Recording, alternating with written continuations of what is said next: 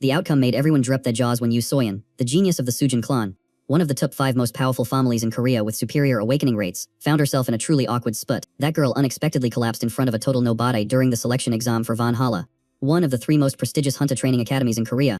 Valhalla is famous for being brutal with terrifying competition rates, where out of every 500 people fighting to get in, they only choose exactly 1 person to pass through the gates. Every year, tons of hunters dream of wearing the Valhalla name, but in the end, fewer than 150 people graduate with that title, which is enough to understand that the battle is fierce right from the get-go. By the time she was 10 years old, she already possessed mana levels equal to a high school student, and by 13, she even knew how to channel mana into her sword to increase her weapon's power. At 16, she challenged every single member of the Sujin clan and wiped them all out, one by one, without sparing a soul. But all those flashy achievements were just things neatly written down in her record file. There is a rumor that Yu Soyeon can even communicate directly with her clan's guardian constellation. That is precisely why the Sujin clan placed so many heavy expectations on her shoulders. The reason Korea has 5 great clans is that each family is linked to a distinct guardian constellation. Normal hunters receive blessings or sign contracts with constellations, but the guardian constellations of the 5 clans are in a completely different level. The Sujin clan is tied to the Sword Gid, the Sungsan clan is protected by the Spear Saint, the Choi Jin clan has the Blade Emperor backing them up, the Usun clan worships the Fist King, and the Dujin clan receives blessings from the Bow Gid. When the descendants of these 5 clans are blessed by their respective constellations, their talent and potential far exceed those of ordinary people. Receiving a blessing is totally different from direct contact. Direct contact means signing a contract straight with the guardian deity, creating a much higher level of connection. If the rumors are true, then Yu Soyeon is truly a rare standard of genius. But being a genius does not mean much, because standing in front of Kim Joo Hyuk, she is still just like a bug compared to a cannon. Everyone thought this match would be tense as hell and that she would crush her opponent in the blink of an eye, yet the person lying in the ground after just 1 move was actually Soyeon, which was a massive shock to everyone. Reporters, the head coach of Valhalla named Sangchin, and even the heir to the Yushin clan all froze in front of that scene. Kim Joo Hyuk looked down birdly at his opponent collapsed in front of him and muttered, "What is this? Is everyone this weak? Is this really the future after 300 years?" The reason he said that is very simple, because 300 years ago, an earth-shattering battle took place at the Tower of Destruction. Back then, the Gid of Destruction of the Tower and the Martial Gid, Kim Han-yi, faced off in a decisive battle that shook the heavens and the earth. The result was that the Martial Gid defeated the Tower's master, successfully preventing the scenario where the world would be wiped out. But the celebration did not last long before the Tower shook violently following the death of the Gid of Destruction. Kim Han-yi clutched his stomach in pain, wondering if the tower was starting to collapse because he had taken down the bus. In that moment near death, he suddenly remembered the students who used to fight alongside him. It was lucky he didn't bring them along, otherwise, the whole group would have died right there together. Although he was not resigned to his fate, he only had time to force a helpless smile before his body was crushed amidst the tremors. But death was not the end. Kim Han-yi was reborn in the body of a 17-year-old, exactly 300 years after the Tower of Destruction collapsed. Anyway, what is done and can't be changed. Living again made him incredibly satisfied, and the fact that his body was younger and weaker than during his time as the Martial Gid was just a minor issue. As long as he trained hard from scratch, he believed he would soon enjoy a wealthy life, at least until that transparent window popped up. And just like they say, the harder you run, the faster it catches you. That notification panel kept clinging to him like a hunter, bluntly announcing that the Tower of Destruction would reappear in 5 years, making his blood boil. He silently cursed the Gid of Destruction, wishing he had just thrown that guy into lava back then to end it. But now it was too late. This time, he told himself he would destroy the tower permanently, and then leisurely live in silk and luxury for the rest of his life. But enjoying life was still a long way off, as the system reminded him that his weapon and memories were located in the 3rd floor, in the 5th room in the right at Valhalla. That is also the exact reason our main character decided to participate in this entrance exam. The 4th day of the top 10 ranking round officially kicked off. Kim Joo Hyuk's next opponent was the eldest son of the Usun clan, Oh Se. This guy didn't stand out in academics or strategy, and his martial arts skills were average, but he possessed one formidable thing, innate muscular strength. Oh Se could do things others couldn't do without mana, and with just a little training, his physical constitution would skyrocket multiple times over. That natural strength alone was enough for him to be called a genius, at least when it came to pure muscle power. Seeing that his opponent didn't look all that impressive, Osake was confident he would take down Kim Joo Hyuk in a split second to make a name for himself. But unfortunately for him, that scenario only existed in his wildest dreams. With just a few provoking words from Kim Joo Hyuk, the guy lost his cool and rushed in to attack without a single thought.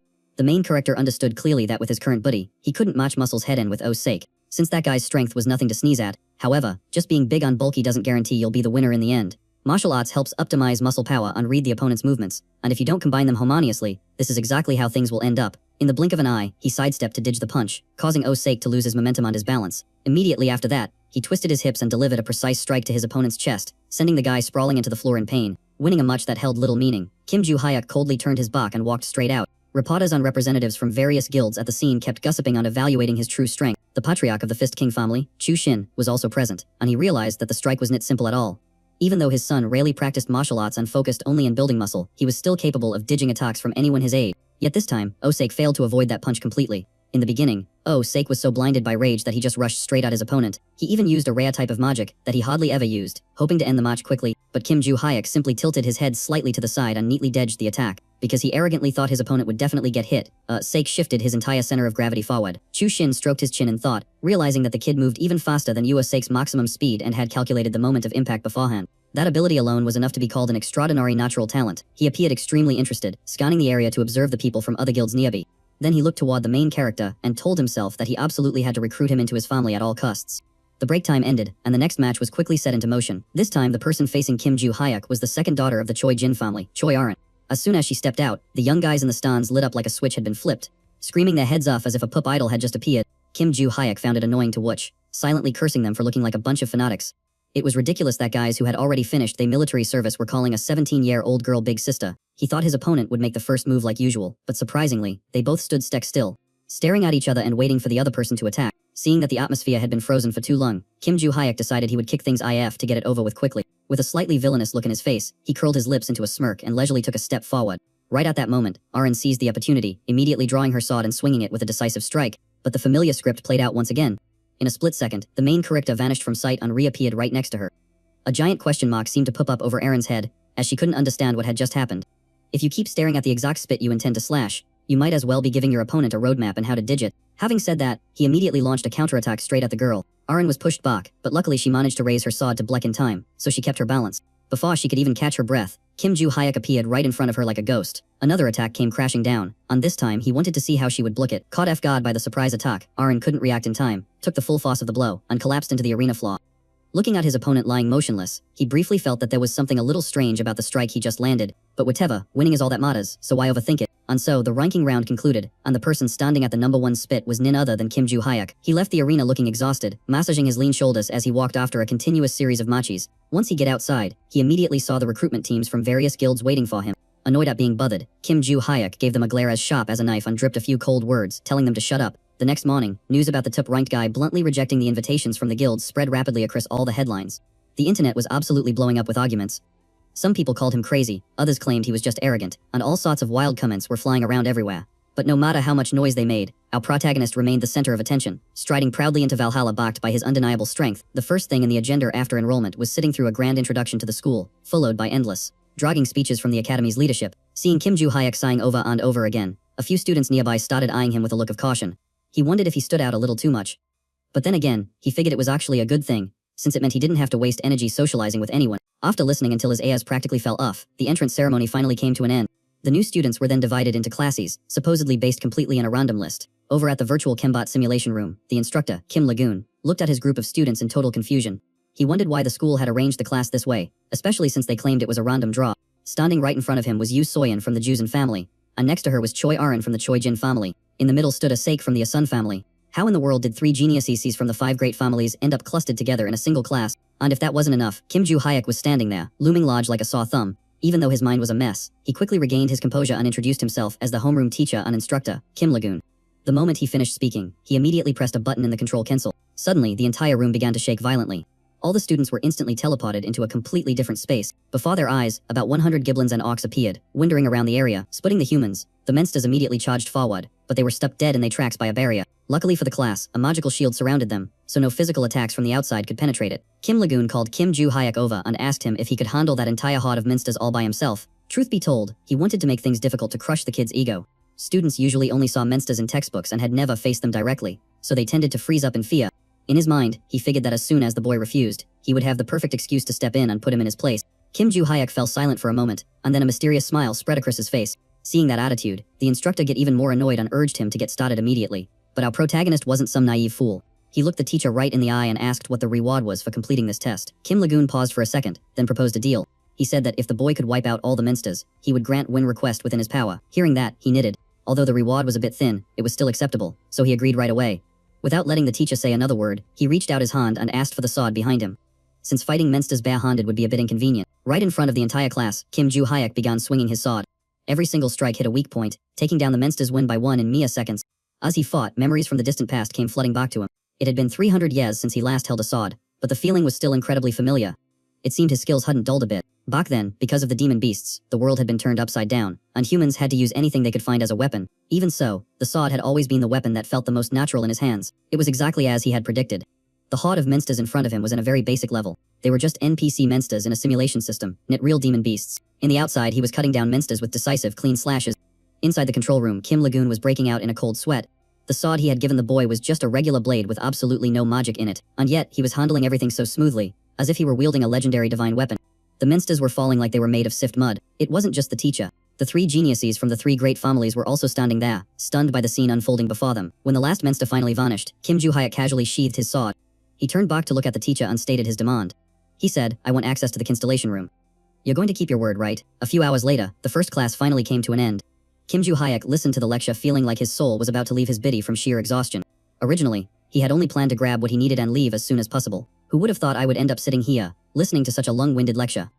He had never imagined a day like this where he would actually go to school. However, it was not entirely useless, and even though the class was quite sleepy, he managed to gather some important information. He was particularly interested in the things related to the constellations. In Kim Joo-hyuk's previous life, the concept of constellations didn't exist at all. Simply put, constellations is the term used for individuals who have the potential to reach the level of gods in the future. Most constellations are attached to hunters like a form of holy relic, granting them specific powers. Valhalla in Korea is currently the third largest academy in the world, a place that gathers countless high-achieving constellations. For them, swordsmanship or skills for destroying demonic beasts do not seem to be very important factors. Though far, he decided to return to the dormitory to train seriously, because his current buddy was truly too weak. But that train of thought was interrupted when Choi Arin, the second daughter of the Chijin family, appeared. As soon as she saw him return, she spoke straight to the point, saying, "Teach me swordsmanship." As he had said before, he was not interested, so he gave a short-on-sharp answer, saying no. The girl remained standing there, repeating her request one more time without flinching at all. At this point, Kim Joo-hyuk had completely run out of patience. He glared with annoyance and then responded in a loud voice. "Did you not hear me clearly? Do not follow me around anymore. I have no intention of teaching you anything whatsoever, so if you understand, then get out of my way." After speaking, he turned his back and walked away, leaving her standing there frozen like a statue. At that same time in the faculty room, the head instructor was trying to calm Kim Lagoon down after the recent shock. He still could not believe that Kim Joo-hyuk was just a high school student, because that boy had perfectly wiped out 120 monsters in the virtual combat room. Even though he had never met a demonic beast in real life, coming from an orphanage in a complicated area with no special backing, yet he possessed unbelievable power.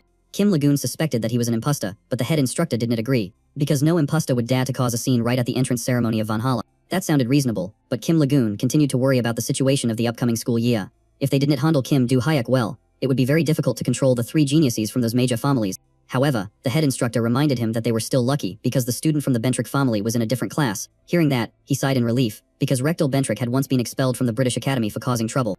The next day, he thought he would be able to live peacefully like a normal student, but when your life is filled with drama, you become the center of attention wherever you go. While he was sitting on thinking, Rectal Bentrick appeared in front of him along with his follower, Uriah de Palace. Due to his reincarnation, he had no idea who that guy was, so when the other guy approached, he even had to ask for his identity. Rectal looked at him with utty contempt, thinking that this guy was truly uneducated for never having heard of the Bentrick family. Without beating around the bush, he went straight to his purpose. With ambitious eyes, the guy asked him if he wanted to become Stringer. In many families, the branch families usually have less power and fewer assets compared to the main lineage, but the Bentrick family is different thanks to a specific guardian constellation. Typically, a high-level constellation will directly choose a member of the family to grant power and protection. However, the Bentrick family establishes a contract with a member who is not a constellation, helping the chosen person sign the contract without facing any opposition. Thanks to this method, Bentrick holds great power throughout Europe, and even branch families have the opportunity to access power equal to the main lineage. Because he was backed in such a way, Rectal became extremely arrogant. Nitling before this, he had been expelled from the British Academy for causing case. To regain his reputation, he wanted to pull Kim Joo-hyuk, the center of attention at the opening ceremony, over to his side. "If you follow me, I will lead you to the constellation of my family." But before he could even finish his sentence, he was cut off. He shit back straight, asking if he looked like a total idiot, adding that all he had seen so far was just him bragging on showing E off. "And now you are spouting all this delusional nonsense. I can tell just by listening that you do not have a shred of sincerity." Being insulted like this for the first time in his life, Rectal was so furious that he wanted to rush in and settle the scar right then and there. But right at that moment, a voice of steel rang out from behind, demanding that he return to his seat immediately.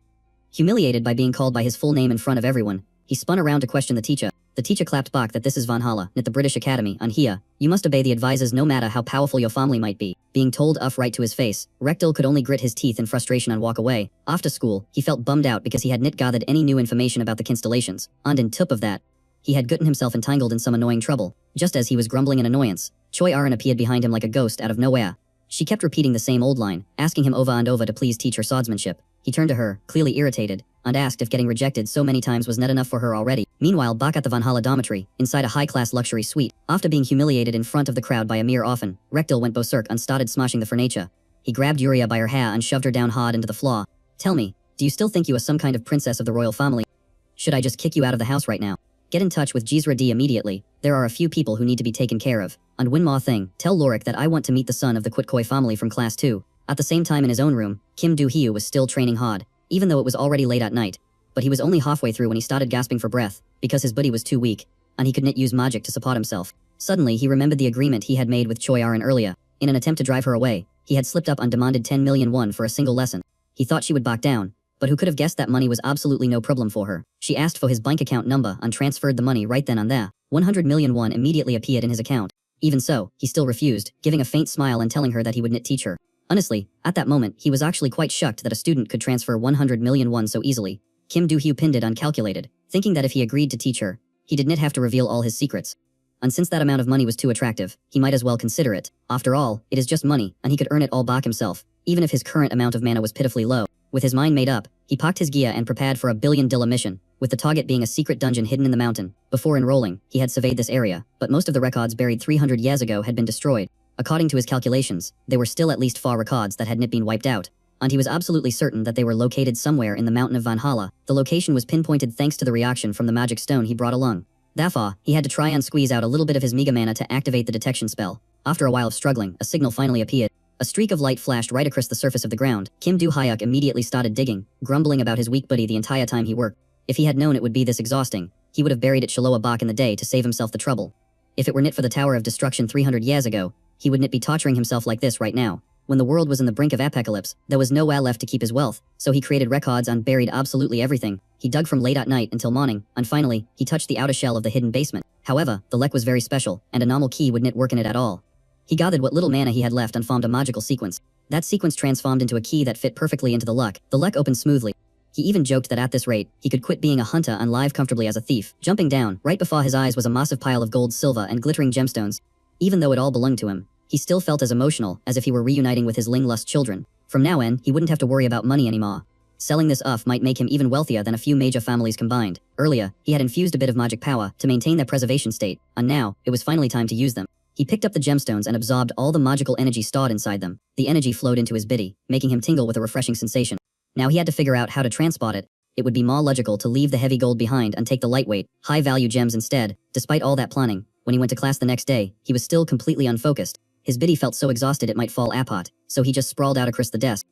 He didn't even notice that Choi Arin was sitting right next to him, and then, she opened her mouth to speak again. Teach me swordsmanship. It made him wonder why she was being so persistent about this. According to what he knew, the Choi Jin family was already famous for their swordsmanship. So why in the world would she come looking for him? Arin replied that she had never seen anyone swing a sword as well as he did. He asked her back, what about her father, the clan leader Choi Jin? Isn't he supposed to be much better than I am? Before he could hear her answer, a teacher outside the door called Kim Do-hyuk to the office. Hearing the constellation room mentioned, he woke up immediately. He immediately followed the teacher out. Before leaving, he told Arin, meet me at the training grounds at 6 o'clock tomorrow morning. In the faculty office, Kim Lagoon gets straight to the point. The request to enter the constellation room has been approved, but only for the basement level. You are absolutely forbidden from going below the first basement level. He agreed immediately upon hearing that and asked when he could go inside. After a moment of consideration, the teacher said, if you want, you can go tonight. He thought his student would be disappointed about not being able to go down to the second level. But surprisingly, the boy accepted it happily. That night, the teacher led him to the constellation room, the treasure of Valhalla. This place was strictly guarded, because it was the foundation that helped Valhalla stand among the top 3 great academies. He looked around, unable to help but secretly marvel at the sight. The outer walls were covered in protective magic. Only the entrance wasn't completely sealed off. Kim Do-hyuk turned to ask what would happen if he went down to the second level. Kim Lagoon replied that while he wouldn't become a criminal, he would definitely get expelled. At the same time, his memories would be completely wiped clean before he left the school. In the second level, the constellation magic power is extremely intense. Touching it could cause a mental collapse. After hearing that, he was informed that he had 30 minutes inside. The system window popped up again with a reminder to find the weapon in the third level, in the room in the right side of Valhalla. He didn't care about being expelled or anything else. His goal in coming here was for that very reason. The first thing to do was to find a way down to the third basement level. But after taking just a few steps, he bumped into something invisible. The system window popped up with a new request and pulled him into a strange room. A voice rang out, greeting Kim home. Standing before him was the Tower King of the Tower of Destruction. 300 years had passed, and it felt just like a reunion. But before he could even finish his sentence, he gets slammed with a punch straight to the face. Kim Do-hyuk roared in anger, screaming that seeing his face again wasn't exactly a happy reunion. The Tower King struggled to get back on his feet, waving his hands frantically and begging him to calm down so he could explain. but for every word he tried to spit out, he just caught another brutal counterattack. Vach kept screaming for help, while our guy didn't stop venting his frustration for a second. The room echoed with screams and desperate pleas, all drowned out by the heavy thuds of fists hitting flesh. I'm not usually the type of guy who likes to use his fists to have a conversation. But when I run into the bastard who ruined my bright, happy future, well, that's a different story, you scumbag. My money, my fame, all the time I spent training those disciples. Vach could only cover his face and take the beating, completely helpless. When Kim Joo-hyuk finally paused to catch his breath, the other guy scrambled up in all fours, stuttering, "Wait, teacher, aren't you curious about where we are right now?" That's when our main character finally snapped out of it, looking around the empty void and wondering where the hell he was. Vach took the chance to stand up, explaining that this was a virtual world, or to be more precise, a relic space. The farm Kim Joo-hyuk was seeing was just a manifestation inside the relic. His real body had actually disappeared 300 years ago. Kim Joo-hyuk frowned and asked, "Hold on, you mean you've been trapped inside this relic this whole time?" Vach immediately started flexing, floating up high and looking down with a smug grin. "That's right, Kim Joo-hyuk. I have become a constellation." But that tone was just too annoying. So Kim Joo-hyuk turned around and delivered another punch to nick that coolness right out of him. After 30 minutes, it wasn't clear if he gained anything, but Kim Joo-hyuk still had to leave according to the rules. The moment he stepped out, the instructor rushed over with a grim face, demanding to know if he did anything weird. Our guy gave a vague answer and bolted, since he still had a ton of things to figure out. Before that, after teaching Vach a solid lesson, he had finally calmed down enough to have a civilized conversation. And with a few well-placed punches, he forced the guy to spill everything. Vach, with a swollen face, explained that after being defeated by his teacher, he had been stuck in this thing for 300 years without a shred of power. It wasn't until he get a notification to contact the reincarnator, Kim Joo-hyuk, that his memories returned, and then some suspicious character showed up. I suspect everything was set up by the guy who turned me into the master of the Destruction Tower. Kim Joo-hyuk pressed in, asking who exactly had turned him into the Tower Master, but Vach said he didn't know. That part of his memory had been completely wiped clean. After saying that, he asked the main character, "What did your notification say?" Anyway, he recalled the bright blue screen. It told him to find a weapon on his memories, but the button part was blocked by glitchy squares, so he couldn't read it. Our guy didn't even know what memories he had lost, since his memories from the tower were still perfectly intact. Vach pointed forward and explained, "Maybe your memories aren't fully back yet. Once you find the weapon, the memories should automatically trigger." Hearing this sound more and more ridiculous, Kim Joo-hyuk frowned. "What weapon?" "I didn't find any weapon." Vach continued, "That's right. This space lies inside the Devouring Sword, one of the 4 weapons that became relics. I only became a constellation because I'm linked to that relic." Hearing that, Kim Joo-hyuk snapped again, rushing forward to gift him another flurry of punches. Basically, he understood the gist of it. Vach used to be his student, was turned into a Tower Master by some force, so to save the world, he had been forced to take him down. Now he had revived as a soul, lived for 300 years inside the Devouring Sword, and Kim Joo-hyuk's old weapon had become a relic containing an entire constellation. The situation was so bizarre that Kim Joo-hyuk just wanted to smash it all and be done with it, but since the Devouring Sword, even in its weakened state, could contain a Destruction King like Vach, he decided to keep it and use it for now. He guessed that only the owner of the Devouring Sword could see that notification window. While he was getting a headache from this tangled mess of information, he was suddenly interrupted by a few thugs blocking his path. A blind guy cracked his knuckles loudly, acting like a big shit. "Hey yo, that top one guy from the opening ceremony, Kim Joo-hyuk, right?" He gritted his teeth, demanding a greeting. That guy was Lorik Sunrise, the eldest son of the Sunrise family and a second-year student at Valhalla. He probably thought meeting a senior would be scary, but not for Kim Joo-hyuk. He snapped back immediately, "Senior? A bully like you actually has juniors." Humiliated in front of his lackeys, one of the hut-headed guys grabbed a spear and stepped up, threatening to handle the kid. Before he could even begin his lecture on the difference between a first year and a second year, he caught a kick straight to the stomach. End of conversation. Kim Joo-hyuk gave them a side eye and cut straight to the chase. He told them to quit yapping and just bring it in. Before they could even make a move, he charged in first to get the party started. One by one, they get punched and kicked until they were all sprawled out on the floor. There were still a few standing there like statues, and he wasn't about to let them leave empty-handed. He drew his devouring sword, enjoying the weight of it in his hand, and told them to come closer for a little fun. He even warned them that if they just stood there, he would make sure they suffered even more. 3 hours earlier, Lorik Sunrise had been called in by Rectal Bentrick to handle a little favor. Specifically, he wanted him to take care of a first-year student. In exchange, he would receive a reward that would greatly benefit the Sunrise family. Rectal gave Lorik permission to use weapons and said Ming would handle the cleanup afterward. It was such a sweet deal that Lorik agreed instantly without a second thought. He figured that even the top-ranked first year was still just a rookie. There was no way a newbie could match a second-year student, because at Valhalla, students don't enter the constellation space to sign contracts and become contractors until the second semester of their freshman year. Once they are contractors, students can use constellation energy. Lorik was convinced that since Kim Joo-hyuk was a Kimina, he wouldn't have a constellation guarding him. So he thought this would be a piece of cake, and he could take the main character down in a heartbeat. But now, Lorik finally realized exactly what kind of monster he was dealing with. He was pale with fear but tried to act tough, sweating bullets as he watched Kim Joo-hyuk walk toward him. What kind of swordsmanship was that? He barely used any force, yet the blows were incredibly heavy. His mind was full of questions, but his pride forced him to keep acting tough. The lackeys behind him were frozen in place, debating whether they should charge in on it. Terrified of a humiliating defeat, Lorik screamed at his goons to attack. He talked a big game, but inside he was shaking in his boots. Kim Joo-hyuk stood there like he was watching a show and taunted them saying, "Oh, the leader has some guts. Anyone who stands still is getting beaten first." The moment he finished speaking, he closed the distance, pressed his devouring sword against Lorik's stomach, and gave a quick shove, nicking him out cold instantly. It was laughable. All that bluster and aggression, just for his lights to go out so easily. When the guy didn't wake up, Kim Joo-hyuk decided to apply a little light impact to his face to rouse him. Wake up, kid. Who are you, and why did you drag this whole crew here to mess with me? Even though he was beaten to a pulp, Lorik gritted his teeth and refused to say a single word. Not wanting to waste any more time, the main character ignored him, told them to clean up their own mess, and walked away. Furious and trying to save face, Lorik screamed after him, "You think you can just go back to school like nothing happened? If this gets out, you'll be expelled." Kim Joo-hyuk laughed and reminded him to think about what people would actually say. Did he really want to embarrass himself like that? A whole group of second years tried to jump a freshman and get their butts kicked. If that story get out, the shame would be unbearable, and they wouldn't have the face to show up at school anymore. Listen closely. If you want to finish school peacefully and join a guild later, you better learn to shut your mouth and stop talking so much. Meanwhile, back at the dorms, Rekdal was still sitting there, waiting for the news that his rival had been taught a lesson he would never forget. Lorik called right in time. Rekdal thought he was about to hear good news, but the answer was ice cold. "I am not getting involved in this anymore."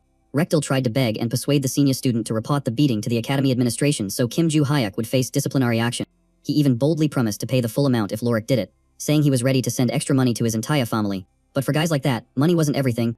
They still had their pride, so the final answer was a flat-out refusal. Completely triggered, Rekdal flew into a rage and smashed his brand new smartphone into the floor, shattering it into pieces. He whipped around to face Yuji behind him, his eyes bloodshot, and demanded, "You contacted Jaisra, right? So, where is he now?" Used to these temper tantrums, she calmly replied, "Yes, I informed him that you wanted to meet. But due to the distance, it might take him a little while to get here." Meanwhile in Mexico at a Rivier Academy, Jaisla Ventrik was a notorious bully who loved picking fights with everyone. He received a message from Rekdal asking him to come to Korea and take care of someone named Kim Joo-hyuk, with a fat reward waiting for him. As soon as he read it, he grinned from ear to ear like he had struck gold, the corners of his mouth curling up in a creepy smile. The next morning, at exactly 6 o'clock in the Valhalla training room, for the first time, Kim Joo-hyuk brought a whole pile of equipment with him to start his physical training. He was all fired up and getting ready to warm up, but then, out of nowhere, a voice called out from behind and made him jump. "Master, why are you here?" Kim Doo-hyuk broke out in a cold sweat and shit back a question, stammering, "Wait, what? Who is that? Hold on a second, where the heck is that voice coming from?" It turned out to be that disciple hiding inside the sealed sword. The main character get annoyed and scolded him for a good while, saying he was surprised the guy managed to escape, and threatened to shove him right back in there. Bok Troy turned pale with fear, quickly promising he wouldn't cause any more trouble, and revealed that he had actually left a replica of the sword back in that place. Kim Doo-hyuk was curious about this ability to create clones, and Bok Troy explained that ever since he woke up, he had lost all his strength, but in exchange, he gained this special power. However, even he himself didn't understand why or how he ended up with such an ability. While he was deep in thought, Arin showed up, arriving just as premised so the main character could teach her swordsmanship. But he told her they weren't going to learn sword skills right away, because the top priority at the moment was upgrading her physical strength. They started with warm-up exercise number 1, with the goal of improving her body's basic foundation. When physical strength increases, the amount of mana the body can absorb will be much higher, and controlling that mana will also become a lot easier. Kim Joo-hyuk felt that the way young people trained these days was completely backward. They focused on forcing mana control while their physical strength and basics were shaky, and even Arin was no exception. Even though she possessed a massive amount of mana, her actual combat power was only in the level of a student who had just picked up a sword, and so, taking in the role of a true coach, he began a series of days where physical training was the main focus. That same morning, Kim Doo-hyuk's class had a small written test supervised by the senior instructor, Lilia, covering the topic of monsters from the other world. Before this, she had required the entire class to do their own research and read up in the documents regarding the various types of monsters. Now was the time to test them and see if they knew how to handle each specific species. The whole class quickly buried their heads in their papers, writing down their answers and completing the test. Even though it didn't count toward their final grade, this test still determined their ability to advance to the next class. So everyone was as tense as a violin string. Only Kim Doo-hyuk was acting differently, to the point that Bok Troy was shocked and whispered, "Master, are you sure you can write your answers like that?" In the first year teacher's lounge, Lilia looked through the papers one by one and seemed quite satisfied with the results. She even confidently told Kim Lee-gun that, just as expected, the students from the 5 prestigious families all did a very good job. But that joy only lasted for a second, and the male teacher had to spit out his keffy before he could even swallow it. Kim Joo-hyuk. Does he actually call these papers serious answers? Lilia angrily crumpled up the paper and turned to complain to Kim Lee-gun, saying that he wasn't just being lazy, but he was also making a mockery of the entire class. This was definitely something she could not just let slide. In the next class, I am going to show him this paper and teach him a proper lesson. That monster was inherently not easy to deal with at all, and sure enough, things didn't stop there. 1 week later, they were at the simulation combat room. Lilia called Kim Doo-hyuk up to the front to confront him directly. She held the paper marked with a 0 right in front of his face and asked if he had really taken the test seriously. Kim Joo-hyuk didn't understand what was going on, thinking to himself, what is wrong with this lady? But then he replied that he had done the test very seriously. Although she was annoyed, Lilia kept her cool and asked, Question 1, what is the optimal way to handle a stone demon, and how exactly did you answer? He kept a completely straight face and said, stab it right in the stomach. Question 2, when you encounter 8 giblins charging at you in the forest, what would you do? Kim Doo-hyuk picked up the paper and read it out loud and clear, start with the first one that charges, and then stab them one by one until they all drop dead. Lilia was so angry she was speechless. They argued back and forth for a while, but she still couldn't find a logical way to refute him. Finally, she decided to give him a chance to prove his words himself. If you can't take down that monster exactly as you described in your paper, I will regrade your test. She thought the student would back down, but unexpectedly, he casually walked over to the weapon rack, grabbed a random sword, and headed straight toward the stone demon. The monster raised its arm, preparing to launch a counterattack, but immediately after that, there was only a roar of pain because the blade had already plunged clean into its stomach. In just a few seconds, the stone demon completely vanished. Kim Do-hyu turned back to look at everyone, whose jaws were in the floor, and casually said, "See. You just have to stab it in the stomach, and you're done."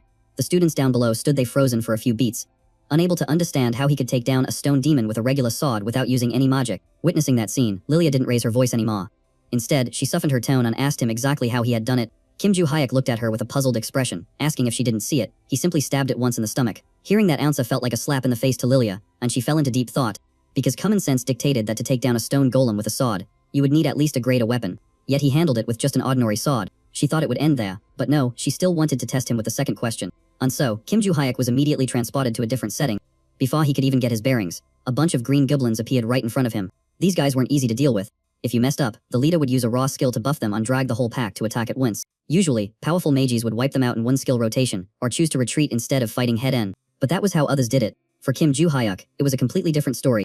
He ignored how big the pack was or how they coordinated, just gripped his sword tight and rushed straight for the leader first. A slash came down from above, piercing straight through its head, clean and decisive. The second one had just started to raw, when it instantly took a hit right to the throat. Then one by one, without missing a single creature, they were all taken care of. Kim Joo-hyuk turned to Lilia, his voice firm. "I answered the second question correctly, didn't I?" At this point, the instructor felt a bit shaken and didn't dare to talk back anymore. The next morning, as usual, Kim Joo-hyuk dragged Erin to the training room to continue their physical conditioning journey. The girl tried her best but couldn't keep up, eventually collapsing in the floor, gasping for air. Seeing that, he asked why she was so weak when she trained normally, and how she expected to face monsters in this condition. Erin panted while explaining that she could cast spells by burrowing power from her guardian constellations, just as Kim Joo-hyuk predicted. Instead of training their biddies, they had poured everything into magic ever since relying on the constellations. They thought that as long as they burrowed enough power, they would be fine without using physical strength, but the risk was huge. What if they get stuck in a dungeon that forbade the use of magic? Or what if their mana ran out in the middle of a prolonged battle? Even worse, what if the guardian constellation refused to lend its power?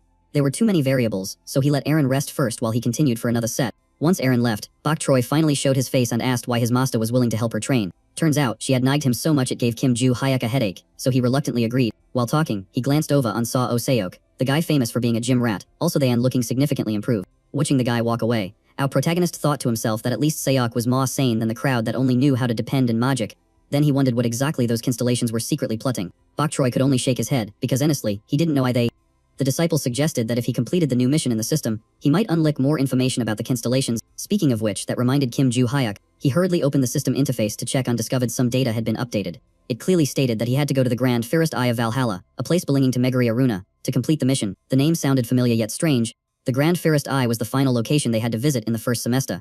If not for these troubles, Kim Joo-hyuk would have been there after recovering. But now he had to wait for the right time. No matter how dense someone might be, he understood that as long as the mission wasn't finished, he wouldn't be expelled from the academy, and his secret had to be kept safe. At the same time, in London, United Kingdom, inside the Ventric family mansion, Vice-head Adelia sat listening to a subordinate report that Dazura had been summoned to South Korea by Rekdal. Hearing those names just gave her a headache, especially Jizra Ventric, the family's #1 troublemaker. He used to use the Ventric name to cause a series of scandals, and at 19, he even caused the deaths of 5 people from the British Academy over a simple argument. Because of that, by the time he was 20, his name was struck from the Ventric family records.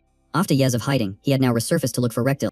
Sensing something was about to go down, Adelia immediately ordered him to be tracked before it was too late. She even messaged Jixin, warning him that if he dared to try anything shady, he would get kicked out of the family too. To Adelia, family power wasn't meant for useless people.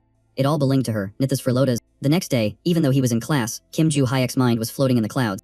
While he was deep in thought, the class president called him over and handed him a piece of paper.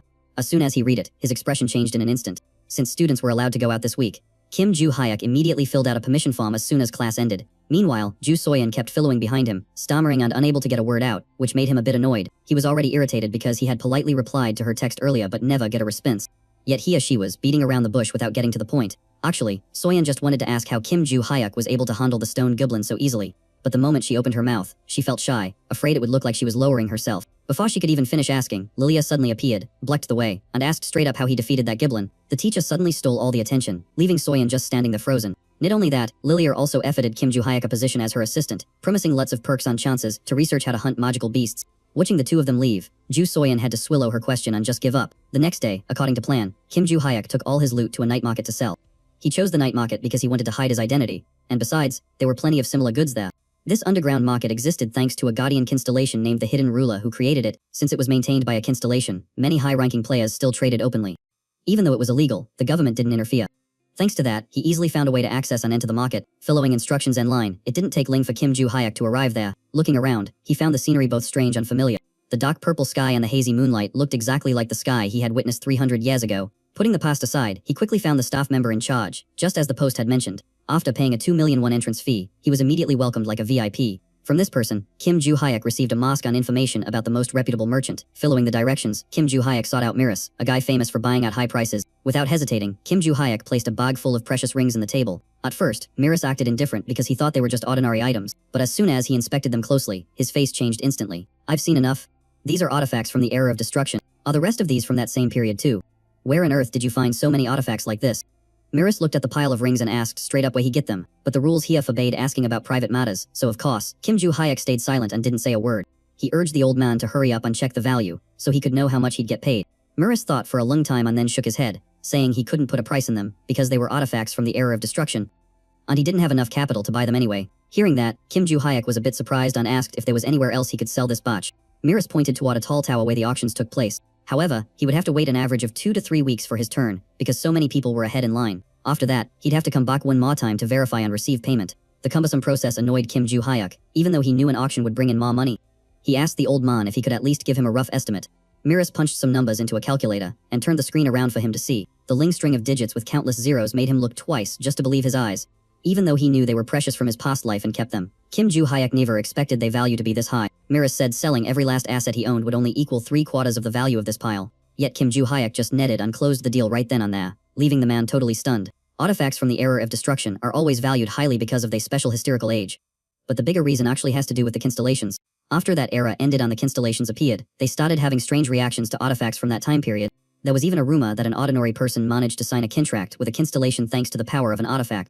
Miras observed each ring carefully, feeling the remnant mana still flowing along the exquisite patterns. He secretly thought to himself that he was incredibly lucky to snatch such a bargain with that amount of money. Right at that moment, someone appeared out of nowhere, making Miras jump in surprise. Since the auction was registered anonymously, the owner of the Black Cat Market came personally to say hello. Looking at the ring in Miras's hand, Black Cat was also amazed and said his guardian constellation was very interested in this item. With the transaction complete, Kim Joo-hyuk quickly left the market area. Looking at the balance in his account, he felt as happy as if he had just won the jackpot. No need to worry about money from now on, and if he needs more, he can just grab more artifacts to sell.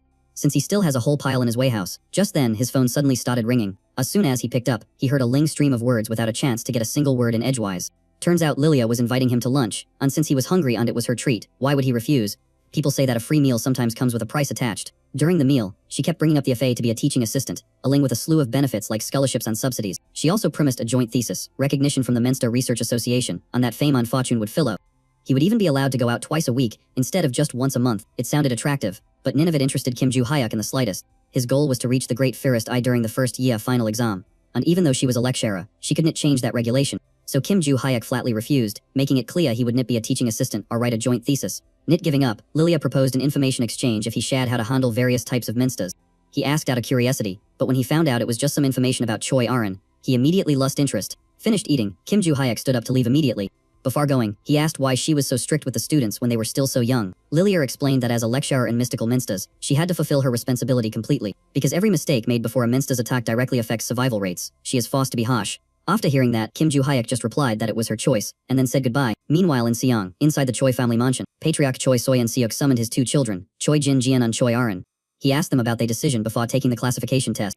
If they pass, they have a chance to sign a contract through the Wondo Holy Relic to become the successor, but failure means being erased from the family name. After speaking, he drew his sword, his eyes stern as he asked again, "Are you children going to participate?" Both trembled slightly but still netted in agreement to their father's words. The classification test would take place in 3 weeks, giving them enough time to prepare. In the way back, Choi Jin-jin showed his dislike for Arin and made disparaging remarks. He brought up their father's expression when she said she would take the test, implying she wanted to be the family head. He even mocked her status as an illegitimate child. Then he asserted she could not win because she hadn't received a constellation's blessing, while he already had a contract. He continued to sneer that if she gave up, she could just live off the family, but otherwise, she would have to pay the price. A few days passed, and the midterm exam was also gradually approaching. The homeroom teacher stood up in the podium, laying down the law about the rules and the nasty consequences if anyone failed the exam. But down below, Kim Joo-hyuk wasn't paying a lick of attention, his mind wandering to something else entirely. In Valhalla, both midterms and finals are a huge deal, and if your grades tank, you could get kicked out of the academy for good. That's why Kim Joo-hyuk was a little worried. Practical Kimbat was a piece of cake for him, but the written test was the real headache. he needed to stay at the academy until the end of the term to get to the Great Fairest Eye. But he hadn't figured out how to pull it off yet. Suddenly, he hatched a plan and called out to Mr. Sky, telling him that since he attended most of the classes, he should just take the written test for him. Hearing that, Mr. Sky immediately protested, whining that it was totally unfair. But after a few threatening words from Kim Joo-hyuk, he had to begrudgingly agree. After school let out, Arin had already packed her gear and was ready to go. She walked up to him, shyly asking about their training session. It just so happened that he wanted to get some extra weapon practice in, so he decided to teach her a thing or two about swordsmanship. To be honest, it wasn't any high-level secret technique, just the proper way to hold a sword, the basic foundation that every swordsman needs to know. According to what Arin said, since she started physical training with Kim Joo-hyuk, she had barely touched her sword at all. Normally she practiced regularly, so when he told her to draw her sword, he immediately noticed that her stance was a bit off. He started correcting her bit by bit, telling her to focus force into her ring finger on pinky, on to grip the hilt tightly in the proper way. Arin could clearly feel the difference. Even without channeling mana, the sword felt much steadier and more solid than her old two-handed grip. He stepped back and told her to show him everything she could do with that sword, then stood there waiting for her performance. Arin's speed had visibly increased, thanks to those grueling days of physical training until she was ready to drop. He continued to guide her in how to move, how to concentrate power when attacking, and how to control her breathing rhythm. The results were just as expected. Arin had gotten significantly stronger, and she silently thanked Kim Joo-hyuk for helping her out. After 1 hour, both of them were pretty worn out, so he told her to stop, saying that was enough for today. Arin sat slumped in the floor, looking up at him standing there, and a bold idea suddenly popped into her head. She asked if they could spar directly next time. Kim Joo-hyuk thought about it. Sword fighting with Choi Arin would definitely teach him a lot, and teaching someone as talented as her was pretty interesting too. Right from the opening ceremony, he had realized she possessed a unique sword technique. Even though she used a familiar breathing style, the feeling was completely different. Thanks to that talent, he could rediscover his old instincts. If this were 300 years ago, she would have been qualified to be his disciple, but unfortunately, he wasn't that free anymore. Thinking it would be fun to tease her a little, Kim Joo-hyuk said he didn't want to fight. He thought she would beg, but unexpectedly, Arin just gently said she understood, which made him pause for a second. She replied that since he was always right, she would listen to him no matter what his decision was. 2 weeks later, at the Valhalla Stadium, all the first-year students had gathered in full force, and everyone knew the reason except for Kim Joo-hyuk, who was still looking clueless. Mr. Sky sighed, complaining that the homeroom teacher had announced this 2 weeks ago, but he just hadn't bothered to listen. The head coach and the teachers walked out to announce the rules for the Valhalla midterm exams. The practical exam this time was a dungeon raid. Students would form teams and enter an artificial dungeon. Teams of about 8 people were ideal, but they could adjust it themselves, and grades would be based on their contribution to clearing the dungeon. The maximum time limit was 5 hours, and anyone who didn't clear it in time would be disqualified from the exam. The dungeon difficulty was F+, and the official exam began.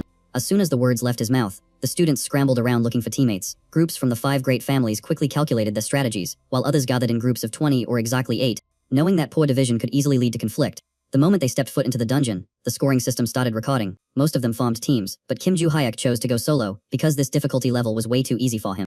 But he wasn't the only one. Arin was still standing there without entering, which took Kim Joo-hyuk by surprise. She said that from now on she would follow his lead, so if he was going solo, then she was too. Others invited her to join their teams, but Arin coldly turned them down. She told herself she'd go in alone.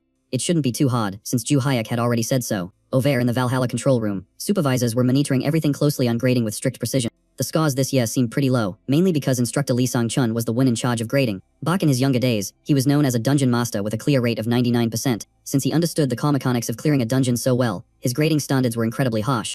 Looking at the big picture though, he was actually quite pleased to see so many bright prospects appearing this year. The most outstanding win was definitely Jun Soyeon. She had excellent combat skills, followed the textbook perfectly, handled situations with flexibility, and coordinated her team effectively. In the middle of the battle, she even restructured her party to ensure they cleared the dungeon while maximizing their score. Even so, Jun Soyeon had some tough luck this year. She had to compete against Kim Joo-hyuk, so her record ended up getting totally overshadowed. Thinking of that name, he immediately looked up Kim Joo-hyuk's information. But strangely enough, the system didn't display a single result. Lee Sang-chun suspected a computer error, since the data for everyone who entered the dungeon should have been there. When he opened the list of those who completed the test, he saw the name Kim Joo-hyuk sitting right there at the top.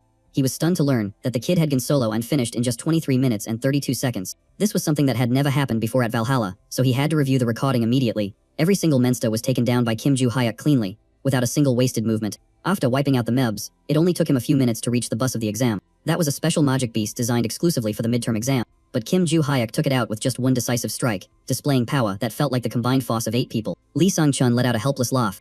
The top spit this time clearly belonged to Kim Joo-hyuk. When the exam ended, some were celebrating, while others were so exhausted they had to be carried out. Staring at the ranking board, the homeroom teacher was completely speechless. The head instructor said he guessed the kid would take first place, but he never expected him to clear the dungeon alone and come out without a scratch. If he kept developing like this, Korea might just possess the strongest contractor once again. Hearing that, Kim Lee-gun immediately asked about that title. The head instructor softened his tone, admitting he was just a bit too excited, since it had been so long since he'd seen a genius like that. However, the even bigger surprise was the person who took second place, Choi Arin. Lee Sang-chun hadn't expected her to choose to go solo as well. Although it took a lot of time and she took quite a few hits, she still managed to clear the dungeon all by herself. He noted that if they were judged in team criteria, Jun Soyeon might have scored higher. But since it was based on individual contribution, Kim Joo-hyuk and Aaron pulled ahead. The results were locked in. There was nothing more to discuss. Even so, Kim Lee-gun still had his doubts. In his memory, Aaron was just a hardworking student who practiced swordsmanship, so the fact that she dared to solo a dungeon was truly hard to believe. For a moment, he thought Kim Joo-hyuk might have influenced her, but then he quickly dismissed that theory. The next day, the rankings were published, sending a shockwave through the entire academy. Rickdil Bentrick saw Kim Joo-hyuk's name in the leaderboard, and was so furious his skin started to crawl. He turned to his assistant and asked if Jazeera had arrived in Korea yet, then ordered her to call him immediately. Uriah knew trouble was brewing, but she had to obey. Later that same day, at a restaurant in Jamsil, Seoul, Rickdil hurriedly left his seat to go meet Hono, and also to come face to face with Jezra. As soon as he saw Rickdil, the scar-faced man raised his hand in greeting, acting like they were old friends. He cut into his steak and devoured it ravenously, like someone who hadn't eaten in a month. While chewing, he asked what this Kim Joo-hyuk guy had done to make Rickdil want him taken out. Rickdil replied instantly that it wasn't anything big. He just found the guy's low status annoying and wanted to put him back in his place. Jizra swallowed his mouthful of meat and asked point blank if he needed to handle this right away. Rickdil knitted nonchalantly and told him it was entirely up to him to decide. He even pointed over at Uriah and bragged about how he had just disposed of someone from her clan just for running their mouth, which made her tremble in fear. Then Jizra let out a cold laugh and told Rickdil to get his payment ready. 1 week later, thanks to placing first in the exam, Kim Joo-hyuk was granted permission to go outside. Uncle Sky was confused, wondering why he needed to go out since he had already left before. Not wanting to explain too much, Kim Joo-hyuk simply said he had to find some records back in Suwon. Bringing his luggage and turning in Google Maps, he navigated his way to a hill. Just as he was about to rest, eat some cake, and drink some tea, someone appeared and blicked his path. Kim Joo-hyuk stepped and asked the person in front of him who he was and what he was doing here. Jizra didn't answer, but instead wondered aloud why he was the one to find him in this mountain. Kim Joo-hyuk clearly understood the intent. He used to be the Sod King, so he was no fool. He asked straight out if the guy planned to just leave after the jib was done, acting like they had never met. Jazeera burst out laughing, saying they really spoke the same language. Without another word, both of them immediately dropped into their stances. Ready for battle, Kim Joo-hyuk dripped his backpack to the ground. Jizra threw a punch packed with immense power. Just as the fist get close, Kim Joo-hyuk leaned his body and didged it cleanly. The punch went off course and slammed into the tree behind him, snapping it in two. Jizra laughed with glee, telling him he was lucky to didge that. Otherwise he surely knew what the consequences would have been. Kim Joo-hyuk gave a faint smile and said it wasn't luck, but simply because the guy was too slow. Looking at the broken tree, he realized his opponent was extremely strong, perhaps even in par with or stronger than Oh Seok. With his current buddy, he knew he couldn't take a direct hit, so the most logical tactic right now was to retreat. Jezra immediately chased after him, refusing to let his prey escape. While in pursuit, Kim Joo-hyuk suddenly spun around and launched a counterattack that necked him down. Not missing the chance, he piled in the pressure with a barrage of attacks. Jezra twisted his buddy just in time to avoid a fatal blow by a hair's breadth. He stood up, wiped the streak of blood from his nose, and admitted that the last move had taken him by surprise. Kim Joo-hyuk replied that he should know he was the one who took the exam at Valhalla. Jezra fell silent. He knew that, but he couldn't understand why the guy was this strong. The Bentrick clan was famous for their talent in crafting potions to boost combat stats. They possessed an innate gift for concocting pharmaceuticals. Jizra had consumed countless enhancement potions prepared by his parents. Because of that, by the time he was 16, he was already far superior to an adult. His parents wanted to use him to gain status within the clan. But once he became strong enough, Jezra didn't want to be controlled anymore. He rebelled against his own parents. And in the end, he was expelled from the clan by the head of the family. However, he didn't care, because in this world, money could solve almost any problem. In fact, after leaving the clan, he acted even more recklessly. When he took the commission from Rickdil, he initially demanded money, but then he got more interested in Kim Joo-hyuk, so he only asked for his life. He was curious to see just how interesting it would be to face off against the eccentric top scorer of the exam. But upon clashing with Kim Joo-hyuk, the question of who this person really was popped up in his mind. Jezra asked straight out what kind of drugs he had used to get so strong, refusing to believe an orphan could achieve that in his own. Kim Joo-hyuk burst out laughing, clutching his stomach because the whole idea was just too hilarious. He sarcastically asked if the guy seriously thought he needed to pop pills just to get strong. Jezra felt insulted, but he still pressed in, asking if he really didn't use any performance enhancers. Kim Joo-hyuk rolled his shoulders to warm up, and replied that his power came from hard work and training, net from drugs. He added that comparing this guy to Oh Seok would be an insult to Oh Seok, because putting a natural athlete in the same level as a drug-dependent junkie is just unfair. His ego bruised, Jizra pulled out his weapon with a furious look in his eyes. He channeled mana into his blade, getting ready to unleash a skill. But before he could even finish his sentence, he gets smacked right in the head. Kim Joo-hyuk coldly told him not to think he would get a chance to attack that easily. He kept the pressure in, giving his opponent absolutely zero chance to recover. He kept mecking him the whole time, which just made Jezra even more furious. Jizra raised his hand to beg for a timeout, admitting he had lost.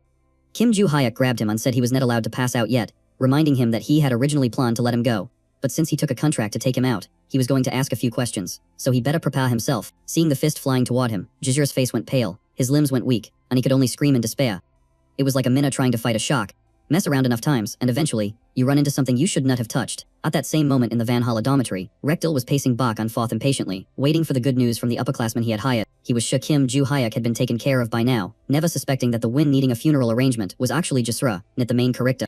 Rektil excitedly called Yuria to get the K ready, planning to go out and clean up the scene himself. Just then his phone rang, and seeing Jezra's name pop up, he grabbed it with excitement, immediately asking if he had finished the jib. The other end was silent for a few seconds, with only faint groans of pain, before a familiar voice spoke up. You really do not have a clue what is going on, do you? Just try to imagine what your face is going to look like in a minute. Let me translate your buddy's last words for you. If I die, light 2 incense sticks for me, and remember to wait for me. Rikdil Bentrick. Hearing that, his face turned sheet white, and he hung up immediately, not letting Kim Joo Hyuk say another word. Now he was truly panicked, terrified that everything would be exposed and the price he would have to pay would be steep. It was only a matter of time before this bad news reached the ears of the Bentrick family. Sitting there holding his head, he looked silent in the outside, but inside he was already plotting how to deal with Kim Joo Hyuk again. He comforted himself by thinking the main character was just a Kimina, and if he could just suppress the story for a while, everything would blow over. As for Kim Joo Hyuk, after dealing with that meathead, the master and student put their backpacks in and continued searching for the ruins. Vach could not help but wonder, asking if the guy who just get beaten even brought his brain with him, and why they didn't just finish him off. Exhausted with his talkative student, the main character explained that if it were his past self, he would have ended it decisively, but right now, he is just a high school student. That sounded reasonable, so Vach went back to wondering about the magic that guy had just used. He found it strangely familiar, and if the opponent had lasted about 30 seconds longer, he probably could have confirmed his suspicions. Vach insisted that he had encountered this type of energy before and asked the main character if he felt anything. He just shrugged, saying he was not a demon so he didn't feel anything special, and told him to just drop it. Remembering Jizra's confession after having a few fingers bent back, Kim Joo Hyuk leaned down to ask who was behind this, then realized he had dislocated the guy's jaw. He immediately snapped the jaw back into place with a loud crack, returning his teeth and lips to their original position so the guy could speak. At first, Jizra was stubborn, but as his fingers were touched one by one, he finally had to talk. Rekdil Bentrick is the one who hired me. He claimed to be Jacer of the first kind, accepting commissions like a professional mercenary. According to him, the first kind was the first group to worship the jade-faced blade, and he also had a kintract with a constellation. Jacer even confidently claimed that if he had 30 more seconds to charge up, the battle would have gone very differently. Listening to him brag just gave the main character a headache. Initially, he had planned to let him go if he showed some remorse, but in second thought, he said it was best to stay quiet, and then casually dislocated his jaw again so he would stop talking. The name First Kind sounded familiar, so Kim Joo Hyuk looked it up in line, and a bunch of het news popped up, most of which was not very positive. Reading it just pissed him off, so he skipped the notes and decided to settle the score straight up with Rekdil.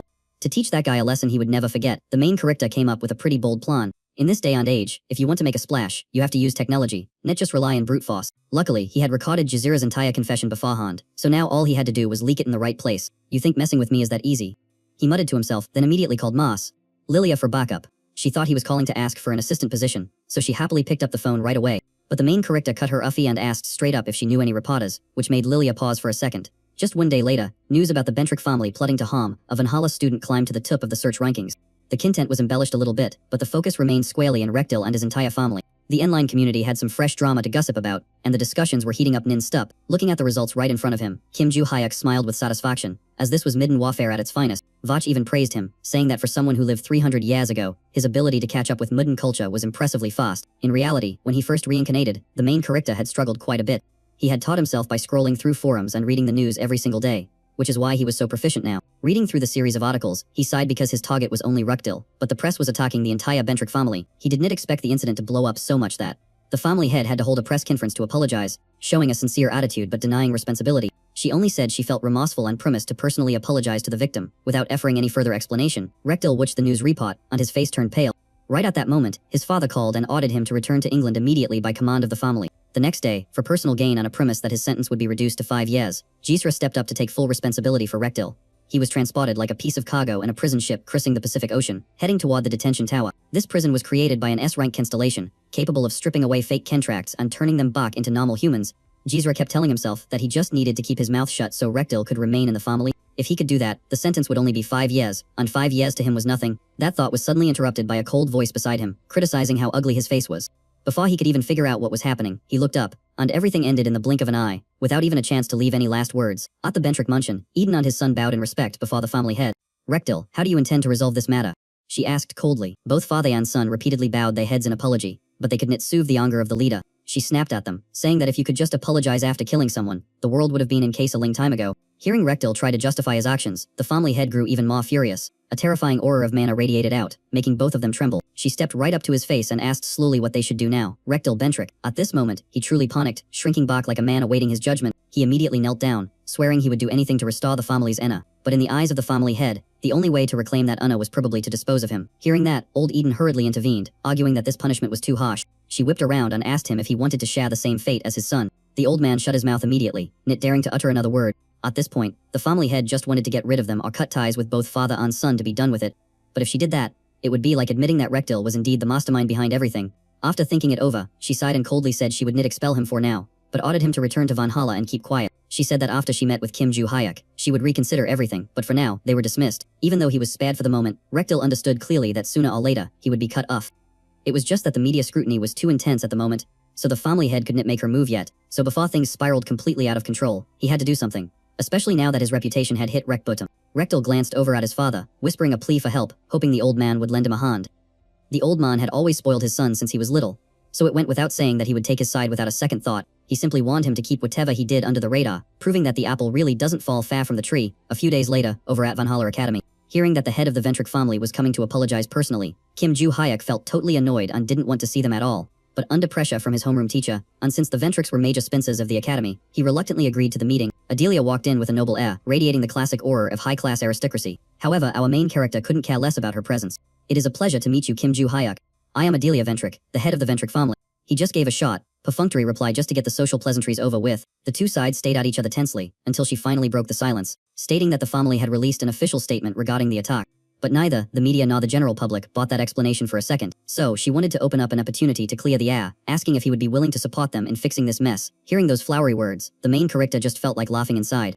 She was talking exactly like someone who actually believed they were innocent. He replied with a single word, no, without wasting any energy thinking it over. To persuade him, Adelia rolled out a laundry list of benefits, from a full scholarship until graduation to guaranteeing his future as a top-tier hunter in Korea. It sounded incredibly tempting, but he didn't lack any of those things enough to bow his head to them. Kim Joo-hyuk looked her straight in the eye and said he didn't need a single one of her rewards. He just wanted to watch and see how the Ventric family would survive with the stain that Rekdal had left in their name. Adelia's expression changed instantly, losing all that initial arrogance. She started speaking harsh words, questioning if he knew who he was talking to, and even insulted the academy for being low class. She even went as far as dripping a threat, wondering aloud if she should just take care of him right then and there. She claimed she had generously offered him a chance only for him to flat out refuse, but the main character wasn't someone easily scared off. He fired back that the family had denied involvement in the assassination, yet now they were trying to use money to buy him off. So which story was actually true? He even calmly added that even if she did try to attack, she probably wouldn't be able to do anything to him anyway. Choking in her rage but unable to act, Adelia had no choice but to walk away, wanting him to remember this moment before she left. When things settled down, Vach whined, asking if he really needed to push things that far. Even as a constellation, he didn't like getting mixed up in drama. Already irritated, the main character turned around and scolded Vach, leaving the guy with nothing to do but clutch his head. Sick and tired of these power struggles among the rich, he decided to head to the training room early to blow off some steam. But when you are the center of the drama, trouble tends to find you wherever you go. Just as he arrived at the training ground entrance, he caught the two siblings from the Choi family, Choi Jing-hun and his sister, arguing loudly. Hearing Choi Jing-hun forcing Arin to drop out of the selection exam, he couldn't hold back and spoke up. Kim Joo-hyuk pointed right at his face, asking why he was stopping someone who had poured so much effort into training from pursuing their goal. Interrupted, Choi Jing-hun asked with annoyance who he was, and if he knew who he was talking to. The main character ignored the guy's status completely, declaring that no matter who he was, he had no right to act like a tyrant. He emphasized that he wasn't allowed to pressure students in academy grounds and demanded that he leave immediately. After saying that, he turned his attention toward Arin. Remember to subscribe to the channel to catch the latest updates, okay? The girl, who had been silent this whole time, finally nodded her head enthusiastically in agreement. Having been told off to his face, Choi Jing-hun stimped away in anger without saying another word. Before leaving, he still left a few vague warnings for his sister, Choi Arin, about the upcoming test. Like someone grabbing a life preserver, she turned to the main character and thanked him profusely, but Arin was even more blunt than he expected. She said that if it were her, she would have cursed him out even worse. Not letting her finish, he dragged her into the training room to continue practicing, since they had already wasted way too much time. A few days later, Kim Joo-hyuk packed up his gear and headed up the hill near Seok to start his hunt for treasure. Vach couldn't help but ask, hey, didn't you already collect a ton of artifacts on runestones from those old records? But the thirst for knowledge is a bottomless pit, and he still wanted to double-check just to see if anything had been left behind. Who knows? Maybe hidden inside is something that can finally fix the physical weaknesses of his current buddy. Meanwhile, over at the Choi Jin clan, reporters and journalists were swarming the place. That's because today is the big day, the selection exam to decide the next heir. Inside, clan head Choi Jin-sik asked his two children one final question before things kicked off. He reminded them that whoever passes will be recognized as the true heir, while the loser will be kicked out of the family for good. Both of them answered in unison that they were ready, which seemed to satisfy him. He then laid out the rules. The mission is to find a pair of twin blades hidden somewhere in the mountain. Whoever brings the twin blades back first is the winner. The method doesn't matter, but killing is absolutely forbidden. With that announcement, the test officially began. As soon as the signal rang out, Arin dashed straight into the forest to search, while her brother took his sweet time, clearly having a plan of his own. He just needs to wait for her to find the twin blades and then snatch them away to secure the heir position. Talk about wanting all the glory without doing any of the actual work. No sooner thought than done. He immediately set his shady little plan into motion. Meanwhile, Arin was running all over the place following the tracks, panting for breath before she finally pinpointed the location of the twin blades. Suddenly her brother popped up out of nowhere, sarcastically asking if she was tracking magic traces and who exactly had taught her how to do that. Choi Arin has always been honest, answering whatever she's asked. This time, she just gave a short answer Yu Hyuk, before drawing her sword and getting into a defensive stance, ready to fight it out. Earlier, that friend had taught her to relax her body, using her fingertips on toes to gently guide the magic outward. Then, she had to let that flow of energy spread gradually through her body, until she could feel it tingling in every single strand of her hair. Once she get used to it, she could sense the magic all around her, even the energy radiating from other people. Thanks to that, the traces of magic lingering in the ground or in the air became crystal clear. It sounds a bit surreal, almost like something out of a fairy tale, but thanks to everything Kim Joo-hyuk taught her, she had gotten incredibly close to her goal. Until her brother decided to crash the party. Hearing the name of the guy who once chewed him out, Choi Jong-un sneered and stepped closer, micking. That guy looks like an idiot. Does he actually have any talent? Arin bit her lip on shit bak, saying that guy was way stronger than him, before demanding to know why he was even here.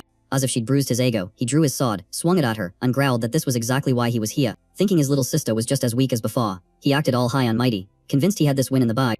But just a few seconds later, reality slapped him right in the face. He blicked her attack, but was shocked to find himself not only stopped but pushed back, wondering since when she had gotten this strong. Arin kept pressing the attack, swinging her sword relentlessly without showing any signs of fatigue. Meanwhile, Choi Jong-un was gasping for sneering. Did you learn to fight like a wild boar at school or something? She ignored him completely. Those cheap provocations weren't going to shake her resolve. Then, she launched a decisive counterattack. She bluntly told him, you should just, getting overpowered by his little sister and then told to just give up. He was absolutely losing his mind with rage. With a furious roar, he kicked off the ground and charged straight at her. Choi Arin reacted with total calm. She spun her sword with precision, slashing upward to throw him off balance and send him crashing down. As he dripped his weapon, she flipped her sword and slammed the handle hard into his stomach. After taking that full combo, he was left sprawled out in the ground. Only then did she finally let out a sigh of relief. At first, she thought she'd just land a few hits, but she never expected the fight to swing so completely in her favor. Without hesitating, she grabbed the weapon and ran off to look for the dual blades. But from behind, a chilling voice asked if she honestly thought she had won. When she turned around, she saw him in a bizarre state, with pitch black mana swirling all around his body. He gritted his teeth and called her a wretched villain. Arin was stunned and asked if he had truly fallen to the dark side. He didn't answer, just lunged forward and swung his sword aiming straight for a fatal split. She couldn't dodge in time and took a slash right across her stomach. It turned out that he had indeed done the unthinkable. He had joined the Fanatic Order, the third most dangerous criminal organization in the world, which explained his current power. Clutching her wound, she asked him what he had traded to join that order, and what would become of his future. He rested his sword in his shoulder, stating bluntly that he wanted absolute strength and power. He wanted it all. Then he talked about the pressure of being the eldest son of the Choi Jin family, having to be the perfect role model. He only stayed in the Jin Saw Guild because his father was watching him, and he was gunning for the position of clan head. The condition to join the Fanatic Order was the family's dual blade artifact. If Arin's older sister hadn't participated in the first selection 10 years ago, he would have had the artifact in his hands. But being only 12 years old at the time, he couldn't control his ambition. Before finding the dual blades, he had attacked his sister up in the mountain. However, he still couldn't find the artifact, ended up heavily injured, and failed the test. This time he swore he wouldn't let that mistake happen again. He raised his sword, saying he would send his regards to her sister. Arin sat there exhausted, with almost no ability to fight back. In that critical moment, Kim Joo-hyuk appeared and blicked the blade in the nick of time. He shouted, asking what the hell he was doing, since no brother should ever attack his sister like that. Right after saying that, he necked the guy flying far away. It turned out the main character came here looking for treasure, and coincidentally was at the right spot to save Arin in time. Interrupted, Choi Jong-un screamed that this was a family matter and told him to stay out of it. He talked big, but his attack completely missed the mark. Instead, he took a full counterattack from Kim Joo-hyuk and collapsed. Thinking it was over, everyone was surprised when he still had the strength to stand up. He sprang up, and the demonic energy from his sword erupted violently. At this point, he had almost lost control, with only the intent to attack his opponent remaining. He shouted that a Valhalla rookie shouldn't dream of defeating the leader of a criminal ring. Even though his sword was infused with magic, the main character still dodged it effortlessly. Then he counted, leaving the self-proclaimed leader dazed and confused. Cornered, he pulled out a stone and absorbed it. It was an artificial holy artifact containing power from a contracted constellation. After absorbing it, a massive burst of magical energy exploded and covered the entire area. The reporters outside on the clan head, Choi Jin, were all panic-stricken. Traditionally, they don't interfere with the exam, but the situation was so dangerous that he was forced to come on check. The father looked anxiously at his son, the one who was causing all this case. He gloated that this was just a fraction of the constellation's power, and that it would be the end of his opponent. A series of notifications about the constellation's attention popped up, and the destruction lineage recognized the relic and reacted violently. After showing off, the dragon activated the skill Eye of Gluttony. But when facing Kim Joo-hyuk, it hesitated for a moment, the eye flickering in and off as if it had lost its composure. The more the dragon looked at Kim Joo-hyuk, the more it trembled, to the point where it rejected the artifact's call, destroyed the contract itself, and fled without a trace.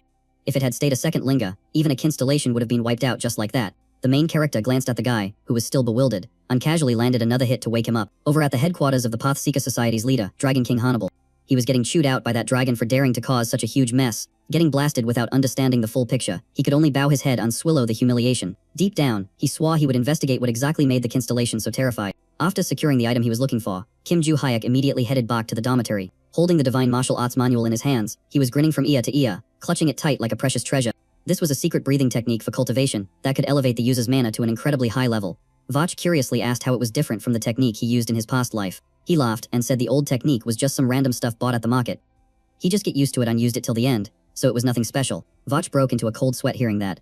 If he could climb to the top using cheap market goods, having a top-tier manual now would make him even more terrifying. In the past, because the old technique was so deeply ingrained, he couldn't switch, which was also the reason he once lost to Bot-Tro. But now, he was going to start OVA from scratch with a brand new method in this life. The main character flashed a calculating smile, stroking the book as he decided to temporarily pause physical training to focus entirely on learning the divine martial arts. Just as he was getting excited, his train of thought was interrupted by Vach, who asked if the incident in the mountain had been resolved smoothly. He confidently replied that he heard someone coming, so he had already slipped away beforehand. Furthermore, he had told Aaron not to mention him, so he wouldn't be dragged into it at all. The trouble now only lay with the Choi Jin family. Because the press had recorded the selection process, the incident quickly made it to the front page. They were accused of colluding with the Pathseeker Society, a notorious criminal organization known worldwide. Choi Jong-un was handed over to the police, while the clan received a warning letter from the association. Fortunately, Aaron only suffered minor injuries and was treated in time. There were even articles praising her as a hero for taking down a member of the Pathseeker Society. A subordinate reassured the clan leader that despite the case, the successor had already been determined. The media coverage would help Aaron solidify her position as the heir. He knitted, but he still harbored doubts about whether she had truly taken down Jong-un all by herself. A few days later, Aaron was feeling better, but she still couldn't return to training with the main character yet. As for him, he was busy researching the new breathing technique, so he didn't hit the training grounds either. Vach recalled a clue regarding the demonic energy that Rekdal and Jong-un had used. However, there was still something blocking it. He had to satisfy a second condition to break through the mental barrier. That condition involved the Eye of the Great Wilderness Forest, a place he was only allowed to enter during the final exams. While he was figuring out how to access that place, his homeroom teacher called him up to the office. The teacher said that there was an inter-school competition next month, and the school would select the students with the highest midterm scores to participate. Of course, the main character was also in the list of nominees. Before he even heard the whole thing, he intended to refuse, but the teacher said there was still something important left to mention. He urged the teacher to get straight to the point to save time. The 3 largest hunter academies in the world included Valhalla of Korea, White Lotus of China, and the American Academy. Each school would send a group of first years to compete in categories like solo duels, maze escapes, and various other challenges. Hearing that, he let out a ling yawn because he didn't see any benefit in it for him yet. He was about to refuse again when the teacher mentioned that the Eye of the Great Wilderness Forest was actually the venue. Upon hearing that, his expression immediately changed, because that was also where the final exam would take place. Anyone who passed that event would be exempt from the final exam. He figured it would save him a ton of time. And just like that, Kim Joo-hyuk agreed to participate immediately. Meanwhile, over in the United Kingdom, a dealer interrogated the servant about the current plans and the whereabouts of Rekdal and his son. Household matters were normal, but then the servant dripped a shocking piece of news. They are constructing a building in the market using cash, and to put it bluntly, they are paying entirely with cold hard cash. According to him, Brackett is the one directly handling this matter. But even Brackett does not know what his master is actually planning to do. He only heard that it is a gift intended for someone. At the same time, he also demanded that they track down the person who sold that ring years ago as soon as possible. The next day, while Kim Lee-gun was working, Lee Sang-shin asked if the competition list was ready yet. Kim Lee-hoon knitted and handed over the list of participants. Lee Sang-shin was surprised to see that Kim Joo-hyuk's name was also in there. Kim Lee-hoon explained that initially he refused, but he changed his mind when he found out the location was the vision of the Great Forest. Hearing that, he understood that the boy must have his own agenda. As the principal, he requested to arrange a meeting to give some instructions to the students. The 5 selected members included Oh Sayuk, Ju Soyeon, Choi Aron, Ja Youngjin, and Kim Joo-hyuk. Once everyone had gathered, he went straight to the main point. There are a total of 3 competition pots that need to be passed. The first pot is a duel between students, similar to the entrance exam. The second pot is a team battle, where 5 people form a group to face off against another team. Specifically, all 3 teams will compete at the same time in the same field. The final pot is directly related to the vision of the Great Forest. On hearing about exactly what he needed, Kim Joo-hyuk crisped his arms and focused in listening to every single word. Lee Sang-chil gave a brief introduction to the terrain, describing it as a giant maze full of dense vegetation, just as the name suggests. Unlike a normal forest, the entrance is strictly guarded with almost no shortcuts, so if you want to enter, you can only go through the main gate. The specific mission for each person will be announced right in the day of the exam. Because time was tight, the teacher continued to explain the details of the team battle format right away. After speaking, they moved straight into training without any hesitation. At this point, Kim Joo-hyuk raised his hand and asked if he could train separately. Surprisingly, the teacher agreed immediately and even asked if anyone else wanted to do the same. Arin had already said she would follow his lead, so she also asked to practice alone. In fact, she only nutted and agreed to join the team because he was there. Once that was done, everyone quickly dispersed. Suddenly, Arin turned and asked him if she should participate in the training. He was a bit surprised, but understanding her current condition, he gave her some reasonable advice. At this moment, a rather strange thought kindled in her heart. She wanted to become stronger, so she could support him in achieving his goals, just like how he had helped her. 1 month passed, and the opening day of the inter-school competition finally arrived. Valhalla students flocked in to cheer in droves, and everyone was incredibly excited. In the crowd, even Rekdal Bentrick was there to watch how things unfolded. Before this, he had used money to hire a group of assassins to take care of Kim Joo-hyuk. That was Insignia Samson Group, a 3-person assassination team famous for never having failed. But when they run into the main character, the plan is to make a move in the 3rd day of the exam inside the Eye of Insight, sneaking in by trailing another candidate. Since they heard that area is only minuted by surveillance machines, the judges won't be physically entering the forest. The opening ceremony starts, and the council chairman gives a speech introducing the representatives from each school, while Lee Sangchen stands in the crowd. Looking a bit nervous, he was deep in thought when Jack Rova, that veteran coach, cut in and started talking. Right off the bat, he threw shade, making them for only ranking third last year, saying they were in the same sad boat as Valhalla. Jack Rova confidently declared that this year, things are going to be completely different, because the team has Logan Zay, the son of Logan, the top-ranking contractor. He signed a pact with the destroyer of everything, and he can even take down fully grown contractors. Lee Sangchil just gave a cold reply, saying they should just watch the match and see for themselves. The opening match features Kim Joo Hyuk from Valhalla going up against Logan from Hero S. The rules are simple, whoever takes down their opponent first wins. Even if you use weapons to hit vital points, the arena system will automatically mitigate the damage. Instead of causing real injuries, it converts the impact into painful electric shocks, so they can go all out.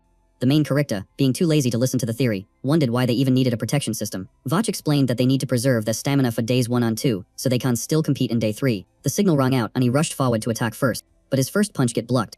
Logan sneered, asking him if he really thought he was all that strong. He replied politely at first, then switched his tone to a challenge, asking how long Logan could last. Right after speaking, he twisted his fist and landed a blow right in his opponent's gut. Logan stumbled back, clutching his stomach as he lost his balance. Then, he activated the power of the destroyer to launch a counterattack. He leaned back to dodge, losing only a few strands of hair. Immediately after, he kicked his opponent straight in and asked what the hell he was doing. Logan struggled to stand up. Only 2 hits in, and he was already dizzy. But he still had an ace up his sleeve. Logan smashed the arena floor and kicked the debris flying everywhere.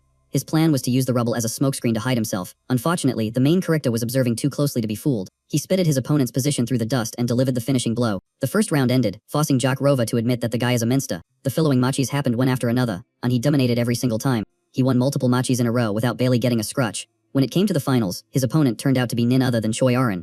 The prize was a scholarship, but since she isn't short in money, she planned to forfeit. He told her it doesn't matter who wins, and not to give up because everyone is watching. Hearing that, she reluctantly agreed. Kim Joo Hyuk warmed up, promising to go easy on her, but the match ended with Arin collapsing in the floor. Vach couldn't help but complain that he went a little too hard on her. He argued that he did hold back, since he didn't hit any vital spots. It was just that her sword tip went F-course, so he parried it, and that was the result. Looking at her lying there, he realized he is much stronger, but Arin has also improved significantly. There is still one more day until the test at the eye. Impatient, the main character went to find the instructor to ask for more details. He asked if he finishes his part early, could he go ahead and enter the next section beforehand. The teacher didn't really have a handle in the situation either, so he immediately cracked open the rulebook just to be safe. Inside it clearly noted a few special exceptions to the rules. Basically, if a student completes their mission before the afternoon, they have the right to take in a new one. But they still need the teacher's approval first. Hearing that, Kim Joo Hyuk's eyes lit up like high beams, and he immediately cut in to ask, "It says it's up to you to decide." "Right. So, what do you think, teach?" He immediately asked for permission to move into the next mission, leaving the head coach feeling helpless enough to verify it one more time. The teacher replied that as long as he finished early and showed up at the faculty office, he could start the new mission in the afternoon. But for now, go get some sleep, and stop loitering around here. The next morning, inside the Yasan Sanctuary located in Valhalla, the chairman began to briefly explain the second mission of the inter-school examination. This was a team battle where each school would send out 5 representatives to compete in the Mount Goj area, with the audience watching via a live 3-dimensional screen. There were only a few minutes left until the start, but Kim Joo Hyuk was nowhere to be found, making the whole team restless and anxious. Yoo Soyeon muttered in annoyance, wondering what corner of the world he was drifting around in. As soon as she saw the main character's silhouette peeking out from FR, she immediately raised her voice. "Do you have any idea what time it is? You were supposed to be here 30 minutes early. Did you not listen to a word the teacher said?" She was so furious she wanted to teach him a lesson right then and there, but she managed to hold herself back. He just scratched his head and apologized, then boldly declared that they should just let him handle everything. Hearing that, Yoo Soyeon immediately objected, reminding him that this was a team competition, not his personal solo stage. She even took the chance to point her finger and lecture him with a ling rant, like she was teaching a class. Knowing she had a short fuse, the main character didn't bother arguing and instead turned to ask for the other members' opinions. Choi Arin suddenly raised her hand and asked to tag along, causing Yoo Soyeon to celebrate prematurely, thinking she was being supported. The result was Yoo Soyeon choking in her rage, standing there screaming, while Kim Joo Hyuk casually went F to solo the mission. Before heading out, he turned back to tell her to keep it down, since he still had to swing by Fairest Eye that afternoon for another mission. The starting signal rang out, and in no time, the main character found the White Lotus team and unleashed a few friendly sword strikes. In just a few short minutes, the entire opposing team was sent off the field early for some rest and relaxation. The news of the White Lotus team's elimination spread instantly. Logan broke out in a cold sweat when he read it, realizing only 10 minutes had passed. He was lost in thought until a teammate reported detecting a magical sauce nearby, snapping him back to reality. What was even more notable was that it wasn't a whole group, but just a single person. Logan reacted instantly, ordering them into a defensive formation, while the two in front erected magic shields. The mage in the back quickly chanted a buff spell to boost the entire team's power. The remaining member immediately reinforced their defenses to make them rock solid. As for Logan himself, he stood waiting for the right moment to launch a counterattack.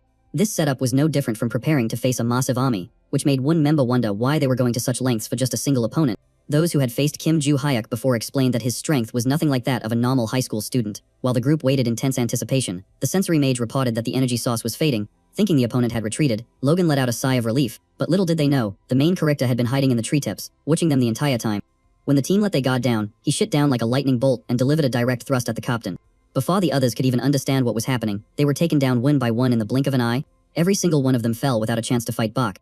It was literally one strike, one kill to end the match. Seeing the elimination notification, the main character swung his sword in excitement, telling himself he could finally head over to First Eye for the next mission. In the Valhalla monitoring room, the teachers were in total shock seeing the match end in 23 minutes.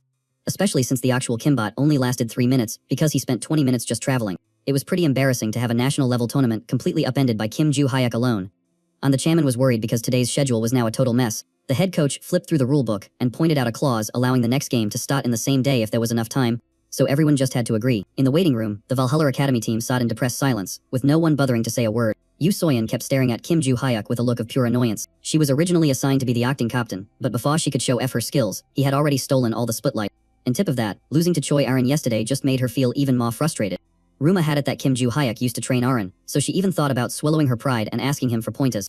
Right at that moment, a notification about the next mission, moved up by a day, was sent to all the students. Before they split up to prepare, the main character turned back to leave a few final words. I will head to the First Eye alone.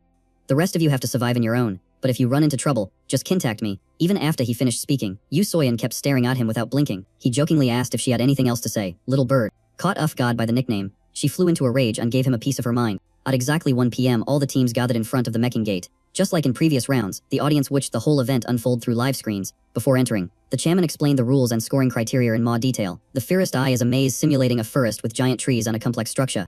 Inside, rain falls incessantly and low-level demonic beasts appear, so the danger level isn't too extreme. The most annoying things are the persistent rain and the dense bushes blocking visibility. The game is designed to test survival skills. After 5 hours, whoever remains in better health will score higher points. The chairman especially emphasized that any combat between teams is strictly prohibited. After his firm words, the game officially kicked off. At the same time, at an abandoned warehouse in Valhalla, 3 members of the assassination group gathered and prepared to enter the First Eye. Just a few minutes after the match started, all the surveillance cameras in the maze malfunctioned at once. The communication system with the main gate was also completely cut off. The head coach realized the life-threatening danger to the students, so he suggested entering immediately for a rescue. But as soon as they arrived, the scene before them sent shivers down their spines because the god team had already been taken down. The entrance gate was destroyed, and Rex blocked the way. It took nearly an hour just to clear a path to get in. Before Logan could even react, he was ambushed and collapsed with a serious wound to his stomach. Logan's eyes went wide in confusion, unable to understand when the opponent had appeared behind him. And smirked coldly and told him if he still didn't get it, he should look right in front of him. Right in front of Logan were 2 guys who looked exactly like An. It was enough to make his heart stop.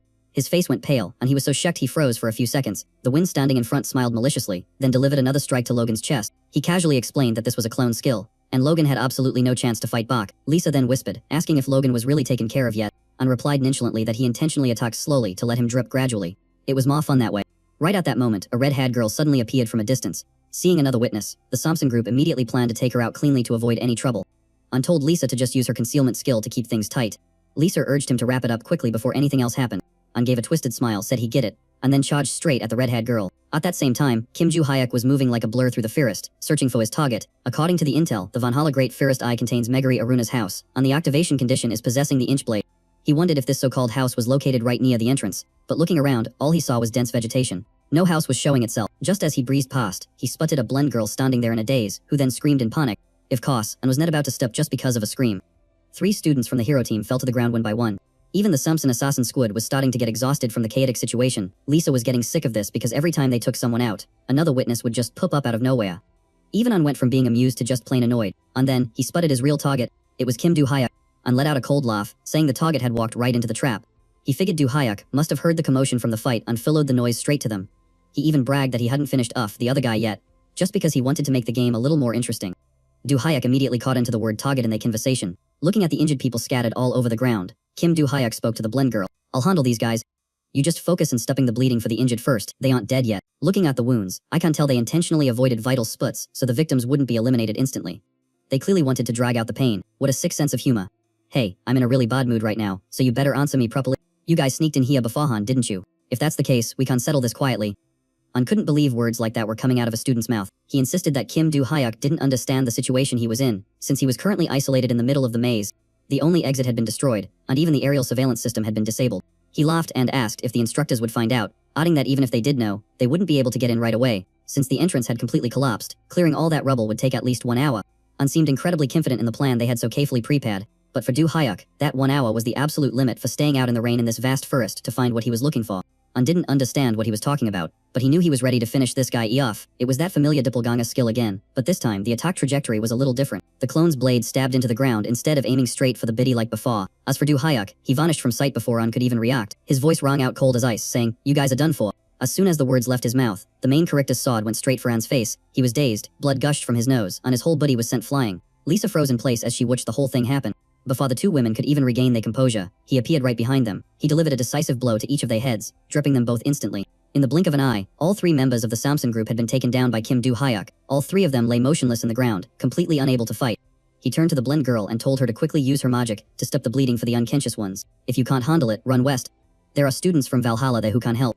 The blind girl nutted and poured all her energy into casting her magic. Right at that moment, An started to regain consciousness. Seeing his 2 teammates lying flat in the ground beside him, he couldn't help but panic. Kim Du Hyuk stepped closer and micked his teammates for being weak, which made him immediately pull out his knife. "Before we go any further, you're going to answer my question. You said I was the target, so who's the one who hired you?" Even though he was cunning, An still stuck to the assassin's code and refused to reveal the client's identity.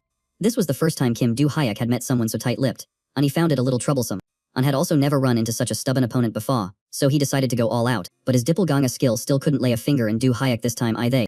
An was shocked because the main character still managed to dodge the attack, even though it was invisible. He asked in frustration why Du Hyuk kept attacking from behind like a coward. The main character calmly replied that there wasn't any rule saying he had to fight head-on. Then he even mocked her, asking why she kept targeting his nose like that.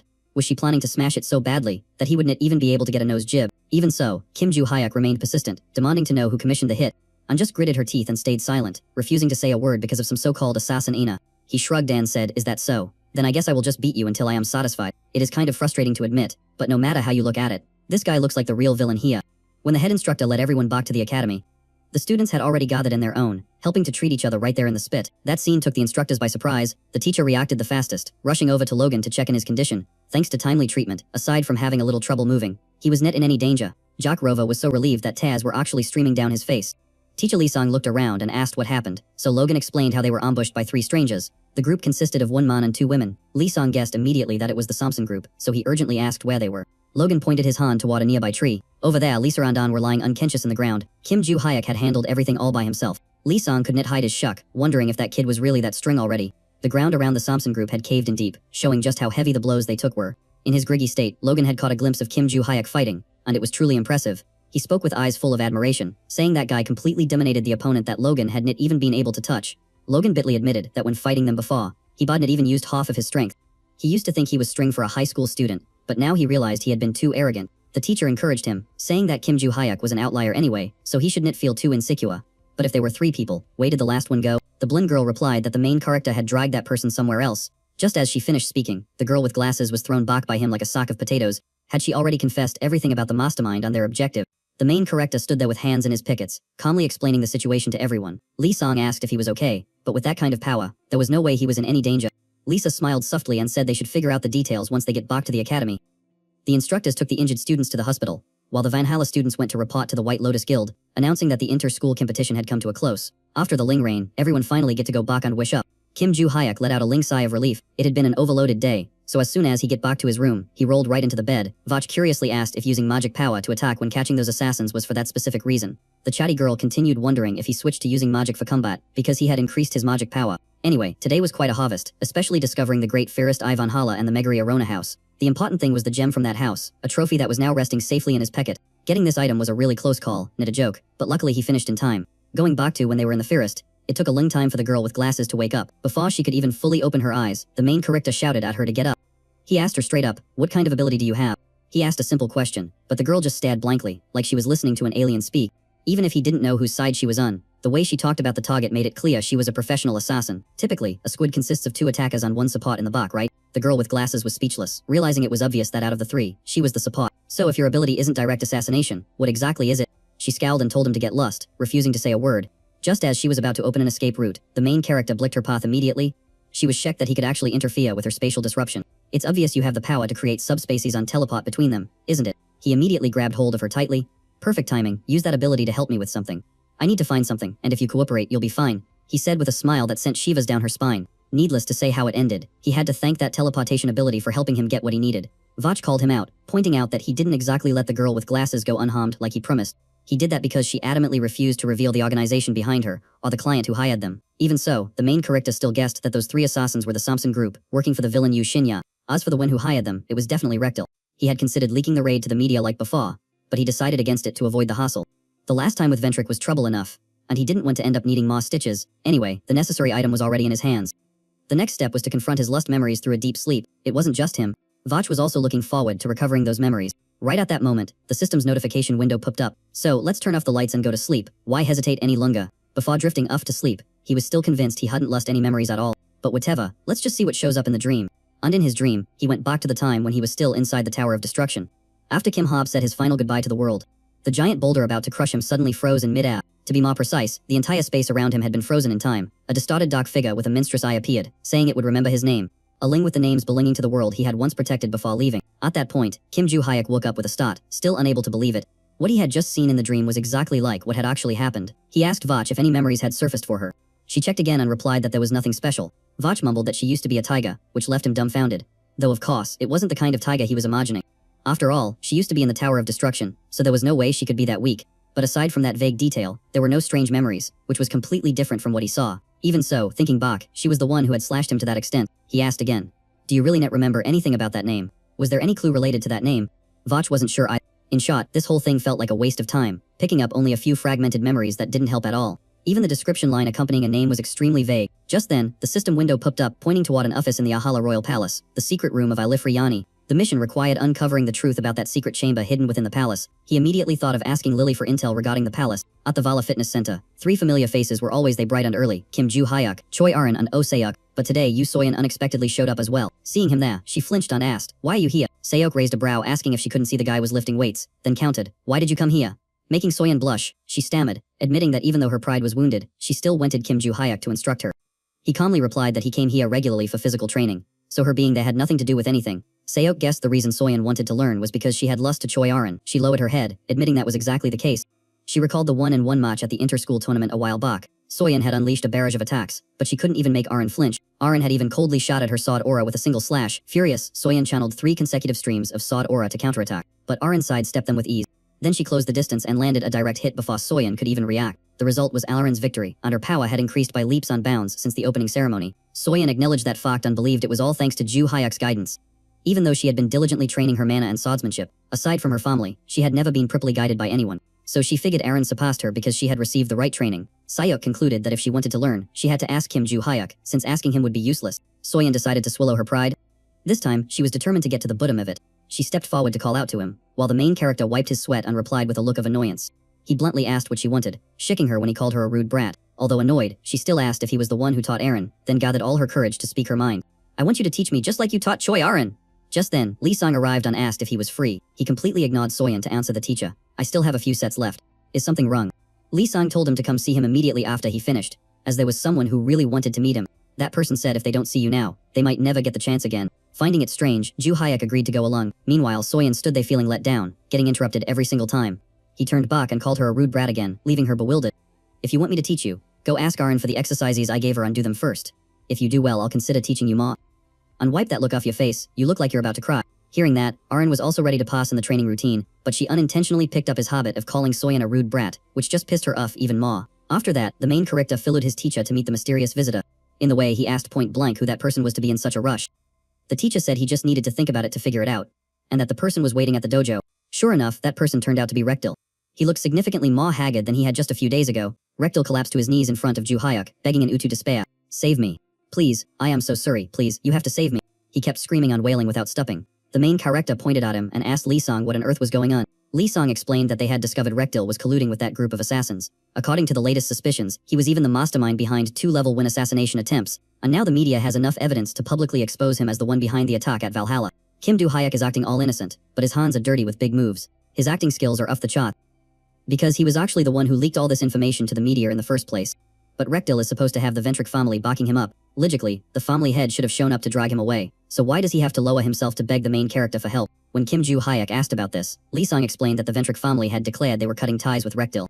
Not just him, but even his father was implicated on cold shouldered by the family, with absolutely no moves made to protect them. Having lost his support, Rekdal is about to be thrown into a detention center pending investigation. The main character asked bluntly if that was why he wanted to be saved, and Rekdal immediately screamed out, begging for mercy. He accused the main character, saying that everything was exposed because of his testimony. Right, wait, are you begging for help or giving orders?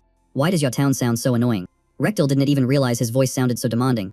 He just kept on pleading. Of course, Kim Do-hyuk found it irritating to listen to, so he coldly refused. Rekdal clung to him like a starving leech, crying and apologizing at the same time. He even promised that he would never appear in front of the main character ever again. But that meant nothing, so he started bringing up money to bargain. Teacher Lee stood nearby, just furrowing his brows but trying to remain silent. But for Do-hyuk, money was not an issue at all. Panicking, Rekdal turned to Yuria and pulled her over. How about this girl? I will hand her over to you. She is a descendant of the British royal family. Having her will make your status skyrocket. He was trying to peddle Yuria like a piece of merchandise to salvage his reputation, which was already gone. The main character asked in a cold voice, do you think she is an object? Kim Do-hyuk was starting to get angry, but Rekdal had no clue how to read the room. He had completely lost his mind due to fear. Rekdal insisted that Yuria belonged to him and pointed at the glowing spell mark as proof. He said he could perform a transfer ritual if the main character wanted to take her. Lee Song explained that it was a restriction spell, a special type of magical seal. It is similar to a taming skill, making the target unable to resist the master. This type of curse is almost impossible for a normal person to dispel on their own, and yet, that crazy lunatic used it in a human being. The main character said in a deep voice, there used to be people like you in the past. People who lived too comfortably and then placed restriction spells on innocent people. He reached his hand out toward Yuria. A burst of energy erupted, directly pulling the curse out of her body without hesitation. And just like that, the restriction seal was completely broken. He turned to the instructor and asked if he could punch this guy. Just one punch, the main character asked with a darkened face. Lee Song said that as an instructor at Valhalla, how could he let students fight each other? But then he sighed, admitting that he had found that guy to be an eyesore for a long time too. But if we are talking about criminals, that is a whole different story. Besides, Valhalla doesn't really care about Ventric. Just do it. I will take full responsibility. Rekdal froze in check, never imagining he would fall this low. Before he could even dodge, Do-hyuk's hand was already on his shoulder, ordering him to shut his mouth. Even though he had already warned him, Do-hyuk threw a straight punch that dripped Rekdal to the ground. He was necked out cold in the spot. Watching from the sidelines, Vach actually thought his master was going to finish him AF right there. Since his reincarnation, it was rare for him to get this angry. If this were 300 years ago, he probably would not have stepped at just one punch. In the past, he had a disciple who was sold into slavery because of a restriction spell, and that memory made it impossible for him to hold back. He had gone through a similar situation himself. Vach stood there stunned, wondering if his master had once been a slave. Uriya ran after Do-hyuk, almost tripping in her haste. She said everything happened so fast earlier that she had not had a chance to thank him properly. Thank you so much, really. Do-hyuk told her there was no need to be so formal. From now on, just live freely and do not be afraid of anything anymore. Uriya was so moved that she burst into tears. The next day after classes, at a coffee shop inside Valhalla, Lily suddenly said 2 words in Chinese, leaving him completely confused. The Ahala Royal Palace is actually located in China. He sarcastically asked why she didn't just say that clearly from the start. In reality, it is a dungeon managed by the White Lotus Association of China. It is the same guild that came to Valhalla for the inter-school competition, but the current situation is different from before. They completely ban outsiders from entering the dungeon without permission. Do-hyuk could not understand how a dungeon could be considered private property. In the past, anyone could enter a dungeon without facing any barriers. With his strength, clearing the dungeon would not be difficult. It is just that since it is under the academy's management, it is a bit of a hassle. Is there any way to enter legally? Lily said it would not be easy.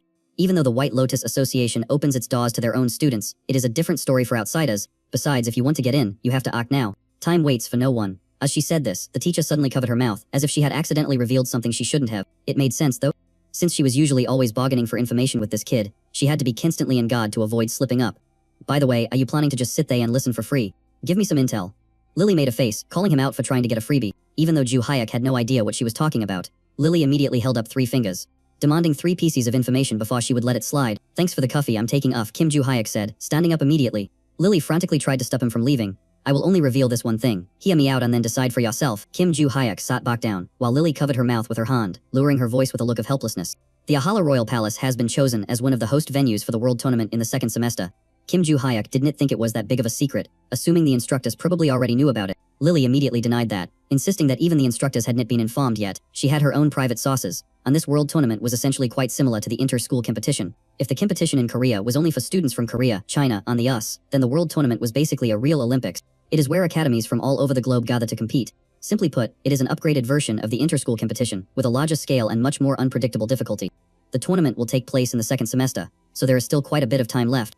Is there any way to cut in line and get this done sooner? Kim Do-hyuk really wanted to speed up the progress of his current mission. That question made Lily feel a bit awkward, seeing as she didn't exactly have any strings to pull with the White Lotus Guild. After thinking it over for a moment, she said she couldn't guarantee it 100%, but the chances were still looking pretty bright. But first, I need you to do me a favor. Kim Do-hyuk frowned immediately and asked what exactly she was talking about. Hey now, scratch my back and I'll scratch yours. Alright. Why are you making a face like you expect to get everything for free? Just come with me on a trip to the Global Menster Research Organization. It will only take one day, so you don't have to worry about a thing. In the blink of an eye, they arrived in North London, Tittenham, where the headquarters of the Global Menster Research Organization was located. One day my foot, they flew all the way to London. Realizing he had been scammed, Kim Joo-hyuk was so angry he was practically steaming. I just meant that getting there would only take one day. Having successfully pulled a fast one in Kim Joo-hyuk, Lily smiled as brightly as a blooming flower. But I'm actually allowed to stay until the end of the week, and I even have next Monday OF. So just relax and blow some steam. I have to admit, this girl really knows how to milk her privileges. So what exactly are you planning to do? Whatever it is. Right now, Joo-hyuk is holding a sword, standing opposite a wild boar in the verification zone. Outside, 3 middle-aged men are standing with their arms crossed, staring at him without blinking an eye. He looks at the wild boar, remembering Lily's words about how this whole thing is a big deal, yet also nothing at all. Just help me create a little buzz for the headlines, and that'll be enough. Something like, Joo-hyuk, the notorious Minster hunter, takes in the challenge at the Global Minster Research Organization. He swings his sword with a cold look, stabbing it straight into the center of the boar's forehead. Before it can even make a sound, the system legs it out immediately, and a confirmation of completion rings out from outside. Target taken down fast and clean, verification complete, preparing the essence crystal. Kim Doo-hoo clicks his tongue, looking like he's still left hung. An hour later, he finally gets to flip into the sofa, groaning about the hassle. Lily really is a pro at twisting the truth. At first I thought the plan was just to handle 3 Minsters. So why did we end up having to verify 10 of them? Lily rolls her eyes, stammering that she isn't really sure But leaving that aside, Doo-hee still can't figure out what was up with the vibe earlier. As soon as I walked in, everyone was staring and sneering, with their annoyance written all over their faces. Did you make enemies here or something? Lily takes a sip of water, staying silent for a moment before admitting, because they hate me. Suddenly, an article appeared publicly refuting the Minster response strategy that has existed for decades. But isn't that verification method totally outdated? You just grab a sword and take out the target, done. Lily replies that it is still the safest way and represents the organization's tradition. If that's the case, wouldn't it be better to let someone else in the organization handle it? I don't want to hand this over to them. Lily suddenly gets serious, saying they are just a bunch of stubborn, conservative old men. The articles about Minster response tactics are actually a logical step to boost status and power. In today's information society, people fight for position by forming alliances and manipulating each other. Doo-hee hears this and can only sigh. What a bunch of nasty people. But even so, does Lily really need to keep churning out articles like that? In the end, journalism is just paper that hasn't been fully accepted by society.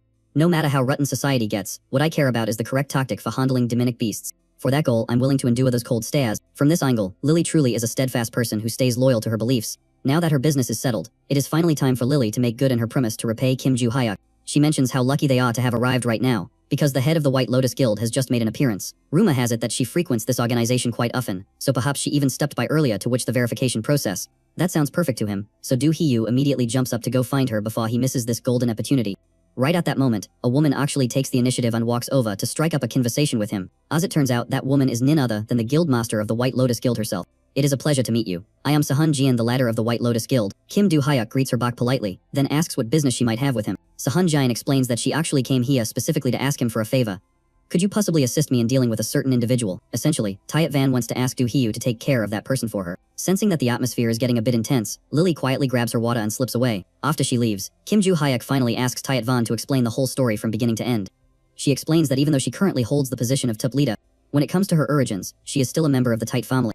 That family was one of the very first clans to settle in China after the Era of Destruction, which is how they built up their immense status. They established the White Lotus Academy, training generations of excellent contractors. But ironically, a young genius appeared in the family, someone who could be called a reincarnated prodigy. At just 13 years old, she had already defeated mid-tier contractors, and even surpassed her older siblings and other members of the family guild. Even the top leaders like us have suffered defeat at the hands of that little girl. Eventually, perhaps thinking she had nothing left to learn from the outside world, she locked herself in the tight family training room at the White Lotus Palace and hasn't stepped out since. So you want me to give that arrogant brat a reality check, is that it? Doo-hee catches an extremely fast, and that is exactly what Tyat Van wants. For him, a task like this is a piece of cake, but there is still one point that makes him hesitate. If the goal is just to discipline that little girl, aren't there plenty of people out there who are stronger than I am? Just strictly speaking of magic, you, the leader of the White Lotus Guild, are certainly not inferior to anyone. Hearing this, Tyat Van can't help but silently praise Doo-hee for being so sharp and perceptive. She had tried to conceal her true strength, yet he still noticed it, and there are 2 reasons for this request. She decides to give it to him straight. First, they require the match to rely entirely on physical strength, with absolutely no magic allowed. Second, the opponent is also 17 years old, which is around the same age as student Kim Joo-hyuk. She has been watching his recent matches and realized that he possesses an incredibly superior physical foundation. If a student like Kim Joo-hyuk can take down the girl who considers herself the strongest among all 17-year-olds, her arrogance will surely crumble. That is why I came looking for you. Even if we hadn't met today, I would have eventually sought out Kim Joo-hyuk in my own. With such a juicy opportunity falling right into his lap like this, it would be strange if he didn't agree to it. But if he is going to step in, it certainly will not be for free. And for Tyat Van, compensation is not an issue at all. She tells him to just name his price, but Doo-hee is already well off, so he is not particularly interested in money. There is a place I want to get into. Could you help clear the path for me? He switches to a different kind of request. In the blink of an eye, the two of them have flown from England all the way back to China, landing at the White Lotus Guild headquarters. Kim Joo-hyuk is also surprised that they could make the trip in a single day, and that he even get to ride in a private jet. Since he mentioned that he is only free until Monday, Tyat Van accelerated everything to the absolute maximum. The reward for Joo-hyuk is a ticket into the Ahala Royal Palace. For Tyat Van, arranging this is not difficult at all, so she agrees immediately. So he follows her into the White Lotus Guild and heads straight for the training room. Do Hee-yu suddenly remembers something he had been wondering about regarding the inter-school competition from before. He get the feeling that the people from the White Lotus Guild back then didn't seem to have any determination at all. Could the girl he is about to meet be the reason behind that lack of spirit? Tyat Van admits that such a possibility is entirely likely. After facing that girl, so many people realized their own limits and walked away from the White Lotus Association, from students to professors, and she is hoping Kim Joo-hyuk can finally nick some sense into that kid. This is to put an end to the stifling atmosphere hanging over both the Tight family and the White Lotus Association. Do Hee-yu also hopes her opponent has some real skill. If they are too weak, it will just be a waste of time. All you have to do is step through that magic circle, and you will be in the Tight family's secret training room. That girl is right in there. Before entering, he finally remembered to ask for her name. Her name is Yenlong. She is the girl with hair striped like a tiger, but eyes as sharp as the fangs of a wolf. Who are you? Did the Tight family send you here to kick me out? I am not going anywhere. Get lost. Whoa, hey now. I have not even get my footing yet, and you are already telling me to get lost. Kim Joo-hyuk made no secret of his annoyance at that attitude. We just barely met, and she is already oozing with killing intent. He was planning to adjust that little girl's attitude, but she effortlessly blocked his punch with just one hand. That is actually pretty interesting. Yenlong immediately launched a counterattack right at Do Hee-yu. This girl's tongue is every bit as sharp as her skills. Do you still not realize the true strength of the opponent standing right in front of you? She did not expect him to suddenly throw such a direct punch like that.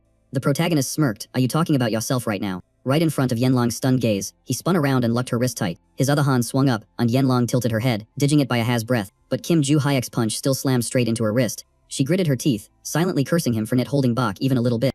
Yenlong was necked back, landing in the ground and clutching her arm while demanding to know who he was. What kind of move was that? Do Hee-yu just gave a smile full of hidden meaning. It looks like you do not understand the true limits of a 17-year-old student yet. Unable to land a single hit, Yenlong get frustrated and started analyzing her opponent's movements. She guessed Yu Hyuk would charge in again, so she immediately backed off to create some distance. But Kim Joo-hyuk immediately closed the gap, not giving her a single opening. Where do you think you are going? He pressed forward and landed a blow right to her stomach. Hey big guy, she is a girl, you know. Go easy on her, or you will have a hard time finding a girlfriend later. Still, I have to give credit to Yenlong. She knew she could not dodge, so she actively retreated to reduce the impact force. But that was enough for Do Hee-yu to fully understand her strength, especially after she intentionally took that first hit. Even among his disciples 300 years ago, it was rare for anyone at this age to possess that kind of speed. Meanwhile, Yenlong was also silently evaluating the boy of the same age standing in front of her. Even so, she still believed she was far superior to people much older than him. Yenlong told herself that her next attacks would be even stronger. Seeing her smile like that, Kim Joo-hyuk realized that the last hit was not enough to teach her a lesson. In the outside, Tyat Van was watching the match through the surveillance cameras. The assistant standing next to her stammered while calling out to the young mistress. Assistant Ha hesitantly asked if the current situation was actually okay. Inviting a student from another school into the White Lotus Palace was already a sensitive matter. Moreover, even though Yu Hyuk currently has the upper hand, it is not certain he can actually beat Yenlong. She even pointed out that Tyat Van herself had never defeated Yenlong in the past, and the truth is Tyat Van did lose to that little girl once before. Even if magic had been allowed in that match, she could not say for sure that she would have won. Hearing that, Assistant Ha's eyes went wide with surprise. Because the truth is, many years ago, the difference in mana between the two of them was almost negligible. But that was a story from quite a long time ago. As for right now, Yenlong might have surpassed her in both physical strength and magical power. If that is the case, Assistant Ha found it even harder to believe Du Hook could take down Yenlong.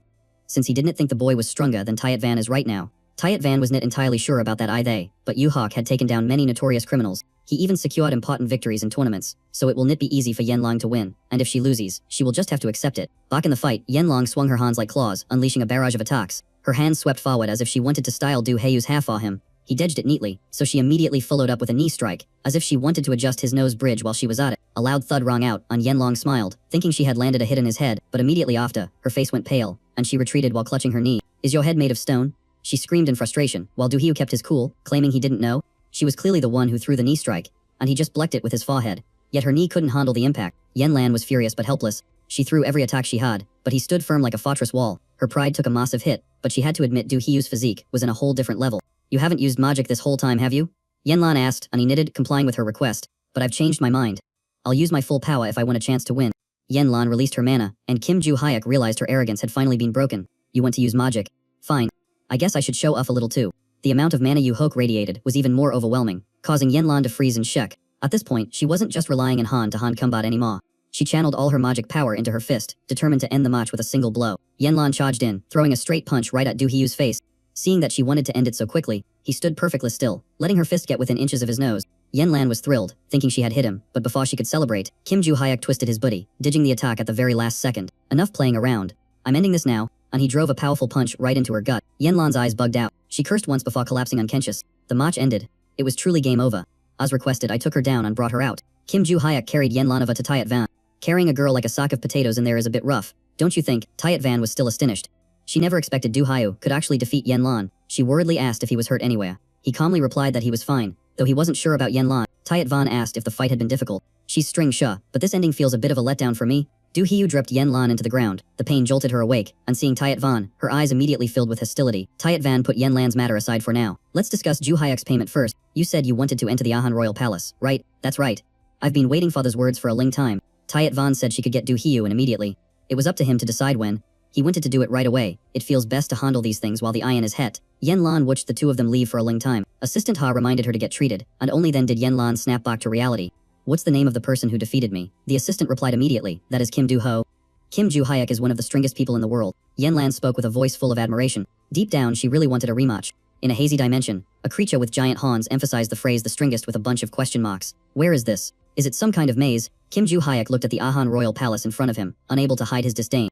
Remembering what Tayat Van said, this place is a unique maze built just like a castle. As long as he's careful about these minsters called living armors, he's free to explore however he wants. Tayat Van also gave him strict warnings about what to watch out for, and Doo-hyo asked how long he could stay. She told him about 5 hours, and if he wanted to stay longer, he'd have to come back tomorrow. 5 hours was more than enough for him to explore this entire place. But first things first, he had to take care of those living armors. After warming up, the main character charged straight into battle. After executing a few clean, textbook sword strikes, Kim Joo-hyuk had smashed the squid of living armors into smithereens. But even after searching nearly 20 rooms, he still hadn't found it. Where on earth was Alafree Jinny's secret room hiding? Glancing to the right, Vach had to speak up and remind his het-tempered master. The doll looked pretty fancy, but overall, it just seemed like the entrance to a normal room. Kim Joo-hyuk frowned, clearly skeptical of that deduction. Even so, he pushed the door open and immediately saw a portrait of a tall man, his face scowling like he was collecting a debt. Looking around, this place really didn't look any different from a standard office. But was this really that Alafree guy's room? No, I think we're in the right place. Look under that painting over there. It clearly says Alafree Joni right there, Vach stated firmly. He wondered how the kid could read it, and Vach explained that he could only understand part of it thanks to his restored memories. So this was definitely the room they were looking for. Now they just had to dig out the secret chamber hidden inside, but searching every single corner like this would be a total waste of time. Smashing everything to bits and then looking would be way faster. If you just want to break stuff, just say so. Don't make up excuses about speed. Either way, this room was about to get demolished by him. Luckily, after wrecking the place, he discovered a trapdoor hidden in the floor. Fumbling his way down, it was pitch black, and he couldn't see a thing. Just as he was getting annoyed, a system window popped up notifying him that the conditions had been met. A red hat which appeared right before his eyes. The young man greeted her with a cookie attitude, looking like he was ready to start trouble. In contrast, the red hat which just smiled very gently. It is a pleasure to meet you. I will answer all your questions, so please, take a seat. Kim Joo-hyuk silently sat down in the chair. Allow me to introduce myself. I am a guide. He was a bit surprised, and she immediately explained further. Oh, that is just a title, not my real name. You see, my name has been stolen. Hearing that, Doo-hyo immediately remembered the black shadow that stole people's names. He was a victim of it himself. He didn't expect that the girl sitting in front of him had also been stripped of her name. I used to think that was absurd, but hearing you say it confirms it's true. What does that actually mean, anyway? And how do I get my name back? He wanted to settle everything as soon as possible. The witch explained that a name holds power, and every creature is granted a name at birth. All of their actions, efforts, and achievements, whether good or bad, everything is engraved into the meaning of that name. A name adorned with illustrious achievements will bring forth immense power. That entity stole the names to absorb the power hidden within them. So, what exactly happens when someone loses their name? I think you've already figured it out. They turn into a constellation. However, the witch mentioned that there's still an exception to this rule. And that exception is Kim Joo-hyuk, the man who was reincarnated. That was when he realized she knew about his reincarnation. Just like that old man from before. Do you still doubt me? Oh, reincarnated one who possesses the notification window. She hit the nail right in the head, looking at Kim Joo-hyuk as if she had read his every thought. I don't know everything though. I don't even know when that notification window is going to pop up. The witch just smiled, which helped Joo-hyuk relax a bit, even though he still kept that sour look in his face. Let's just put that aside. Explain this to me. Who was the one that dropped the Tower of Destruction down here? That would be the Labyrinth Lord. He sent the Tower of Destruction to Earth to steal names and increase his own power. Ah, so it was him. But Joo-hyuk still felt like something was off. How could a regular Labyrinth Lord control something massive like the Tower of Destruction and send it all the way to Earth? Something in that scale could only come from a much higher level of existence. Kim Joo-hyuk suddenly froze as the realization hit him, and the witch burst into laughter. So, you've finally figured it out, haven't you? The place you're living in, this so-called Earth, is actually just another labyrinth. Do you really think I'm going to believe that? Believe it or not, that's up to you. I have no reason to come all this way just to lie to you. Let's just assume that's true. So the Labyrinth Lord sent the tower down to collect other people's names. When a major crisis hits, humans rush to kill monsters or take advantage of the case, making it much easier to steal their names. Not just anyone can do it, though. Only the final Victor can turn the names of others into their own power. If that's the case, his disciples have probably all turned into constellations by now, and he can only hope they manage to reclaim their names at the very end. Ju Hyuk gave a bitter laugh. No matter what he did, it felt like he was still dancing in the palm of the Labyrinth Lord's hand. The witch shook her head. The fact that you reincarnated and came here is already a variable he didn't anticipate. He immediately asked if the Labyrinth Lord knew about his reincarnation. Is he the one who's been contacting me through the notification window? The witch denied it.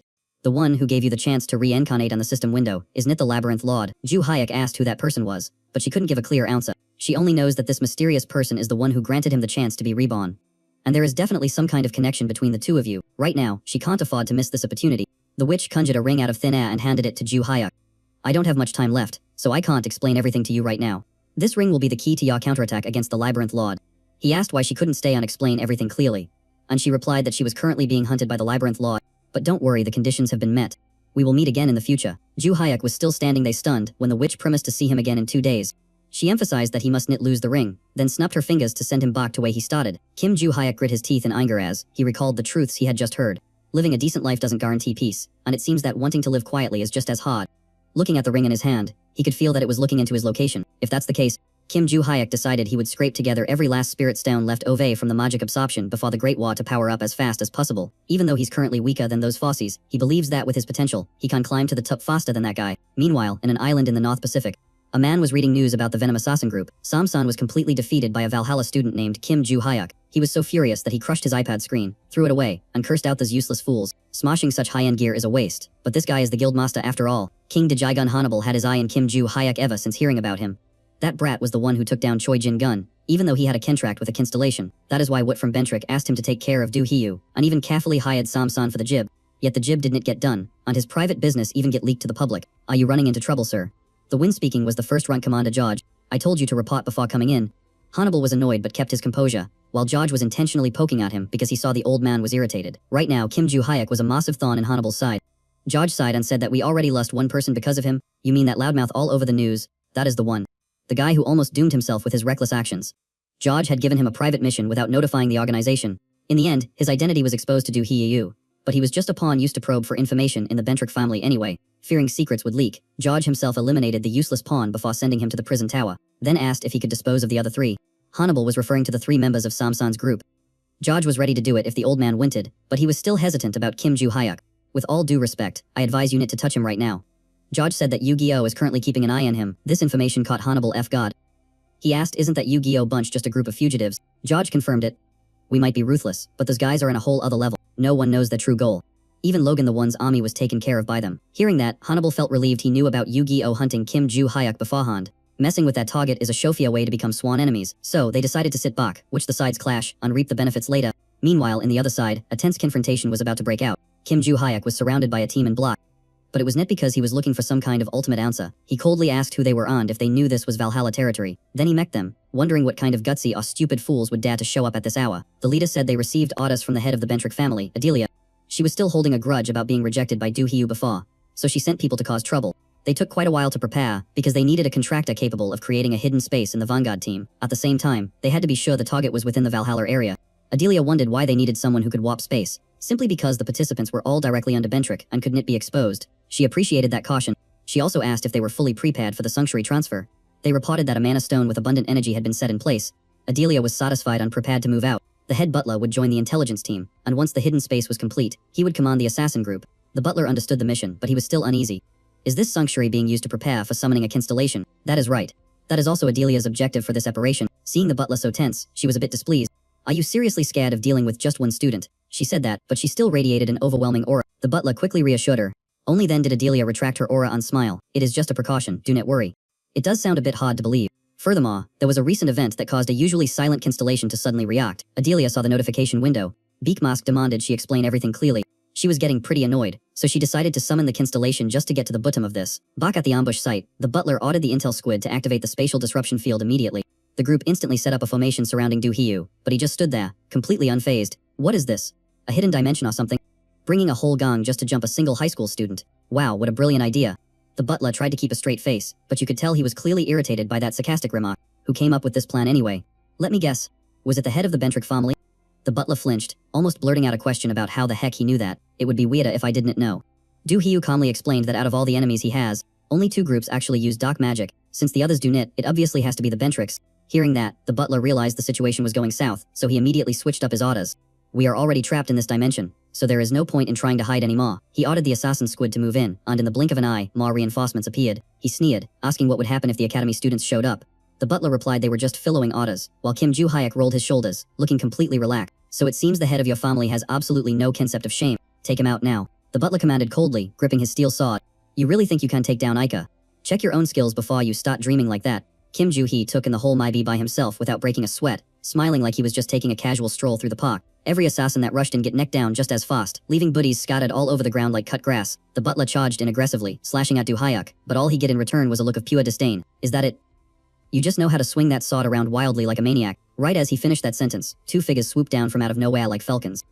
Let me show you guys what a Prippa sword swing actually looks like. The blade slammed straight into the ground, and the impact froze the assassin right in front of him. Seizing the moment while they were stunned, Kim Do-hyu launched a finishing kick. That was all it took.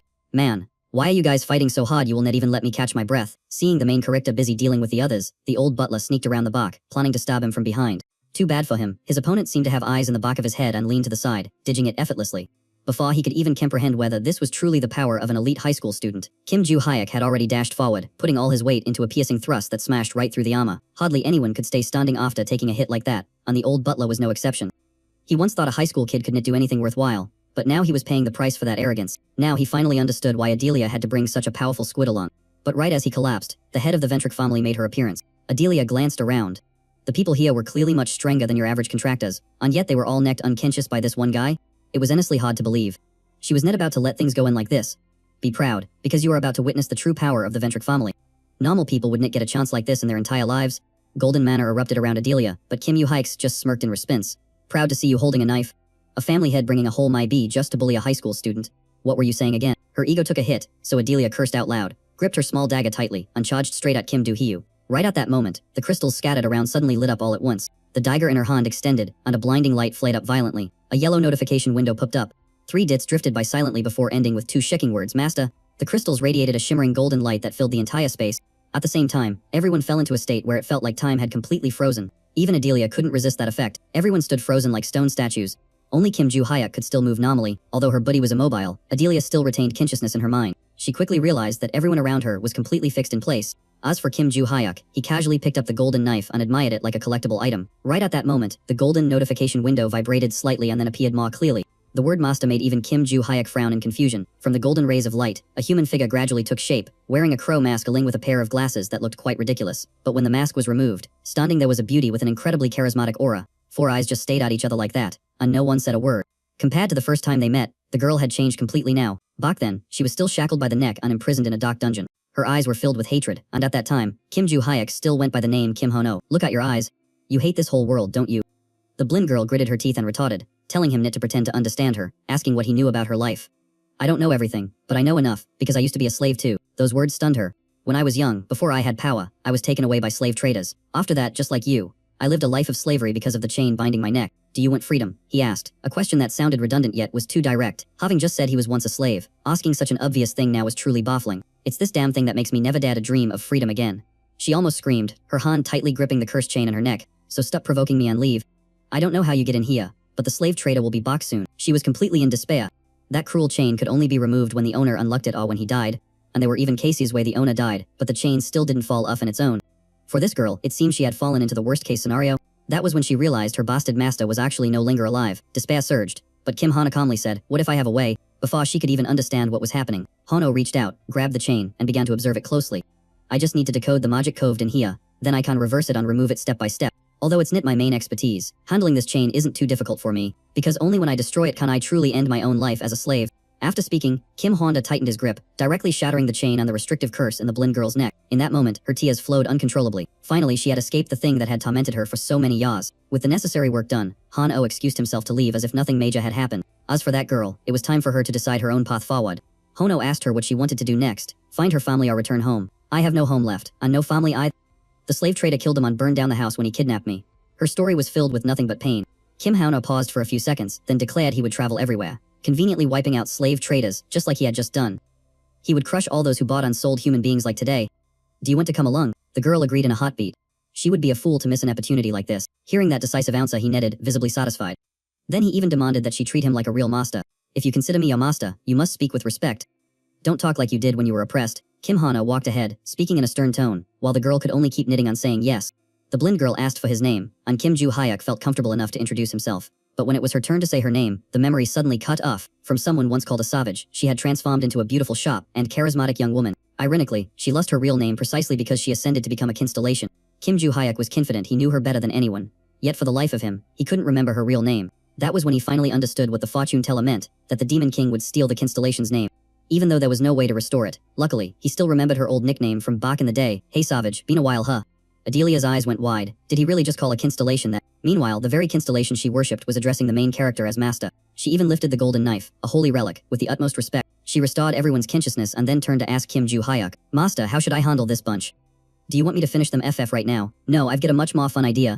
He stroked his chin, wearing a smile that didn't look innocent at all. The next morning, the homeroom teacher nearly fainted when he saw the donation amount had 9 zeros. Don't forget to subscribe to the channel to support us. The more Kim Lee Gun looked at the report, the more he felt something was EF. Even if he couldn't put his finger on it, 5 billion won, just hearing that number was enough to give anyone a headache. The homeroom teacher and Mr. Lee both found it suspicious, not just him. Kim Lee Hoon even thought that maybe the Bentrick family had suddenly grown a conscience. Maybe they were trying to make up for causing such a mess at the academy last time. But Lee Song-cheol still felt that explanation didn't hold water. When Kim Joo Hyuk was ambushed by D-Sira Bentrick, they had sent money to smooth things over and protect their image. Back then, the donation was meant to protect Rectal and the family, but they ended up expelling and kicking him out anyway. If that were the case, they should have dealt with Rectal first. Why turn around and sponsor Kim Joo Hyuk? There was clearly a hidden agenda here, not to mention they didn't even know if Kim Joo Hyuk would accept the money. Given his straightforward personality, everyone assumed he would immediately snap back at the Bentrick family. Why don't we just ask him directly and get it over with? Lee Sang-cheol suggested while sipping his kiffy. Sitting here second-guessing everything won't solve anything. On this time, Kim Joo Hyuk's answer left everyone in total shock. Yes, I'll take it. Lee Gun's jaw dropped, thinking he had heard wrong, but he hadn't. I mean, who would be crazy enough to turn down 5 billion won? It sounded reasonable, but Mr. Kim still felt like something was off. Kim Joo Hyuk seemed to be in a rush, so the teacher quickly informed him about the new perks. It's not just you. Von Haller Academy also received a substantial donation. According to the regulations, you're now eligible to move into the premium dorms. What do you think? I'm fine where I am. I can move another time. He walked away, leaving Mr. Kim sitting there frozen, unable to process what had just happened.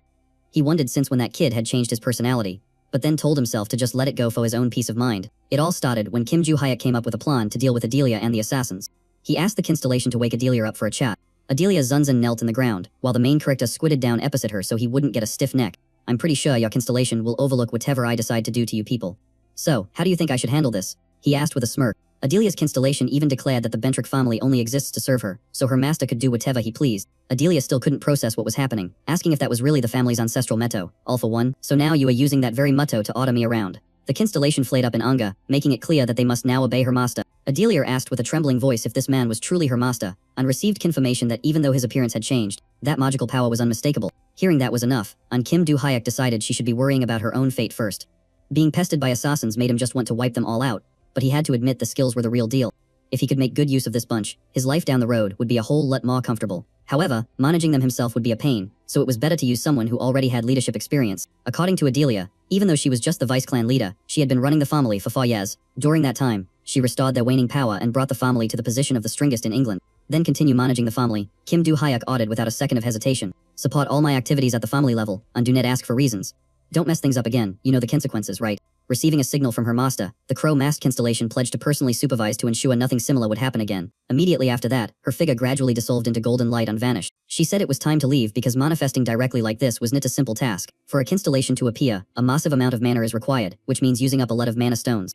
That was also the reason why those people brought a whole pile of mana stones to this place. Now that the mana was depleted, combined with using a skill, she needed time to rest and recover. Kim Joo Hyuk did not expect that even a constellation would be bound by all sorts of annoying limitations like that. Even so, she felt that just witnessing her master's rebirth with her own eyes was more than enough satisfaction.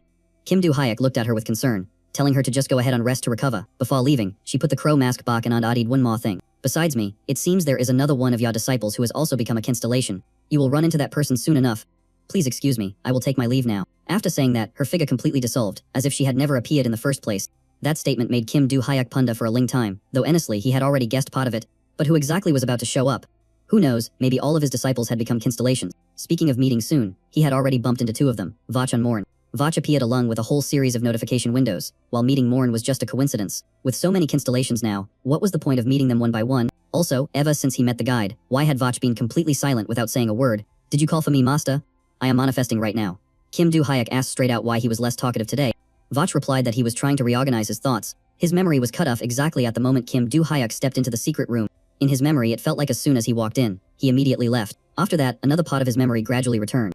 Master, do you remember how weak and fragile I used to be? Seeing the atmosphere was too tense, Kim Do-hyuk teased him, making Vach awkwardly ask how he could possibly remember such trivial memories. But he had understood the concept of a name, something that Kim Do-hyuk should have known, along with one other important thing. It was the Lord of the Maze who gave me the name Vach. Chatting while they walked, the two of them eventually arrived at the classroom.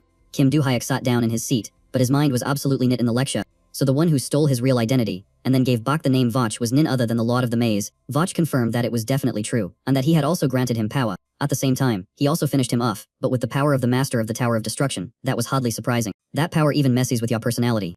Back when you were the Master of the Tower, you were pretty stiff, probably because that identity and power were controlling you. However, your current nature is still closed to your real self. As for how that bastard manipulates identities, even you Vach, don't have a clue. Kim Do-hyuk clicked his tongue.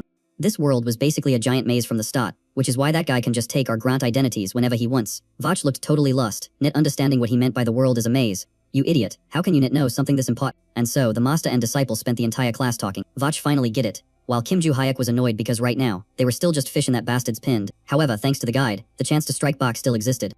They just had to wait for the right moment. The next day, right in schedule, the guide which showed up. At that moment, Kim Do-hyuk was still standing frozen in the middle of the cafeteria, holding his lunch tray. The guide looked at the tray and paused for a second. What is that shiny silver thing? Hearing that, he get pissed off immediately. It's a food tray, obviously. You said we'd meet in 2 days. So why are you calling me out in the middle of lunch? He was just about to eat in peace when he get dragged away. She really doesn't let a guy catch a break. The guide promised to be more careful next time, then asked if he had brought the ring. I've get it right here, let's make this quick, he urged, not wanting to waste time. But no matter how he looked at it, it didn't look like an item that would boost his stats. How exactly do you plan to use this to fight back against the Lord of the Maze? It's simple. Put in the ring and conquer the maze. That sounded way too vague. Which maze exactly? Or does just any maze count? At first there were only a few natural mazes, and the rest are all under supervision, right? The guide replied that he could clear any maze he wanted. Soon, the Lord of the Maze will create a maze himself. What do they call it in this world again? That's right, a monster outbreak. It's a type of disaster. When a maze forms, demon beasts will flood out, and the surrounding area will be heavily destroyed. Before Kim Do-hyuk reincarnated, that phenomenon was happening everywhere. There wasn't a single safe place left. After coming back to life, the world quieted down for a bit, finally giving him some time to breathe. Where will it appear? When? How bad will it be? About 3 months from now. The scale is unclear, but the location mentioned is Korea. I'm living in Korea, you know. If you don't give me specifics, how am I supposed to stop it? The guide didn't dare reveal any more for fear of being detected by the Lord of the Maze, so she only provided limited information. He sighed.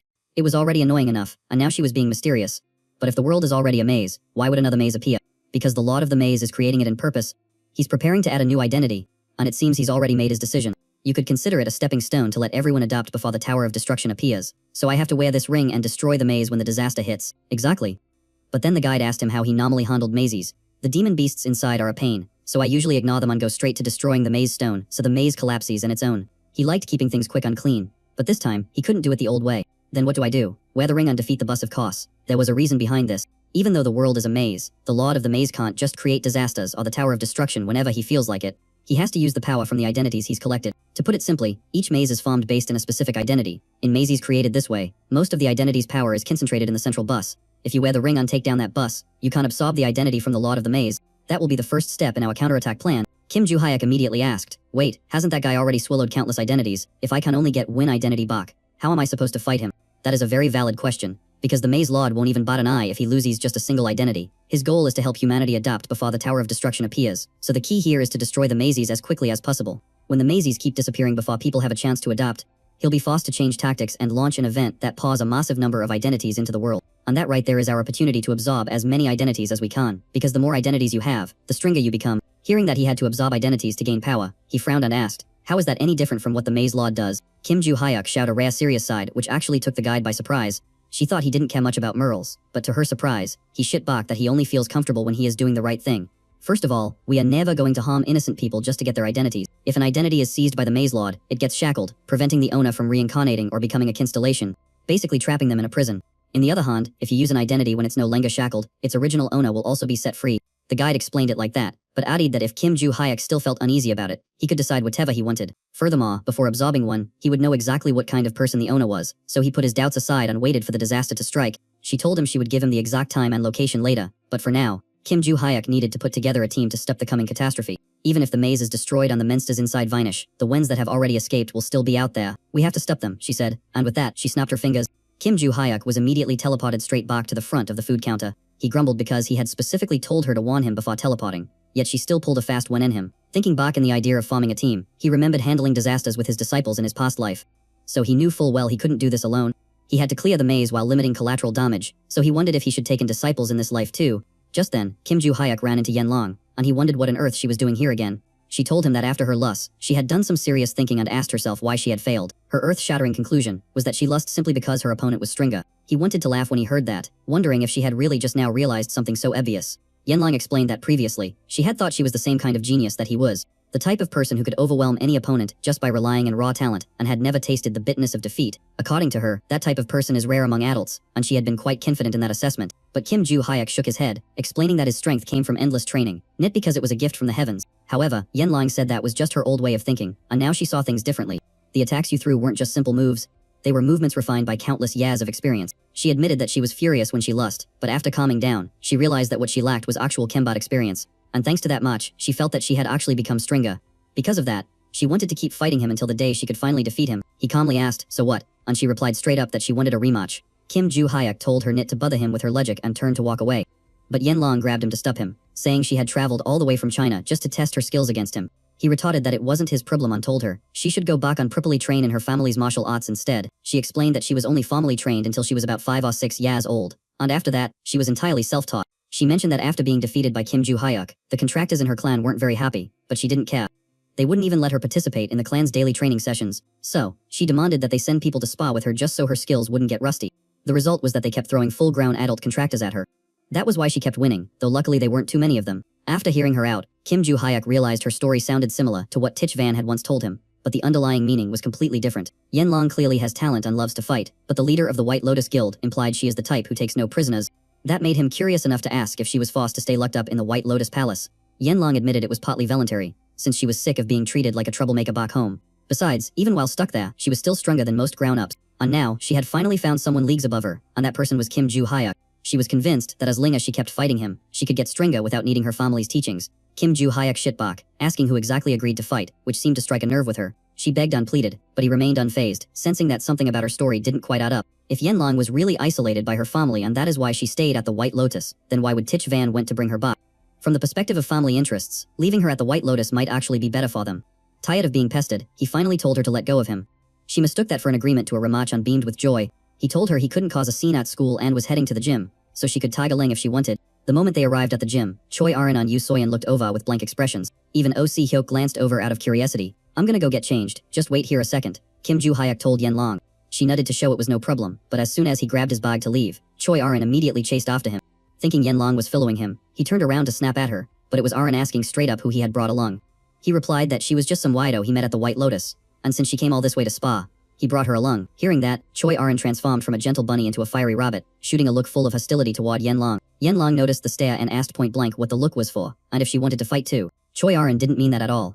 Meanwhile, Soyeon stood by observing, guessing from Yenlong's hair that she might belong to the Zhu clan. Even Yoo Soyeon was shocked to learn that the girl flew all the way from China just to spa with Kim Joo-hyuk. It sounded intense just hearing about it. Before long, the whole gang had gathered at the Valhalla Stadium. Even though the protagonist was pretty sure he and Yenlong were the only ones who wanted to fight, seeing the unexpected crowd, Kim Joo-hyuk get annoyed and asked why everyone was there.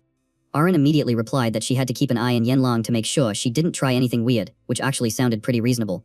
Soyeon said she was just following Arin, while Si-hyuk coolly told him not to mind him, basically tossing any need for an excuse right out the window. Yenlong warmed up energetically with eager eyes, bragging that she had improved by leaps and bounds since their last encounter. The protagonist smirked and asked if that meant he should use his full strength. In his mind, Kim Joo-hyuk recalled the instructor's advice about forming a team to prevent a disaster. He asked her straight up if she wanted to get Stringer, and Yenlong gave a firm nod. "If I win today, you have to become my disciple." She froze up in hearing that. After all, her goal was to get String enough to surpass him. Why the sudden shift to a master-disciple relationship? He coolly replied that she could still try to surpass him even as his disciple, then signaled for the fight to start.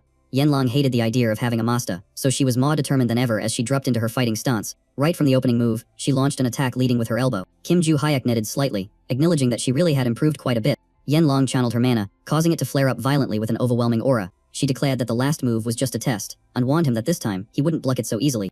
The sheer amount of mana forced Arin and Soyeon to tense up just to withstand the pressure. Soyeon even blurted out, asking if the White Lotus really had minsters like this. Si-hyuk marveled at her mana density, noting that it even surpassed what the protagonist had shown during the competition. Yenlong charged forward, pouring all her skills and mana into a single assault. She believed that landing just one hit would be enough to deliver a decisive blow. Even if he managed to block it, the shockwave from her mana would still send him reeling. Surprisingly, Kim Joo-hyuk adapted the exact same stance she had just used, causing her to freeze for a moment. He smiled and told her that he also enjoyed a head-and confrontation. The fists collided, creating an incredibly powerful impact. After trading blows for a while, Yanlong found herself being gradually pushed back, even though she had cranked her mana concentration up to the absolute max. She could clearly sense that he wasn't even releasing that much mana to begin with. That just went to show that he was exponentially stronger than he used to be. But obviously he was still the exact same person she remembered. I am only going to clash with you head-in one time. The second time, I'm going to block on then counterattack immediately. The moment the words left his mouth, Kim Joo-hyuk's knee was already flying straight toward her stomach. Even though she tried to put up a defense, Yanlong was still necked flying backward into the field. This time around, she hadn't managed to land a single decent strike. The main character grinned from ear to ear because he had just recruited another potential disciple. When she finally woke up, the very first thing Yanlong did was complain about losing yet again. He actually complimented her, saying she was pretty tough and resilient. He thought she would be out cold until the next morning, but surprisingly, she was already up and about. She couldn't tell if he was praising or teasing her, but since she lost, she had to accept becoming his disciple. She was planning to ask for a hand-to-hand rematch without mana, but seeing how sharp her teacher was, she decided to just bow down and accept it. So that makes me your very first disciple, right? She declared it proudly, but when he shook his head, she was completely shocked. Don't tell me you were accepting disciples back when you were in middle school. No, that wasn't it. But Choi Arin was technically the first person he had taught in this life, and she had already claimed the title of Kim Joo-hyuk's first disciple for herself. For the main character, who came first or last didn't matter, and it was better to avoid a complicated explanation, especially with people who were always full of questions about every little thing. But when Arin called her Mio, Yanlong went crazy because she thought she was being made fun of. Arin calmly confirmed that was the case, then asked, "Why are you so angry, Mio? I am Yanlong, stop giving me random nicknames." But Arin just insisted that Mia sounded cute. And just like that, a war of words began between the het-tempered girl and the stubborn one. Kim Joo-hyuk watched the scene unfold and felt a sense of familiarity. It felt exactly like the old days, when he used to watch his disciples bicker with each other. However, if he let it continue like this, things would go too far. The main character decided to join the fun and called her Mia too, which made Yanlong even more furious. He reminded her that Arin joined first, so she was the senior sister, and she should show some respect. He also told Arin that since she had a junior sister now, she should maintain some proper etiquette when speaking. Hearing that, Arin blushed because she was officially recognized as the first disciple. She smiled gently and said, "Senior sister will be patient," which made Yanlong shake with anger. Once the training session ended, Kim Joo-hyuk dismissed everyone so they could go home. However, Yanlong didn't actually have a place to go back to. She only intended to come for a fight, never expecting she would be roped in as a disciple. After asking Tyat Van, they found out that she had flown straight over the moment she heard the news about Valhalla. The main character said, "The school gave me a dorm room, so you can stay there for now." Yanlong happily agreed, but then Arin suddenly called her kitty out of nowhere. And just like that, the war of words erupted again, giving Kim Joo-hyuk a massive headache. He didn't get to go back until late at night. The master was busy all day just because those two girls wouldn't stop bickering. Still, it was a bit of a gain since he now had 2 members for the disaster prevention team. While Soyeon was still training her stamina and hadn't learned swordsmanship yet, Sehok only cared about building muscles, so he wasn't being counted for the time being. Right at that moment, Adelia called to report that she had finished handling everything. It was still about the sponsorship fund and the messy issues attached to it, which Si-ba wanted to make clear before the two of them officially met face to face. Kim Joo-hyuk casually mentioned that she was broadcasting an announcement about a fake contract to Tomb, while also warning that in just 3 months, a massive disaster would strike. Adelia immediately asked where he get that information, but he just shook his head, signaling that this was something he couldn't reveal. He didn't even know the specific scale of the incident yet, only that a storm was definitely approaching very fast. Adelia asked if the warning was being issued in Korea, and he confirmed that that was exactly the case. Hearing that, she said she would immediately contact the strung contractors from Bentrick on the major guilds in Korea. The main character told her to keep this a secret for him, and then casually asked about her guardian constellation. "Can you pass a message for me?" She is still sleeping, acting like she doesn't even see me over here. Adelia was completely helpless in trying to contact Morn, even though Morn had said earlier that she would rest after using up all her strength to meet him. Who knew one day of rest still wouldn't be enough, so Kim Joo-hyuk had to accept the proposal from Adelia. The next morning, at the Valhalla training room, Kim Joo-hyuk and Choi Arin were back at it, doing endurance running until they were dripping with sweat. Yanlan still hadn't gotten used to this harsh environment, so her face looked like she was being tortured. As soon as the lap finished, she collapsed into the floor, gasping for air. She mumbled that she was about to see the pearly gates of heaven any second now. She accused him of nearly sending her to meet her ancestors, while he acted completely unfazed. He told her she was still kicking and alive, and besides, she had lasted longer than he predicted. He thought she would have quit halfway through. "I didn't come here to play around. This girl has a pretty decent physical foundation. Maybe I should adjust the training rhythm a little bit." "Hey, is Yanlan here?" A woman suddenly appeared uncalled out. Looking closely, her appearance was quite similar to Tite Fan, but it wasn't clear what her purpose was in coming all the way here. "You came here without telling your mother, Yanlan." Hearing that, she immediately frowned and gritted her teeth in annoyance. The atmosphere felt more like meeting an enemy than a mother-daughter reunion. "You are Yanlan's mother. I thought that mage was the one. Isn't Tyat Lee and her mother?" The main character also looked confused, causing Tite En Hein Hoa to freeze for a few seconds before responding. "So, Mr. Kim Joo-hyuk is the one who brought our Yanlan here. But who answers a question with another question like that? Fine, let me formally introduce myself. I am tired of beating around the bush, so let's get straight to the point. I am Tite Enhin Hoa, the head of the Tite family, and currently the legal mother of Yanlan. As for Tite Fan, the leader of the White Lotus Guild, she is my biological youngest sister. However, she was wondering because Tite Van had promised to contact her when Yanlan left the White Lotus Palace. But instead of doing that, she secretly brought Yanlan to this place. Even so, she quickly brushed those questions aside. Her main goal today was to take her daughter back home. Yanlan snapped back that she wasn't going anywhere. You didn't care at all when I was abandoned before, and now you are telling me to come back. She was trembling with rage. She demanded that the woman stop treating her like a daughter, while Tite Enhin Hoa remained as calm as if this was completely normal. She said that rejecting her in the past was due to orders from the constellation, and Yanlan already knew about this. So what if I know? I heard it from the servants, not from you, and I only found out recently. The girl retorted harshly. Even though Yanlan reacted violently, Hoa still calmly replied that the truth was just the truth. This time she came because the constellation had guided her, demanding that Yanlan be summoned back. She said this was a chance to be recognized by the constellation, and hearing that, Yanlan just wanted to scream. Don't embarrass your mother anymore, come back right now. Is that the only reason you have been trying to drag me back all this time? Tite Enhin Hoa didn't deny it at all. She frankly admitted to everything. Being a mother like this really isn't easy, is it? Yanlan immediately demanded that she leave, saying that there were students training here and she shouldn't disturb them. She warned her that this place was Valhalla, that the Tite family are the White Lotus Guild, so she shouldn't even think about causing trouble. Do you know why I came alone without bringing any guards? Huller asked with a dark expression. It is to take you away without attracting attention, she answered decisively. After saying that, she suddenly swung her hand to attack Yanlan. She tried her best to hold her ground, but the sheer force pushed her backward anyway. Her arms were stinging and turning bright red from the impact the clash. What do you think you're doing? Didn't I already make myself perfectly clear to you? I won't be going easy on you, her warning rang out, cold and merciless. If that's how it is, then I won't hold back either, Yanlan declared defiantly. The moment the words left her mouth, she launched herself forward with incredible speed. You remember, don't you? The last time we fought, I was the one who walked away the winner. She leaped into the air, channeling every ounce of her strength into a punch aimed straight at Tite Enhin Hoa. The older woman stood completely still, her face an emotionless mask, as she effortlessly deflected the girl's attack. Still, Hoa had to admit that Yanlan had gotten stronger. Clearly, she hadn't just been idling away her time at the White Lotus Palace. Yanlan shouted that she had been training like a madwoman, because she refused to be cast aside and forgotten in some empty void. But Hoa simply replied that if that were the case, she should return to the Tite family to receive Pripa, formal training. As she spoke, she twisted her wrist with a subtle motion, instantly throwing Yanlan's entire body off balance. Her eyes went wide with shock at the sudden turn of events. Since when had her mother's skills reached such a terrifying level? The moment she touched the ground, she wrenched herself free from the woman's grip and launched a counterattack with a fierce kick. Hoa was forced back a few steps, knitting her head to acknowledge that the blow actually carried some weight. Hearing the praise only made her angrier, and Yanlan screamed at her to shut up so she could focus on winning this fight. In the sidelines, Choi Aran asked the protagonist if they should call an instructor to intervene, but if they reported that the head of the Tite family was causing a scene at Valhalla and trying to drag her daughter away, imagine the fallout. It would definitely turn into a massive chaotic mess, and to be honest, he didn't like that woman one bit anyway. Choi Aran felt exactly the same way, abandoning her daughter and then suddenly coming back just to satisfy her ambition with the constellations. Yanlan must be feeling an overwhelming sense of disappointment right now. You just had to look at the way she was throwing those furious punches to see that she was pouring all her pent-up emotions into this fight. In the other side, Tite Enhin Hoa maintained her stern expression, advising the girl to stop talking nonsense and obediently follow her back to the clan. Hearing that made Yanlan want to laugh out loud. Clearly, the wind-spouting ridiculous nonsense was the older woman herself. Yanlan shit back a blunt retort and launched a powerful kick aimed directly at Tite Enhin Hoa's face. Hoa clutched her stomach and stumbled back a few steps, while the girl let out a triumphant smirk. She had put everything she had into that kick. Even if her mother managed to block it, she would definitely still take some damage. But just 2 seconds later, panic set in when she realized that one of her legs was completely encased in ice. Well now, this is the first time you've ever seen this, isn't it? Tite Enhin Hoa condensed a blick of ice in her hand, solemnly introducing it as the power granted by the family's guardian constellation, the king of the snowy region. Although you can't use it immediately, if you return to the Tite family, you'll have the chance to master this ability through a contract with the constellation. Yanlan realized that her mother had become far stronger than before. It turned out she was burrowing power directly from a constellation. For the head of the Tite family, this wasn't reckless at all. It was the natural law of the Midden world, especially when you were born into a clan protected by a constellation. As a member of that clan, burrowing power from the constellation was simply a given. Don't tell me you thought I was only using pure physical strength to fight you back. Then just for the fun of it, now that you've seen the truth, I'll ask you when last time, are you coming back or not? Of course not! The decisive answer made Hoa sigh, frustrated by her daughter's stubbornness. Immediately after, she closed the distance in the blink of an eye, coldly wanting her knit to dream of leaving this place in one piece. Yanlan could only curse under her breath. With her right leg frozen solid, she couldn't react in time at all. Hoa's next target was the girl's right arm. She intended to freeze it and render it useless as a warning. She wanted to ensure that from now on, her daughter would never dare to challenge the family or the constellation again. But before she could execute her plan, Kim Ju-hyuk dashed in to intercept her, his face so calm it made her freeze in shock. His leg boldly blicked the path between mother and daughter, standing firm like a living wall. He frowned and asked her straight up, "Are you seriously planning on destroying your own daughter's arm?"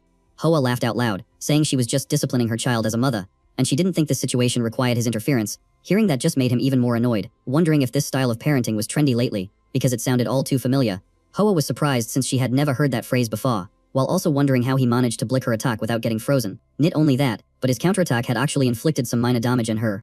That proved the magical power behind his strike was superior to even the head of the Tite family. Choi Arin, get Yen Lan out of here first, he ordered briefly. Choi Arin immediately did as told, while the girl protested loudly, insisting that this was her own personal matter. It might be your business, but take a look at your leg. You can't even feel it anymore, so don't demand to keep fighting. Before I teach you anything else, you should know that if my disciple gets injured, then as your master, do you really expect me to just stand there and watch? Those words made Yen Lan blush, and she obediently stepped back just as he requested. Hoa looked amused, wondering how a high school student could accept a disciple, but decided the fun should end right there. She emphasized that she only wanted to take Yen Lan away, and she didn't understand why he was acting so much like the girl's teacher. He asserted that he wasn't being influenced by anything. It was just that the two of them shared the same point of view. Of course, Hoa couldn't possibly understand a master and disciple relationship that was so intense. She charged forward again, wanting to test just how formidable this so-called master really was. He silently evaluated her, noting that while she looked cold on the outside, her temper was just as fiery as Yen Lan's. The previous kick had landed, but a direct confrontation like this still consumed a significant amount of magical power. The best tactic was to dodge first, while simultaneously aiming at her joints for an effective counterattack. Despite her age, Tite 9 Hoa was still incredibly agile. The moment his attack grazed her shoulder, she swung her hand to counterattack immediately, refusing to yield even an inch. Luckily, he wasn't slow. The undedged cleanly, though it was a pity the public gym had to suffer the consequences. If we are going to fight, then just fight. Why the hell do you have to unleash a barrage of ice and destroy the gym? He silently complained. Her attack created a string shockwave before it even hit the ground, and she could also fire ice from a distance, so she was definitely not simple. But I have to gently remind you, this equipment belongs to the school, so if you break it, make sure to pay for the damages before you go back to China. Hoa replied that if he managed to win, she would consider doing that. Destroying public property and then planning to bail isn't cool, but let's put the argument aside for now. Right in front of him was a hand aimed straight at his neck, and digging again would only cause more ice to shoot out, but blicking it directly would also consume quite a bit of magic power, even if it was a low damage attack. Then he decided to just break the move entirely, delivering a kick to Hoa's wrist that deflected her attack path up toward the ceiling. Taking advantage of the moment she froze because her magic power had been deflected, he closed the distance, smiled coldly, and threw a powerful punch right through her defenses. The result was that victory tilted completely in his favor, without needing to drag things out any longer. Yen Lan was stunned to see him overwhelm someone possessing the power of a constellation, and Hoa also had to admit that he fought very well. He replied that it was obvious, asking how borrowed power could compare to strength gained through training, and adding that was exactly why she had come here to become his disciple. Even though I acknowledge your skill, I still have to take the girl away, Hoa declared. This is the will of the Guardian Constellation, so even if I lose, thousands of people receiving orders from the Constellation will still come to take her back. Yen Lan felt choked with anger hearing that, feeling as if her own opinion was as light as a speck of dust. Hoa affirmed once again that the will of the Constellation was supreme, and that was the sole purpose of the Tite family's existence. Her face turned pale, wondering if she would really have to fight her own family, even though that was something she never wanted to do. That's enough. Seeing his new student falling into that kind of situation, Kim Ju Hyuk furrowed his brows and asked how he could meet the Constellation directly. Hoa was so surprised that she couldn't even answer that question immediately. He repeated himself, asking if she hadn't just said that because of the Constellation's order, they would never stop coming to capture Yen Lan. Then I'll just beat them and be done with it, right? That statement made Hoa truly panic. The only way for humans to have an audience with a Constellation is when it descends at the sanctuary. But that consumes a massive amount of mana, so it rarely happens. Furthermore, out of fear of punishment, the clan dares not deceive the Constellation, the one who can bring both sanctification and destruction. However, while Hoa was still explaining, Kim Ju Hyuk cut in, saying there was still another method that hadn't been mentioned. That is touching the holy relic and entering the world of consciousness. After hearing this, Tite 9 Hoa was completely shocked. She absolutely didn't think he would know about this secret. If he touches the Tite clan's holy relic, he will have the chance to have an audience with the Abyssal Eye King. But unlike reality where original power is restricted, the world of consciousness is the absolute territory of the Constellation. An ordinary person stepping in there would be crushed by the pressure from the Constellation to the point of being unable to bear it. Hoa asked point blank, knowing it's that dangerous. Do you still want to confront him? He replied nonchalantly, once I've decided, I don't hesitate. It's just that I can't proceed immediately right now. Letting an outsider touch the holy relic is not something the clan head can decide alone. The matter of taking Yen Lan back is postponed for 1 week, and during that time, no one will touch her or him. Hearing that, it sounded perfectly fine, but Tite Enhin Hoa still set a condition. If you lose in the world of consciousness and return here, how will we settle it? After all, letting you meet the Constellation unconditionally means we are taking the risk. Yen Lan heard this and just wanted to laugh in contempt. The main character didn't didge, frankly accepting responsibility for the result. Win or lose, he would bear it all. If I win for the rest of this life, you must not force Yen Lan anymore. I will raise her as my disciple. He clearly announced his conditions just like that. Hoa agreed and returned to the clan to prepare, but in her heart, she was still secretly cursing him as someone way too arrogant. 1 week later, Kim Ju Hyuk officially stepped into the audience with the Abyssal Eye King, the supreme guardian constellation of the Tite clan. A few days before that, at the Valhalla Dormitory, he had arranged his vacant VIP room for Yen Lan to stay temporarily. The VIP room was as wide as a 100 square meter apartment, with a value that must be calculated in the billions. Looking at the room as luxurious as a tycoon's house, the girl was completely shocked. What was more shocking was that she get to stay alone in such a vast space. He explained that this was originally his high-class room, but since he moved to another room, this place was left empty. Yen Lan blushed, asking softly, "Why are you so good to me? My clan matters are originally private business. If you turned a blind eye, no one would blame you. Do you help me just because I am your disciple?" she asked. And he admitted that was also part of the reason. but to be honest, he really didn't like those kinds of situations. Phrases like "I have a higher status, so you must obey." He felt annoyed just hearing them. It was precisely because he hated that kind of imposition that he interfered in this matter. Did Yanlan feel annoyed hearing that? Of course not at all. It's just the first time someone has stood up for me like this. I just want to thank you. He laughed out loud. Wait until you finish training with me, in pain and exhausted. I don't know if you will still be able to keep this gratitude then. Putting aside the thank yous, he switched to another issue he needed to ask about. The constellation protecting your clan is the Deep Mountain King, right? It is the Deep Snow King. He wanted to know what the personality of that constellation was like. Since she hadn't been close to her family for a long time, she wasn't very clear about it either. Rumor has it that even though the clan burrows his power, this constellation rarely interferes. Some people don't even know specifically who he is. Then why did the Deep Snow King suddenly order Yanlan to return? She didn't understand either, because there was almost no connection between her and that constellation. She wasn't even directly protected by the constellation like the other members. Anyway, she has no clue about the deeper details. She is not really on top of the situation. But our main character already has his own plan ready to deal with this. He told her to just rest up for now, and when they step by the Tight family home, she just needs to remember to be his personal tour guide. After dripping that line, Kim Joo-hyuk immediately turned his back and walked away, not bothering to stay for even a single second longer. Yanlan just kept blushing endlessly, her heart pounding chaotically without showing any signs of cooling down. Once he get back to his private room, he immediately called Adelia to ask for a little assistance. First he mentioned that he had just had a pretty intense standoff with the head of the Tight family. Adelia cut right in as soon as she heard that, her voice full of worry as she asked how things ended up like that. Joo-hyuk explained that they came demanding to take their daughter back, but he didn't agree, so the two sides exchanged some harsh words. The consequence was that he wrecked a few pieces of gym equipment at the school, so now he had to ask Adelia to step in and handle it for him. Luckily for her, this was just a matter of replacing some furniture, nothing too serious to worry about. Besides that, Yoo-hyuk also took the chance to ask about the Tight family's constellation, seeing if Adelia had managed to grasp any news. Family head Bentrick had only heard vaguely that the constellation went by the name Deep Snow Mandarin. Since she didn't get involved in internal family affairs, and the Tight family operated so secretively, she didn't know any other details. Zohook suddenly remembered Morn, so he immediately asked if the little girl had woken up yet. Adelia sighed and said not yet, mentioning that she showed absolutely no reaction at all.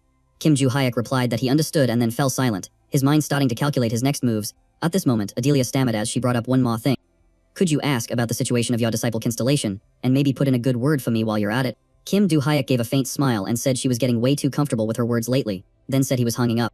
Adelia panicked and apologized profusely, but he had already hung up the phone quite some time ago. Who exactly was the Deep Snow King that nobody knew anything about him? Vocha found it strange, but the more suspicious thing was actually Kim Joo-hyuk. He didn't understand what was so strange about himself, since usually when he met an opponent, he would just rush in and fight. Vocha remarked. The main character admitted that, but even though he was stronger than before, he knew he still hadn't reached the level of power he had before his resurrection. Rushing in to fight without knowing the opponent's true strength was indeed too reckless, especially since the mental realm was the constellation's home turf where they could unleash their full power. But why did Vocha get weaker when inside the mental realm? With his original power, he should have been in par with other constellations. Vocha said that if Joo-hyuk wanted to battle within the mental realm, he could reveal a few important secrets. Power in the mental realm does not depend in the physical body outside at all. Hearing that just filled his head with question marks, wondering what on earth he was talking about, because it was so confusing. You can utilize power based in your own body? That's just physical power anyway, isn't it? Are you kidding me? Kim Joo-hyuk started to get annoyed. Normal people think that way whether they are outside or inside the mental realm, but you are not a normal person. Remember that well. Joo-hyuk heard it and began to vaguely understand Vocha's point. The remaining task was very clear. Go to the temple and take down that constellation. 1 week later, Yoo-hyuk brought Yanlan to the Tight family estate as promised. The Tight family lined up to welcome them as grandly as if receiving a head of state, with Hoa standing at the front of the group. Hoa gave a faint smile looking at the two of them, saying she thought he would have run away for good. I'm not that kind of irresponsible person, so can I touch the holy relic now? Provocations like that had absolutely no effect in Kim Joo-hyuk whatsoever. Usually, it was his own mouth that made other people go crazy. Hoa signaled for him to follow, while he patted Yanlan in the shoulder and told her to just wait, assuring her that he would be back. Hoa led Kim Yoo-hyuk into a room covered in white snow and freezing ice. Yanlan's mother bent down into the snow and pulled up a chest that was buried underneath. While opening the chest, she said that after returning to the Tight family, she wondered what would happen if the constellation lost to him. Then she thought that if Yoo-hyuk lost, having him serve as a servant for the Tight family would be quite interesting.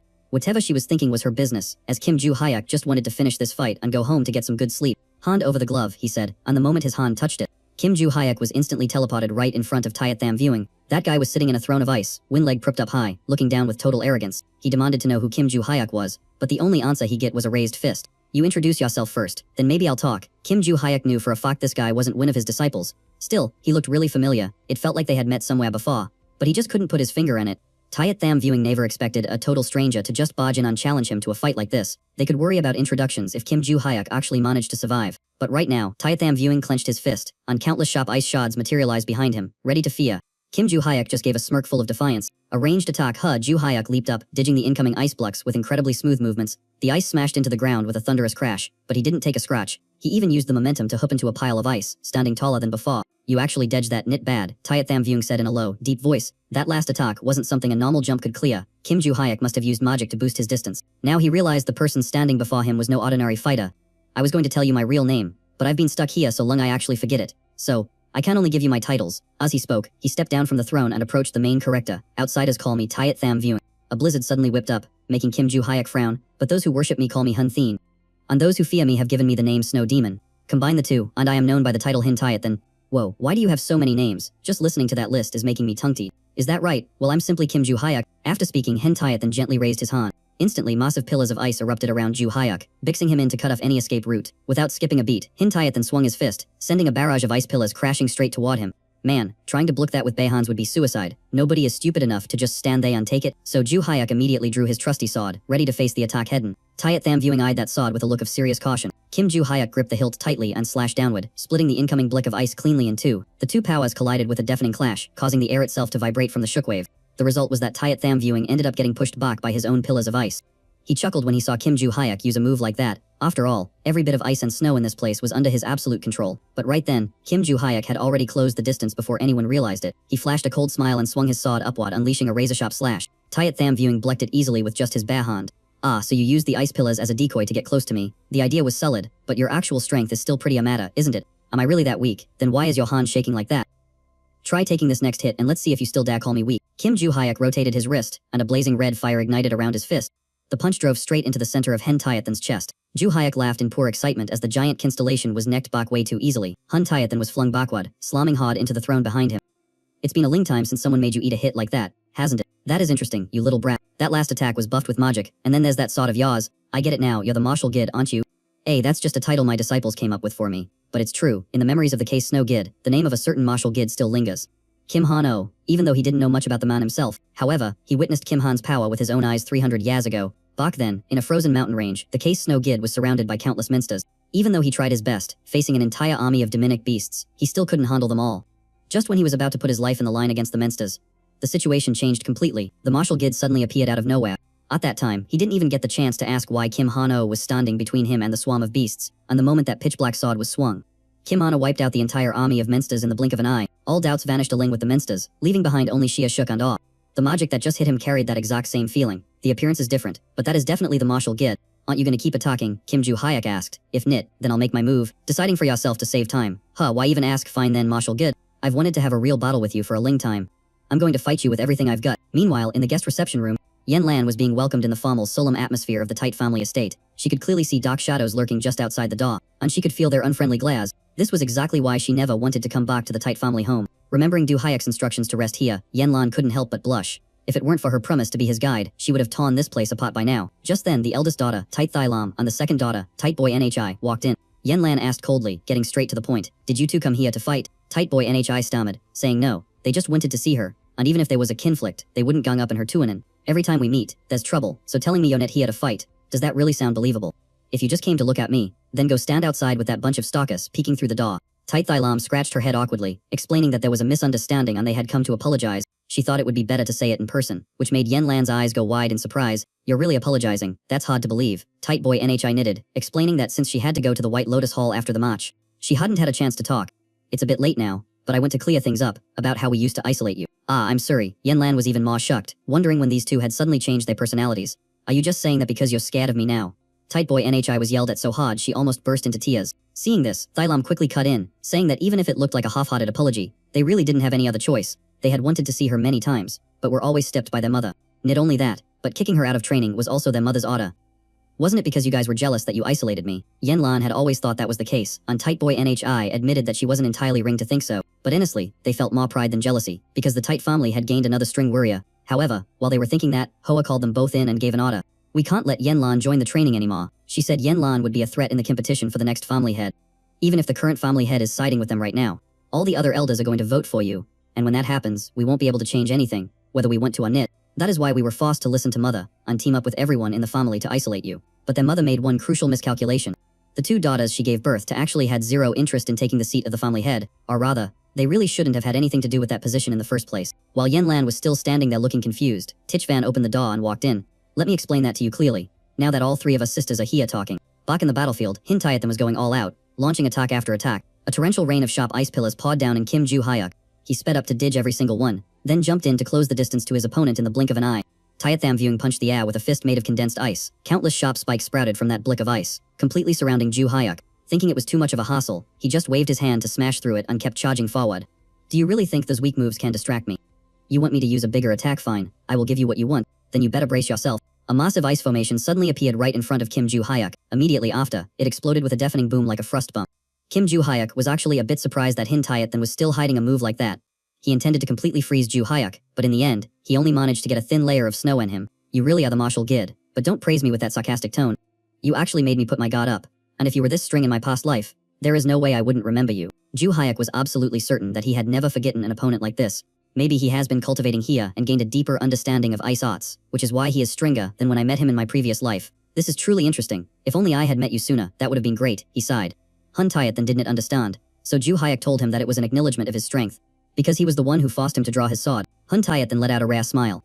But instead of just being satisfied with that compliment, he stepped mid-sentence, condensed his magic into a giant ice fist, and then continued speaking. I will surpass you, he shouted, and then threw the punch with everything he had. Kim Joo-hyuk smirked, then swung his sword and slashed straight at him. The two figures rushed past each other like the wind, and Tayatham let out a bitter laugh. Forget about surpassing you, I have not even reached your level yet. He fell to his knees in the ground, while Joo-hyuk stood there, radiating power. Back on the outside, the white glove was continuously emitting a mysterious blue light. HWA was still standing guard right next to it, and the battle was taking longer than she had anticipated. She thought that since Kim Joo-hyuk only used strange magic, the constellation of the Tight family was testing him. Right at that moment, she noticed the blue light starting to fluctuate. This was a sign that consciousness within the mental realm was being damaged, yet Kim Joo-hyuk looked completely calm. HWA had not even finished her sentence when Joo-hyuk spoke up. I have defeated your constellation. Tight Manhwa naturally couldn't believe her eyes when she heard those words, but right after that, the system interface popped up with a confirmation message. The King of Deep Snow pays his respects to Kim Joo-hyuk. This message left Tight Manhwa completely stunned, freezing her in place. How could a mere high school student possibly take down a constellation? She simply could not accept such a ridiculous reality. If you don't believe me, go ask your constellation yourself. Saying that, Joo-hyuk patted her gently in the shoulder while she was still in shock. By the way, you did say that if I won, you wouldn't make things difficult for Yanlan anymore, right? He flashed an unreadable smile. But I think we need to tweak those conditions a little bit. Right after that, Joo-hyuk went to the living room to pick up Yanlan, telling her to leave with him the moment he walked in, completely ignoring everyone else. Then he realized the room was actually pretty crowded. What are you all gathering here for? Tayatham was visibly relieved to see Kim Joo-hyuk safe and sound. She hadn't expected him to actually show up. He remembered that Tayatham was the leader of the White Lotus Guild, so he had assumed she wouldn't be there. Yanlan asked if everything was resolved, but Joo-hyuk told her he would explain in the way, since there were too many prying eyes here. It wasn't just her, even he could clearly feel the scrutinizing gazes of those waiting to see some drama unfold. That afternoon, the two of them left the Tight estate, with Yanlan wondering if this counted as running away from home with a boy. You came back so quickly, so you must have lost, right? Joo-hyuk froze in his tracks, while she continued with her assumptions. It must have been really hard for you, facing a constellation alone without any holy power protection. Well, she wasn't wrong about the difficulty. Yanlan was curious to know what kind of condition her mother had set if he failed. Joo-hyuk casually mentioned that she wanted him to become a slave for the Tight family, which made Yanlan's eyes go wide. He even teased her a bit more, wondering if he should actually tell her the truth. I should have stopped you, I heard everything from my sisters, Yanlan said, her voice full of guilt. But my mother is an extremist. She's willing to bet her own life just to keep her position as the family head. She has been eyeing that seat ever since she was young. That's why my aunt Tayatham once advised her to let go of her ambition. But after she actually became the family head, her greed only grew deeper. She wants to hold into that position for her entire life, always staying in guard against the elders.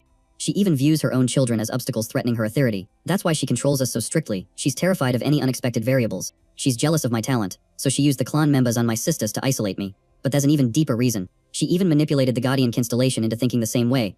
It's so ironic, considering I never wanted to be the family head in the first place. Hearing this, Kim Joo-hyuk bluntly remarked that it was truly crazy. He planned to let Yanlan keep misunderstanding the situation a little longer. But seeing her thoughts drifting too far, he decided to just tell her straight out that he had already defeated the constellation. Yanlan thought he was joking, but this clearly wasn't a matter to joke about. The trouble started when the constellation demanded you return after you left the White Lotus Palace. Right. However, from what you've said, it seems that constellation isn't exactly interested in managing the family. That was why he had asked the entity directly within the mental realm. After his victory, Joo-hyuk didn't leave immediately. Instead, he called in the case Snow Gid to wake up. He ordered the entity to stand up and answer a few questions. The case Snow Gid asked what he wanted, and he replied, I heard you were the one who called Yanlan back to the family. Why did you do that? The current head of the Tight family asked me to. She said her youngest daughter needed my holy power for protection. She thought the girl would listen to a constellation with authority in the clan, so I issued the command to bring her back. So that was the truth. All this time, he had thought the constellation was the one who abandoned Yanlan. The case Snow Gid was surprised. Saying this was the first time he had heard such a thing, didn't even know the youngest daughter's name was Yanlan until now. So it turns out, you were being used by the family head too. That means Hoa completely deceived everyone around her. She used vague words to make everyone misunderstand the situation. The clan head used the constellation to achieve her own personal goals. Yen Lan was trembling with rage when she found out her stepmother tricked both the clan and the constellation for her own benefit. She even pushed Yen Lan's life into a dead end just to keep her seat as the clan head. That is truly disgusting. So I demanded the constellation council the pact. The covenant between him and the clan head was voided right then on that. Hor immediately received a notification that the Deep Snow King had revoked all granted power, and the pact was officially broken. Her face twisted in despair as she lost both her power and her standing. So, you do not need to do anything else yourself. Yen Lan blushed and quietly whispered her thanks. Kim Ju Hyuk said family matters were settled, and now it was time to worry about bigger things. Time to get back to physical training. The two of them had no idea a guy in a skull mask was secretly watching from afar. He asked his master if he needed to keep tailing them. The two-hand figure ordered him to stop tracking on switch to investigating that person's enemies. At a secret base, the members were summoned for a meeting. This place was full of people with extremely weird outfits and vibes. A purple-haired woman wearing a tooth pattern mask asked the reason for the gathering. The white-haired blindfolded guy said it was by order of the Constellation Lord. Everyone knew that, but didn't the Constellation previously order the death of Kim Ju Hyuk? Why ask to find his enemies now? Simply because the Constellation has changed his mind. The purple-haired woman asked who received the first order and took action. The skull mask spoke up and accepted the mission. She asked what kind of person Kim Ju Hyuk was, and he replied that he was a very strange guy. He had trailed Ju Hyuk to investigate, but the results were surprising. He could not find any useful information at all. All he knew was that Kim Ju Hyuk grew up in an orphanage and no one knows who his parents are. Other than that, his background is completely blank. He continued to monitor him and wait for further instructions from the Constellation, and he witnessed with his own eyes the kid defeating both the members and the Constellation of the Seal Clan. After that, the Constellation issued a stop order. The target was switched to finding the enemies of Kim Ju Hyuk. Once he knew that Kim had taken down the Guardian Constellation of the Seal Clan, the Skull Mask was in the middle of his story when he received a message asking if the Holy Stone was ready. He replied that everything was set. Then the Constellation asked if Kim Ju Hyuk's enemies had been identified yet. The Skull Mask listed 3 names, the Bentrick family, Yuxinya, and the Aiju sect. The blind guy said that Yuxinya and Yuriusing are evil organizations, while Bentrick is a prestigious family in England. However, the Bentrick family has recently been acting friendly toward Ju Hyuk, so it is unclear if they are friends or foes. There is also news that the Baekjang assassin group is targeting Kim Ju Hyuk, even though they have not officially made a move yet. The blind guy thinks they just want to get attention that way. The new order issued is to wipe out all of his enemies. The next morning, as soon as he arrived at the training room, Kim Ju Hyuk received 3 text messages from Choi Aran that just repeated his name. She said she was taking the day off from training to go back to her hometown to pick up something important. That doesn't sound ordinary at all. What is it, exactly? If I can bring back a sacred relic, that would be perfect. There is a high chance that Choi Jin's constellation is actually one of his disciples. After the battle with the Tite family's constellation, he examined the ancient artifacts he had collected, but he didn't find anything special. All while the catastrophe on the Tower of Destruction are getting closer. Every single disciple is incredibly important, yet the progress is lagging behind. Hearing that the White Lotus Guild possesses quite a few sacred relics, he is seriously considering paying them a visit. While he was deep in thought, a guy wearing a Black Panther mask walked right up to him. Kim Ju Hyuk took one look and recognized it immediately. This style, it screams, black market. The guy suggested they go outside to talk privately, to avoid attracting attention within the school. He told Yen Lan and Yu Soyan to just wait there while he stepped away for a moment. Yen Lan didn't object since she saw this as no big deal, but Yu Soyan was confused about why he had to be so secretive. Ju Hyuk didn't explain further. He just turned and walked away, leaving the 2 girls to continue their bickering. The Black Panther mask introduced himself, stating he came from the market. He had already guessed that much from the outfit on that distinctive mask. But isn't the black market supposed to strictly protect client confidentiality? Coming all the way to a school to call someone out like this, isn't that just destroying their own reputation? The guy told him to calm down, saying he was only there to deliver a message. It was a letter sent by the true master of the black market, the constellation rumored to be the ruler in the shadows. If you can read and understand it, and are able to answer, then come to the market to meet him. Able to answer, what does that even mean? The Black Panther mask said the letter was also sent to a few other people besides him. The constellation is looking for someone who can truly decode its content. The guy insisted that he had absolutely no idea what was written in the letter. If you understand it and want to respond, just come to the market. The constellation master is waiting. After saying that, the guy bowed and left. Vach immediately appeared, all nosy, asking what was written in the letter that was supposedly unreadable. I'm going to the market. You decided that quickly. Because the characters in this letter were created by me. He smiled with genuine interest. By this time, Kim Ju Hyuk was already wearing a hat and walking down the street. Vach kept nagging that lately, the master has been going out all the time without any prior notice, and honestly, it was true. Ju Hyuk explained that he had already negotiated with the white-haired teacher, Lily. Lily agreed because his previous performance was good. Now, he just needs to report Minster information on how to handle them. And that's enough. Vach was still wondering, asking if the master really said he created the writing system in the letter. He confirmed that was correct. But that was 300 years ago. There are still plenty of writing systems in existence now, aren't there? He wondered if he should mention that this was part of his training, but decided to keep that to himself. Anyway, change the subject before I drag you into my mental realm for a beatdown. Vach could only sigh, accepting that unreasonable subject change. Darkness completely covered the sky as he pushed open the iron gate and stepped into the market. Ju Hyuk once thought he would never return to this place, yet here he was, standing right in it again. He guessed that the purple sky above must be related to the constellation he was about to meet. 300 years ago, this place also had a similar purple hue. As soon as he reached the gate, someone came out to welcome Kim Ju Hyuk. A young man wearing a black cat mask asked if he had come because of the letter. He knitted and asked where to go next, and was requested to follow him. He asked if he needed to wear a mask, but the other party told him it was not necessary since they would be taking the side entrance, located at the Zone 7 market, inside a massive skyscraper that pierced the clouds. Yu Soyan gazed out at the scenery, wondering to herself where that black cat could be hiding. Vach nudged him, telling him to take a look outside the window. That yellow section of the building over there is entirely made up of stacked banknotes. He couldn't quite remember if there was a building like that. The last time he came here, right at that moment, the market leader appeared and called out the name Kim Yu Hyuk. Did you bring the answer to the letter? Let's cut to the chase and get straight to the point. I do have it, but I can't answer you in the usual conventional way. What do you mean by that? Well, let me see the content then. Give me a pen and some paper.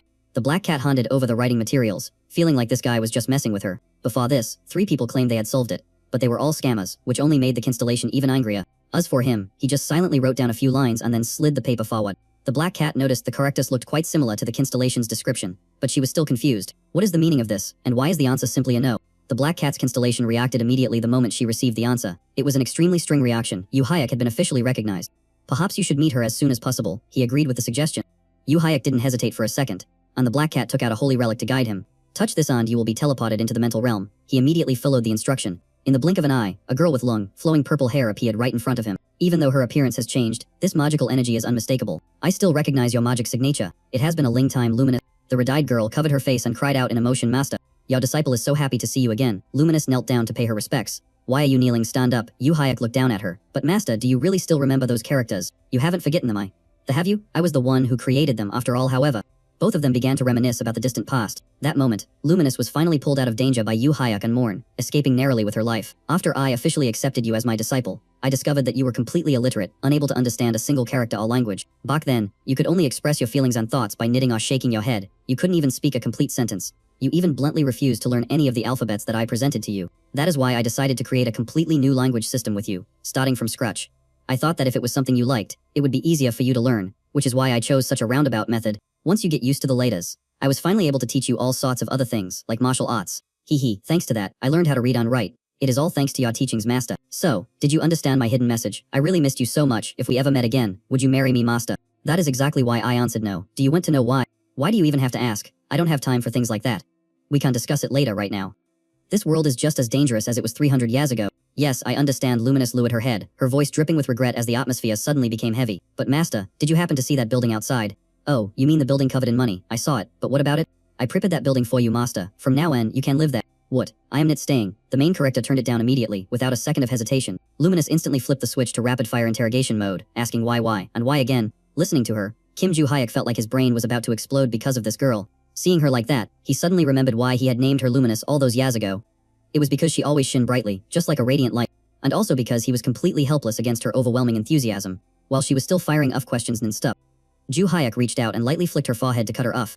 Calm down, he reminded her. Don't get yourself all worked up like that. Luminous clutched her forehead, her voice full of grievance. Master, don't you like my gift? You said it was exactly what you needed back then. Did I ever say I wanted someone to build me a building made of actual money? Yes, Luminous replied with absolute certainty. She clearly remembered someone saying they really wanted to live in a building covered in cash. Back then, she had even asked if it should be built with real money. That's right, it has to be as big as a mountain. Wasn't that your dream, Master? Should I really call that a dream? Well, I guess you could look at it that way. After the world is at peace, I want to live in a building plated in gold and money. But that wish is still a long way off. So, study hard and get stronger, put an end to the disasters as if they never even existed. Only then can I do what I like, if you understand, then get back to training. Yes, sir. From that day on, Luminous vowed to herself that she would become stronger at any cost. I will fulfill Master's dream, even though I couldn't do it while you were still alive. And now, 300 years had passed since peace returned to the world. I have finished building that money-covered tower, really. Wait a minute. Does that mean you knew I would be reincarnated, so you prepared that building in advance? Yes, although I didn't know who Master would become. I received a notification stating that you would definitely be reincarnated. If that notification window hadn't appeared then, Yu Hyuk's eyes went wide. Hey, I probably would have gone insane. Luminous flashed a slightly ominous smile. I did. I wouldn't have been able to stip you.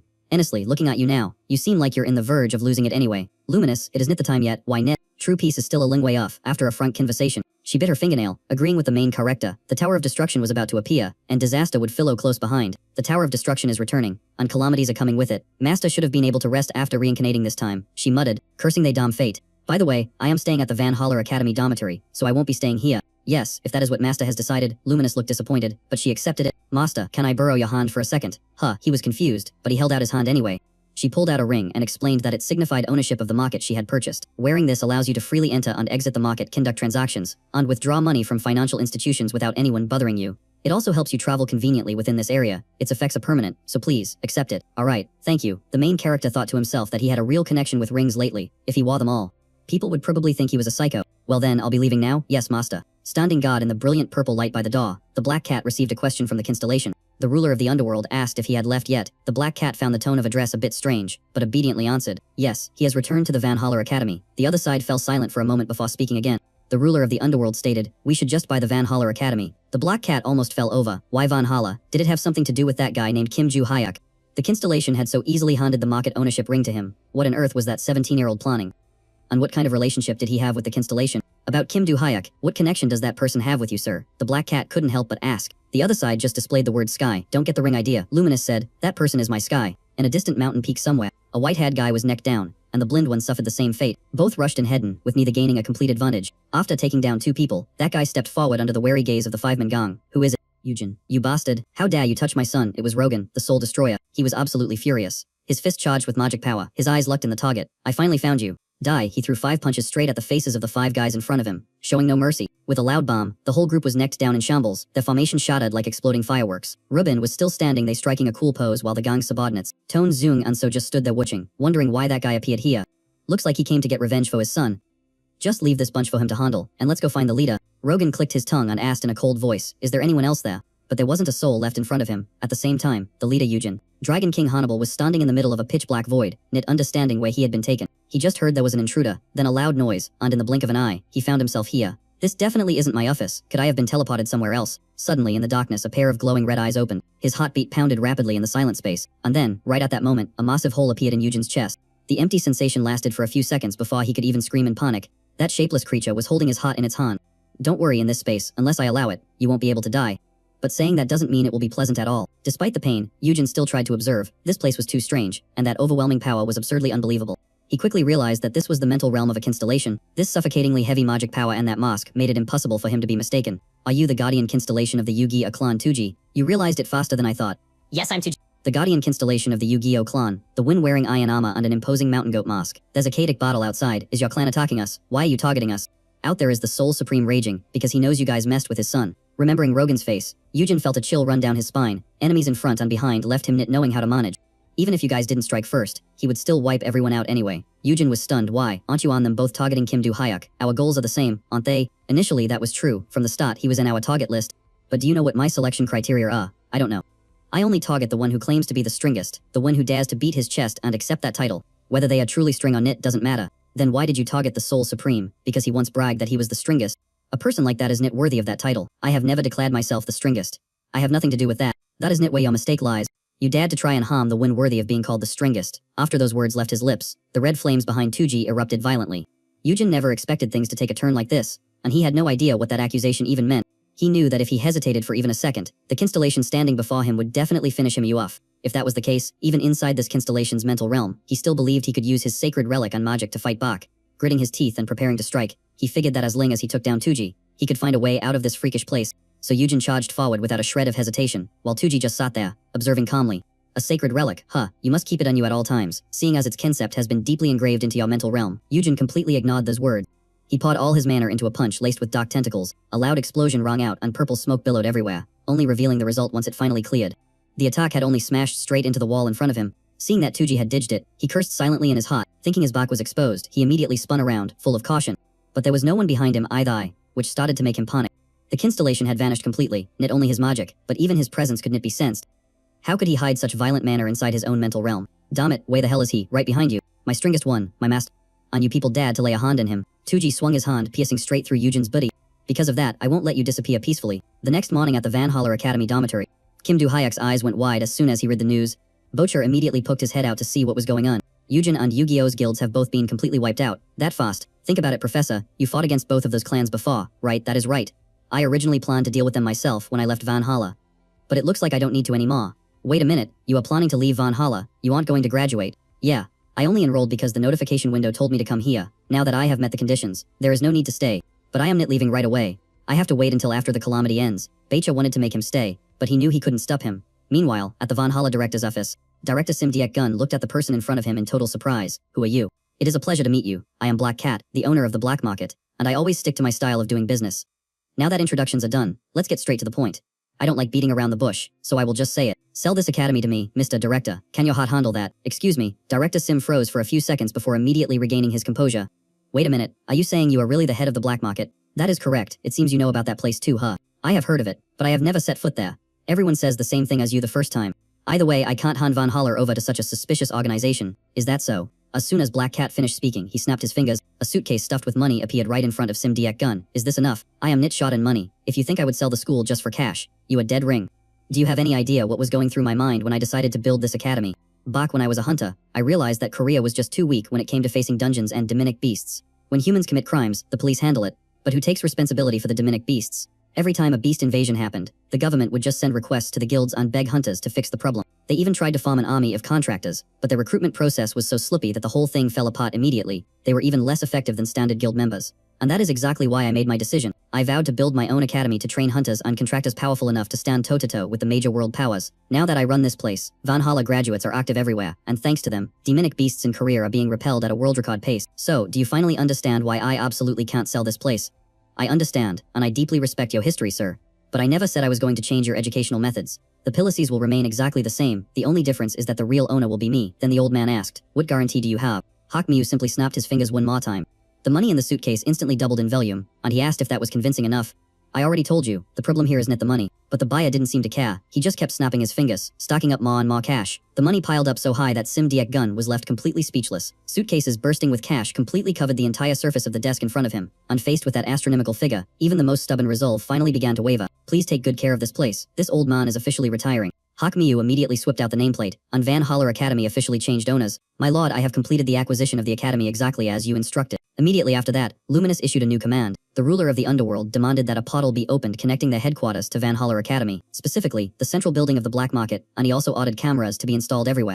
Cameras, I thought the school already had a security system in place. The ruler simply said to install more of them, and the subordinate quickly replied, yes sir, I understand. Now I can finally keep an eye on this pest's tailing my master. Luminous smiled with a hidden meaning. After school, Vach remarked that the campus seemed a bit chaotic today, didn't it, Professor? Really, I didn't notice much. Maybe the faculty is just busy with something.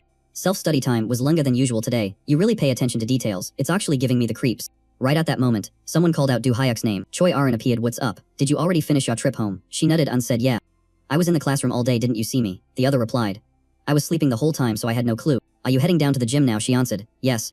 Then let me tag along. There is something I want to show you, he asked. Why so secretive? The group of 5 gathered in the gymnasium to see exactly what Arin was planning to do. She slowly assembled the sword, and everyone watched in surprise. This sword is different from the one I've seen before, isn't it? That's right, I went back to my family estate specifically to retrieve this. Kim Du Hyuk was a bit taken aback, because that sword was radiating an incredibly powerful magical energy. This is the heirloom treasure passed down through generations of my family. Hearing that, Soyeon immediately let out a scream of astonishment. Is that the Blue Moon Sword, the legendary relic of Choi Jin-ga? Yes, after passing the family's trial, I became its official successor. But isn't it too dangerous for a high school student to carry such a treasure? She replied that the family had agreed. So it's not a problem. Du Hyuk, is it cool if I practice with the Blue Moon Sword? If you want to, go ahead. It's not like that's a big deal to our main character. Once it's in his hands, he can't handle anything. But before you start, can I hold it for a sec? Soyeon objected fiercely, asking how he dared to touch a treasure holding a constellation's power. Which honestly just annoyed the heck out of the main character. It's fine, Arin handed him the sword anyway, which only made Soyeon scold her for being way too easygoing. The moment he touched the sword, he felt something strange. The magic power coming from it felt weirdly familiar, like he had encountered it somewhere before.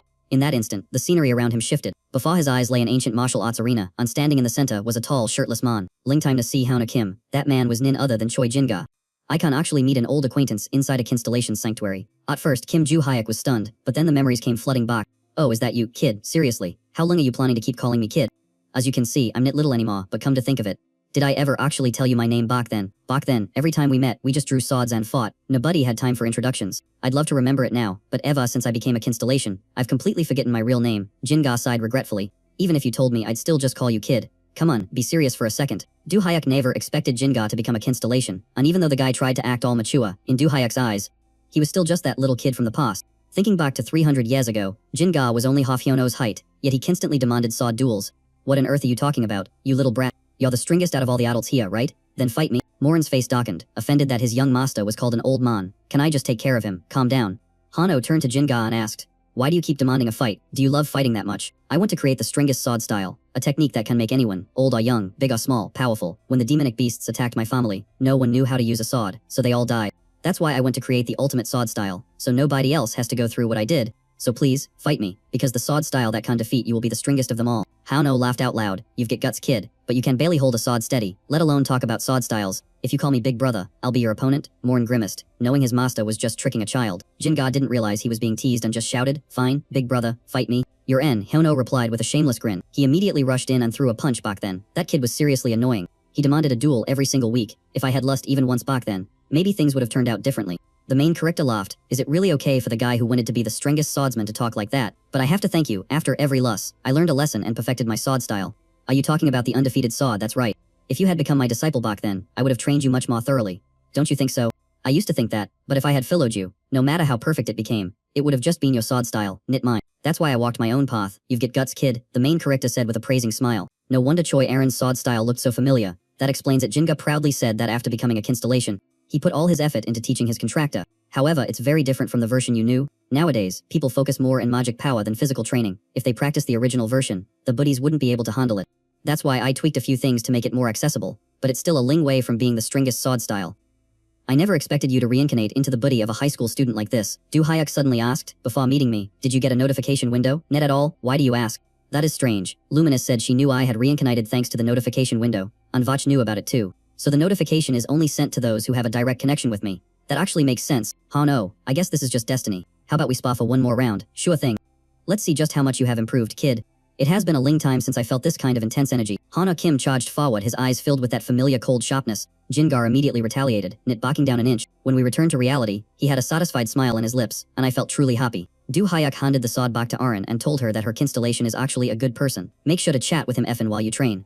Okay, yes I will. Arin agreed immediately, completely unaware that her constellation had just gotten beaten to a pulp by our protagonist in the mental realm. Lying in a dirt pit, the constellation mumbled to himself, this is seriously not fair at all. Meanwhile, back at the Tite clan estate in China, the elders of the Tite family were gathered around a round table, discussing important matters. Tite Van spoke up first. Elders, may I ask why you summoned me here? The third elder replied, the position of the female clan head is still vacant. We need to select a successor as soon as possible. There was a suggestion to invite the guild master of the White Lotus Guild to take the position, but according to tradition, a guild master can't serve as the female clan head.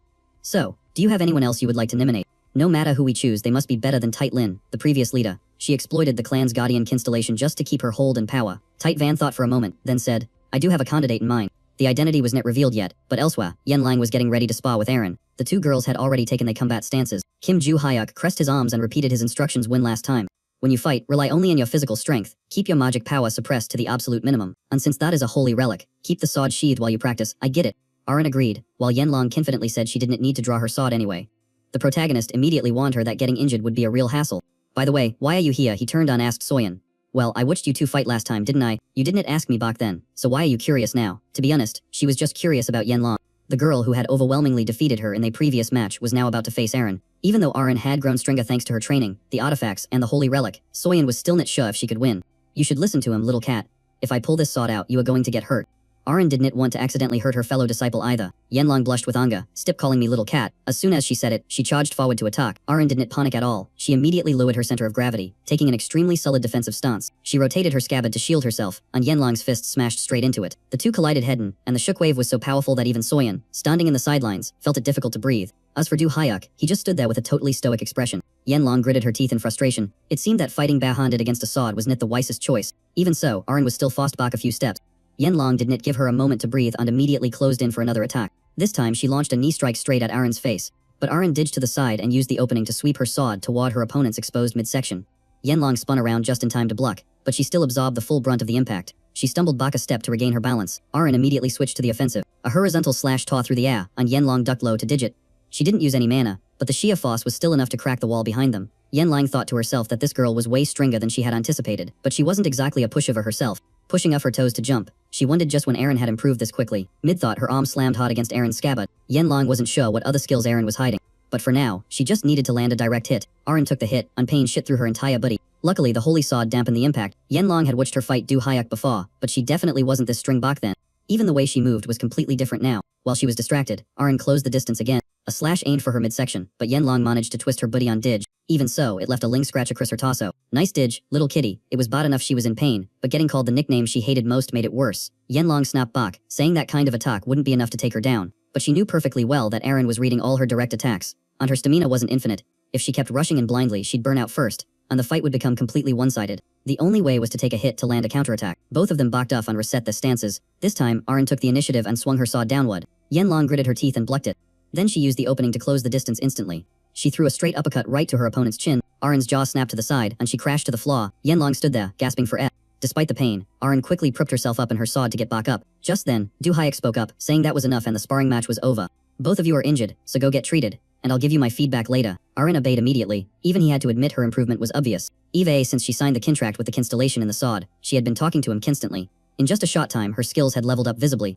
He turned to look at Yanlong, who was pinting heavily in the other side. You okay? Yeah. She looked at the hand that had blicked the sword, realizing she had only survived by taking a risk.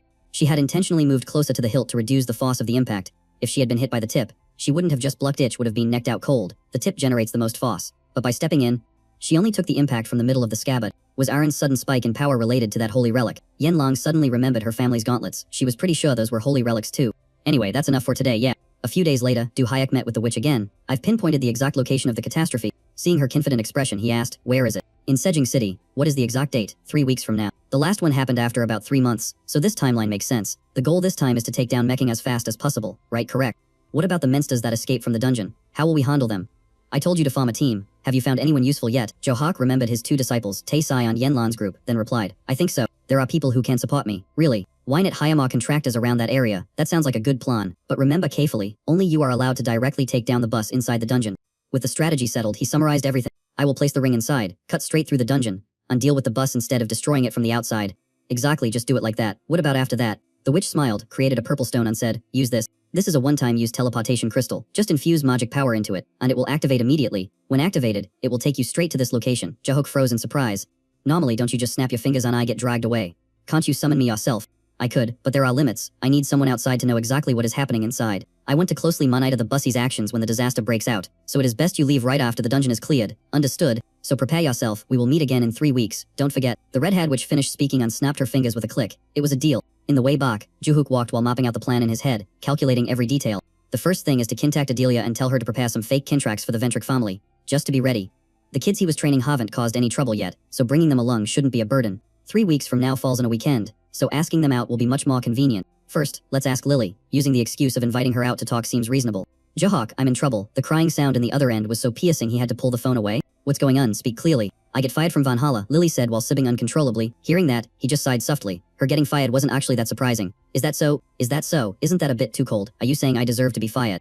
She really had a sharp tongue, but even if she acted a bit silly in front of him, she still did a pretty good job as an instructor. Even though she wasn't at the top of the evaluations and wrote articles about mensters outside of class, she still completed her duties. He fell silent in thought. Replacing a regular instructor in the middle of the semester was indeed a bit strange. Lily cried and complained. Even if the chairman changed, it shouldn't be this sudden. Wait, the chairman has already been replaced, but it's a secret from the students, so no news or articles have been published. Hearing that, he found it even more suspicious. What kind of situation required secretly changing the chairman like that?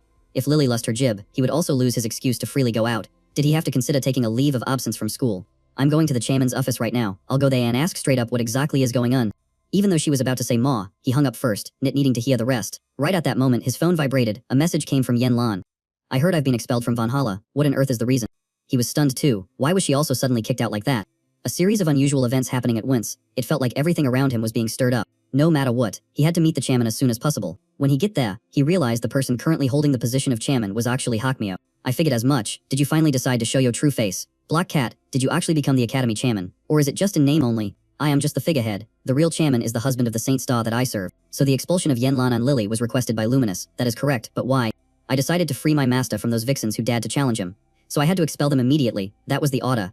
I was even planning to expel student Choi Arin too. He mentioned it once, but then he told me to hold back and revoke the expulsion order. I do not really care about anyone. I just teach and use them. But knowing they get dragged into this mess because of me does not sit right with me at all. A notification panel appeared in front of Hakmyo. The master of the netherworld responded with a disappointed voice but still approved it.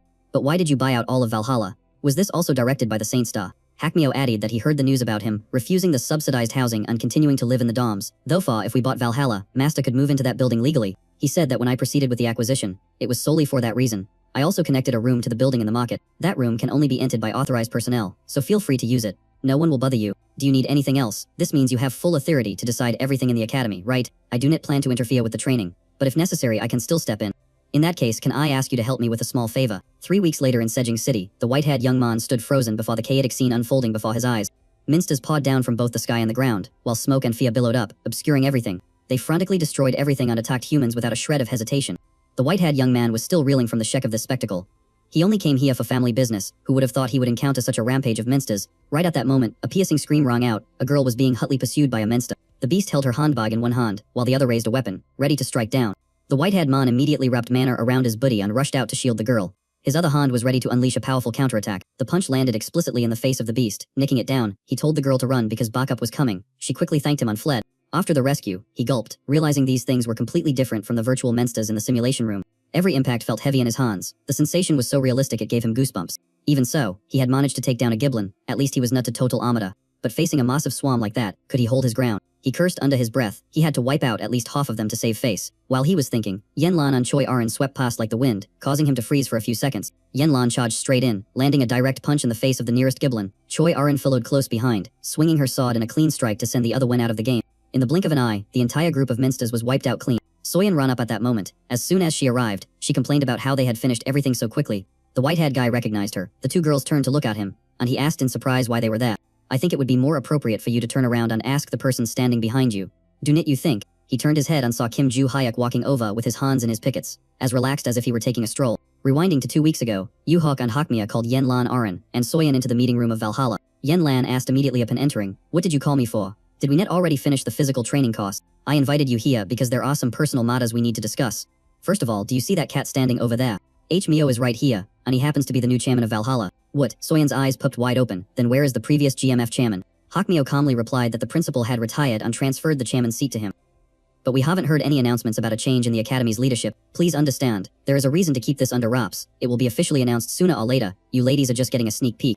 I am Hakmyo. I look forward to cooperating with you. Soyeon gave a slight nod in return. Yoo-hyuk continued, the new chairman appeared because I proposed the creation of a special department, and he approved it. This will be a special class that allows students to freely participate in extracurricular activities without following the traditional curriculum. Are you interested? Yenlang pointed at herself and asked, so I just train like usual, correct? But you will get to go out and hunt magic beasts, in reality a clear chance to significantly increase your strength. How does that sound? The girl knitted furiously after hearing that. Then what are we waiting for? I'm joining right now. Arin also agreed if that was his intention, leaving only Soyeon who still hadn't quite caught up with the situation. First, let me ask, is the new chairman actually Hakmyu, the owner of the night market? Correct? You know about the black market? I thought it was just a rumor in the internet. I didn't expect it to actually exist. How can a black market boss appear publicly and even sit in the academy chairman's seat? Hakmyo just smiled and said he was involved in many fields. So why was Kim Yoo-hyuk's proposal to open a special class approved so quickly? Did you two know each other beforehand? Although Soyeon said she couldn't keep up, her analysis was extremely sharp. He nonchalantly admitted he knew Hakmyo, making her think even more. Being string was one thing, but being close to a black market bus meant he was far beyond a normal student. Seeing that look in her eyes, the main character didn't bother explaining, simply asking if she was joining. Of course, who would refuse a class that also relieves some burdens? Mayo added a reminder that being exempt from basics and written exams came with conditions. You girls will have to participate in public events like debates or practical exams in front of the public. At first I thought so too, but after careful consideration, I realized I also have to think from the school's perspective. Students receiving the highest privileges need a convincing enough reason for the other students and instructors. Therefore, the first members of this class must be string enough to be recognized by the whole school. If Valhalla's stringest student joins a special class and shows nothing, it is a shortcoming. So I hope you actively participate in extracurriculars to raise the academy's status. You can't just go out hunting magic beasts and leave it at that, right? Hunting monsters is fine, but if you demonstrate your strength before other students, it's even better. This is a request from the Valhalla chairman. Not just Hmu. He thought to himself that this guy was suddenly taking the chairman role seriously, thinking he just bought the academy for fun. Spending a ton of money on managing it poorly would be a huge loss. The main character couldn't argue, so he asked if anyone changed their mind. Yenlang said she wasn't changing anything, so she was still in. Aaron and Soyeon were also determined to seize this opportunity. He smiled with satisfaction. So, the first extracurricular activity will be, what else? We're heading into the dungeon, naturally. Just didn't expect to run into an acquaintance here. Oh, is that Yoo-hyuk? Why are you here? I should be the one asking. I came back here for the weekend since my parents' house is here. And suddenly case broke out. What about you guys? Yoo-hyuk lowered his sword and gave an order. Choi Arin Yenlang prepare for action. The two girls responded curtly. The group immediately charged forward like a squid sweeping the battlefield. Ahead was a horde of stone-armored giblins, winged ones, and all kinds blocking the way. He smirked and drew his sword. We're here to take care of this lot. Having said that, a sword slash swept through, and a whole row of giblins fell flat. He continued to rush in, throwing a punch straight at the faces of the remaining giblins. With just one swing of his arm, from the big ones to the small ones, all were neck down. Rotating his shoulder lightly, he remarked that it was decent. The group behind, especially Hyuk, seeing his power for the first time, dripped their jaws. He wondered if this person was always this domineering. They were even high-level magic beasts, mixed in that they hadn't faced in MIC exams. Yet he handled them all with a single blow. Right at that moment, a man appeared next to him, silent as a shadow. I have detected a dungeon that seems to be the source of this disaster 5 kilometers away. and the concentration of magic beasts around it is incredibly dense. What about the Bentrick family agents? They are currently evacuating civilians, while trying to limit the damage caused by the beasts. Morn, has your constellation still not woken up yet? There is still no response from him. He fell into deep thought. It has been 3 months since she went into recovery with no sign of movement. Well? Dealing with these magic beasts isn't it too hard anyway? Maybe her abilities are only good for small free opponents. Tell the Bentrick family to stop posturing in those flashy capes and focus on healing and evacuating the civilians. Hearing such blunt criticism, the guy couldn't help but stand there in shock.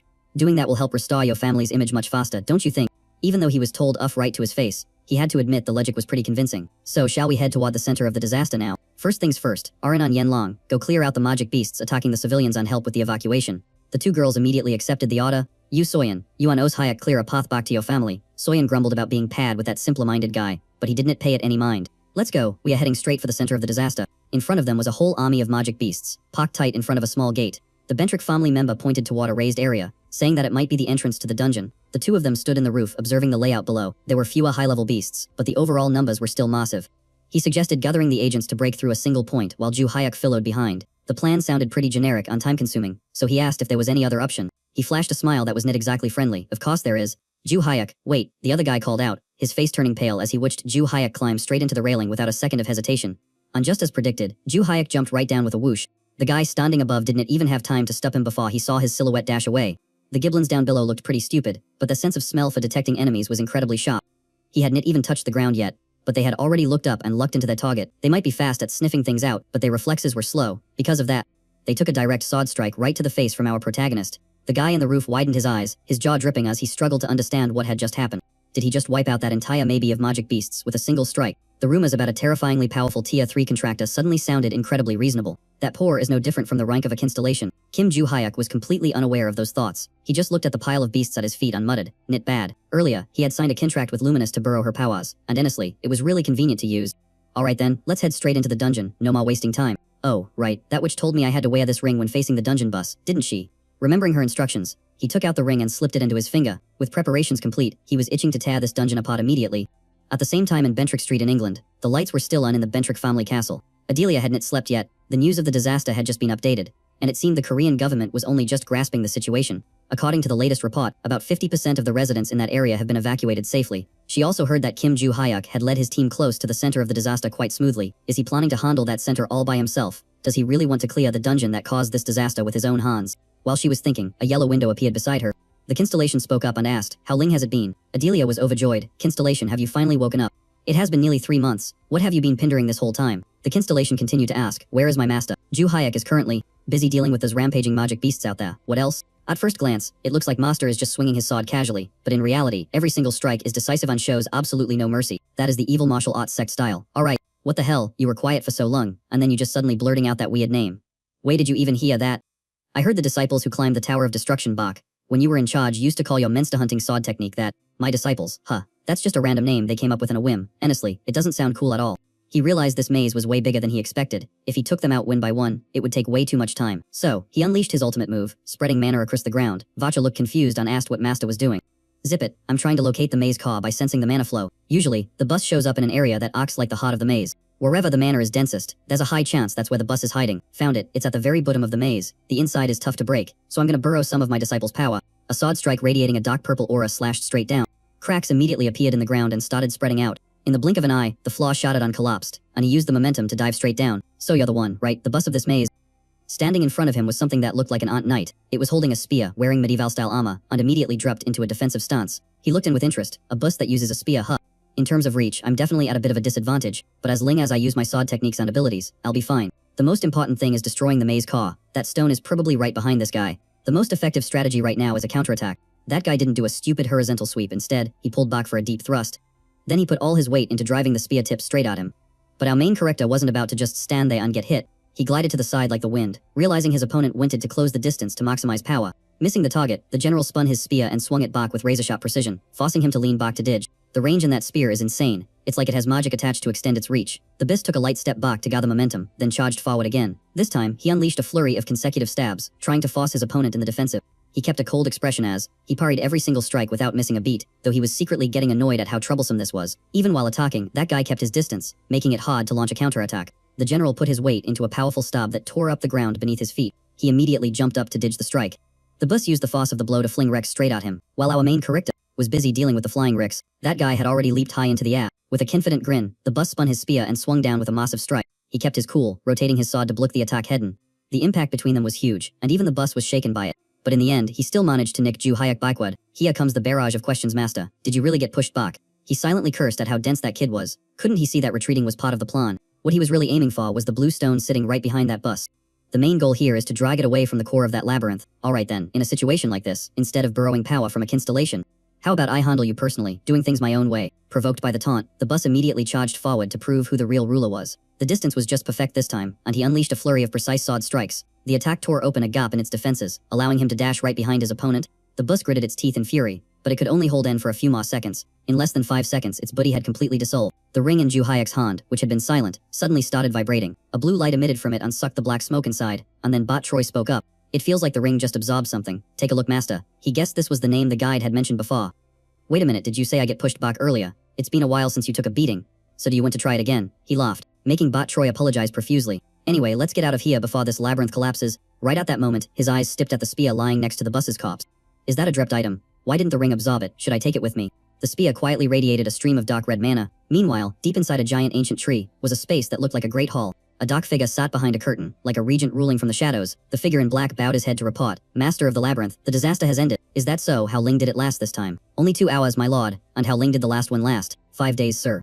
The master paused for a moment. The time was shortened that quickly. I thought the difficulty had increased, thanks to creating those who bear the name of constellations, and copying their abilities. Yes, that is correct. Did anyone play a special role in stopping the Making disaster this time? Making disappeared so fast that I could not observe it in time.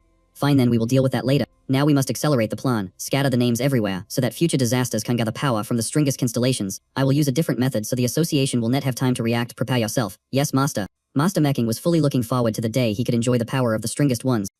The news of him clearing the disaster so quickly made it to the front page. This attracted countless eyes, including a platinum-hard young man with a strange mark in his eye. He stayed intently at the screen and muttered to himself, after dealing with the assassination squad, now he even clears a dungeon disaster. That is just great. The white-haired man smiled a calculating smile. He is the perfect target to raise the guild's reputation. That was Ruby, the leader of the alchemist zone.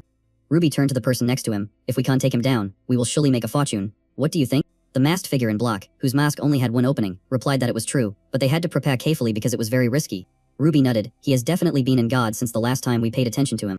From the festival and the school tournament where he reached a rank. Now he is probably close to reaching Srunk. Perhaps for this mission, I have to take action myself, Ruby said, startling the masked man. But he still enthusiastically ordered all members to gather, to begin the plan to eliminate Kim Do-hyeyu. At the same time, at the Valhalla dormitory, Kim Do-hyeyu finally made it back to his room, breathing a sigh of relief. He flipped into the bed, complaining that he was so tired he could faint. Then he thought about how he had absorbed the power from the stone. He had improved since he first enrolled, but he was still far from his peak. My mana reserves are running low, which severely limits the power output whenever I try to unleash a skill. That is why I am completely drained after clearing just a single dungeon disaster. I have got a long road ahead of me. This dungeon disaster was actually easier than I expected, and the bus was pretty weak. So I am not even sure if it was one of the monsters named by the Lord or nit. Still, thanks to burrowing my disciple's abilities, I did not run into any major trouble. And now he is starting to understand why people in this era are willing to pay any price to sign a contract with a constellation. Once a name is bestowed upon someone, that individual can wield power rivaling that of a constellation. While he was deep in thought, Bot Troy suddenly appeared and mentioned that the root cause lies with the constellations and the specific names. I am guessing you went to see the guide right after taking down the bus. So what did she say? He recalled that moment. The moment the disaster ended, he immediately teleported to the guide's location. When she saw him, she exclaimed with excitement, "You already took care of the disaster." "That is right. I took down the bus pretty easily and completed everything according to protocol." He looked at the stone that was slowly fading away and asked. The witch smiled and reassured him that it was fine since the stone was Singloose only. Then she asked, "But what is that spear you are holding?" "It dropped from the bus, and my ring would not absorb it, so I just carried it along." "That is strange." She was surprised too, and quickly asked to examine the ring. He took off the ring and handed it over to her. She observed the purple glow in the ring for a moment, then knitted in satisfaction. "Senza has absorbed the correct name. Here, take it back." She added that this is only the beginning, and that the names will continue to be passed on to many others. It is highly likely that high-ranking names will soon be utilized by the Maze Lord, and when that happens, many powerful opponents will emerge. So I will investigate this further. There is a high probability they are coming from the Tower of Destruction, the very place you once set foot in. Just thinking about that bunch made him feel incredibly annoyed. Looks like I am going to be bumping into them for a long time to come. He held his head on side. Just the thought of it makes my brain want to explode. But I guess I just have to hang in there. We will meet again soon, and before the names spread too far. I hope you can whittle down their forces in time. Lying in his bed mumbling to himself, he recalled the witch's words that the high-ranking names might continue to be transmitted. Vach replied that it is probably the group from the Tower of Destruction, adding, "Even though I used to be there, I can't seem to remember anyone at all. The first floor was just full of basic magic beasts anyway." "That is right. Maybe the ones who didn't lose their names are located in the second floor or higher. So from now on, The number of headaches is going to increase once they get granted names. Wait a minute. If those guys from the Tower of Destruction fall down here, doesn't that mean you would turn into a maze magic beast? Vach jumped in surprise. Say what? No way. I told you I was forced to join the tower. He grew more suspicious as he listened, then said, try saying maze lord, you troublesome nuisance. Vach had to use almost all his strength just to utter the words twice, while he smiled with a sinister grin. Alright, no need to repeat it, that is enough. And Vach let out a sigh of relief, but he still felt something was off. Even if he was forced, why didn't Vach possess any power whatsoever? The other disciples and even the constellations can share power with their contractors, but this guy is completely empty. He recalled that his own name was stolen by the Lord, which is why he was reincarnated as a human.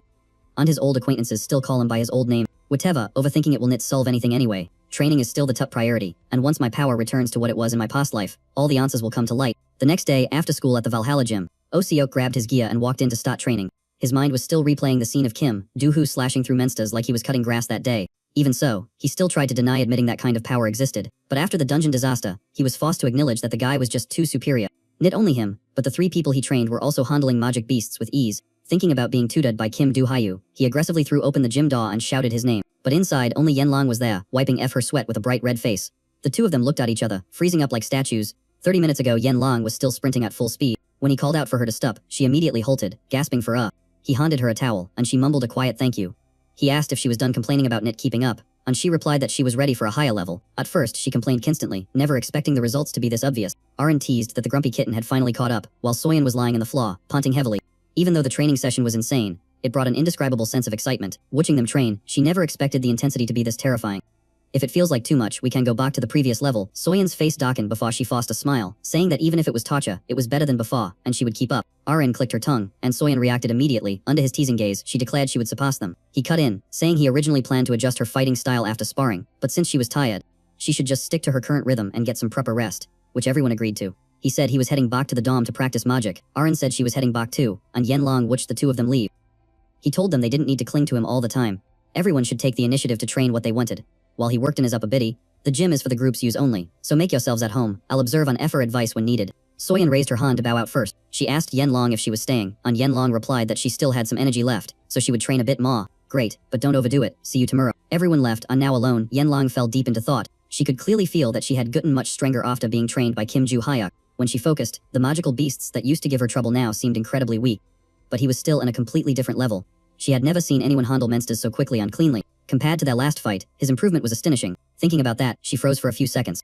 Why did I become his disciple instead of trying to surpass him? Even though I know he's incredibly strong, when facing him, she clearly felt the pressure he radiated. It would be hard to catch up on her own. That was why she chose to become his disciple, to receive his guidance. Remembering the time he blocked an attack for her, her face turned bright red again. He even helped her solve the inheritance issue and gave her shelter from her family. Thanks to his special training, she made progress in just a few days. That was the reason she continued to learn from him. Thinking about it made her hands shake so much she dropped her towel. She realized she was not okay. Her heart raced whenever she thought of him. And the more it did, the more she wanted to see him. It wasn't that she was too lazy to train alone. She just wanted to train with him. Calm down, I'm not a pervert, we're just training together. Yet her mind automatically pictured him drying his hair. She really was letting her imagination run wild. She scolded herself and tapped her head lightly, but the blush in her face wouldn't fade. Seeing the towel he left behind, her cheeks burned even hotter. She told herself she just wanted to help wish it for him. Acting in the thought immediately, she snatched up the towel. She tried to reassure herself that no one would misunderstand her just washing a towel for him. The more she thought about it, the more embarrassed she get, so she hugged the towel tight and ran away. No matter how hard Donnie tried, she just couldn't get Otta to stop thinking about Krat, and honestly, there's nobody else around here to stop him, right?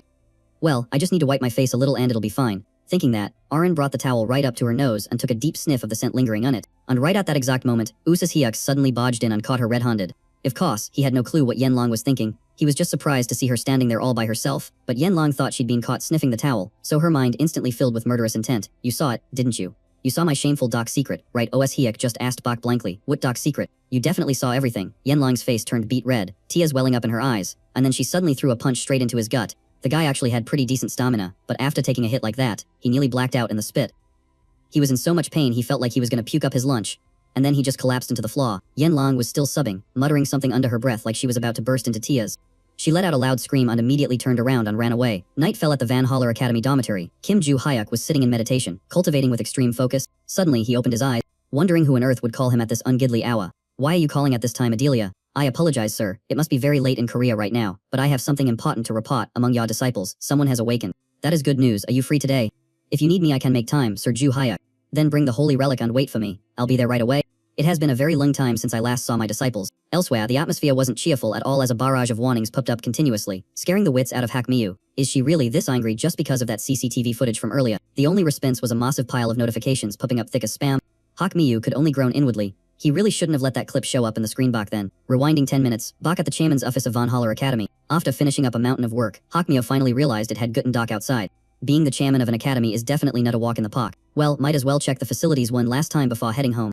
That was Luminousy's requirement right after acquiring the academy. The CCTV system had to be minuted frequently. So he understood that he had to track the movements of the woman stalking Kim Joo-hyuk. Maybe she was just overreacting a little. Just then, he noticed someone was still in the gym. He immediately opened the recording, thinking that Joo-hyuk was still training there. But no, what appeared in the screen was Hyuk lying unconscious in the middle of the floor. Hakmiyu panicked, a thought flashing through his mind that someone might have actually died. No, looking closer, he just fainted. Zooming in, he was even more shocked when he realized it was Hyuk. Right at this moment, Luminous appeared. The ruler of the underworld coldly demanded to replay that CCTV footage. Hakmiyu immediately obeyed, rewinding the tape to when Hyuk was still standing firm and breathing normally. Let's see what happened, Luminous said, her voice full of the authority befitting the leader of the underworld. The video showed Yen Long standing opposite Sayuk with a tense expression. And then in the blink of an eye, he was knocked out cold and she turned to leave. Hakmiyu was confused. Why would Yen Long suddenly attack Hyuk? And since there was no sound, he couldn't guess the reason. But Luminous was different. She coldly ordered him to rewind to the part where Yen Long first appeared. The more she watched, the angrier Luminous get as. She realized that girl had secretly taken the master's sweatsuit towel and quietly sniffed it when no one was looking.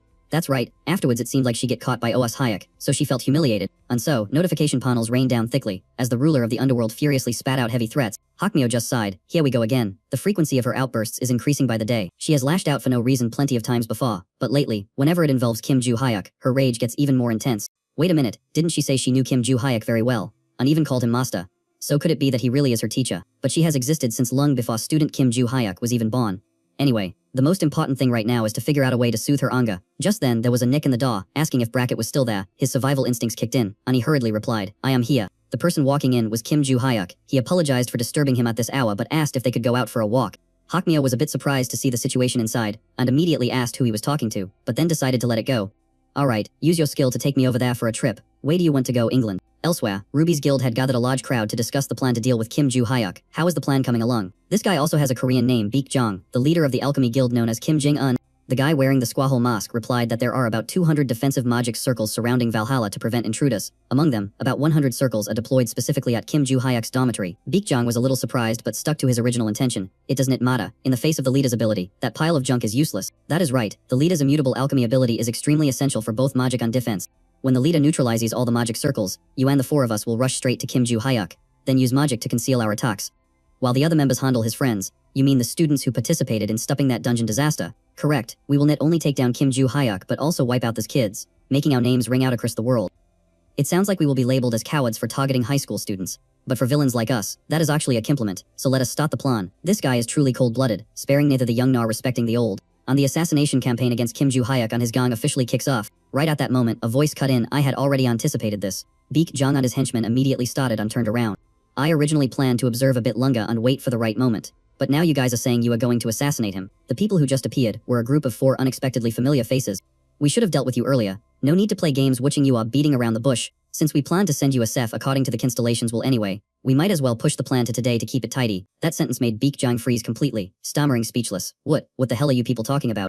You look but still didn't understand. The purple-haired girl flipped her hair, revealing a mark like a tattoo in her neck, which looked extremely familiar. Baek Jong turned pale, the one-horned gid. Could it really be that guild? Purple Ha furrowed her brows. What is wrong with this guy? Is he truly stupid or just pretending? If that is the case, then he is hopeless. As soon as she finished speaking, the guy wearing the skull mask chipped straight down at Baek Jong's head from above, his voice ice-cold. Die. A red beam of light slashed down, and immediately a golden light flayed up to retaliate. The skull mask blade was blecked by Baek Jong's golden shield. He stood still like a wreck in the middle of a stream. The skull guy was momentarily surprised. Shouldn't that strike have pierced through that mediocre defense? I do not understand why you people want to take my life. Baek Jong exploded with magic power, nicking his opponent far away. The skull mask had to stab his knife into the ground to keep his balance, otherwise he would have been dragged for a long distance.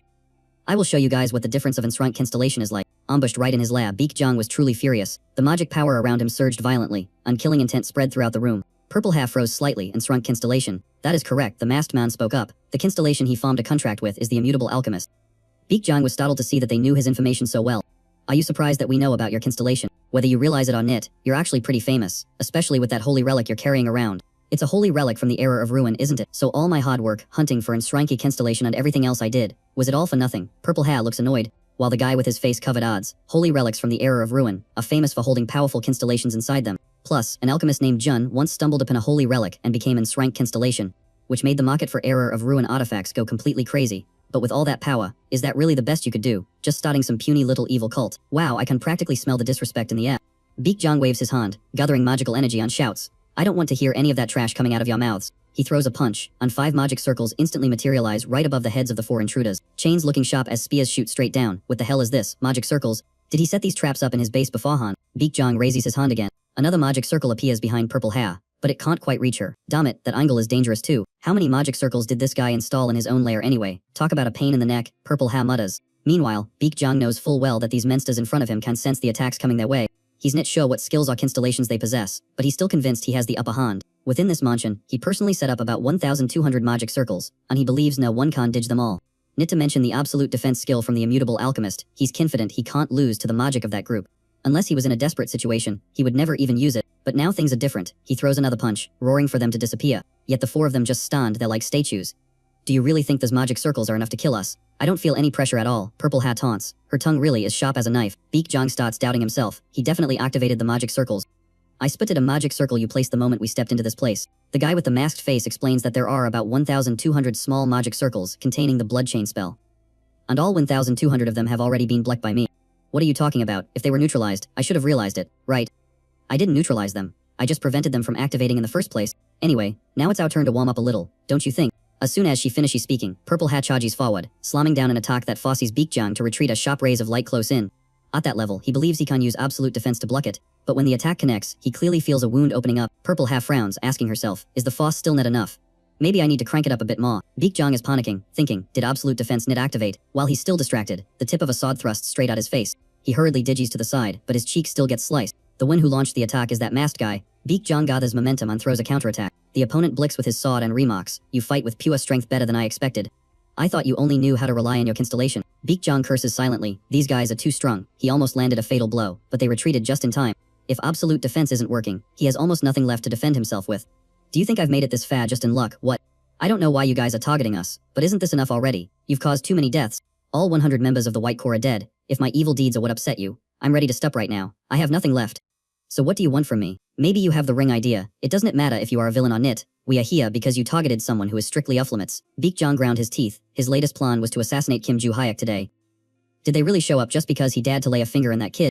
The most terrifying criminal organization in the world came all the way here, just for a single high school student. It is useless. These guys are not the type to change their minds after hearing a few words. If I want to survive, this is the only path left. What is this terrifying magic power? It must be a desperate plea being sent out into the void. The immutable alchemist has answered your plea, pouring every ounce of magic power to erect a sanctuary and summon a constellation. That was the only idea he could come up with right now. He had no other choice. The immutable alchemist will permanently extract your power, magic, and even your life force in exchange for this summoning.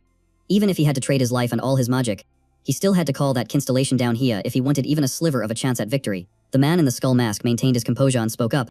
My apologies for interrupting you while you were busy, Lord Alchemist. There is a message from our constellation, the Eucharist, Dak Hai, stating that this man intentionally tried to harm that specific person. Upon hearing that, the alchemist froze in place, then immediately spun around. The immutable alchemist asked, is that really true? No, Lord Eucharist, I only planned to assassinate a student from Van Holler Academy named Kim Joo-hyuk. This is a huge misunderstanding. You idiot, the alchemist scolded him, then vanished instantly. He simultaneously cancelled the contract with Baekjang, revoking every bit of power he had bestowed upon him. Congratulations, Mr. Jia Kim Jung. The constellation Eucharist has just announced that he will personally deal with that person. The person mentioned is Toji. Say what? Kim Joo-hyuk could not believe what he was hearing. Like I said before, when a constellation is inside their own domain, you can't just meet them whenever you feel like it. Joo-hyuk grabbed his head in frustration. So, basically, the only way to meet multiple constellations at the same time is through sanctification. That is the most widely known method, yes. However, sanctification is not a curial solution. The contractor of each constellation has to perform the ritual entirely on their own without any support, which consumes a massive amount of magic power. There is another way. A contractor who possesses a true saint contract can summon a constellation by sacrificing their own spiritual power. But that is an unorthodox method and rarely used. What if I hold 2 artifacts at the same time? Would that let me meet both constellations at once? Adelia looked worried. It is not that simple. When you hold an artifact to meet a constellation, your mind is transported to their realm of thought. That realm of thought is the sacred space within the artifact, the unique sanctuary of that constellation. Because of that, 2 sanctuaries can't overlap. Furthermore, even though constellations have immense power to grant they contract us, they are fundamentally bound to the artifact that contains them. As long as the constellation exists within that artifact, they can't move to another object. So, even if you hold 2 artifacts, Kim Ju Hyuk's soul can still only enter one realm of thought. This was the first time Du Hyuk had heard any of this, and the more he listened, the more confused he get. Vach also appeared to confirm it was true. I thought you already knew since that content is covered in the curriculum. This annoyed him. Well, you should have told me that before I came here. Prepare yourself to get absolutely thrashed in the spiritual world. He whined a few more times, but it didn't change a thing. Du Hyuk turned back and asked, even if I can't meet them at the same time, I can still talk to both of them, right? Adelia and Hakmyo answered in unison. Honestly speaking, Eva, since the main character set foot in this place, notifications have been popping up non-stop. Aside from the two contractors, there is also a whole pile of system messages that are as ling as a CVS receipt. Hakmyo sent a message back in behalf of Luminous, saying that it has been quite a ling time since they last saw that brat. Adelia also relayed a message from Morn, and she casually added that she hasn't seen that crazy girl in ages. After finishing the relay, Hakmyo and Adelia turned to argue with each other in behalf of their constellations, just like they always do. Du Hyuk held his head as he remembered that these two never get along. He thought he had disciplined them enough, but it turns out nothing has changed. Alright, stop the bickering and listen to me for a second, okay? Both of you know a little bit about Majirian Bonate Wong. But the mastermind turning everything into a chaotic mess is the one who is truly manipulating this world from the shadows. I have mentioned this before, but the disasters that just happened were all orchestrated by that guy.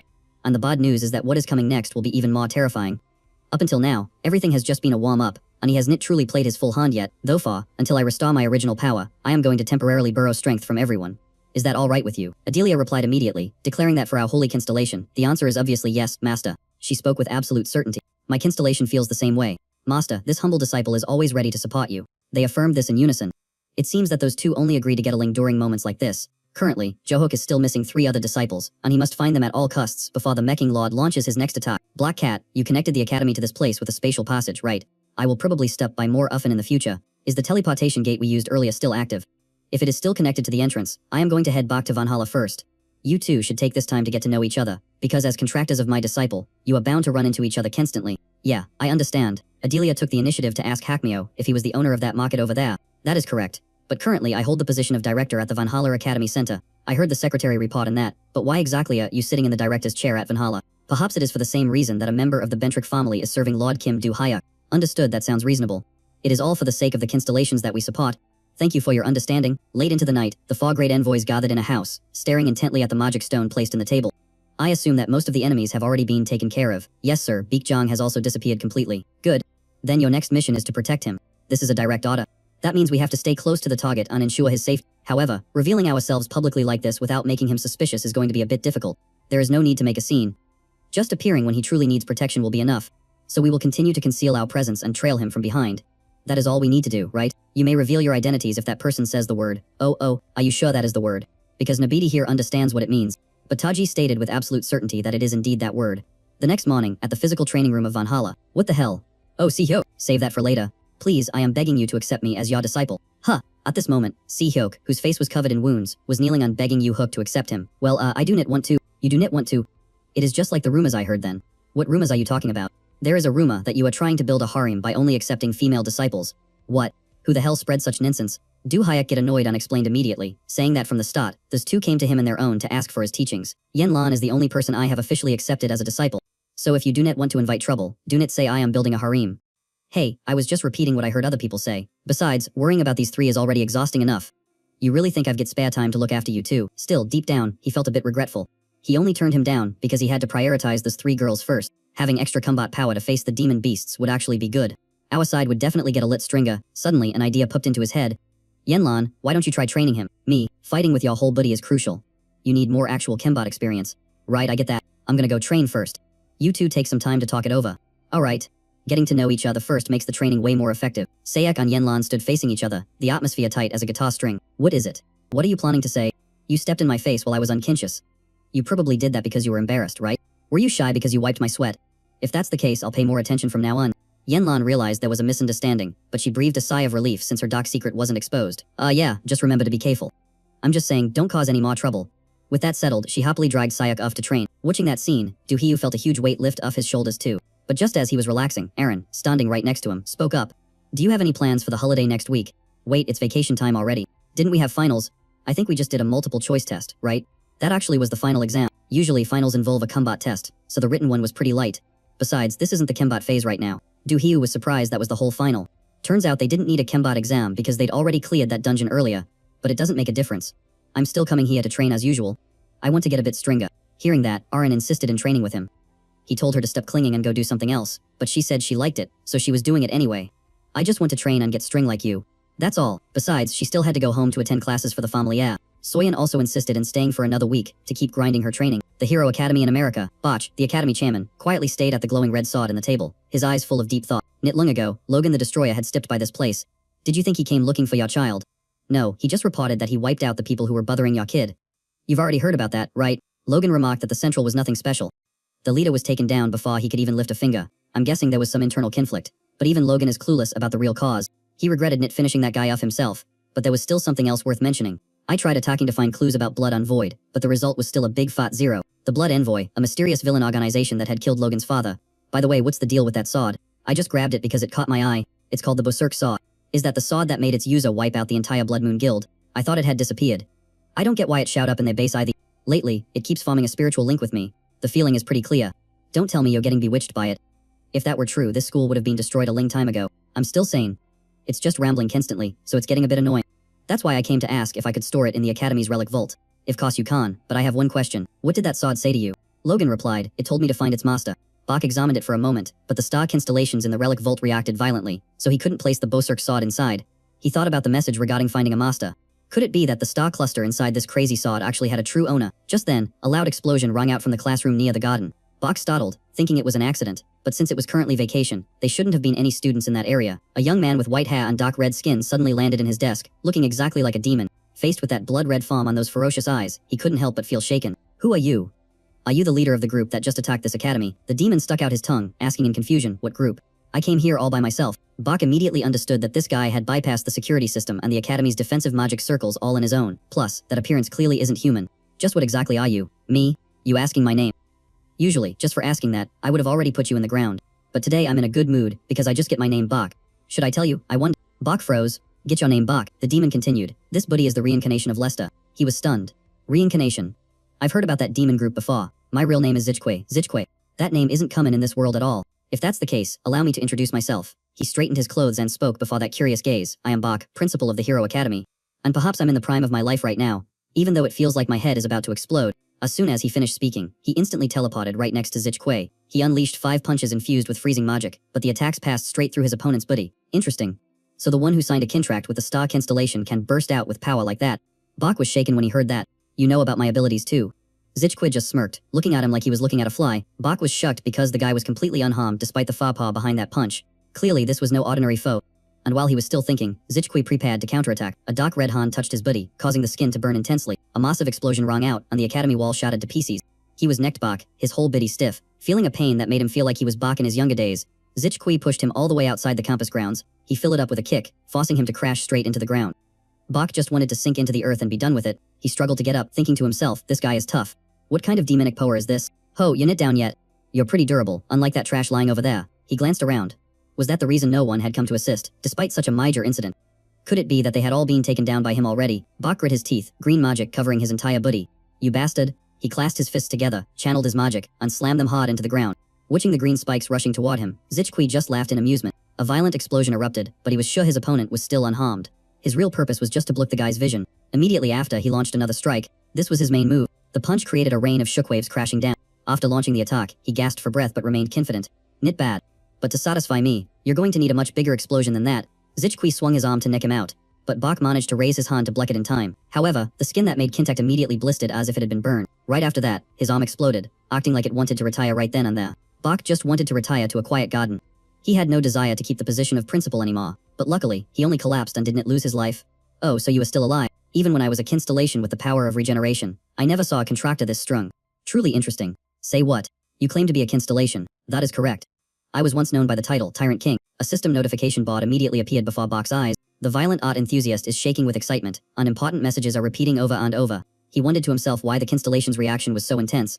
Could that guy really be a constellation? Zichque laughed with delight.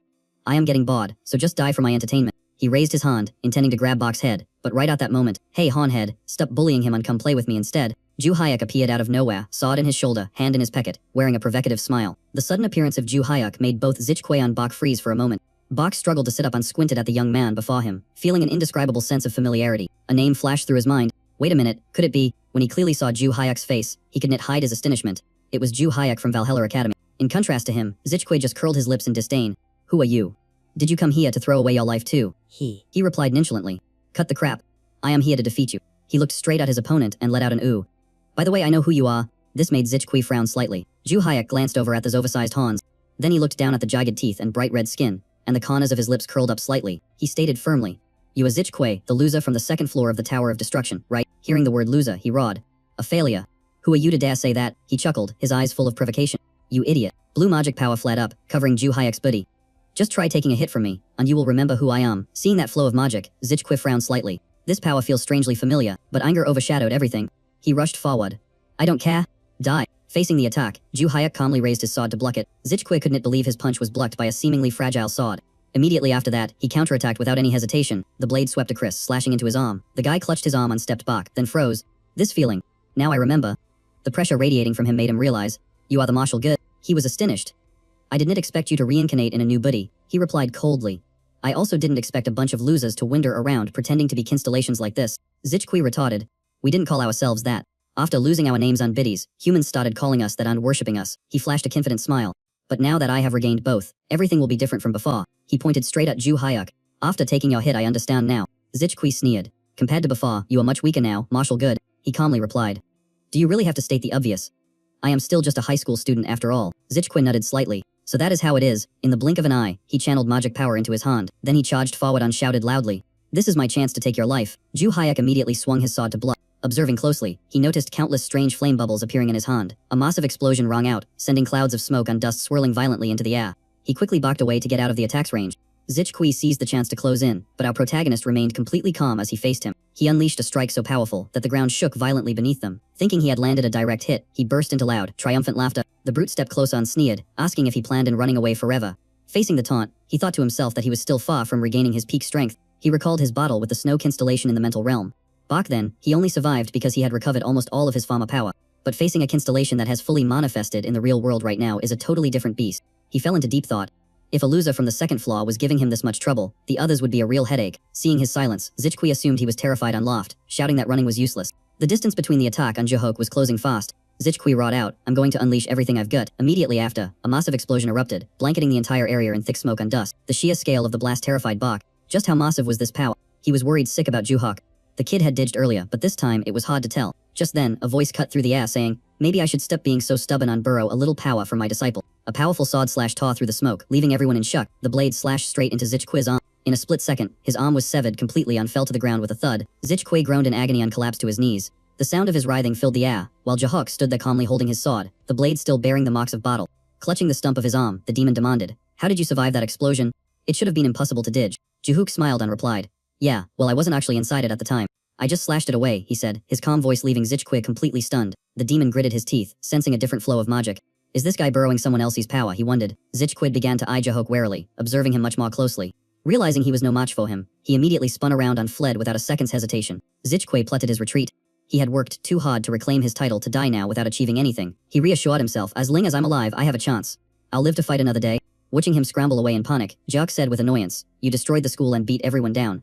And now you're running away just because you're scared to die." Jahok channeled magic into his blade and said coldly, "That is exactly why you'll always be a loser." His glowing red eyes looked into the target as he growled, "You stupid horned idiot." With a surge of excitement, he swung his sword violently toward the fleeing demon. Zichquid hadn't gotten far before the attack caught up to him. The blade tore across his face, making him roar in fury. In a single moment, Zichquid's body was sliced clean in two.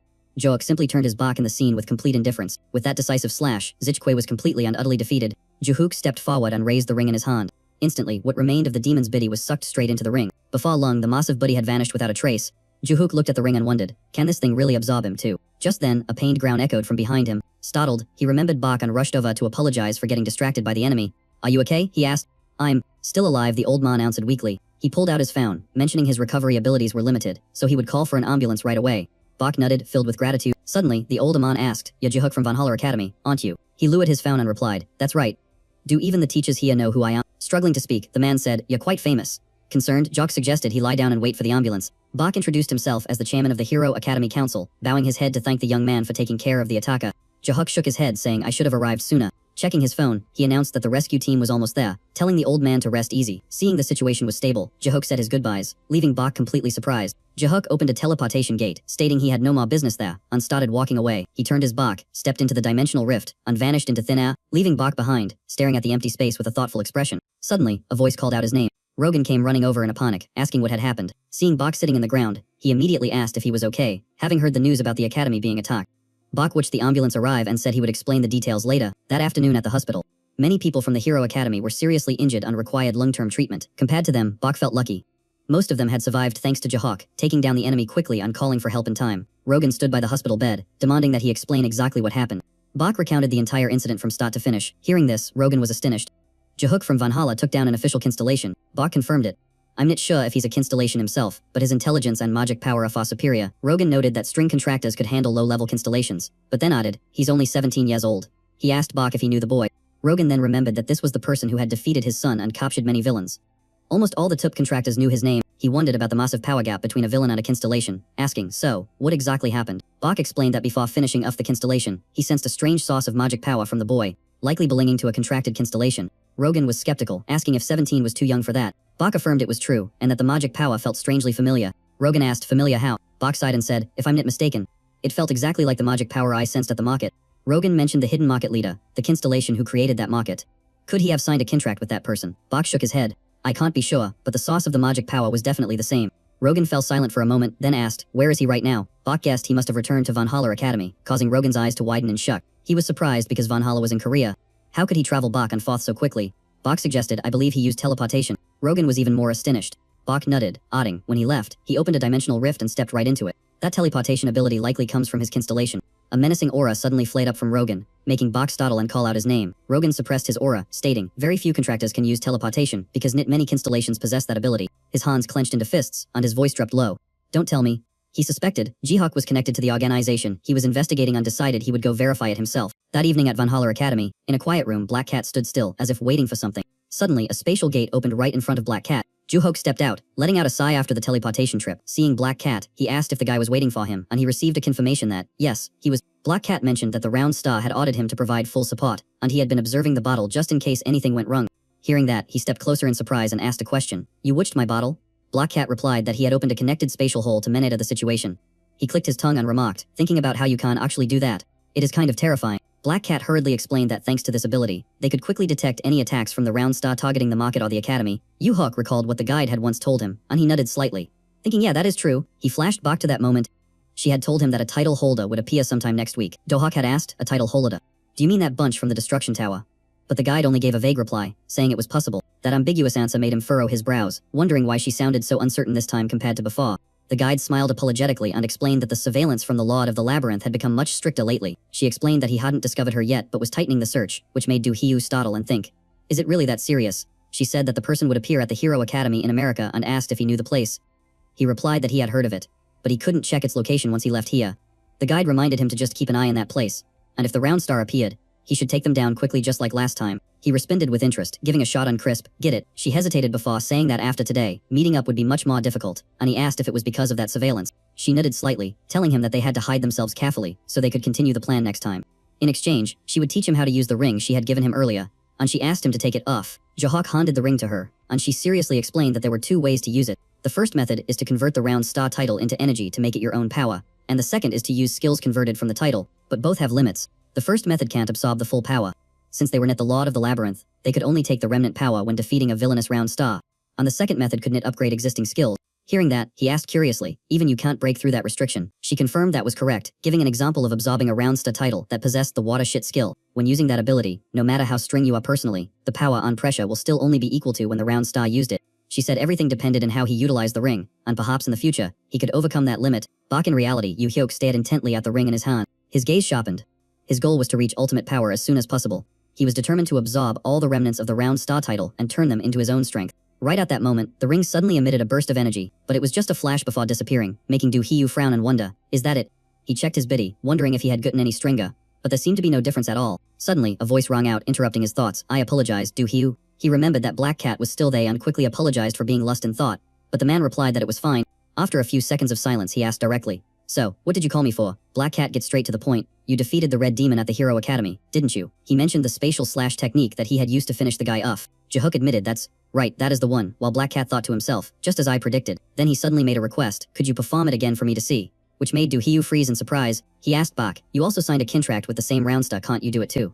Black Cat hesitated and said, that is true, but He admitted that he was not as good at using the spatial slash as the boy was, and he hoped to be taught. Jaehyuk scratched his head, suggesting it would be better to ask the round star, but eventually agreed, and Black Cat bowed his head in thanks. Later that night, the two of them crest the mountain, looking for a suitable place to test the spatial slash. Suddenly, he stepped on said this split works. A small clearing deep within the forest was chosen. Jaehyuk drew his sword and said he would start with the dimensional slash. The sudden silence left Black Cat looking a little bewildered. He channeled mana into his blade, instructing him to focus his energy first. Once he had enough mana, he swung the sword, releasing the power exactly at the moment of impact. A massive slash tore right through the silent air. The wind howled violently along the path the sword had just traveled. The ancient tree opposite them was sliced clean in half in the blink of an eye. He lowered his sword and calmly said that was basically it. Turning back with a slight smile, he asked if it looked easy, unaware that the trees behind him were collapsing from the destructive force. Black Cat just stood there, completely stunned for a few seconds. He remembered how vaguely his previous master had taught him, which was why he asked Jaehyuk for help. But Jaehyuk's explanation was so brief that he felt skeptical. Seeing his silence, Jaehyuk asked if he needed another demonstration. Black Cat hurriedly shook his head, but suddenly, a strange noise caught both of their attention. Far away, the mountain range began to shake violently. It turned out the slash had reached all the way there. Right after that, the mountain peak split in two and collapsed, leaving Jaehyuk frozen in place. Black Cat panicked and asked if he had just sliced through the space around the mountain too. Jaehyuk knitted. Though he was still trying to process what happened, his mind was racing. He had definitely adjusted his mana output, so why did it still tear the mountain in half? He looked at his ring, suspecting that absorbing the title might be the cause. Thinking about that made him excited. If this was just the residual power, then it was truly terrifying. He suggested stepping they for today on premise to teach the stance next time, so Black Cat agreed to head back. As he cleared away the fallen branches, he muttered that he needed to handle the cleanup better next time. Meanwhile, Jaehyuk was deep in thought. Despite his initial doubts, it was clear that he really had become Stringer. His gaze turned cold. If those guys from the Tower of Destruction dared to come down here, he would absorb every last one of them. At the same time, in a desolate forest, an old house lay hidden in the mist beneath a giant ancient tree. A white-haired man was staring intently at the gear of reincarnation. The subordinate of the dungeon master gazed at it with eyes full of fascination. Small specks of light were continuously emitting from the gear of reincarnation. His face gradually became colder and more serious. Suddenly, a deep voice rang out, breaking the silence, calling for Spelord. A man in a hooded cloak stepped out from the shadows, and the subordinate replied, greeting him as Blade Lord. The red-haired man opposite him lowered his hood and asked coldly if the titles had been distributed yet, to which the white-haired man calmly replied, done. He suddenly walked closer to the gear of reincarnation, glanced at it, and remarked that the rank 2 individuals seemed to be distributed quite evenly. But right after that, his gaze froze on the spear that the white-haired man was holding in his hand. The red-haired man narrowed his eyes and asked, is that why you've been hugging that spear so tightly this whole time? Hearing no answer, he get annoyed and shouted, are you mute or something? Only then did the white-haired man slowly speak up, saying that the reason wasn't his concern, since he had a weapon of his own. The red-haired man touched the sword at his hip and growled back, asking why he was gripping it so tight if he had another weapon. But the white-haired man calmly replied that to him, they were all the same. That indifferent remark made the red-haired man's blood boil, filling Lincoln's mind with rage.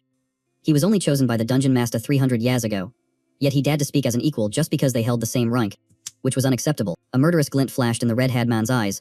He thought that if it weren't for the dungeon master's favor, he would have taken him out a long time ago. Just as the tension peaked, the gear of reincarnation suddenly emitted a blinding light. That reincarnation phenomenon immediately grabbed the red-haired man's full attention. He exclaimed in Czech, asking if a title had just disappeared, and the white-haired man knitted, saying it seemed to come from the United States. The red-haired man snapped back, asking if it was arranged correctly. But the white-haired man calmly replied that he followed the dungeon master's instructions perfectly. The red-haired man frowned and said in confusion that while some were expected to be eliminated, wasn't this happening way too soon? He pulled up his hood, turned his back to leave, and said with a frustrated voice that he had to report this to the dungeon master immediately. Before leaving, he threw back a remark that he'd settle the score later, but the white-haired man just knitted slightly and coolly told him to go right ahead. Red Hair walked away without saying another word, leaving White Hair silently staring at the gears of reincarnation. In the darkness, the hand holding the weapon suddenly squeezed tighter, as if holding something back. That night, after returning from the forest, Racket sat down wearily in the chairman's chair, then looked toward Rogan and asked, "What do you need my help with?" The atmosphere in the chairman's office was heavy. Rogan stood at attention, his cold gaze directed straight at Black Cat. Sensing the tension, he took the initiative to break the silence. "What brings you here, Rogan the Supreme?" A few seconds passed, but Rogan kept his stern expression, saying he came because he had a question about a student at this school. Just hearing that, Black Cat vaguely guessed who it was. Was it because Ju Hayek had defeated a constellation at the Hero Academy, so the news had reached Rogan? Black Cat stood up and politely invited him. "This story might be long, so let's sit down and talk clearly." Rogan replied comfortably fine. So both of them sat facing each other, they serious attitudes making it look like they were about to start an interrogation. Nit beating around the bush, Rogan went straight to the point. Is it true that a student named Ju Hayek from this school went to the Hero Academy? He further asserted that the boy had defeated the constellation attacking that place. Black Cat hesitated, then admitted it was true. Hearing the answer, Rogan's face grew even colder. He said he had many things to ask, but for now, there were only two important issues. After getting Black Cat's silent consent, Rogan asked the first question. How did Ju Hayek know about that constellation and withstand its attack? This was a question hard for him to answer. Then Rogan raised his voice, pressing on. And how could he go straight from here to the United States at that moment? Fearing evasion, he blicked the path beforehand. Don't even think about steering this in another direction. Beck said he felt the black market's mana back then. Answer me, Black Market Master. Finally, Black Cat sighed and replied, I understand. Since Beck felt the mana and told you, you must have guessed part of it. It's true. At that time, the Constellation Lord used her authority. Rogan narrowed his eyes, asking suspiciously, is it the power of the Stage Master? Black Cat knitted in confirmation that's right. Rogan continued to probe whether the Stage Master and Ju Hayek had signed a contract. He calmly said it was just a temporary contract, not a long-term binding one. Black Cat added that for personal reasons, he couldn't reveal details, but he knew what Rogan was truly curious about. He looked straight at the other man and asked, "You're suspecting Ju Hayek is a member of the Blood Messengers, aren't you?" The question hit the mark. Rogan paused for a few seconds, then admitted that if he understood it that way, the conversation would be easier. Black Cat continued, "I used to investigate the Blood Messengers because they were related to the market's operations. At first, I thought they were just a normal group of villains, but it turned out they had an indirect connection to you." Hearing that, Rogan said agitatedly, "Those bastards. They're the ones who killed my father." He recounted that after gaining some power, he hunted down villains to find their traces but couldn't find the leader, as if they vanished overnight. The only thing he found was, then Rogan's eyes went completely cold as he said, "Every single member of the Blood Messengers is a contractor possessing the ability to teleport." Black Cat knitted in agreement, "That's the conclusion I reached too. I'm like you in that I can't track their movements." He affirmed, Ju Hayek isn't a member of the Blood Messengers. His trip to the Usan Bach was solely due to the authority of the Constellation Lord I serve. Rogan asked in astonishment, "So that's the Stage Master's power?" Black Cat knitted to confirm. He explained in detail that it was part of her ability, specifically the power to detect attacks from a constellation faster than anyone else. Rogan relaxed his body, exhaling in relief. "So that's how it is." Black Cat replied yes, but suddenly he snapped, "Do you think I'll let it slide just because you said that?" Rogan pointed straight at Black Cat, questioning that it was very likely his black market was also involved with the Blood Messengers. Black Cat immediately retorted with a tougher tone, "That speculation is crossing the line. We run a black market, but we aren't the kind of villains who live by taking human lives." Rogan frowned and said, "Suspecting something like that is perfectly reasonable." He picked up his water glass and continued, "In this world, the number of contractors who can teleport is extremely rare." Black Cat just responded with a simple yes. Rogan slowly took a sip of water, saying that was why his suspicion was natural. Suddenly, he slammed the glass down on the table and added more. He pointed straight at him, speaking sternly, "The black market master barking his own student. I can't think of any other reason than both of you belonging to the Blood Messengers." Black Cat calmly replied that if he was suspicious, he could just hire a detective to investigate, explaining that even though their connection was special, they were definitely not Blood Messengers. His gaze turned sharp and dangerous, a silent warning that Rogan was pushing his luck and stepping way out of line. Rogan frowned in annoyance and asked Bach, crossing the line, "I've done my best to answer every single one of your questions politely, mister." "Rogan," Black Cat said, his voice turning cool. "I even revealed details about the Constellation Lord's abilities. If you keep pushing me just because you're suspicious, things are going to get ugly." Black Cat bowed his head slightly. "Let's stop here for today. We can continue this conversation once all your doubts have been cleared up." He stood up and said, "I hope you won't repeat the information I just shared, especially regarding the Constellation Lord's powers." Rogan gritted his teeth in fury, realizing his trip here had been a waste of time. He still refused to give in, challenging him. "And what if I don't agree?" Richtel tilted his head slightly, his eyes cold as ice. "If that's the case, we'll have no other choice but to eliminate you." That answer just added fuel to the fire. Rogan laughed and stood up from his seat, shouting, "You want to take me out? Go ahead and try if you think you can." Vach spoke calmly, "Of course, I can't take you down myself since you are the Sul Severin, the strongest contractor." He paused for a moment before continuing, "But if you cross the line, the Constellation Lord will personally step in." Rogan's eyes went wide as he asked, "Say what?" Suddenly an icy voice echoed through the space, "If you already have your answer, then leave." The air immediately grew heavy. Luminous angrily warned, "If you dare cause any more trouble, I won't go easy on you. You better keep your contractor in a tight leash." Black Cat gently followed up, "What she just said is exactly what I meant." Rogan grumbled sarcastically, "What kind of nonsense is?" But before he could finish, the system cut in. The system announced that the destroyer of all things demanded he leave immediately and stop causing a scene. He froze in place for a moment. In that instant, he realized he couldn't push his luck anymore. Finally, he waved his hand in annoyance and said, "Fine, I'm leaving for today." Before walking out, he dropped one last remark. "Next time, I won't be coming back empty-handed like this." As the door clicked shut, Black Cat finally let out a soft sigh of relief. He was still worried deep down. Next time, he would have to tighten information control, and just to be safe, he should inform Adelia Ventric about everything that happened today. Evening fell and a cool breeze wove through the city streets. At a quiet apartment complex, Dohyok sat cross-legged in his room, focusing on regulating his mana flow. After completing a cultivation cycle, he let out a ling breath. Ju Hayek stayed intently at the energy swirling in his hand. Thanks to the mana regulation technique, he realized he had gotten significantly stronger. Just training the right way was equivalent to gaining 30 days of experience compared to before. He rolled his shoulders a few times, but since his physical strength was only slightly higher than his mana, it was hard to feel a clear difference. His determination to train flared up again. He told himself he needed to boost his physical training to balance it with his mana. If one side was too dominant, fighting tough opponents would be much harder. Suddenly, he called out, "Hey Vach, did you feel anything weird when we met that red demon guy last time?" Vach replied helplessly, "No." "Are you still suspicious, Ma?" He closed his eyes and explained, "I'm just asking to be safe, in case the Labyrinth Lord's brainwashing magic reactivates and turns you back into a Tower Master."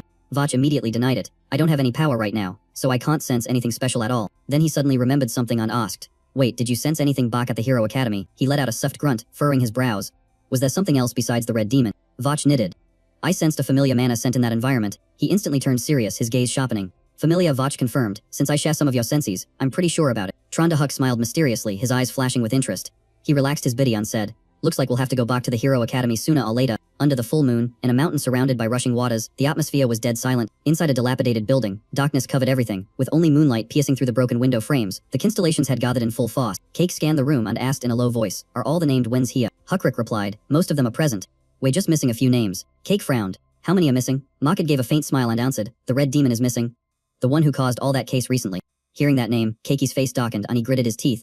300 years of silence and suddenly he decides to cause trouble. He growled, "Did he get himself killed or something?" Market shrugged with disdain. Probably underestimated his opponent and let his guard down. Pathetic. Huckrick crossed his arms and spoke with a cold edge, saying that if we kick the bucket here, we'll get sent back upstairs and have to roam around for another 300 years. Makad wasn't having it on shit back, claiming we were sent down here to wreck everything. That stuff is a piece of cake. It's only that idiot over there who's acting weird. Cake narrowed his eyes and asked, "Besides him, is there anyone else in a critical state that we can't reach anymore?" The air felt like it froze solid as Huckrick slowly dripped the name. Vach. Cake raised an eyebrow and asked, "Vach, you mean that guy obsessed with copsies?" Huckrick nodded to confirm, "That's the one." Cake scuffed, saying he hoped the guy wouldn't vanish too soon just because he liked showing off like a red demon. Just then, Huckrick's face turned serious as he said they had just received word from Vach. Cake immediately turned and asked, "What did he say?" Vach's voice rang out, full of confidence, declaring that at the global competition, he was going to create absolute case. The next morning, the Valhalla gym was buzzing with energetic vibes. Do Hyuk was working hard pumping iron to build up his strength, with beads of sweat rolling down his forehead. While he trained, he glanced over at the others in the room, all three of them, Choi Arin, Oh Sayak, and Soyeon Yu, were all present unaccounted for. He scanned the room and thought to himself that only Yen Lan was missing. Earlier, she had messaged him saying she was going back to visit her family for a few days, and he had happily agreed. Even so, he still wondered about it since her relationship with her family wasn't exactly great. But hey, if she wanted to go back, then let her go. After training for a bit longer, he called out, "Alright everyone, take a break." All three of them stepped at once and replied, "Get it." He quickly grabbed a towel to wipe off his sweat. He was just about to sit down and rest when someone walked up and called out, "Do Hyuk." He turned around to see Choi Arin asking where Yen Lan was.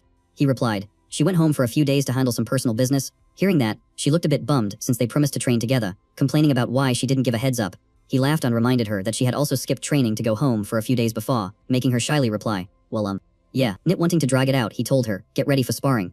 She nodded and agreed immediately. Choi Arin immediately ran EF to tell the other two. Vach suddenly asked, "Why do you look so proud all of a sudden?" He just smiled, finding the situation quite interesting. He looked at the three of them with satisfaction. Even after reincarnating, he was still teaching disciples. Vach nodded slightly in agreement, but then his smile faded and a look of regret flashed in his eyes. Vach curiously asked, "What are you regretting?" He spoke slowly, saying, "I wish my disciples from the past could gather freely like this, but constellations can't meet each other." He fell silent, lost in thought for a few seconds. Vach surprised him by saying, "Actually, in the past, constellations used to be able to gather together." Duhuk was stunned and blurted out, "Huh." Vach lowered his voice and explained that it happened a long time ago, when a gate suddenly appeared in the illusory realm. His eyes looked distant, as if digging up old memories. "When I was trapped in despair, I used to ask myself what that door actually was. I was so curious that I walked up and opened it with my own hands." Do Hyuk listened intently and then asked, "So, were all the constellations inside?" Vach quietly replied, "That's right." He continued, saying he left very quickly because he was afraid of being discovered as the previous Tower Master. It seemed like every constellation that had stepped through the door from their own illusory realm, and they all looked completely shocked. He pinned it for a moment, his gaze deepening, and asked, "So, what happened to the door after that?" Vach shook his head and said, "About 2 days later, it disappeared. That entire space probably vanished with it." He nodded slightly and said, "That info is pretty useful." "Thanks." This made Vach blink and ask, "Master, what did you just say?" Do Hyuk chuckled with interest, thinking that a mysterious door like that definitely needed to be investigated further. That afternoon at the White Lotus Guild in China, the main hall gave off an elegant and peaceful vibe. When guild leader Tight Lian saw Yen Lan, she couldn't hide her joy and said, "This is such a surprise." She smiled and remarked that she never expected her niece to be the one reaching out, wanting to meet her aunt. Yen Lan greeted her with a bit of awkwardness, then explained that she wanted to check in the situation at the Tight family estate. Tight Lian replied gently, saying that they should go back to the Tight clan together and see for themselves. After saying that, the two of them set off immediately, and a short while later, they were on their way. Yen Lan suddenly looked serious and asked what exactly had happened to Tight Enhin Hoa. Tight Lian calmly explained that she had been forced to step down as the family head because her contract with the constellation had been broken. She added that the woman had also been expelled from the Tight clan, causing Yen Lan to gasp in shock, asking if she was really kicked out. To which she received a confirming nod. Tight Lian spoke with a hint of annoyance, explaining that Tight Enhin Hoa became the head by deceiving the constellation and using force to oppress others. That whole affair was exposed thanks to a student who met the constellation directly and revealed the manipulation. When they heard the name Dohawk, the elders decided to banish Tight Enhin Hoa. Hearing this, Yen Lan blushed and whispered that she understood. Tight Lian continued, saying that since that incident, the position of family head was still vacant, which surprised Yen Lan, who asked if they really hadn't chosen anyone yet. She tilted her head, wondering why her aunt didn't take the position. But Tight Lian laughed and said that since she was already the guild master of the White Lotus, she couldn't serve as the family head at the same time. Her voice turned serious as she said they had to find a new head quickly, because if they delayed. But right at that moment, the ground shook violently. Yen Lan was startled, pointing ahead and shouting for her aunt to look at the Tight family building. A gigantic sea of fear was swallowing the entire building. Tight Lian didn't hesitate to rush forward, her face tense as she said she feared what she worried about had come true, and Yen Lan immediately ran after her.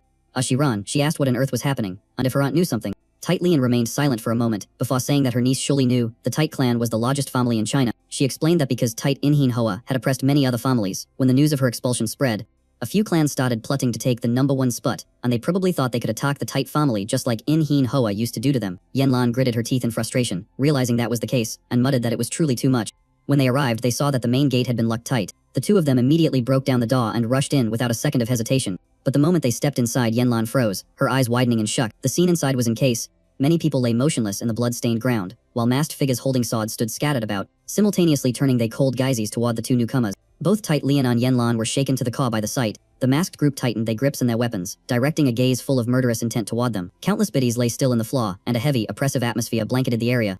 They raised their weapons in unison, aiming straight at the two women. Yanlan stood paralyzed, while Tight Lian's voice trembled as she cursed the cruel mad. One of the masked men sneered, saying that there were still a few stragglers left. He suddenly paused to observe closely, then muttered under his breath to wait, noticing that specific house-style. The person behind him spoke up, identifying them as members of the main Tight lineage, and the leader asked in a deep voice if they were related to Tight Inhin Hoa, the one who had harmed them. Upon receiving confirmation, he excitedly ordered his men to deal with them just like they had the others. Yanlan calmly asked if the Tight family had forced other clans to surrender by killing their people, but Tight Lian shook her head, saying Inhin Hoa only personally defeated a few individuals to force submission, and no one had actually lost their life. Hearing that, Yanlan clenched her fists, her voice trembling with rage as she said she had thought about ignoring this family. But this had gone too far. As soon as she finished speaking, she dashed forward like the wind, causing Tight Lian to call out after her in panic. The masked group was momentarily flustered when they saw her closing in. One of them quickly regained his composure and swung his sword at her, roaring in anger. The blade slashed down, but Yanlan blicked it directly with her bare fist. The man gasped in horror, exclaiming that she had blicked the sword with her bare hands. Her eyes blazed with fury, and she immediately launched a relentless counterattack. Before the masked man could recover his wits, he took a full force punch. The force of the blow was so strong that he was sent flying, dragging the person behind him down as he fell. Two men standing nearby screamed in terror, realizing she had taken down two people with just a single strike. But before they could react, a gust of wind swept past, and Yanlan appeared right behind them. She leaped into the air with decisive power. Then she unleashed a powerful kick aimed right at them. Both of them were swept away, rolling across the floor before lying motionless. Tight Lian stood watching, stunned to realize the girl was much stronger than before. She secretly wondered just what kind of training Dahak had put her through. Lost in thought, she didn't notice an enemy beside her swinging a sword her way. It seemed too late to dodge, but in a split second she swung her hand to counter, necking him back. Having dealt with that, Tight Lian told herself that once the situation stabilized, she would immediately make Yanlan the family head as planned. Inside the building, the battle remained intense, and the eldest daughter, Tight Thi Lam, was gradually running out of stamina while facing so many enemies. Tight Boy Nhi wasn't doing any better, clutching the wound in her shoulder while gasping for breath. Thi Lam defended herself while thinking that since it was a surprise attack, they hadn't been prepared. It looked like the opponents came from various families. Taking advantage of the Tight family lacking a leader, she looked anxiously toward Boy Nhi. Even though the elders had managed to retreat safely, Boy Nhi seemed about to collapse. Gritting her teeth with a mix of helplessness and anger, she told herself she couldn't let it end this way. Suddenly, a strange noise rang out nearby, causing her to snap her head around. It turned out that in that direction, Yanlan was throwing powerful punches at the masked crowd. Alongside her, Tight Lian wasn't lagging behind at all, continuously unleashing sharp Isot's attacks. The panicked screams of the masked men echoed everywhere, leaving Tight Thi Lam and Tight Boy Nhi dumbfounded. Seeing the two Ipaya, Tight Boy Nhi couldn't hold back her tears, choking up as she called out to her aunt and Yanlan. Yanlan glanced quickly across the battlefield, tilting her head and saying everyone probably had a lot to say, but that could wait. They needed to deal with this crowd first. Tight Boy Nhi knitted repeatedly, hurriedly wiping away her tears before gripping her weapon tight. Tight Thi Lam laughed, joking that who would have thought the two strongest members of the Tight family would arrive just in time like this. It really was reassuring. Boosted by the renewed spirit, she excitedly rushed forward, shouting for them to fight with everything they had.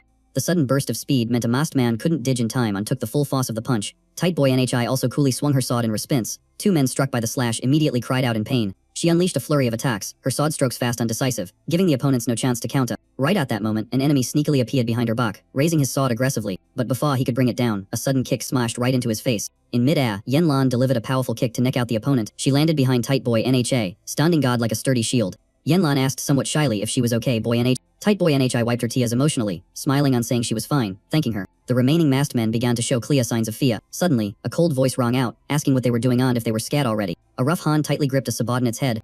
The bald man glared, shouting and asking if they planned to just stand and watch instead of charging in, making the other guy tremble and apologize. He scolded in a low voice that it was because they were weak that they let those people run wild like that. He squeezed tighter, as if holding a piece of trash, and spat out words of contempt. In the blink of an eye, the subordinate slumped down right in the spit, a scene that terrified the Tight family members. Tight Lian spoke up, saying that even though he covered his face, based on his physique and aura, she had figured it out. She looked straight at the bald man, declaring that he was the head of the Tyne family, Tyne Hong Hao. Having been exposed, he took off his mask and sneered, saying there was no point in wearing it anymore. The Tyne family head admitted his identity and stated that everyone here was his people. Today, we gathered to reclaim the position of the #1 family in China. Yanlan immediately retorted that he wasn't just gathering, he was causing case everywhere. He curled his lips, replying that they were only doing what they family head used to do to them. Raising his hands, which still bore the marks of battle, he spoke leisurely, saying that because he admired their fighting spirit, he would give them an effa. He glared at them with poor contempt and said, "If you agree to become slaves for the Tyne family, I will stop right now and pull back." Hearing that, Yanlan angrily snapped back that back. "When our family head had you so terrified you couldn't even lift your head, yet now you dare to pull this stunt. Don't you feel any shame at all?" Tyne Hong Hao let out a cold laugh and admitted that it was true. "Your family head really did make my life miserable once." He looked at her with scorn and said, "But now that your leader is Gin," he roared that the Tite family is absolutely nothing now, then threw a massive punch straight at her. Yanlan didn't back down an inch and immediately launched a counterattack. Standing behind them, Tite Lian gave a faint smile and remarked that he was truly an idiot. She calmly said, "Just so you know, that girl is way stronger than the previous family head ever was." Tyne Hong Hao gathered all his strength and unleashed a strike that burned like raging fire. She fired back with an attack that wasn't inferior in the slightest. Just as the two of them were about to collide head-on, Yanlan suddenly paused, a look of total surprise in her face. In her eyes, his body looked like it was standing completely still, and she wondered what on earth was going on. She realized he hadn't stopped, but rather his movements had slowed down abnormally in her vision, far beyond anything she had ever perceived before. Thinking of Dahook, she cracked a delighted smile, wondering if this was the fruit of her training with him. Seizing that advantage, she dodged his attack and threw a counter-punch. After landing the blow, she turned away coldly without even bothering to look back. Tyne Hong Hao took the hit and stumbled backward, his face filled with shock. In just a fleeting moment, he collapsed to the ground. His subordinates panicked and screamed, asking if she had really defeated the patriarch. They immediately scattered and ran for their lives. Yanlan angrily shouted, asking if they were running away just because they couldn't beat her. When the Tyne family had fully retreated, she turned back and told her oldest sister and second sister to go help those who had fallen. Tite Thailam reflexively replied, "Yeah." She smiled and told Tite Lian that now she understood why her aunt wanted to nominate Yanlan as the family head, and she completely agreed. She turned to ask Boy Nhi if she thought so too, and Tite Boy Nhi nodded without hesitation. Tite Lian stayed silent for a moment before smiling and saying she understood. Her gaze became much more serious. At this moment, Yanlan was helping the injured people leave the area. After the battle, Tite Lian led her to a place covered in cold, biting frost. Yanlan looked confused and asked where they were, since they were just inside the house. But Tite Lian replied that this must be the first time she had ever been here. She stepped to explain that this was the Kinstellation Chamber, the place where the Tite family's sacred relics were kept. On this snowy plain was the barrier protecting them. Tite Lian looked ahead and said they had arrived. She reached her hand into the thick layer of snow in front of her. A precious object was pulled up from beneath the white ice. Tite Lian opened the box to reveal the sacred relic of the Constellation Lord, the Deep Snow King. Yanlan widened her eyes and stepped closer, surprised as she asked if this was it, since it just looked like a normal glove. She stayed at it and wondered if she possessed this sacred relic. Would she be able to get stronger as quickly as Choi Aran? Thinking about becoming stronger and getting more attention from Yu Hook in the special training class, her face suddenly flushed red. Seeing that expression, Tite Lian gave a subtle, knowing smile. She asked Yanlan point blank if she liked the sacred relic, and the girl unconsciously replied yes. Tite Lian said she knew she didn't just come to look at it, but because she needed its power, leaving Yanlan hesitant and silent. A few seconds later, she shook her head and said that wasn't it. She just wanted to see it before returning to Korea, but Tite Lian cut her off. She smiled gently and told her that her eyes had already said it all, so there was no need to hide it, and she didn't blame her one bit. Tite Lian asked point blank what her purpose for coming here was, and Yanlan had to admit that her aunt was right. The energy radiating from the pair of gloves was incredibly intense. She explained that she wanted to form a contract with the constellation residing within this relic, adding that even though she didn't know the details, she knew it was the only way for her to get stronger. Tite Lian countered by asking if she hadn't already gotten much stronger after training with Dahawk, to which she replied that was true. But she was talking about a completely different kind of power. After a moment of silence, Tite Lian made a suggestion, saying that if she really wanted that, she should become the head of the Tite clan. Yanlan was so shocked that her eyes went wide, and she blurted out, "Say what?" She stammered and said she had never even thought about that before. But Tite Lian calmly asked if she knew about the different types of constellation contracts. Yanlan replied that there were blessings on contracts, and Tite Lian nodded in confirmation. She explained that regarding contracts, there are general contracts and true contracts, so to be precise, there are 3 forms. Yanlan said she had heard about this at Valhalla, noting that general contracts can be signed with multiple people, while a true contract is exclusive to just one person, right? Tite Lian nodded her head and said that was correct. She added that the person who signs a true contract can possess power far surpassing any general contract, causing Yanlan to ask skeptically, "Is that really true?" Tite Lian looked serious and said that usually, the Guardian Constellation will sign with the clan head, and then she asked, "And you want to become Stringa, don't you?" She advised that becoming the clan head and then signing a contract with the Lord of the Constellations was the fastest path. Yanlan wavered, but she still said that she was only 17 years old, and asked if it wasn't a bit too early for that. Tite Lian lowered her voice and said she might think so, but the Tite clan was facing many threats while the clan head seat remained empty. And the attack today was a prime example. She said that as a member of the Tite clan, she couldn't let this situation continue, which was why she nominated her. She mentioned that Tite Thai Lam and Tite Boy Nhi had both agreed as well, causing Yanlan to ask in surprise if the others were really supporting her too. Tite Lian reassured her that she didn't need to shoulder all the responsibility alone, saying that at 17 she should live her youth, and that she would be there to support her, but she emphasized that Yanlan had to attain the qualities and power of a clan head, and that was the reason she made the suggestion. Yanlan fell silent, lost in deep thought. Finally she lifted her head and said that she would do it. She confidently declared that she would become the head of the Tite clan. Tite Lian smiled happily and said that they could be nothing better than that. She handed over the relic and told her to take it into the mental world, to receive acknowledgement from the Lord of the Constellations. Yanlan took a deep breath and then nodded in agreement. She stepped forward and touched her hand to the glove. As soon as she touched it, a surge of power pulled her into an unfamiliar dimension, surrounded by an endless world of ice. The Gid of Kadic Snow sat up in a frozen throne, looking down. Seeing him, she stepped back slightly, feeling completely overwhelmed. The Gid of Kadic Snow suddenly flashed a bizarre smile. Meanwhile, outside of that dimension, Tight Lian watched Yanlan intently, her heart filled with worry. Then her eyes widened, and she gave a stiff sigh of relief and smiled. Yanlan slowly emerged from that space and took hold of the glove again. She turned unknitted to Tight Lian. Seeing that, Tight Lian let out a long sigh of relief. A few weeks later, in the United States, inside a high-rise building of the Hero Academy, Yu Hook and Choi Aaron appeared in front of the academy. Inside, the stands were more lively than ever before, with the audience cheering and waiting for the match to begin. Down in the field, students from schools all over the world had gathered in a massive crowd. De Hook stood watching with a bored look in his face, thinking to himself that he never expected they would organize a world championship. And to make it worse, it was right when the school year had just started. A few days earlier, Black Cat had called him to the chairman's office. He asked in confusion what was going on, saying that it was vacation time and he was still busy with his training. Black Cat apologized for disturbing him, but said there was something he needed his help with. Ju Hyuk looked surprised and asked, "Wait, you are asking me for a favor?" He received a silent nod in response. Black Cat asked, "You do realize that the new school year starts next week, right?" Scratching his head, he replied, "I honestly forget to even check the calendar." Black Cat added, "The World Championship is also being held that week." This made Ju Hyuk look a bit more serious. He explained, "It is similar to the competition you participated in before, but in a global scale. Academies from all over the world will be sending their representatives. Think of it like the representative selection match we held within the academy." Ju Hyuk asked, "Is it only for first-year students?" Black Cat said, "Sophomores and juniors are usually out training with guilds, so freshmen participate in these competitions to attract recruiters." He netted and emphasized, "The ultimate goal is to become a hunter, after all. So, first-year, students get more opportunities to show what they can do." Finally, he asked, "Do you want to represent Valhalla in the World Championship?"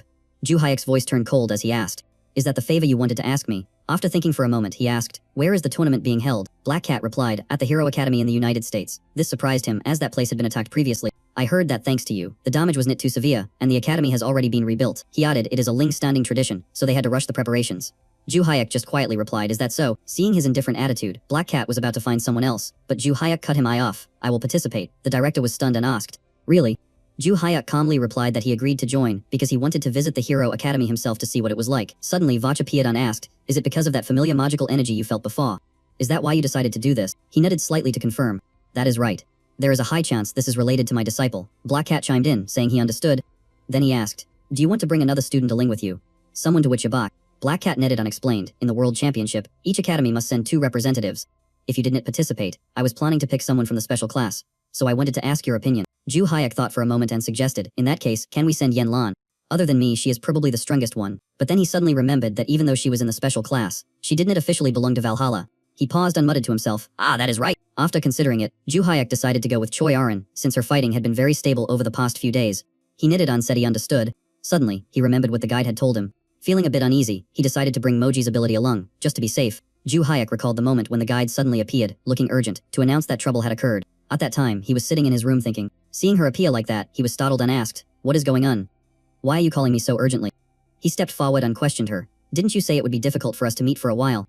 Why are you showing up like this now?" The guide hurriedly explained that the situation was so critical she had to appear. She then apologized for the sudden intrusion. She was panting as she said, "The Red Demon was not the only one who appeared last time." She coldly announced, "All the entities from the second floor of the Tower of Destruction have revealed themselves." Hearing this, Ju Hyuk's face turned serious as he cracked his neck. "If this was before my reincarnation, those guys wouldn't be a problem," he said.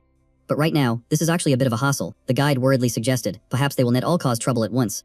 The Dungeon Lord has likely forbidden them from acting recklessly to avoid a bad reputation." Her voice trembled as she spoke. "Even so, they are all here now, so we can't predict the plans. I won't be able to warn you in time like before. So please, you must be careful." Ju Hyuk smirked confidently and replied, "Those warnings about being careful probably aren't meant for me." He looked at her seriously and said, "The one who needs to be careful is you. Don't push yourself too hard and get caught by the Dungeon Lord." The guide laughed softly and said, "It has been a long time since anyone worried about me like that." She smiled, accepting his advice and promised to be careful. "I will see you later," she said. Back in the present, Ju Hyuk stood in the middle of the arena, deep in thought. "I signed a temporary contract with Moji and took extra abilities before coming here," he thought. "Did I worry too much?" Suddenly, a loud voice called out, "Ju Hyuk." He turned toward Choi Aaron and asked, "What is it?" Choi Aaron blushed and said, "I heard the director announce that you nominated me to be the representative of Valhalla Academy along with you." She smiled and thanked him, promising, "I will try my best not to become a burden to you." Ju Hyuk just replied quietly that it was no big deal. "Just relax," he told her. "We are definitely going to win." Choi Aaron smiled and stiffly whispered a word of agreement. In the distance, 2 people were watching Ju Hyuk intently, not taking their eyes off him. The brown-haired guy is Logan Jr., a freshman at the Hero Academy. He looks over at him and thinks to himself that just as he predicted, Do Hyu has actually shown up. Watching the two of them chatting so happily, Logan Jr. thinks that with him here, Von Haller is going to become a serious contender for the championship title. He speaks up, declaring that he still has an unsettled scar to settle with him. And the blind girl standing next to him immediately nods her head in agreement. That blind girl is Melissa, a freshman at the Hero Academy. She looks at Do Hee-yu and says she only feels gratitude because he saved them back in the Great First Eye. Otherwise, they would have lost their lives at the hands of those villains. Hearing that, Logan Jr. awkwardly adjusts his clothes and confesses that he actually feels the same way. He just wanted to use the tournament as an excuse to talk to him. He finds himself wondering with genuine curiosity how he managed to become so incredibly powerful. Right at that moment, a solemn voice rings out, greeting everyone present. Bach stands in the podium, welcoming the students and the audience to the World Championship, and introduces himself as the chairman of the Hero Academy Council. Seeing that everyone has gathered, he explains that since the academy was attacked before the tournament, he understands everyone's anxiety. And his current appearance is also a consequence of that incident. He reassures everyone that the culprit has been dealt with, the damaged buildings have been restored, and security is the top priority during the competition. With over 200 additional security personnel deployed, Bach affirms that because of these measures, everyone can have complete peace of mind. After briefly addressing the situation at the academy, he begins to present the details regarding the tournament rules. He announces that the World Championship will take place over 2 days and 1 night, and the challenge for the first day is to conquer the dungeon maze. Meanwhile, in another location, Rogan is intently watching the screen from a distance. He stares solemnly at the projection screen, his eyes never leaving it for a second. Suddenly, a gentle voice rings out, calling his name Rogan. The white-haired woman walking in is Linnea from the Rank 3 Contractor Association, and she asks him why he is here. Rogan turns to ask what she is doing here, and Linnea frowns, replying that she is here in business. Linnea calmly explains that since the Hero Academy was attacked by a suspicious individual a few days ago, they hired an additional security firm to prevent any incidents. While so many students are gathered, she states bluntly that her company won that contract, which is why she is here, but Rogan still looks skeptical upon hearing this. Rogan also mentions that he came because there is someone among the participants who caught his attention, and Linnea immediately asks if it is his son. Rogan shakes his head in denial, saying it's Nidham, but rather someone else he has taken an interest in. He is just about to say the name Kim when a strange sound suddenly rings out, cutting him off. Rogan is startled and asks what that noise is, while Linnea immediately rushes out, saying the sound is coming from outside the stadium. The two of them quickly run outside to check in the situation. As soon as she steps out, she is stunned by the scene before her eyes and gasps, asking what on earth is happening. Right before their eyes, countless zombies are swarming toward them. The horde of zombies is roaring fiercely, rushing toward the area with people as if they are eager to attack. Linnea widens her eyes in panic and asks what the hell those things are. Right at that moment, her walkie-talkie goes off with an urgent voice calling for the captain. Linnea grabs the radio and shouts, asking why they didn't report sooner, while the person in the other end stammers that something unusual is happening. The blind guy looks at the zombies in front of him and points at them with a trembling hand. He screams in horror when he sees a zombie suddenly rise up from beneath the ground. Hearing that, Linnea's face turns pale, and she asks him to repeat what he just said. Immediately after, Linnea vaults over the railing, telling Rogan that she will handle the zombies, and he replies that he understands. Without hesitation, Linnea lands on the ground, standing directly opposite the horde of zombies. She unleashes her aura, ordering everyone to stay calm and stip them at all costs to protect the students, and everyone shouts in unison that they understand. Seemingly sensing the pressure coming from Linnea, the zombies immediately scream and rush forward to attack. Linnea doesn't waste a second either, quickly launching a counterattack to strike back at them. After observing closely, Linnea loudly reassures her team that these monsters have extremely low durability, so they shouldn't panic. And the team behind her responds an affirmation. Watching the zombies continuously rising from the ground, she thinks with frustration that even though they are weak, they are endless. And she wonders if the catastrophe has truly begun. In the middle of the battle, she turns to ask the girl with glasses and her team if she sees anything resembling a dungeon entrance around there. But the girl shakes her head while fighting, saying no. She silently argues that there is no way this number of magical beasts could appear without a cause. Then she starts worrying about the students in the stadium, because if these things are crawling up from the ground, it must be even more dangerous inside. Meanwhile, inside the stadium, a thin mist begins to materialize amidst the glowing red sky. Seeing the zombies appear, the students scattered in panic, while Dahuk frowned at the creatures and blurted out, "What the hell is this?" He calmly observed the monsters popping up endlessly, wondering where on earth they were coming from. Just then, an announcement blared out, cancelling the competition and ordering all students and spectators to evacuate immediately. Standing in the podium, Bach shouted that the Hero Academy instructors would lead everyone to the emergency exits and ordered them to move right now. He was shaken to his core, thinking, last time it was a constellation attack, and now another disaster. Watching the case unfold, he blamed himself for pushing ahead with the tournament instead of postponing it from the start. Instructor Rova Jock anxiously urged the chairman to leave immediately and begged him to get down from there. But he calmly told Rova to go help with the evacuation at the entrance. The instructor froze for a second before instinctively replying, "Yes, sir." Bach rolled up his sleeves, stared straight at the horde of zombies, and declared he would hold them off until everyone had escaped. As soon as he finished speaking, he unleashed a punch that generated a powerful surge of blue energy, then charged straight into the monsters. The zombies howled as they saw him approach and swing his fist right at them. A single punch from him created a shockwave that sent 3 zombies flying. Watching from the sidelines, Dahuk realized this was an explosive power type, which explained how the chairman could go toe-to-toe with the red demon.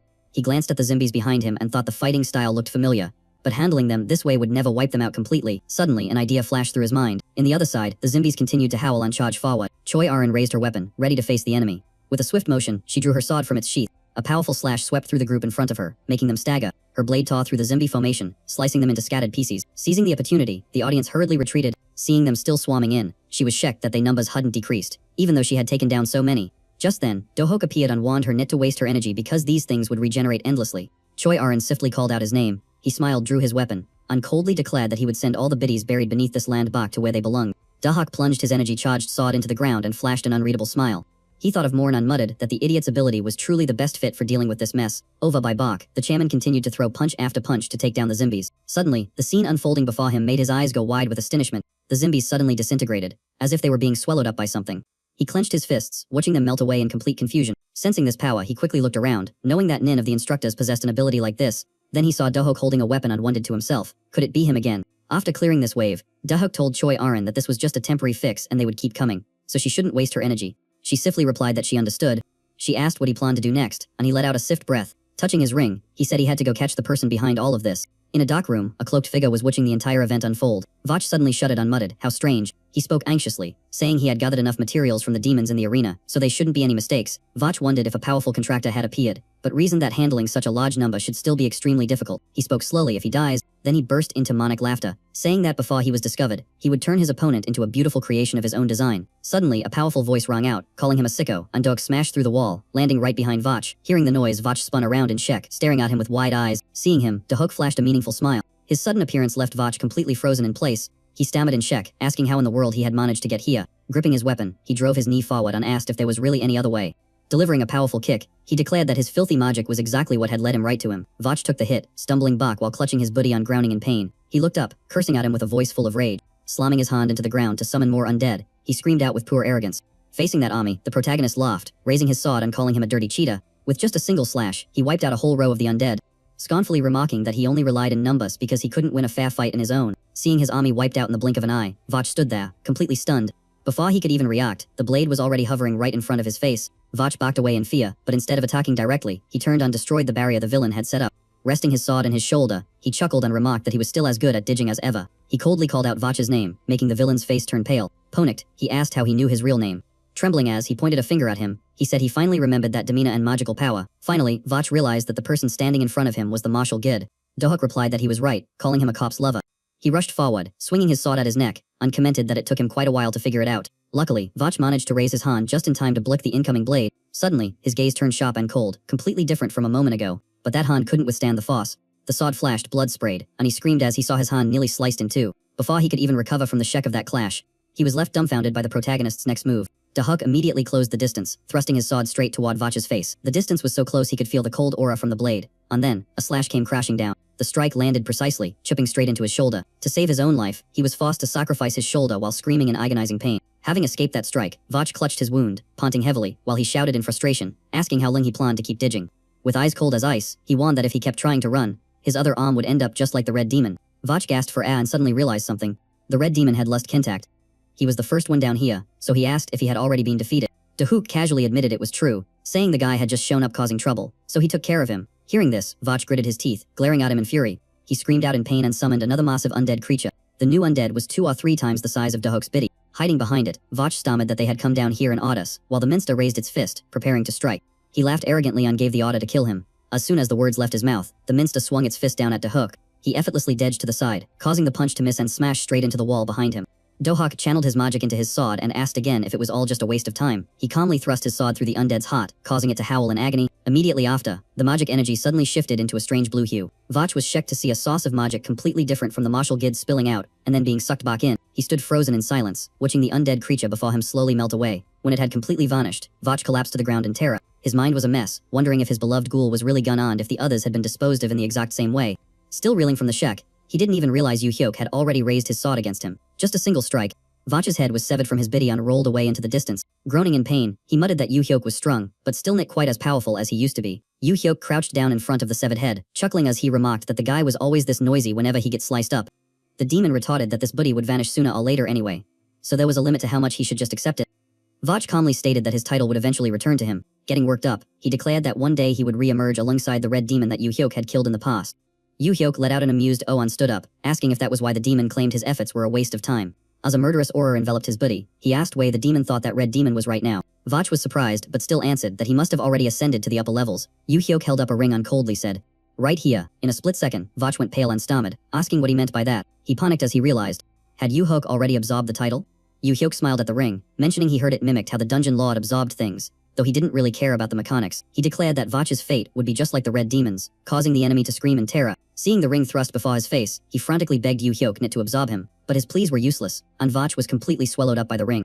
Once the absorption was complete, he observed the ring in his hand with a look of amusement. Meanwhile, Red Cat and Adelia Bentrick were watching the whole thing unfold on a screen. Brecht turned to her and asked what she thought about it. Adelia Bentrick gasped in astonishment, saying it was truly unbelievable. Her eyes filled with admiration. She stayed at Yu Hyuk, completely speechless. She repeated that this was genuinely beyond anything she could have imagined. Brecht turned back and asked which pot she was referring to, calling her Lady Bentrick. Adelia told him to just call her Adelia, insisting that there was something more important to discuss. She asked if he saw Yu Hyuk using the star skill, specifically the way the Minsta just melted away. She explained that constellation abilities weren't usually revealed, but since they were allies, she disclosed that their power was poison. Brecht asked in surprise if it was really poison, and she confirmed that it was. She said that Golden Sword converted magical energy into poison, which could be used directly or coded into objects, with the effectiveness depending on the contractor. He asked what happened when a normal contractor used it, and she replied that the opponent would get poisoned, suffer pain, and collapse, but they wouldn't die immediately. It was usually just a support attack. Adelia anxiously added that even if she signed a direct contract, she would still have to land a direct hit to make an enemy dissolve from the inside. Brecht knitted, saying he understood. She continued, noting that melting a Minsta completely with just that poison was on a whole different level, leaving Brecht to ask in amazement if that was true. The image of Yu Hyuk fighting alone flashed through her mind, and her gaze grew serious. Moreover, he had only signed a temporary contract, yet he still managed to make the entire enemy disintegrate without even touching him. She smiled with satisfaction, saying this was the first time she had seen him in action and she was truly impressed, to which Brecht agreed. A question from a constellation appeared in the screen, and Adelia read it, asking in surprise. A constellation, a figure wearing a crow beak mask, remarked that even though poison was his signature skill, the master was the one who elevated it to a higher level of application. Adelia looked at the screen and smiled, telling herself that she really hadn't seen through him yet. She told Brecht that when Yu Hyuk returned, she wanted to ask him for a favor, prompting Brecht to ask in surprise what kind of favor. Adelia smiled and said she wanted to invite Yu Hyuk to be her teacher. Somewhere else, a scene of ruin appeared, with everything devastated as if a disaster had just swept through. The entire city was submerged in a heavy, gloomy atmosphere. Lenya sat there in silence, while behind her, two soldiers were supporting each other as they left the area. She shouted out orders, telling anyone who could still stand to help the wounded and check the preliminary damage. And the man with glasses immediately replied that he was on it. As she wiped the blood from the wound in her face, she silently wondered what on earth had just happened. Gazing into the distance, she frowned, thinking there were no dungeons nearby, yet the undead had swarmed in and then suddenly stopped dead in their tracks. She suddenly recalled the cryptic smile on Yu Hyuk's face when he showed up. The memory flashed back to that moment when the grotesque monsters lunged at her. Lenya immediately charged in to counterattack without a shred of hesitation. She took them down, one by one, with punches packed with power. The monsters fell one after another before her overwhelming strength. One sweep of her hand was all it took to clear out the beasts in front of her. Seeing they kin defeated, they grew even more aggressive and charged in with greater ferocity. She was gasping for air, only managing to curse a silent damn it in her mind. Gritting her teeth at the monsters, she realized that no matter how many she killed, the numbers just weren't dropping. She clenched her fist, realizing that her rapid punch skill drained way too much mana and wasn't right for handling a swarm. Lenya thought in frustration that they had to be coming from a source, but where was it? Her eyes suddenly widened in pure shock. A male student in a school uniform suddenly popped up in front of her, and she wondered where the hell he had come from. Was he seriously a student? Seeing the monsters rush toward the student, Lenya panicked and screamed for him to get out of the way. Instead, Yu Hyuk just gave a slight smile and drew his sharp knife. He flashed a confident smile, then put all his strength into stabbing the blade deep into the ground. A strange blue light erupted from the earth, the ground cracked open, and the monsters around him froze instantly. One of the monsters started to disintegrate, bit by bit. The rest of them started showing the same signs. The girl standing behind him was left stunned as she watched the scene unfold. She frowned, realizing this was the famous Yu Hyuk she'd heard about. One move and he had cleared the entire battlefield. Lenya couldn't believe her eyes as the monsters vanished right after Yu Hyuk made his move. Rogan shouted out, asking if she was okay, and she jumped, turning around to answer him. She asked about the situation inside, and he said everything was fine since the Valhalla students on Beck had handled it. Lenya remembered what Rogan had once said about someone who piqued his interest, so she asked if that was him, and he nodded to confirm. She asked point blank if that person was Yu Hyuk. He looked a bit surprised, but admitted she was right. She continued, if I told you he was the one who ended this mess, would you believe me? Rogan asked back in shock, what did you say? She raised her voice, saying he charged into the undead swarm alone, drove his blade into the ground, and made them all melt away and stopped their attack. Rogan rubbed his chin and thought, that ability didn't look like the ruler of the lower world who had signed a pact with him. He remembered Bretket's warning to be careful and never reveal they constellation's abilities. Rogan asked why he went after that, and Lenya replied that she didn't know. He crisped his arms, saying he wanted to take the chance to ask a few questions, but maybe that would have to wait for another time. He said he was going inside and asked her to report back to Beck over video call. Lenya asked in surprise where he was going when they were still looking for Yu Hyuk. Rogan explained he was just curious about how the incident was handled and didn't want to dig too deep. But she insisted they still needed to investigate if he was connected to the undead. His voice turned stern as he reminded Lenya that he usually didn't interfere in other people's business, but this time was different. With a cold look in his eyes, he warned her not to push any further, or she would find herself in danger. Hearing that, Lenya was stunned and asked him what he meant. Rogan walked away, and she chased after him, shouting for him to explain himself. Night fell over a distant island. Hukrik gasped in surprise, wondering what on earth this was. He turned and spoke directly to Catfish on Vampire. Vach has already been captured. Catfish asked in surprise if it really happened that fast, noting it was just like how Hungwe failed earlier. Makajang said it was probably because he was too arrogant and relied solely on those undead creatures. Another person remarked that he didn't care whether that pervert lived or died, but since Hungwe and Wacha left so quickly, their purpose for coming down here had lost its meaning. Bitwi and Hugwe argued that everything was in case because they had been acting individually. Bixby suggested that they should coordinate together, and Hukui added that only by doing so could they take that guy down. Meanwhile, Juhuk was walking down the street alongside Choi Aran. She mentioned that the tournament was cancelled because of the Minster attack, saying it was a pity to leave America without having accomplished anything. Juhok replied that there was nothing useful here anyway, so leaving early could be considered lucky. Then he asked if there was anything unusual in the arena. Choi Aran said that more Minsters appeared, but they were dealt with without major damage, and then they stipped completely, causing him to breathe a sigh of relief. She asked in surprise if he was the one who had stipped them. He replied indifferently that it could be seen that way, explaining he saw a familiar Minster, thought it was what he was looking for, and went to catch it. She asked what he meant by familiar, but he said it was not important and told her not to worry about it. Thinking to himself that he had already said too much, she asked where they were going, and he said that if they wanted to get to the O-Pot, they had to wait for the bus up ahead. He explained that because the tournament was cancelled so suddenly, it was hard to find a direct flight back to Korea, so the trip home would take longer than the trip there. Hearing that, Choi Aran felt a bit shy and thought to herself that this was not so bad after all. Juhok pointed to a different path, saying he knew a faster way back and had been given permission by the chairman to share it with the special class. As they walked, he observed the surroundings and said that it must be somewhere near here. Finally, they stepped in front of a door, and he happily announced that he had found it. Juhok reached out, gripped the handle tightly, and pushed the door open. He stepped inside first, and Choi Aran followed, dragging her suitcase clattering behind her. She looked around and asked if this was an old warehouse, but he immediately replied that this place was just a cover. Jajok recalled his conversation with Brackett about being able to enter the market from any country, and how he confirmed that market gates existed all over the world. He had once asked if those gates could be used like teleportation gates. Brackett said it was possible, but since the distance between the gates was so great, one couldn't jump directly to another country. He suggested entering the market and going to the central tower in Sector 7, then using the National Link Gate through the tower, noting there was a secret passage for special class students to enter and exit without attracting attention. Hearing that, Jiok understood the intention was to avoid confusing the people in the market when they saw the school uniforms. Brackett also mentioned that if he wanted to return, he could connect directly from the tower, just like the time he connected the tower to Anhala. Inside the warehouse, Jiok suddenly noticed something strange. He pointed toward a door and told her to go that way, causing Choi Aran to gasp in surprise and ask what he meant. The door slowly opened, and light flooded in, shining directly into her face. As soon as they stepped through the doorway, they found themselves standing in the middle of a completely unfamiliar city. Meanwhile, in another building at that very moment, a heavy iron door was shut tight. Jahuk pushed the door open and walked in, with Choi Aran still following behind him. He turned back to praise her for doing a good job today, telling her to go rest first while he reported the special class activities to the director. And she replied that she understood. She smiled shyly and said that he had worked hard too, adding that she would see him tomorrow. Jok watched her leave with a faint smile on his face. He glanced down at his packet. From inside, Jok took out a small ring. Holding the ring, he thought about how this was the third time he had absorbed a title, including the first Maze Master, and since he felt his power increase clearly every time he swallowed something high level, he was quite looking forward to this. He put the ring away, telling himself to check it later, deciding he should go meet Brackett now since he had promised to report to him tonight. The door to Brackett's office was closed tight. Jahak walked up, pushed the door open, and called out loudly, "Brack." She looked straight at him and welcomed him, not forgetting to thank him for working so hard all this time. Adelia Bentrick bowed almost 90 degrees right in front of him, and, seeing that, the main character was stunned but just let out a sift empsh. Recognizing the person before him, his eyes went wide as he asked, "Isn't that Adelia Bentrick? Why in the world are you here?" She replied immediately, "Just call me Adelia, and I bow because there is something I want to ask for your help with." Still a bit confused, he told her to lift her head first and state her request, so she began to explain. Adelia Bentrick smiled gently and stated her wish directly. "Can I ask you to teach me?" Hearing that, Jahok was genuinely surprised, asking why she suddenly wanted that. Did something special happen? She explained that they had been tracking Juhok's achievements for a while, which annoyed him as, he asked, "You mean you were secretly watching me?" Jahok shouted in irritation. "This was set up by you again, wasn't it?" Brackett, caught off guard by his name being called, Brackett hurriedly clarified that it wasn't him, and what they saw last time was actually a constellation. Brackett recalled the content displayed in the computer screen, warning that the master of the underworld would get angry and deal with anyone who revealed it. Jahok asked in confusion what was wrong, but Adelia Bentrick signaled for silence, and Brackett just replied vaguely that it was nothing. She continued saying she witnessed Jahok use the constellation's poison skill to control the magic beast, and she was truly convinced. After speaking, she bowed her head again, hoping he could spare some time to teach her more.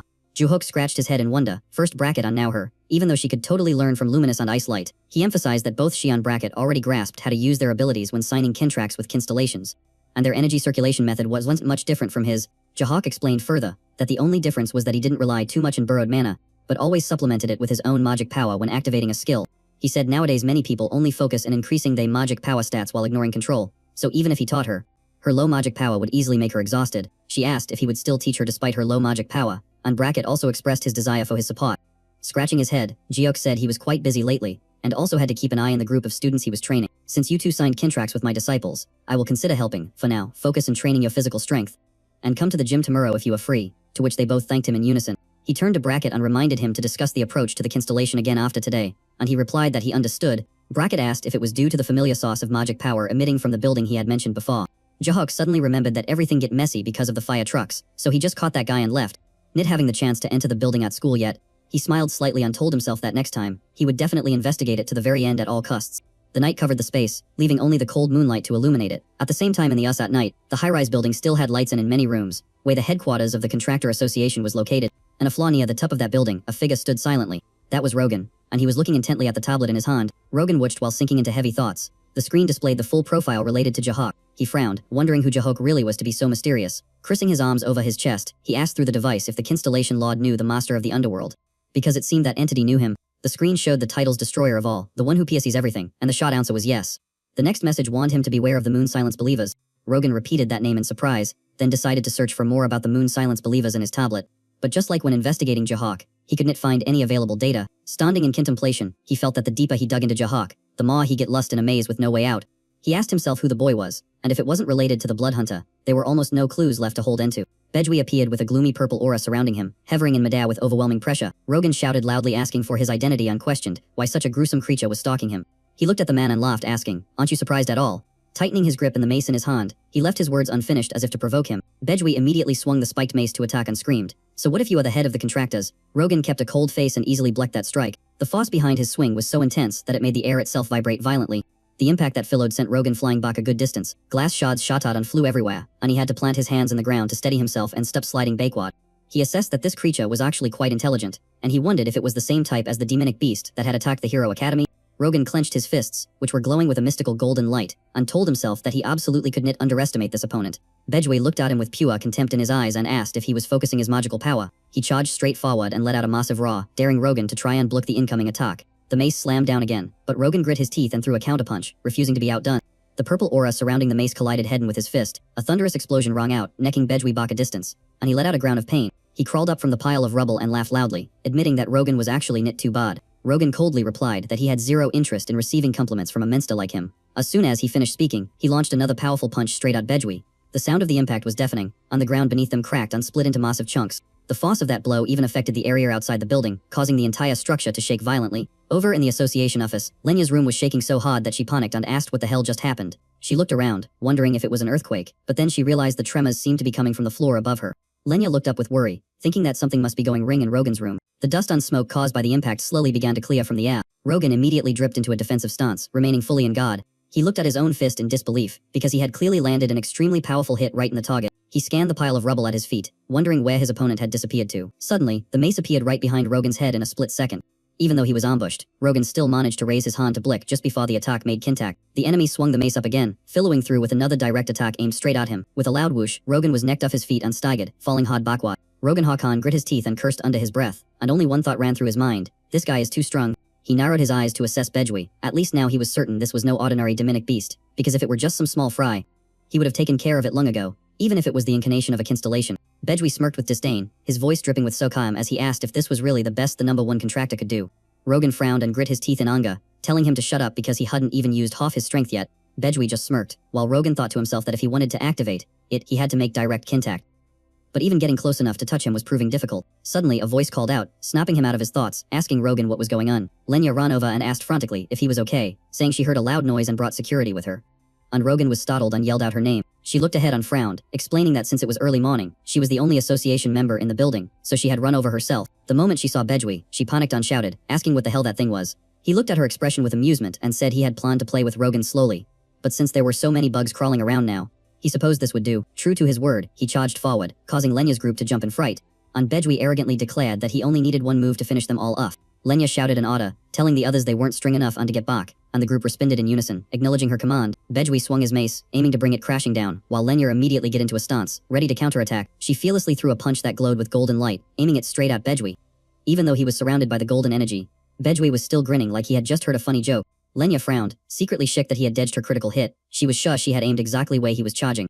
She clenched her fists tight and told herself that there was no backing down now. They would both have to fight to the bitter end. Lenya grit her teeth and charged straight toward Bejwi. Her fist seemed to land right in his face, and Lenya had just enough time to think that she had actually hit him, but right in front of her, all she could see was a thick, blinding cloud of dust and smoke. Lenya stad-wittied, totally confused and stammered, "What the, how is that even possible?" Bitwi suddenly launched a counterattack, swinging his massive mace high up, ready to smash it down on her again. Lenya hurriedly threw her hands up, bracing herself to block the incoming strike. Just at that moment, Rogan rushed in out of nowhere and blocked the blow for her. Lenya froze in place, her eyes widening in pure shock. Rogan clenched his fists and reminded Lenya, "Hey, that guy didn't actually did your attack earlier." Straining to hold back the attack, he explained, "He creates illusions. He only reveals his real body at the exact moment he strikes." The minster sneered inwardly, thinking, did he actually see through my illusion eye? Bitwi stepped back to calculate his next move, thinking he should just keep hiding his real body with illusions, and then target them for another attack. Suddenly Bitwi gritted his teeth, his eyes filling with shik. A foot suddenly stimped down hard right into his biddy. Rogan grinned smugly as a magical golden aura burst out around him. He taunted, "So, looks like you've got nowhere left to hide, huh?" The minster struggled frantically, trying to wrench himself free from under Rogan's foot.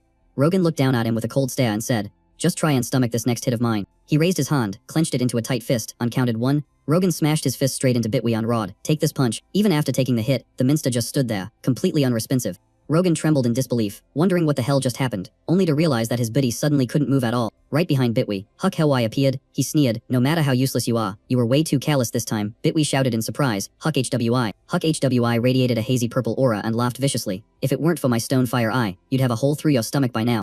Bitwi laughed loudly and bragged, "It's not that easy to kill me." Huck HY scuffed and replied, "Just try taking a direct hit from him and see if you still say that." Lenya ran over to Rogan's side, shocked to see another massive monster like that. Rogan explained that he had been hiding nearby the whole time. While Huck HY asked, "So, who should I kill first?" Bitwi casually remarked that just to be safe, he had already immobilized the woman standing next to Rogan, so they could kill whoever they wanted. Lenya was furious when she heard that. She gritted her teeth, clenched her fists, and shouted, "Since when did you do that?" Bitwi smirked, shrugged provocatively, and continued, "Really? Well then, let me take the first shit." Suddenly, Ju Hayek appeared with a cold gaze. He rushed in, sliced Huck AI in two, and said with Oda contempt, "That's a great idea." Ju Hayek put his weight into it, and stabbed his knife down hard for another strike. A jet of pitch-black blood spurted out from Huck Y's head. Lenya and Rogan were both stunned into silence because Ju Hayek had appeared so suddenly. Seeing his partner taken down by Ju Hayek, Bitwi was fuming with rage. His jaw dripped as he yelled, "What the hell is this?" Rogan, who was still in a defensive stance, was startled and shouted, "Ju Hayek." At that moment, his hand started to move slightly again. Lenya rubbed her shoulder and asked Rogan to try moving, to which he just gave a stiff grunt of affirmation. Suddenly, Ju Hayek cut in, drawing all the attention to himself. "Back then, you bastards always caused trouble whenever you were together. Huck HWI always used his killer eye, and you were always focused in attacking me." He turned to Bitwi, smirked, and continued, "That's why I took care of Huck HWI first back then. You remember that, don't you, Bitwi?" Bitwi froze when he heard that, falling completely silent, unable to utter a single word. Bitwi growled and asked, "What kind of nonsense are you spouting? Wait, how do you know my name, and did you say you killed us before?" Rogan approached from behind and said, "Are you Ju Hayek? I'm Rogan. I'm not sure how you get here, but thank you." Ju Hayek remembered what Brackett had told him. "Someone has been looking for you lately. It's Rogan, the #1 ranker of the Contractor Association. You might run into him if you storm that building." He looked at Rogan, furrowing his brow as he thought, "So this is the guy looking for me, but I haven't done anything to offend him, have I?" Bitwi roared, swinging his mace in a rage, "It doesn't matter who you are, how dare you disrespect me." He slammed his mace down right way Ju Hayek and Rogan were standing. Luckily, they both reacted quickly and didged in time as he shouted, "Stop talking nonsense."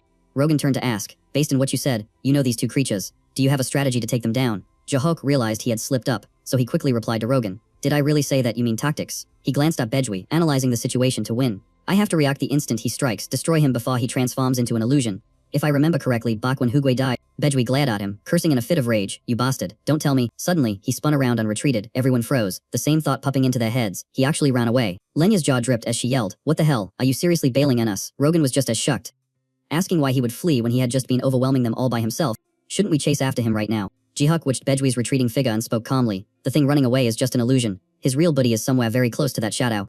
The sword in his hand suddenly glowed with a mystical golden light. He thought about releasing the light to break the illusion, but he couldn't use his disciple's ability just yet. He wanted to fight using the power absorbed by the ring, so he decided not to form a temporary contract. Jihuk frowned and sighed, thinking he was out of options. "It's a bit of a hassle, but I guess he'll have to slash through the entire building." Rogan suddenly startled and shouted, "Constellation." "What is it now?" That shout pulled his attention back to the moment. Rogan asked blankly, "Who is the Marshal Gid?" Immediately, the screen flashed as the Constellation of Destruction exclaimed in Shik, "Marshal Gid." Jihuk sighed and chuckled softly, saying he had wondered why the magical energy felt so familiar, but now he understood. Rogan started, calling out, "Jihuk." Jihuk spoke up, "Ling time no see, Jiang Yo here too. I'm in a hurry, so let's form a temporary contract. Does your contractor have a holy relic?" The screen displayed the Constellation of Destruction's reply. Yes, it then urged them to bring out the holy relic immediately. Lenya shouted, rushing Rogan, "Hurry up." Rogan replied, "It should be in here somewhere." Lenya frowned, urging him unmove it. "It has to be in there." Bedwi shot out of the building. Lenya immediately yelled, "That bastard just escaped through the window." Jahok reached out his hand. "Where is the relic? Give it to me quick." Rogan frantically placed a string of beads into his hand. Jahok slipped the beads into his wrist and chuckled softly. alright? Bejwi cursed under his breath as he ran, damn it. Now I understand why Wacha and Hungwe get wiped out so fast. He furrowed his brow, thinking, the martial Gid has returned. Even if he reincarnated as a brat, that magical energy definitely belongs to the martial Gid. Bejwi kept his head down and ran, thinking I can't transmit messages continuously like Wacha could. I have to report this immediately. They need to know the martial Gid has resurrected. Johyuk closed in right behind Bejwi, his arm erupting with a mystical golden aura. He threw a punch straight at him. The golden light flashed, blinding Bejwi. He gasped, startled. With a loud boom, he was sent flying into the distance. Covered in wounds, Bejwi could only manage a few pained grounds. Johyuk looked down at him, flattened in the ground, a clearly smug smile spreading across his face. Inside the building, Lenyer and Rogan's eyes went wide as they witnessed the scene. Lenyer asked Rogan, is this your Constellation's ability? He replied, you mean that Kanan-like destructive power that wipes out everything in its path? No, it's not. Rogan frowned and continued, but that strike was definitely the power of a Constellation.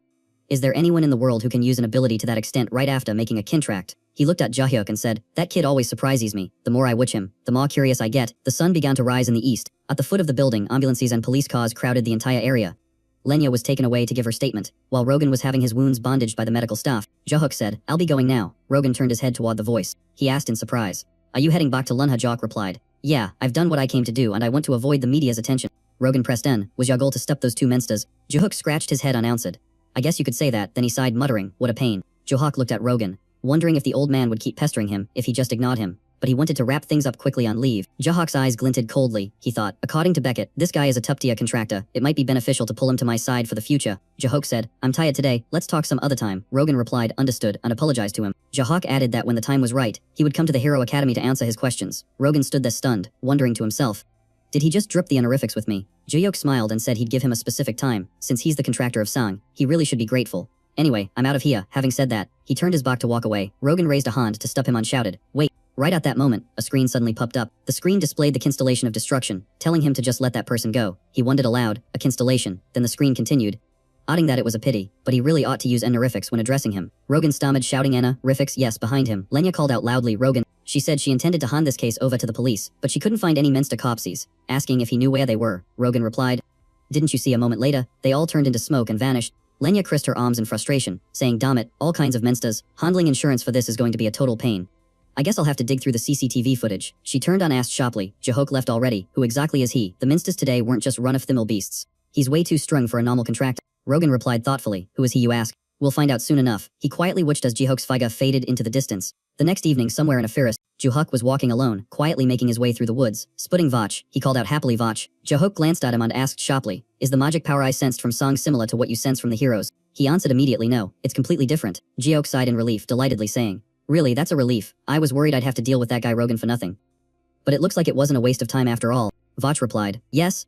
Johyuk thought to himself, feeling a bit let down. The person he met today had once been taught by him, yet turned out not to be his disciple. Suddenly Johyuk asked, I wonder where Sashimi is. All of a sudden, a farmer god stepped forward and bowed before Johyuk, making him jump and ask, who the hell is this? He replied that he was from the Ujia clan and was deeply honored to meet the clan leader. Johyuk's eyes went wide as he said, what? Me? Are you sure you haven't mistaken me for someone else? The farmer god confidently affirmed, absolutely not. He explained that their esteemed Constellation Tugwe had issued a directive. If Lord Johyuk mentioned that specific word, he was to appear according to the plan. Johyuk was stunned, saying that word. Don't tell me it's... Meanwhile, in another place, a girl wearing a mask said, when that person utters a specific word, reveal yourselves and declare your identity. 4 people sat around a table, a magical purple flame flaring up between them. One of them immediately asked, what is the word? The masked figure replied coldly, just one word, sashimi. Johyuk took off his hat and smirked. Right next to the farmer god, 3 more people suddenly appeared. All 3 looked at him, bowed, and shouted in unison, we are highly honored to meet the clan leader. Johyuk asked immediately, did you guys bring that relic? The farmer god replied firmly, we have more than enough. Johyuk told them to hand it over. He immediately presented it with both hands, extremely respectfully, saying, here it is. Johyuk picked up the relic and smiled softly. Night was gradually falling. Johyuk scanned his surroundings. In front of him were abandoned houses, with rubble and debris scattered everywhere. The whole area looked sketchy and desolate, exactly like a place where no one had lived for a long time. In front of one house hung a sign that read, Divine Martial Sect. Johyuk gave a faint smile, saying Divine Martial Sect. It's been a long time since I've seen this sign. He continued, long time no see, sashimi, Johyuk called out loudly, Sashimi, are you in there? Step hiding and coming out. Sashimi was still shy, keeping herself hidden behind the door, not daring to show her face. Then she timidly stepped outside. As soon as she came out, Sashimi immediately knelt down to bow to him. Johyuk stepped forward to gently help her up, telling her she hadn't changed a bit and to get back on her feet. She replied with a polite, yes. He remarked that her mindset was just like the atmosphere of his dojo 300 years ago, a comment that made Sashimi blush with shy embarrassment. She told him that for them, the Divine Martial Gate wasn't just a training hall, but it was truly their home. Johyuk scratched his head and chuckled, saying he had no idea she cherished it that much. Johyuk thought to himself, comparing the current world to how things were 300 years ago. Johyuk looked back in his memories from 300 years ago, recalling how he stood arrogantly atop a cliff, looking down and thinking that it was truly a chaotic place. At the foot of the cliff, two groups were preparing to charge at each other. In one side stood the humans, clutching sharp weapons in their hands. In the other side was a horde of hideous-looking monsters. A man was so terrified he was crying, yet he grit his teeth and charged into the fray. Whoosh! Jihook's group immediately leaped down to support the human side. The corpses of the monsters soon lay scattered all over the place. Jihook and his two disciples acted swiftly, taking down the monsters as easily as flipping their hands. In that chaotic world, a guy like me who only knew how to hunt monsters could still survive. And the villagers were so happy they gave me gold as thanks. I protected merchant caravans for pay, or took in hunter missions to slay beasts on clear dungeons. The three of us walked into a market, and even though that era was full of suffering, I lived there without a single complaint. Watching his two disciples happily eating meat skewers, he couldn't help but smile along with them. Jihook suddenly noticed a scene unfolding, but a poor family was about to sell the child to someone else. In those days, the buying and selling of human slaves was still a common occurrence. The father even looked cheerful as he handed his daughter over to the buyer. The buyer looked at the little girl with obvious satisfaction in his face. He reached out and brushed her hair back, revealing eyes that were already wet with tears. Although such sights were becoming rarer, human trafficking still existed, and seeing her like that only made him more amused. He handed the girl's parents a large bag of money, and they were overjoyed at the sight of the cash. The father coldly pushed his daughter away as if he were just delivering a piece of merchandise. Poor parents sometimes sold their children just to get a large sum, then happily stared at the bag of money in their hands. Jihook looked at the scene and just sighed, thinking that he truly hated this kind of thing. Since I used to be a slave when I was young, even though I didn't want to be. He looked at them with eyes full of murderous intent. The slave buyer saw this and immediately raised his knife to threaten him. That action only fueled his anger, and Jihook grit his teeth before swinging his fist. He rushed forward and planted a solid punch right in the guy's face. That's why my disciples and I didn't just beat up slave traders. Whenever we saw them, we finished them off. And that strike drew the attention of the surrounding crowd. Jihook turned to look at the father, who sold his child with a gaze heavy with killing intent, making the man turn pale with fear and hurriedly wave his hands while backing away. The girl's parents immediately turned around and ran away. Jihook frowned in anger as he watched them go. Then his gaze shifted to the little girl standing nearby. The girl was sobbing pitifully, her trembling hands clutching the hem of his shirt. And in the process, I ended up taking in a few homeless kids as disciples. Jihook bent down to look at the girl and smiled. From here in, a small trouble began to arise in the life I had so carefully planned out. He crisped his arms and closed his eyes, thinking that initially, he planned to hunt monsters diligently while he was young, save enough money, and then retire. Then, I'd just train a few disciples to keep dealing with slave traders, like setting up an automatic hunting system. But even though we hunted enough to survive and the three disciples trained hard ever since I started raising them, I haven't been able to save a single penny. Since I had taken in enough disciples, I decided to give them a place to show their skills. He rubbed his chin and chuckled softly. Back then, many noble families and dojos were fighting for power, with houses like Jiajin and Musamundo constantly at each other's throats. The abandoned girl shouted out Divine Martial Gate. After discussing it with my disciples, we decided to name the dojo that, and thus the Divine Martial Gate Dojo was established. Jog carefully hung the signboard up in a neat and proper spot. The disciples looked visibly overjoyed. He looked up at the sign on side, and just like that, we established the Divine Martial Arts Dojo. He glanced at the board and chuckled to himself, thinking, I set up this dojo to raise untrained disciples properly. But I also wanted to make a quick buck off them. The disciples were as happy as could be when the sign went up, even though I was strung. I started my journey learning many skills that didn't suit me. And I had absolutely no innate talent, so I quickly hit my own limit. But my disciples were different. Since I taught them in the right direction, they learned skills that suited them. And every single one was extremely excellent. Looking at the girl I just accepted, I decided to train my disciples until they were independent, so they could grow up to spread the sex name and accept new students. Jihook thought about the profits and secretly rejoiced, planning to skim a reasonable cut from donations and earnings, imagining he would just sit back and enjoy his retirement later. Although Jihook looked up wearily, life is knit to dream. Just as my disciples had grown up and were preparing to expand our influence, the Tower of Destruction appeared. Right before his eyes was a gigantic tower, so massive that the pressure was crushing. Outside, thunder boomed continuously without stopping. The Tower of Destruction was surrounded by lightning bolts crisscrossing like a net. Jihook looked at it, frowning with visible anger. The flow of memories stepped there, and he pulled himself back to reality. Jihook and Sashimi stood in silence, both looking up at the old sign in front of them. Jihook spoke up to apologize for spacing out, saying it made him remember the old days. Sashimi replied gently, "It is all right, master." He asked, "What did you do after becoming a constellation? And how did you find me?" Sashimi replied, "I knew that master would definitely be reincarnated no matter what." She added, "A short while after becoming a constellation, a notification appeared." He thought to himself, "Just as I guessed, even Sashimi get it." Sashimi recounted, "That is why I chose a human as my first contractor, then established the Yu-Gi-Oh organization and operated it with 4 members. I named it Yu-Gi-Oh to affirm that only master is the leader I recognize." Jihook heard this and was startled. "Say what?" Sashimi continued, "So I eliminated all those who called themselves the strongest, except for master." Jihook asked in astonishment, "You really killed all of them?" She whispered back, "Yes." She hurriedly explained, "I didn't kill indiscriminately. Whenever someone claimed the title of strongest, we observed them carefully. And the moment they revealed that title, we took action." Jihook asked in confusion, "Then how did you track me down?" She replied, "We used a similar method." Jihook rubbed his chin and secretly rejoiced. "I probably would have been taken out by my own disciple if I had slipped up and said one ring word. That was close." Sashimi explained they had killed those who claimed to be the strongest swordsmen like Junshin, along with a cruel, evil organization. The blood hunters only targeted string contractors. Jihook listened and exclaimed, "You really killed a lot of people." She said, "I believe that thanks to this method, I was able to meet master again after reincarnation." Jihook heard this and blanked out again. What? She shyly said, the reason is that in our eyes, Master is definitely the strongest, and also humble because you never showed off your power. Oh Hook blushed and rubbed his head, saying, I am not humble. I just do not like to talk much because the truth is I would win anyway, regardless. He said, now I have met you Maju and Luminous. Sushimi looked visibly happy. Oh, have you met the other sisters? Yu Hook was surprised. You didn't know. I thought you knew already, she replied. I know all 4 sisters became constellations. But I can only see through the eyes of the contractor. Sashimi said, so I only knew Master met the Bentrick family on the black market, but I didn't know they were contractors of the other sisters. He replied. That is right. He smiled, but you arrived at the perfect time, Sashimi. I might need your support soon. Hearing that, she was overjoyed and whispered a soft. Yes? Yu Hook said, that is it for today. I will invite your contractor to meet the contractors of the others. Then we will talk later. Saying that, he waved his hand and turned to leave. She watched his retreating figure, her face flushing red with shyness, and just whispered, yes. A few days later, at the Hero Academy, a massive building located right in the middle of the city. Inside the meeting room, Rogan was so stunned he could not utter a word. Yu Hook smiled. Oh, you are Rogan stammered. No, I just arrived. In his head he was still wondering, who on earth is this group of people? Rogan glanced at Black Cat and immediately recognized the owner of the black market and director of Valhalla, the exact person he met last time. He looked over at Adelia Bentrick and was certain that was the head of the Bentrick family. Adelia Bentrick. Then to the Farmer Guardian, he recognized him immediately too. And that mask over there, do not tell me it is. Rogan was startled in his heart. Yu-Gi-Oh.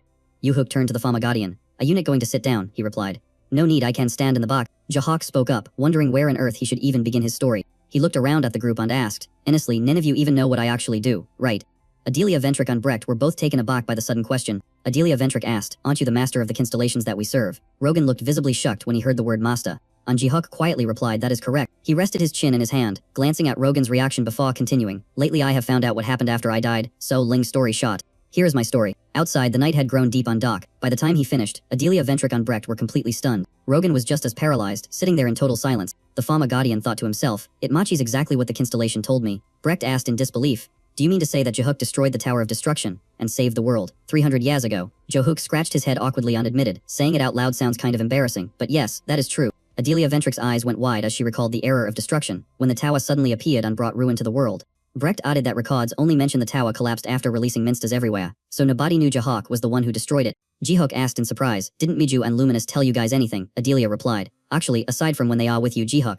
The constellations do not really communicate with anyone else. Brecht added a detail about the world ruler. He recalled Luminous once coldly saying, the Tower of Destruction. I only remember entering it with my master. Brecht confirmed that was exactly what the entity said. Jahuk stroked his chin in surprise, thinking that it seemed even his own disciples didn't remember their lives before they became constellations. Well, now that they have met me, the memories should slowly return. Jahuk added that back then, anyone with a bit of fame became a constellation.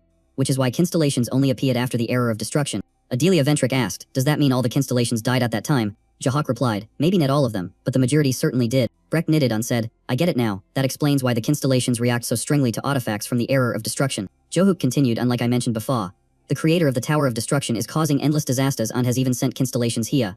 Rogan remained completely silent throughout the explanation. Jahuk stated firmly, because of that, the Tower of Destruction is definitely going to appear again. Rogan widened his eyes and asked if it would really return, and Jahuk confirmed, yes, but we probably still have about 4.5 years left. Jahuk explained his plan was to gather enough disciples to prevent that catastrophe, and to increase their power by dealing with the invading constellations. He clenched his fist, his voice full of determination as he said, this time I will wipe out the Tower of Destruction, and minimize the damage so that the name Error of Destruction is never spoken of again. Rogan admitted that it was still hard for him to believe. Jahuk turned to reassure him. Yeah, I understand how you feel.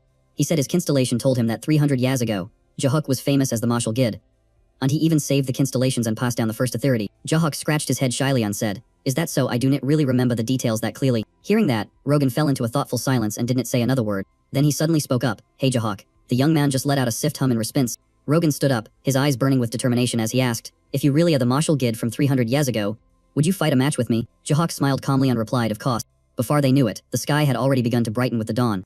At that moment, Rogan and Jahuk stood facing each other, neither willing to back down an inch. Adelia Ventrick spoke up, saying she still couldn't digest what was happening. Brecht immediately explained that Rogan probably found it too absurd that a high school student was the hero from 300 years ago, and also the master of the constellation he worshipped. Logically speaking, the evidence is clear enough to accept, but emotionally, this is definitely a hard pill to swallow. Rogan immediately dripped into a combat stance, a brilliant golden aura erupting around him as if he were gathering all his strength. Adelia added, maybe that is why he wants to verify it by fighting Hedden. In the other side, Juke also took a stance, a mystical red aura enveloping his buddy. Brecht remarked that he wanted to see if Jahuk was truly not just a string student, but the actual person from that ancient era. Rogan clenched his fists tight, his eyes full of resolve. He rushed forward, throwing a steel-hard punch straight at Jahuk. The boy didn't dodge at all, immediately striking back with overwhelming momentum. The two attacks collided, creating a thunderous explosion that shook the ground violently. Rogan gritted his teeth, clenching his hand until the veins popped, unwilling to accept defeat. The protagonist also tightened his fist, flashing a confident smile as he looked at him. The fists continued to crash heavily into each other. Rixon debris flew everywhere, forcing Adelia Ventric and Breck to hurriedly cover their eyes from the dust. The Pharma Guardian remained standing quietly in the sidelines, observing the entire battle. In the chairman's office at the Hero Academy, the chairman's eyes suddenly flew open at the sound of a massive tremor. He silently guessed the noise was coming from the stadium out back, praying that the academy wasn't under some kind of surprise attack. Then he remembered what Rogan had mentioned earlier, about a guest paying a visit to the academy today. At the time, he had asked if there were 10 guests coming on who they might be, but Rogan just replied that it was still a secret. Before leaving, Rogan even warned him that if he heard any loud noises, he should just assume Rogan was the one causing them. The chairman looked toward the stadium, telling himself he trusted Rogan, but deep down, he still felt a nervous flutter in his chest. Just who exactly did he bring over, for the killing intent radiating from out they to be this terrifying? Dahook held his defensive stance, a calm and composed smile playing on his lips. Both of their fists were trembling uncontrollably from the sheer, crushing pressure. Rogan strained with all his might to hold his ground, while only one thought echoed in his mind: damn it. Seeing how effortless his opponent looked, he felt a surge of horror as he was gradually pushed back. This couldn't possibly be the strength of a high school student. He gritted his teeth, wondering if this kid really relied solely on constellation power when fighting monsters, or if there was more to it. In just a split second, Rogan was necked backward, stumbling repeatedly. He called out the boy's name, and the protagonist simply responded with a soft, inquisitive grunt. Rogan asked if he could use his magic now, as a golden aura around him flared up like a massive, raging fire. The boy realized the man hadn't used any magic until now, then smiled and told him to go right ahead. He also declared that he would keep fighting without using a single drop of magic himself. Rogan accepted the terms, and the golden light surrounding him transformed into jagged streaks of violent lightning. He smashed his fist into the ground, causing the pavement to crack and shatter into large chunks. Then he raised his elbow high, the joint glowing with a brilliant, intense light. Immediately, he swung his elbow down, forcing his opponent to retreat backward. Jihoke raised both arms to block the blow, still grinning as he remarked that the match was finally getting intense. Internally, he chided himself for running his mouth about not using magic, because honestly, the pressure was starting to get real. He knew that activating magic and channeling the constellation would skyrocket his power, but his physical stats were still limited by his current body.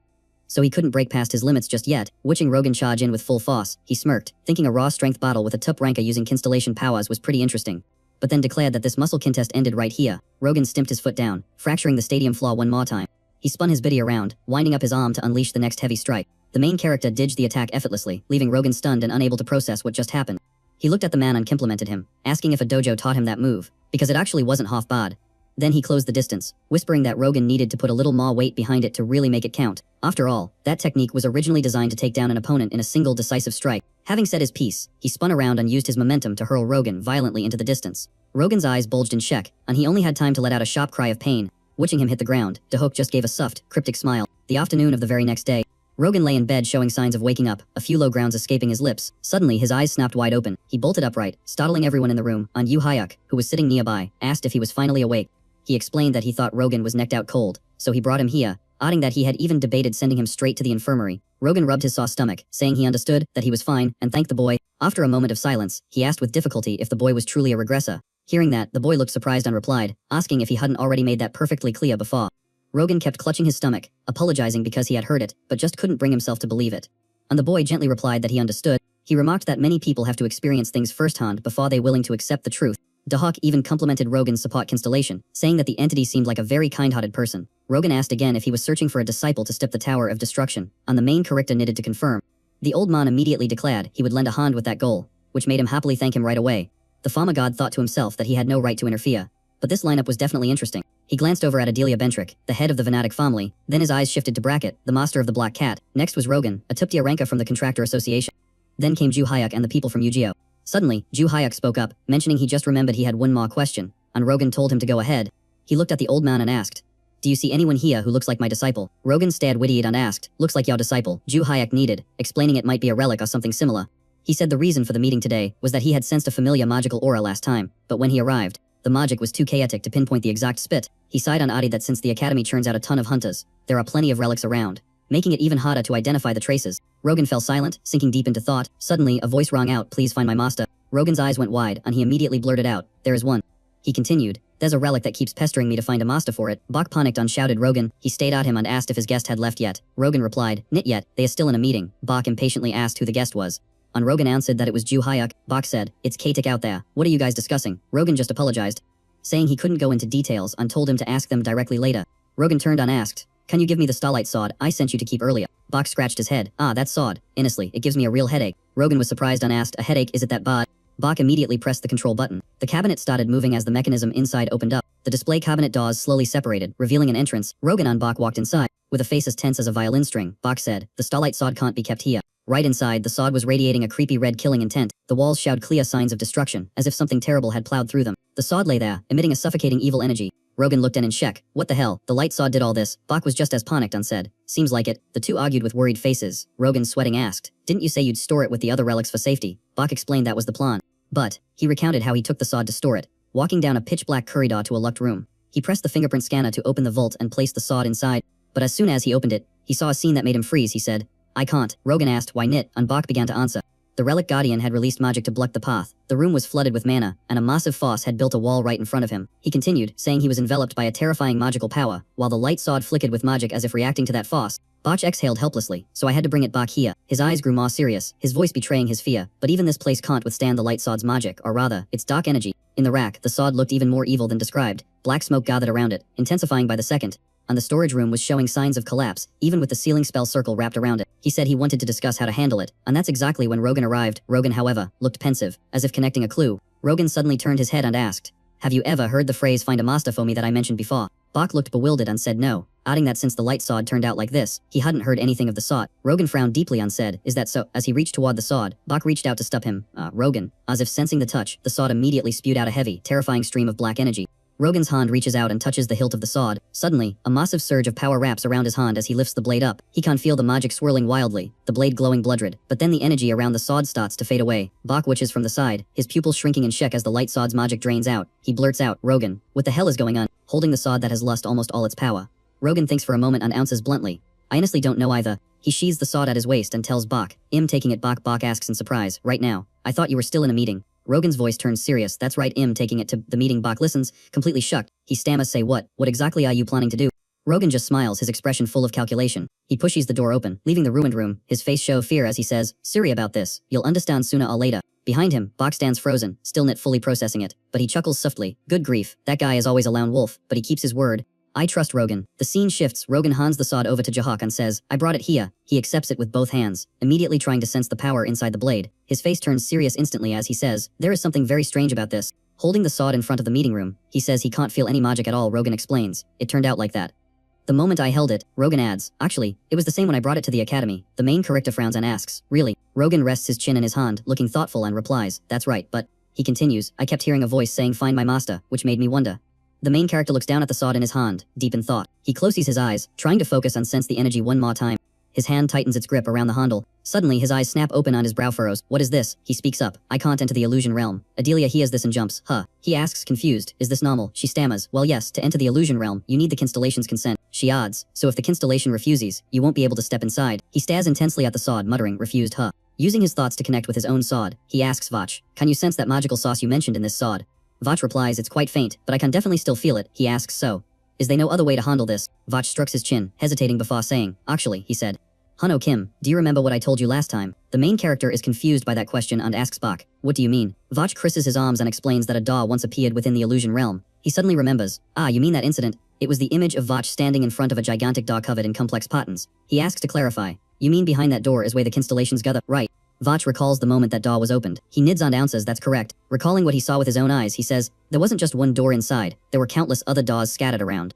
With all kinds of different people appearing, he describes further. Behind the constellations are rows of doors leading to the illusion realms where they live. And I saw sources of power flashing from the figures standing behind those doors. Vach FA has a theory. If I guessed right, once I stepped through to get in there, I could also cross over to the illusion realms of other constellations by using they doors. Juhuk says that sounds logical, but suddenly realizes a problem. But there's still a snag. Vach asks immediately, what kind of snag?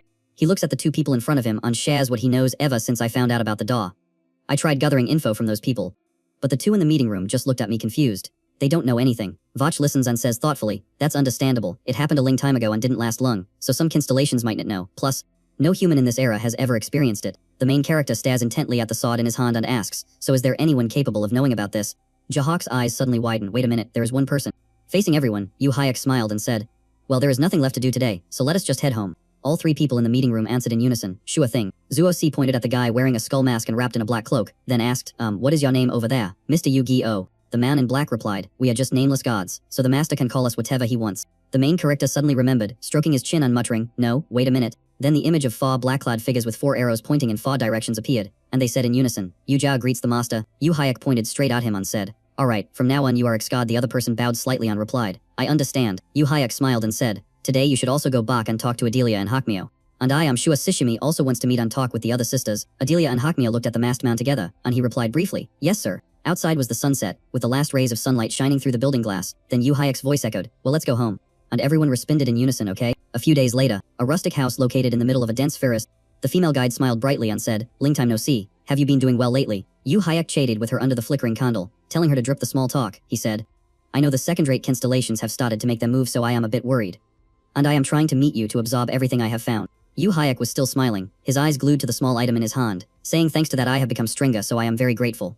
Then he calmly added, we met at the perfect time. She was surprised and asked, say what? He looked straight into the guide's eyes, flashing a confident smile and asking, do you know about the doorway the constellations gather? In the flickering candlelight, she rested her chin in her hand and smiled, asking, do you mean the arena? He looked blankly and asked back, the arena? She explained with confidence, right after creating the constellations, the Maze Lord built a special space. She said one can enter through the doors appearing in the illusion realm of the constellations, and that place is the arena. He placed his hand in the table, frowning and asking why such a place was created. She explained, it was established for constellations to compete with each other, even though they lost their original names. A metaphor was still attached to each constellation. He asked, something like the Lord of Hell or something similar, right? The guide replied, that is correct. A metaphor is basically like that. Her voice seemed to blend into the air, as she said that the metaphor gradually became part of the name, so it also carried power depending on the constellation. And the Maze Lord opened the arena to amplify the power within those metaphors. Yu Hayek then asked, but the arena disappeared very quickly, right? She tapped her index finger in her cheek, recalling, and said that is right. It seems the arena didn't go according to the Maze Lord's plan. But I still do not know the exact reason. Yu Hayek crossed his arms and frowned, saying if the Maze Lord created it and then closed it himself, there must be a problem.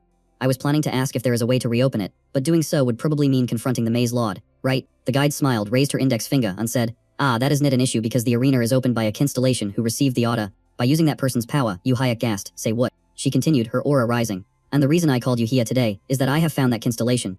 Along with all the other second-rate constellations, Yu Hayek get excited and said truly, everything today is happening at the perfect time. I want to hear the whole story. Scene change, under the night sky appeared a desolate and ruined school. A boy appeared, his teeth like saw blades, wearing a large luck in his chest, and he screamed curses, you bunch of stupid bastards. Called the Keykeeper constellation. He had a small buddy but carried a giant key in his back. He clenched his fists in his thighs and yelled, why are you just standing there doing nothing? At this rate we are all going to disappear. He muttered to himself in fear, even if I disappear I will return thanks to the name received from above, but is that really okay? He remembered the monsters that used to appear and continued, because sometimes they will come down here. Thinking of that, he trembled, bit his nails, and whispered, being left with only a name and wondering for hundreds of years is terrible. Do they not know that, a long time ago, the sky was pitch black, with only a light flashing amidst the tree trunk? He recalled, since I had no buddy, I could feel nothing but despair while floating endlessly, and having to circle around some tree while my mind was still awake, sometimes for some inexplicable reason. A floating fruit would suddenly become a constellation fruit, and the cycle just repeated every day. Memories flooded back, making him frown. Back then I was not a fruit, but as soon as I became a constellation my buddy was taken away, leaving me drifting. Only when I manifested could I come down here. But will I just disappear again? The Keykeeper grimaced in frustration. If those two guys Bedway and Hugwe had succeeded, things would not have turned out this way. Then came a day. A few days later, in an isolated island, the minsters gathered, and Hugrip hesitated before saying, this is going to be troublesome. He continued saying Bitchwe and Hugwe are dead, causing the whole group to freeze and shout in unison. What did you say? The guy named Catfish muttered, so those two are dead, then growled, but they were not weak at all. Huckrick looked serious, crossing his arms. Yeah, it seems in mudden times there are still people who can defeat us, plus, their deaths make things more difficult, and the whole group asked why. Huckrick asked in a serious voice, do you guys know how we exist? Makazing replied, is it not thanks to the names we received that we can manifest? He replied that is right. But I am asking about how we maintain that existence. Catfish calmly said, well we use magic power to fill these fragile buddies, right? Huckrick replied exactly. Huckrick added that if they were alone and doing nothing, they could survive just in the mana they absorbed. But since the plan required them to gather in such large numbers, they wouldn't be enough mana, which is why the Lord ordered them to assemble in this island. Then he explained the reason. A massive floating magic stone was buried here. Hearing that, the others were shocked. The green-hearted demon said no wonder he felt such huge mana, and the guy next to him chimed in, realizing that was the case. Hiding behind that demon was the Keykeeper, his eyes wide as he stayed at the group. Another one repeated, a large floating magic stone. Cake frowned and asked, so is there a problem? Huckrick replied, the problem lies with the stone itself. Cake exclaimed, what? Huckrick calmly explained, that stone will run dry in 2 months at most. Whether we pump mana into it or leave it be, it can't absorb natural mana and recharge. But if we just follow the Lord's orders, 2 months is way too short. Huckrick continued, so the plan was to find another magic stone and place both in the island to circulate the mana. That jib was originally assigned to Bedwee on Huckwe. Remembering the excited look in those two's faces, Huckrick muttered, they were given such an important responsibility. Makazing replied, that's right, I used telekinesis to find out. Then he asked, do you know where they went? Huckrick whispered, I don't know. Cake cut in, they went to the Contractor Association. Huckrick spoke slowly, tracking humans hasn't been easy lately. He paused for a beat, then said, there's a company rumored to be working with the association that just discovered a large floating magic stone, and the media went crazy over it. Huckrick continued, so they went there to take out the association members and snatch the stone, but they failed. Hearing this, the Keykeeper was so shocked his eyes bugged out. Looking through the gap he asked Cake, what do we do now? Huckrick replied, We have to halt all operations temporarily until we find out where the new magic stone is. Upon hearing this, the Keykeeper's mood plummeted. Suddenly turning his head, the Keykeeper bolted out, leaving Huckrick watching him in bewilderment. As he ran, he cursed, "Idiots, you're all a bunch of idiots." Unsure how long he had been running, he noticed the sky fading, signaling that dawn was approaching. Crouching in an abandoned room, the Keykeeper muttered, "The magic stone is one thing, but the scary part is what happened to Bedway and Huckwe. If they were that strung and still get killed, how could we not be in danger?" He frowned, clutching his strap tightly, and mumbled "If I stay in one place, my mana will run dry and I'll disappear. Good thing I split from them." Suddenly, a powerful source of mana appeared right next to him. The Keykeeper spun around in alarm. It was none other than Yu Hyuk standing there with a smile, sword in hand, his mana surging violently. Yu Hyuk's eyes shone with excitement as he looked straight at him. Opposite him, the Keykeeper gritted his teeth, eyes filled with wariness, and stammered, Who the hell are you?" Yu Hyuk asked nonchalantly. "You're the Keykeeper, right?" The guy flinched, his face turning pale. The Keykeeper whipped around and ran at full speed, while Yu Hyuk stood still, hands in his pockets, the corner of his lips curling up as if watching weak prey. He thought in panic, "It's that bastard, the one who took down Bedway and Huckwe. Otherwise, how could he have tracked me?" The thought made him want to cry. His mind focused on only one thing, run. A voice rang out right by his ear. Yu Hyuk whispered, "I only said one sentence. Why are you running already?" Throwing his hands up to shield his face, the Keykeeper screamed in terror, "Spare me. Since I became a constellation, I haven't killed anyone." The blade flashed right beside him. He squeezed his eyes shut, waiting for the worst. Yu Hyuk looked at him calmly, thinking, "What the heck, he's even lamer than I thought." He continued thinking, "I only scared him a little. I haven't even used the ring to check what kind of constellation he is yet." Just placing the sword behind his neck made the guy shake like a leaf and burst into tears. Yu Hyuk felt totally bored. Thinking he might not even need to absorb him, Yu Hyuk sheathed his sword and asked, "You said you haven't killed anyone," no longer feeling the cold steel against his skin. The guy slowly opened his eyes and stammered, "That's right." He continued, "Since becoming a constellation, I've only used my power to open the door to the spirit realm once." Hearing that, Yu Hyuk was slightly surprised. Yu Hyuk said gently, "All right, I won't kill you, but do me a favor." Wiping his tears, the Keykeeper asked, "What favor?" Yu Hyuk said bluntly, "The door you created leads to the arena." "Right." The Keykeeper's eyes widened in horror. Yu Hyuk smiled, his voice heavy with pressure. "Can you open it again?" The dark clouds in the sky began to disperse, casting a lighter hue over the ruins. The two discussed for a while before Yu Hyuk concluded, "To sum it up, you can't open it yourself, right?" The Keykeeper hesitated, then replied, "Yeah." He whispered, "You probably know this, but I don't have enough mana right now." Yu Hyuk replied, "Yeah, seems like it." He stayed at the ground beneath his feet. "With this tiny amount of mana, I can't open the spirit realm of every constellation and connect the virtual spaces together." The Keykeeper explained further, "It was thanks to an artifact that I could expand my base mana, boost my abilities, and amplify my body to do it." Yu Hyuk repeated, "An artifact?" He asked again, "Meaning you can't do it now, correct?" The Keykeeper replied, "Yeah." Yu Hyuk messed up his hair, frowning, "Damn it, if that's the case, absorbing him and using the ring won't work. Since the ring only lets me use a constellation's innate abilities." The Keykeeper bit his hand, frowning in deep thought. Suddenly, his eyes lit up as if he just remembered something, and he immediately asked, "I have never met you before, so I am not clear in the details. But you are pretty strong, right?" Joak turned to him and replied briefly, "Yeah." The Keykeeper laughed and said, "Then help me get something. When everything is ready, I will open the arena doors for you." Joak asked right away, "Get what exactly?" He smiled and said straightforwardly, "The artifact that fell down here with me." The scene shifts to China, in a cliff next to an ancient mansion. A heavy sigh echoed out. Yanlong rubbed her biceps and smiled. "It has been a long time since I get to stretch my limbs like this, hasn't it?" Opposite her was a crowd of dreed-up skeleton soldiers, holding shields and sabers. Yanlong flashed a smile full of murderous intent, raising her fist and tensing her muscles. She rushed forward and threw a straight punch right at a skeleton's head, causing its face to shatter instantly. Immediately after, its whole body disintegrated, dragging several others down to crumble along with it. She stood amidst the messy pile of broken bones. Yanlong grinned, showing her teeth, and thought, "What in the world is this?" Her eyes shone brightly as she looked at her fist and thought to herself, "So, making a contract with a constellation gives this much power. Huh." Looking at the skeletons lying scattered around, she exclaimed excitedly, "I only used a tiny bit of strength and they already crumbled to dust. I can't believe it." She smiled and thought, "It is exactly like what Jahok said." Suddenly, her face flushed slightly pink. "It would be great if he were here right now." Clouds drifted by to reveal the dazzling sun, shining in the Valhalla training grounds nestled amidst the surrounding mountains and forests. As soon as she entered the training room, Yanlong smiled radiantly and shouted loudly, "I am back." As her voice trailed off, two groups turned to look at her. In one side were Juk, Choi Aran, Soyan Yu, and Asio. In the other side were Adelia Hopmio and Rogan. Yanlong looked surprised, glancing at Jahok and asking, "What is going on? Why are they so many people? And what is with this weird atmosphere? Did I come at a bad time?" He chuckled softly, "No, you arrived at the perfect time. But what took you so long?" Yanlong stammered. I had some family business." Jahok replied calmly, "I remember now, you just became the head of the Tai family, right?" Yanlong widened her eyes. "How did you know?" He answered slowly, "I have never missed any important piece of information." She smiled lightly, scratching her head in embarrassment. "It is a Ling story to tell." Yanlong said, "Mine told me I had to become the family head." Jahok asked with a straight face, "Ah, you mean the guild master of the White Lotus Guild?" She replied, "That is right." He continued asking, "But I am curious. I remember you saying you were not interested in being the family head." Yanlong fidgeted and stammered, "Well, it is normal for people to change, right?" Suddenly, Yanlong's gaze turned sharp. She turned to stare at Choi Aran as if sizing her up, while Choi Aran responded with a cold, deadpan look. Choi Aran curled the corner of her lips and asked, "What is this? Do you want to fight?" Yanlong thought to herself, "Actually, I became the family head partly because of her. I did not expect that signing a contract with the family constellation would make me this strong." Yanlong's entire body burst with a powerful magical aura, and her eyes flashed. Even though she could not fully use the constellation's power yet, she still believed she could beat her. She clenched her fists and retorted, fine, looks like you are really asking for a beating. Ha, Jahook intervened immediately, you two stop it. Now isn't it the time to cause trouble? Yenlong stammered an apology, while Choi Aran replied briefly, fine. Jahook looked at Yenlong and asked, so are you really free? Are you not busy with anything? Yenlong replied, no I am not. She added, since I just took the position of family head, my aunt handles everything. I usually just focus in hunting minsters to raise the family's prestige. Jihook smiled lightly, hands in his pickets, is that so? Yenlong put her hands in her hips and explained further. My aunt also manages all those piles of documents and miscellaneous paperwork for me. He knitted and said softly, your aunt is truly a good person. Suddenly, Yenlong turned to ask Choi Aran. Hey, what are you worried about? Aran immediately looked away and replied nothing. He looked at Yenlong intently. It is great that you are here. We actually need your help with something. Hearing that, Yenlong repeated his words, her face turning red. It is really lucky that I am here. Jihook's voice turned serious. We are planning to go raid the dungeons. With Wunhan still in his pocket, he asked if she had tried using her skills after signing the contract with the constellation. Yenlong dripped her hands and replied seriously, not yet. Dahak stroked his chin and laid out the plan. I was planning on splitting us into two-person teams, since there are so many dungeons.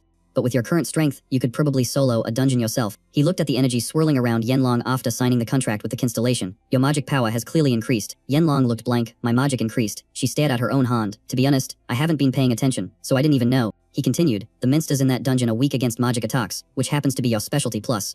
The dungeons in China are giving me a headache right now. That place suits you best. Dahuk pointed at Yenlong. Just dump as much magic as you can during combat to get used to it. She replied instantly. Get it. Crisping his arms, Dahuk added seriously. There isn't a bus in that dungeon, only the dungeon crystal also. There might be a relic inside. Yenlong blinked in confusion. A relic? He smiled. Yup, just grab that relic and bring it back here, and you're done. Eyes full of determination, Yenlang stayed at her hands, as if calculating something in her head. A stray thought crossed her mind. If we went in two-person teams, who would Kim Dahuk pair up with? Her face flushed red at the thought. Then the images of Choi Aran, Soyeon Yu, and Adelia popped into her head one by one. Yenlong was so embarrassed she screamed out loud. What the hell am I thinking? Magic power flared up, and sharp spikes sprouted from her fists. Yenlong dashed toward the nearest skeleton. Her punch slammed into its face, shattering it instantly. A massive shockwave blasted the other skeleton's bake. Breathing hard from the adrenaline, her hands still trembling, Yenlang muttered. Alright then, she gritted her teeth. Today, I'm gonna smash all of you to pieces. The skeletons looked panicked, followed immediately by the deafening sound of impact. Meanwhile in the United States, in a rickety cliff, Dohak walked calmly with a serious expression. Beside him, Oseak was panning heavily as he walked. Rogan took off his sunglasses, following closely with an old yellowed paper in his hand. Doc asked Rogan, are we there yet? Rogan replied, not yet. Dahuk spoke calmly, we have coordinates, satellite images, and maps, but they still can't beat the light ability. Huh, Rogan looked skeptical. Is light the ability of the master hidden down there? He continued, only a few special organizations know the exact location, so the detailed coordinates were never recorded. Rogan looked at him. Right now, the public believes the association is the only power that knows where the giant magic stone is. So this place must be kept an absolute secret. Dahuk smiled, sucks for them. They gave up halfway and pushed the hard part into me. Rogan counted, they don't regret it. It's just a magic power reserve anyway. And Midden technology can produce that artificially now. Oseak listened in silence. Dahuk just chuckled softly. I get it, thanks for the explanation. He recalled the words of the key keeper. Please find the artifacts that fell a ling with me. Back then, Dahuk had asked, so where are they now? The key keeper replied, they are likely scattered across various dungeons. He added, unlike me, the artifacts emit a very strong scent of magic, so they should be easy for you to find. Dahuk had replied, get it? The key keeper frowned, hesitating. There is one more thing. Please find the giant magic stone for me as well. Dohak asked, isn't that just a giant version of a regular levistone? If it's full of magic, it floats, and if you handle it wrong, it explodes. The key keeper answered quietly, you are correct. The key keeper smiled faintly. To create a gate in the illusion realm, I need an immense amount of magic power. He hesitated before continuing. Enough power that it could destroy me if I tried to generate it myself, the key keeper said sadly. I'm scared. Dahuk just looked at him in silence. Then he smiled reassuringly. Don't worry. Dahuk remembered what he had said. I'll find both of them for you. The key keeper's eyes widened, stammering. Really? Thinking back, he still couldn't understand it. Why did I say that? Finding just one is already hard enough. Rogan suddenly stopped walking. We are here. Dahuk snapped back to reality and looked straight ahead. Rogan hesitated. This is the place. All three of them froze, staring in shock at the scene before them. Rogan cursed. What the hell is that? In front of them, a gigantic stone golem was moving. The giant minster's glowing red eyes glanced back over its shoulder. The three men stood rooted to the spit, staring right back at it. The stone man slowly straightened up. Fine dust drifted off its body, clouding the air. Rogan could not help but exclaim. What is that? A golem. Oseak looked doubtful, he said. But this golem seems way bigger than normal. And why is it even here? Before they could find an answer, the golem swung its fist uncharged. The punch slammed into the ground, shaking the earth. All three of them immediately jumped back to Dij. They landed safely nearby, the faces still tight with tension. Oseok's eyes went wide with shock. The golem had missed its punch and was pulling its hand out of the ground. The spot it hit had been gouged into a deep pit. Oseok whispered, it is not just the size, this golem definitely has other tricks. Rogan put his glasses in his pocket and knitted. Yeah. I can tell just by looking at it. The golem pulled its arm back, looking at its own fist as if it were thinking. Then the next punch swung out. The target this time was the closest person, Rogan. Facing it, Rogan erupted with a powerful golden light. He furrowed his brow and muttered, you stupid minster. He rushed forward to meet it head-on, shouting the most childish line ever. Do you have any idea who I am? The man's fist and the golem's fist smashed straight into each other. Dust and smoke billowed up everywhere. Jahook covered his face from the dust, thinking to himself, what the heck, is this One Punch Man or something? The stone hand collided directly with Rogan's tiny fist. Tiny cracks began to appear in Rogan's body, looking like glass about to shatter. Just a split second later, the golem's left arm exploded. Stone fragments shot out in all directions like fireworks. Its right arm couldn't hold up either. The giant block of stone lost its balance and crashed bikeward, leaving the other two staring in disbelief. Osayok stood there, only able to scream in his head. That was absolutely Tuptia. Looking at the stone monster lying motionless in front of him, he couldn't help but think, just one punch and its left arm is completely shattered. Is this the legendary destructive power? Glancing at the middle-aged man across from him, he told himself, he really is worthy of being called Rogan, the one known as the solipsistic sovereign. He turned away slightly to calm himself down. Thank God that guy isn't outside. But there was something else making him even more curious. Even Rogan mentioned Juhoke with a tone of respect, so what exactly is the relationship between those two? Thinking that, he glanced over at the main character. Remembering when they split teams for the maze, sweat ran down his cheek. He thought he was being shipped off to the States just to get rid of him. Who knew they would actually make it through? Now seeing these living legends show off their true strength with his own eyes, he could only gasp in admiration over and over. Rogan suddenly spoke up, his voice dripping low, something is ring. The motionless golem made him suspicious. With that kind of impact, it should have been completely crushed, but it still looked way too intact. Jahook calmly said, maybe because it is so huge, the hit was not enough to destroy the car. Rogan netted in agreement, that is highly likely. Suddenly, the main character lowered his stance, readying his weapon. He launched himself upward, swinging his sword straight at the center of the giant stone body. A harsh clang rang out as the sword blade slammed right into the golem's chest. The scene before him caught the main character completely off guard. The sword was stuck fast right in front of his eyes. He thought to himself, even live shit couldn't pierce through it. The golem, which they thought was unconscious, suddenly snapped its glowing eyes open. It sat up and looked at the person standing in its body, making him let out a small gasp of surprise. The empty space in the right side of its body started emitting flickering golden lights. The stone fragments that had shattered were now slowly flying back, piecing themselves together like they had never been apart. This scene of self-regeneration made his eyes widen in disbelief. He stood there, watching the giant fist come crashing down again, and this time, the target was him.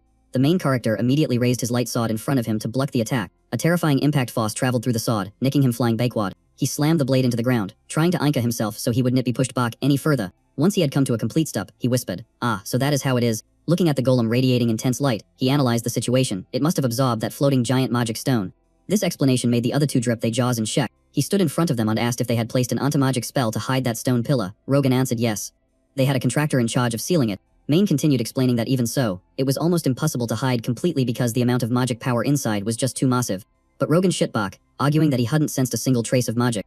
He explained that it was thanks to the contractors giving it their all to keep humans from detecting it. A valid answer that left Rogan momentarily silent. He lowered his eyes and went in to say that this case was totally different from your typical pure magical creature. Looking at that aggressive minster, he asserted that it had tracked them here because it had the ability to sense even the faintest remnants of magic. Osayuk looked confused and said so that was why it was digging up the ground earlier. And Main picked up in that, adding that it was gathering excess mana and funneling it into the stone, which meant the magical beasts around here had probably been wiped out by it. Thinking about that, he was secretly amazed. If it had grown this big just by absorbing magical remnants, then that giant magic stone must contain an incredibly high-quality source of mana. Glaring at the golem with annoyance, he muttered that if only he had brought his disciples' skill along, things would be a lot less troublesome right now. Then he turned to Rogan and asked to borrow the relic, and the man immediately dug through his coat, found it, and handed it to him. Main smirked and said, "Let me show you what a real One Punch looks like." Meanwhile in the England labyrinth, a massive stone carving was glowing with a dim light emanating from deep inside. The sound of heavy, labored breathing echoed through the silent space. Brecht looked worried and asked her if she was okay. The girl with pale blonde hair gasped for air and replied that she was fine. It was just that she hadn't gone all out like this in a long time. Adelia Bentrick rested her hands in her knees, saying that usually the family servants handled minsters like this, so she was a bit out of shape. And Brecht netted, saying he understood since she was the head of the family. He touched his black cat mask and said he had broken a sweat too, since it had been a while since he personally fought. As he politely excused himself, he took the black cat mask off his face. His handsome face was immediately revealed once the covering was gone. That sudden action made Adelia's face turn bright red with embarrassment. Brecht took a deep breath of fresh air after removing the mask. He was planning to rest for a bit, but then he noticed some strange movement beside him and turned to look. Seeing her standing there frozen and silent, he started to feel a bit confused. Thinking she was uncomfortable because he had taken off his mask without asking, he quickly apologized and went to put it back on, but she immediately stopped him, telling him to wait. With flushed cheeks, she asked if it was really okay for him to take his mask off like that. He replied that it wasn't a problem. Normally he only needed to hide his face when acting as the black market owner, but today he wasn't carrying that identity. Gripping his staff tightly, he added that they were fellow disciples, and there was no need to be so formal with each other, to which she stuttered a reply, saying she understood.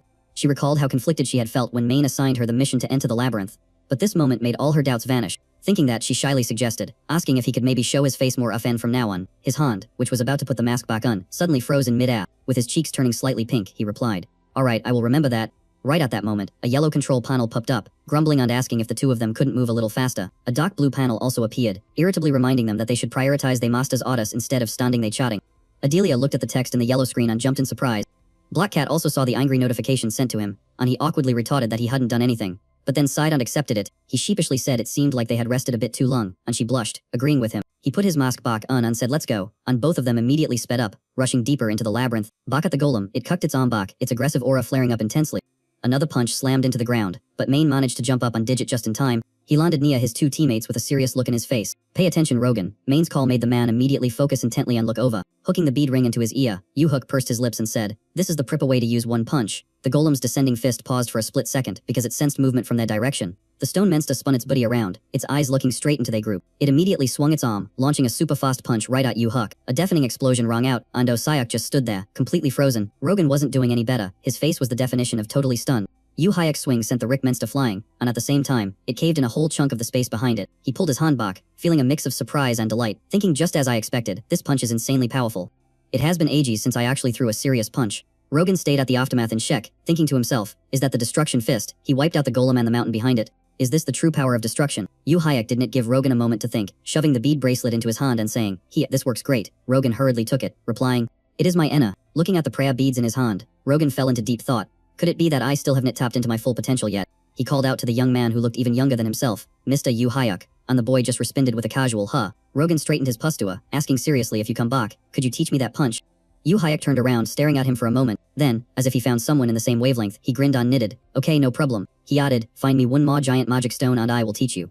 Then he pointed straight ahead. Rogan rubbed his chin, calculating, one more stone, that is easy. The Association Alliance has won, we just need to take it. U-Hayek replied instantly, nice. If it goes well I will give one back. Rogan repeated with hesitation. If it goes well. Nit pausing for lung, Rogan continued. I understand, as I said, we can replace it with an artificial storage system. U-Hayek chuckled softly, pointing back and saying, alright, let us keep digging the hole that golem made and find the magic stone. I figured this would happen so I brought someone who knows how to sweat. Rogan and OCHS responded in turn, understood, okay? A few days later, at a dilapidated house constantly emitting purple light, a voice suddenly shouted, hey. The key keeper of the constellations widened his eyes and dripped his jaw, rendered speechless by the scene before him. In front of him were 3 magic stones, while U-Hayek smirked saying, I brought the treasure and the floating giant magic stone. The key keeper asked in disbelief, you really brought all of them, all 3 stones? And U-Hayek replied calmly, I brought 3 just in case. Remembering the scene where the Farmer Guardian handed over the stones, U-Hayek thought, yeah, 2 from Rectal, and 1 thanks to Sasimi. I heard that 1 is used to receive orders from Sasimi or something. Then he spoke, handing the shoulder bag to the kid opposite him. Here, the treasure is inside. The key keeper mumbled, ah, right. Opening the bag for a quick check, he could not help but marvel. It is all here. I really didn't expect you to gather them so quickly, so this is enough to open the arena. Hearing the confirmation, U-Hayek asked with visible joy, really? The key keeper cinched the bag, explaining, to be precise, arena is a term coined by the Maze Lord, but actually, it is just a giant tomb. I will prepare to open the gate connecting the realms. Glancing at the 3 magic stone blocks, the kid was speechless. Thanks for the spare stones, but considering the amount of mana each one holds, I think 1 is enough, but U-Hayek shit back. Do not worry, they have their own jobs. The key keeper let out a skeptical amok. Suddenly he changed the topic. There are other constellations who have come down to conquer under the Lord's orders. Right. This question made the key keeper jump. He bowed his head in silence, not daring to answer. U-Hayek continued leisurely, if you are staying silent to show loyalty or whatever, then forget it. Do you think I only know your location? The key keeper trembled all over, stammering. U-Hayek cut him off. I will use that to deal with them. He looked at the magic stone that was continuously emitting purple light. The key keeper whispered, the floating giant magic stone. Next, U-Hayek ordered, hurry up and connect the arena to the dimension. The key keeper replied instantly, alright. Hearing the agreement, U-Hayek turned to call his man. The Farmer Guardian in the black coat appeared instantly. Yes. U-Hayek assigned the task. Order the other Guardians to witch him until the door opens, and prepare Sasimi for me to make a preliminary contract. The Farmer Guardian replied, understood. He continued, his voice sharper. If you see him showing signs of contacting other constellations, handle him immediately. The Farmer Guardian replied concisely, understood. The scene shifted to a completely different dark sky. A hand slammed heavily into the table, roaring in anger, damn it. The owner was Cake. The slam cracked the table in 2, startling the people around him. Cake gritted his teeth and questioned, when will we finally get out of here? If this goes in, we will all die without accomplishing anything. He turned to ask Wu Crook, does the Maze Lord have any news? Wu Crook crisped his arms and replied, no, nothing since we came down here. Cake was furious. Veins puffing, he continued, the others died in vain. We can't let it be our turn next. At this moment, the vampire spoke up, I agree, we can't just stand here waiting for death, right? Seizing the momentum, Cake proposed, we should go out and deal with them right now. What do you say? Huckrick fell silent for a moment, then a strange voice cut in. I get to say your idea is actually stupid as hell. Startled Catfish whipped his head around. The vampire also stayed wide-eyed in the same direction. Right next to them, a young man had appeared out of nowhere. U-Hayek rested his weapon in his shoulder, looking at the dumbfounded group. He lowered his gaze and spoke slowly. I've been standing here for 10 minutes, but you guys didn't even notice. You just kept prancing around. U-Hayek looked up, his voice cold as ice. Don't worry about me disappearing in my own, because I'm gonna make you all disappear a whole lot faster with my own 2 hands. Catfish frowned at the newcomer and asked in annoyance, who the hell are you, and where did you crawl out from? The guy next to him also cut in, I didn't sense any magic power this whole time. Is that why we didn't detect you? Seeing the guy remain unfazed, he continued to snarl, Who are you to be so insolent? You wanna die before we even make a move. At this moment, Yu Hayek suddenly said something completely out of the blue. Sishimi's ability is excellent, but there's one problem. Faint streaks of light began to appear around him as Yu Hayek spoke arrogantly. When I'm in stealth mode, you can't sense a shred of magic power. Which is why you were running your mouths without knowing who you were talking to. With the sword in his shoulder now poised for action, Yu Hayek said, once you're taken down you'll understand, you lowly scumbag. That sentence left all three creaturous catfish, Makajing, and Huckrick completely frozen. After a split second, Huckrick suddenly screamed in panic, get down. A blinding beam of power shot straight at them. That power came from Yu Hayek's blade. A single swing had instantly dropped those standing nearby right where they stood. Catfish was standing right there. But thanks to ducking in time, he escaped and didn't get wiped out. Witnessing that terrifying power, Huckrick punted and said with certainty, that guy, even if his appearance has changed, I still recognize him. Sweat rolled down his cheeks as he concluded without hesitation. This is the martial Gid. The ass suddenly went dead silent, and the group startled, dotting their eyes around. Makajing was bewildered. Where did he go? I can't sense him anymore. Huckrick replied immediately. The martial Gid said he went into stealth. Then he must still be somewhere in this building. The phrase, erased his presence, made the remaining creatures stiffen up. Suddenly, a gust of wind whistled past, leaving a deep gash in the neck of an unlucky guy. Sod light flashed by, and a few others collapsed without even realizing what had happened. Fear spread, and Huckrick couldn't take it anymore. Magic power started rising around him as he roared, damn it, that bastard is toying with us. Huckrick slammed his hand into the ground,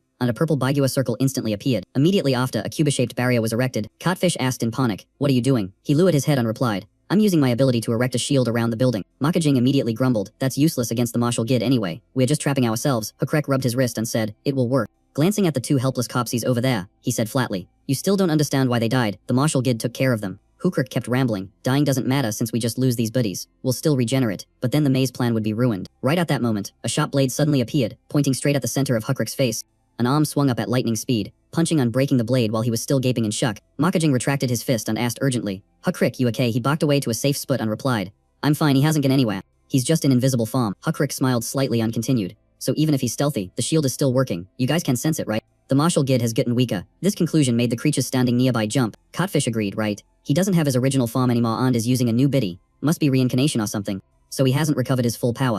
Makajing beside him added, yeah, if he was like before, we wouldn't be standing here chatting. Our heads would have been flying a long time ago. While Makajing was still talking, a blurry shadow silently closed in. A blade slashed straight down into Makajing's head. The splattering scene sent chills down everyone's spines. Following the downward momentum of the swing, Yu Hayek's blurred figure slid sideways and then immediately turned back. The sword swept with full force, and a splash of black hundred liquid sprayed out, staining everything. The vampire who had just been slashed and seemingly taken down reappeared with a smirk. You revealed yourself because of my clone, Martial Gid. The creatures that were anxious just a moment ago were now floating above Yu Hyuk, laughing with obvious triumph. Wu Crick raised his hand to signal his gong. It is time. Pour all your power into that exploding clown spit. The whole group focused the power in one direction, trusting Wu Crick's words. He is weak now. We can definitely stop him.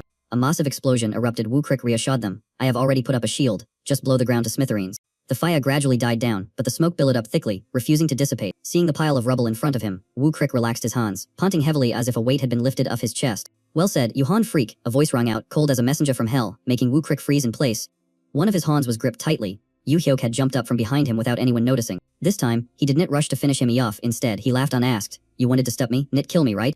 I am impressed by y'all little brains. You knew I was weakened, but you still could nit kill me. Grabbing his Han hurt like hell, causing Wu Crick to grit his teeth and make a frustrated noise. Yu Hyuk stopped joking around. He raised his sword high and said, consider this a reward. I will set you free. The tip of the sword thrust forward powerfully. Only a blur was seen, accompanied by a sight that would make anyone's blood run cold. Wu Crick's scream was choked off right in his throat. A powerful force slammed down, causing the hard brick floor to crack wide open. Wu Crick's accomplices floated in the air, looking down in horror at the scene before them. A moment later, the catfish stammered out, Wu Crick is dead. A wave of doubt washed over them. Clearly, he was weaker than before, right? Or was everything just now an illusion? Yu Hyuk sheathed his sword, stood up straight, exhaled and said, you are right, I am indeed weaker back in the day. One strike would have been enough to handle all four of you. But the feeling of imminent danger kept any of them from daring to say a word in response. He held his sword playfully and said nonchalantly, besides, dealing with you one by one is exhausting. So, he snapped his fingers, the sound ringing out crisply. I have prepared a gift for you all. As soon as he finished speaking, a ling crack appeared in the ceiling. Even the vampire turned around in confusion to look, then growled, what the hell, why is it suddenly glowing up there? When he saw clearly what was glowing, his eyes widened in disbelief. Two magic stones slowly descended from the crack. Yu Hyuk stood below and called out, isn't it beautiful? Those are giant floating magic stones. He continued as the two stones radiated surging magical power. In the past, they were popular because they transmitted mana easily. Now I hear nobody uses them anymore, which makes sense. Seeing the group up there standing like statues, Yu Hyuk smirked. If there is enough magic power and the car gets hit, they explode. Hearing that, the catfish couldn't help but ask, Martial Gid, don't tell me you are.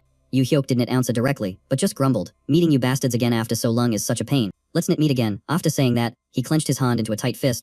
The magic stones received the command and shit down at breakneck speed. They rushed toward where the group was standing, then swooshed right past them, continuing to plunge straight down. The magic stones smashed violently into the ground. Immediately after, the entire area was shaken by a massive explosion, sending shockwaves throughout the space. the scene changed to a giant ancient tree, surely over 1,000 years old, with a wooden door at its base. Inside was a globe emitting a blinding red light, pulsating as if it were alive. A shadowy figure was lurking, standing stealthily behind the doorframe. It was the red-haired female guide. She hesitated, observing the scene inside. The red light faded and turned jet black, bringing back memories of the wooden house and the forest. The voices of the guide on Yu-hyuk rang out in turn. So basically, except for the key holder, everyone is gathered in the island, she confirmed. From what I know, that is correct. She leaned her hands on the table and said thoughtfully, I can't manage the situation down there in real time, but the location shouldn't be much different. Hearing that, Yu-hyuk stood up abruptly and said, Alright then, I am off. Just as Yu-hyuk turned his back, the guide reached out and called him back. Hey, wait a minute, she asked, can you lend me the names you have absorbed?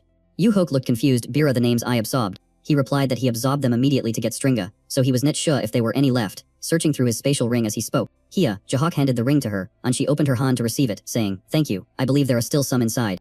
Juhook let out a small and asked, Alright, but what are you planning to do with it? The girl held the ring she had just received, and her entire body began to glow with a faint pale blue light. When the light faded, the guide opened her eyes and asked Johok, You are planning to face all the constellations, right? Johok replied concisely correct. She continued, having so many constellations disappear suddenly would cause a lot of trouble, and dripped the ring back into Juhok's hand. She put a finger to her lips and gave a faint smile. I will use the names of the ones you absorbed to distract the maze master. And then the scene shifted through time and space. Back in the present, a bright red globe was glowing intensely. The guide took soft, careful steps, approaching that red sphere. She raised her hand and blew a breath, sending a thick stream of black smoke shooting straight forward. The amount of black smoke pouring out from her increased, becoming dense and heavy. Finally, it wrapped around, covering the red globe like a veil. Seeing this, she sighed in relief and thought to herself, Good, this will prevent surveillance for a while. Even though it will leave a trace when the constellations are captured. Suddenly a shout made her jump. Who are you? The sharp spear tip of the newcomer was pointed straight at her throat. It was a subordinate of the maze master. He held his stance with the spear and interrogated her. I have never seen you before. What are you doing? She froze. Thinking, crap, I actually get caught. But being experienced, she raised both hands in surrender and said, Calm down. I am not doing anything. She spoke with a weak voice. Look, nothing has changed at all, causing him to hesitate. The subordinate did not lower his spear, but his voice softened. I do not know how you get in here, but this is not a place just anyone can enter. First, I will take you to see the maze master. His hand holding the weapon shook slightly as he continued. Go explain your identity and purpose to him. The master will decide your fate. The female guide reached out to blick the spear tip, her heart pounding. This is bad. If I meet the master right now, my hands will be tied. She glanced at him and decided she had to escape this situation. She looked him in the eye and pleaded, Can you pretend you never saw me? I am just a nameless constellation who get lost in here. But he stood his ground. My duty is to guard and report any abnormalities. Stop talking on Philome. She smiled politely and negotiated. Alright, your loyalty is truly admirable, but please lower the spear first. Hearing those words, the maze master subordinate suddenly darkened his face and asked in annoyance loyalty. I do not have such a thing, he snapped, slamming the butt of his spear into the ground. Gripping his weapon tightly, he frowned. Do not make assumptions about me. I am not doing this voluntarily. This is just an obligation since I was granted the title 300 years ago. Yet I have no memories of it. Hearing this, she muttered to herself. 300 years ago. He looked at the spear blade in his hand and continued. In reality, I am not strong enough to refuse the mission, so I can only hold into this. But, he stepped there, struggling internally in silence, as the phrase, holding the weapon, seemed stuck in his memory. Then he pushed the thought away and added, Never mind. Forget what I just said, Philome. The guide suddenly spoke calmly. You are confused about yourself, aren't you? The young man froze and asked back. Did you read my mind? She replied nonchalantly. Yeah, I have a talent for that. She reached out her hand as if inviting him. Don't you want to know who you really are? He hesitated. Who am I? Seizing the momentum, she continued. You said you suddenly received this mission 300 years ago, right? I can introduce you to someone who knows your true identity. Hearing that, the maze master subordinate lowered his head, pondering for a few seconds. He looked at her silently as she stated her condition. In return, you must not report today's incident to the master. She asked. Well, he still did not answer, his mind racing with calculations. A few days later, at that same old way house, Jahuk, Brackett, and Adelia Bentrick widened their eyes, looking ahead as they heard the key holder say, It is finally done. A brand new door appeared, and the key holder pointed at it. This is the door to the arena. Juhuk was still skeptical. It looks like a regular door. Does opening it really lead to the arena? The key holder replied immediately. No, that isn't quite accurate. He touched the door and explained that it leads to another gate, and that is the wind that actually opens up to the arena. Johuk frowned and asked, So it is just a passageway? The keykeeper nodded and said, Research shows there is no direct link to the arena at all. Hearing that made Juhok's group furious. Juhok raised a fist to threaten him, shouting, So all our hard work was for nothing. The keykeeper hurriedly waved his hands, saying, No, just listen to me first. He made his voice serious and said, There is still a maze lord space called the arena that hasn't disappeared, but it is not here, it is up above. Juhok asked, What do you mean up above? The keykeeper simply said, Where the lord is currently residing. Recalling the research medal, he said, Remember when I said the arena connects to the illusory realm and the constellations? I believe it is up there too. And the constellation's illusory realm is also up there, which is why there is a direct connection, but after descending, we have to use the passageway to get to the main hall. He gripped the massive key tight and said, Thanks to the items and the giant magic stone, I have enhanced my abilities when I open the door to the passageway. A gate to the main hall will also open within the illusory realm of the constellations. Hearing that, Jahuk waved his hand and said, Is that so? Good, let's go then. But the keykeeper stammered. About that, he tried to continue. That is a passageway twisted in both time and space, so there are many ments discarded along the way. What I mean is, Jahuk pursed his lips, waiting for him to finish. Even though he only heard a few disjointed words, he still smiled slightly and said, Alright, I get it. You want me to escort you, right? I will do it. Now open the door. Hearing his wish granted, the keykeeper immediately cheered up thank you. Johuk turned to call the two people behind him, Adelia, Beckett, both of them responded in unison. Yes sir. He instructed, if the door opens in the illusory realm, tell your constellations to enter one by one. Adelia and Beckett bowed. Understood. Johuk continued speaking to the Farmer Guardian. Tell Sasimi as well. The Farmer Guardian, the masked man, knelt down and said, understood. Once that was done, Juuk turned around and said, Keykeeper, open the door. The boy raised the key that was almost as big as a person and replied, yes. The key began to spin around. The lodge door burst open, and a blast of air from inside rushed out. Johuk observed it and then blurted out, it looks pretty nasty inside. When it was ready, Johuk called out again, Keykeeper, the boy answered reluctantly, yes. He lifted his handsome face and said coldly, if you want to live, stick close to me. The boy flinched and immediately replied, okay. Having said that, Johuk shouted, let's go. Both of them immediately dashed forward. As soon as they passed through the gate, two aggressive demon beasts rushed out to block their path. A massive hairy Han smashed down in front of them, causing the ground to crack and explode. Johuk remained unfazed, pursing his lips as he lifted his sword. The sword traced a clean swift line, and the first two monsters were sliced in half in the blink of an eye. Two heads rolled down right at their feet, making the keykeeper so panicked that he was choked with fear. Walking ahead, Johuk shouted back, don't stand there like a statue. If you want to live, follow me. The boy snapped out of it. Oh yeah. Johuk slung his sword over his shoulder and continued deeper into the tunnel. Another pack of monsters just popped out but was wiped clean by a few effortless swings of his sword. Fragments fell like confetti, clearing a path for Jayok to cross. He pursed his lips and reminded the person behind him, done, keep running. The keykeeper replied hurriedly, okay. Suddenly, Jahok's eyes widened. Something had surprised him. A new door appeared, with several gears attached to it standing still inactive. Jahok hesitated. That door. The keykeeper answered immediately. Right, that is the door leading to the main hall. Right after that, the keykeeper startled and looked up. A hairy booty was falling straight down. It was a giant monster, its shape looking like it was patched together from many species, blocking the way between the door and the two newcomers. Its mouth full of sharp teeth gaped open, growling continuously as if threatening to swallow them alive. Jahok frowned. What the hell is this? I have never seen a type like this before. The keykeeper hugged the key tight to his chest, his voice trembling, because the tunnel distorts time on space. It mutated, completely contrasting that fear. Jahok smirked. I was worried my disciples' powers might collapse the tunnel, so I didn't get ready to do much. But destroying this thing sounds like fun. Step back. The monster didn't let him get another word in and immediately swung its arm to attack. Its giant, veiny fist slammed down with the weight of a sledgehammer. Jahok sprang up, neatly dodging the fatal punch. He raised his sword, the corner of his lips curling up as if he were smiling. The blade surged forward, slashing straight ahead. Black blood instantly spurted from the monster's left arm, and it let out a ferocious roar. The arm that was just cut recovered at lightning speed and lashed back at Jahok. He dodged to the side, still cracking jokes. Nice regeneration you get there. I thought a few cuts would have turned you into 100 pieces by now. At this moment, Jahok's sword flared with a dark red aura, as he said, then I guess I don't need to hold back anymore. His face turned serious. The sword swung high overhead, aiming straight for the monster's arm. Several blinding flashes of light sparked in rapid succession. This time, the arm was diced into multiple chunks in a single strike. It opened its mouth wide and let out an piercing screech. Jahok seized the moment and leaped high into the air. The sword's path drew a blinding streak of light. That streak of light sliced right across the middle of the hairy monster's mouth. With a sharp slash, Jahok landed in the ground just as the monster's body split into two halves. The giant carcass crashed down, causing the ground to tremble violently. The keykeeper standing behind ground his teeth, feeling a mix of fear and respect. He took it down like it was child's play. This thing was even stronger than the ones I used to destroy. Staring at the man straight back, he silently wondered, is this guy even stronger than the constellations? Jahok turned around and called out, hey, keykeeper, your turn. Open it. Hearing the command, the boy instantly turned serious and whispered a soft, yes. He hugged the giant key and took step after step toward the gate. Magic power flowed in, causing the key to ignite with a blue flame. The key was inserted into the lock. The keykeeper turned his hand, rotating it once. He pursed his lips, feeling the door slowly changing. Then he reported it's open. Overway Morn and the constellation Moji were facing off. The bird mask felt the disturbance and looked up. A door suddenly fell right in front of his eyes. At the location of the constellation Luminous, ruler of the underworld, a similar door also appeared. Then, at the place of the constellation Warrior Soul Sijin, another door dropped down in midair. And right at this moment, at the location of the constellation Vach, he walked quickly to the newly appeared gate, overjoyed. It's finally open. The scene shifted to another time frame, with Joke's thoughts appearing like a sensational headline. After returning from the tunnel, the world was in case. My disciples and acquaintances knew the door was open, so I wasn't too surprised. But the other constellations were shocked that the Great Hall opened on its own. To prove it, a scene of them gathering with bewildered faces appeared. Jahok gripped his sword tight, his train of thought continuing. I tried entering the illusion realm using the light sword, but I failed for some reason. Even if I get in, the door vanished the moment I set foot inside. Jahok looked around absent-mindedly, remembering his disciples, while my disciples used the door to enter the Great Hall and gather in an illusion realm. I couldn't even get into the illusion realm, let alone the Great Hall. I even asked the keykeeper. Jahok recalled the shot guy replying cautiously. Maybe the Great Hall doesn't accept you because it was created by Lord Mecking. So if you want to understand it better, you'll probably have to ask the guide. Looking at the red sword in his hand, Jahok cursed silently. Thanks to that bastard Lord Mecking, this is the biggest obstacle of my life.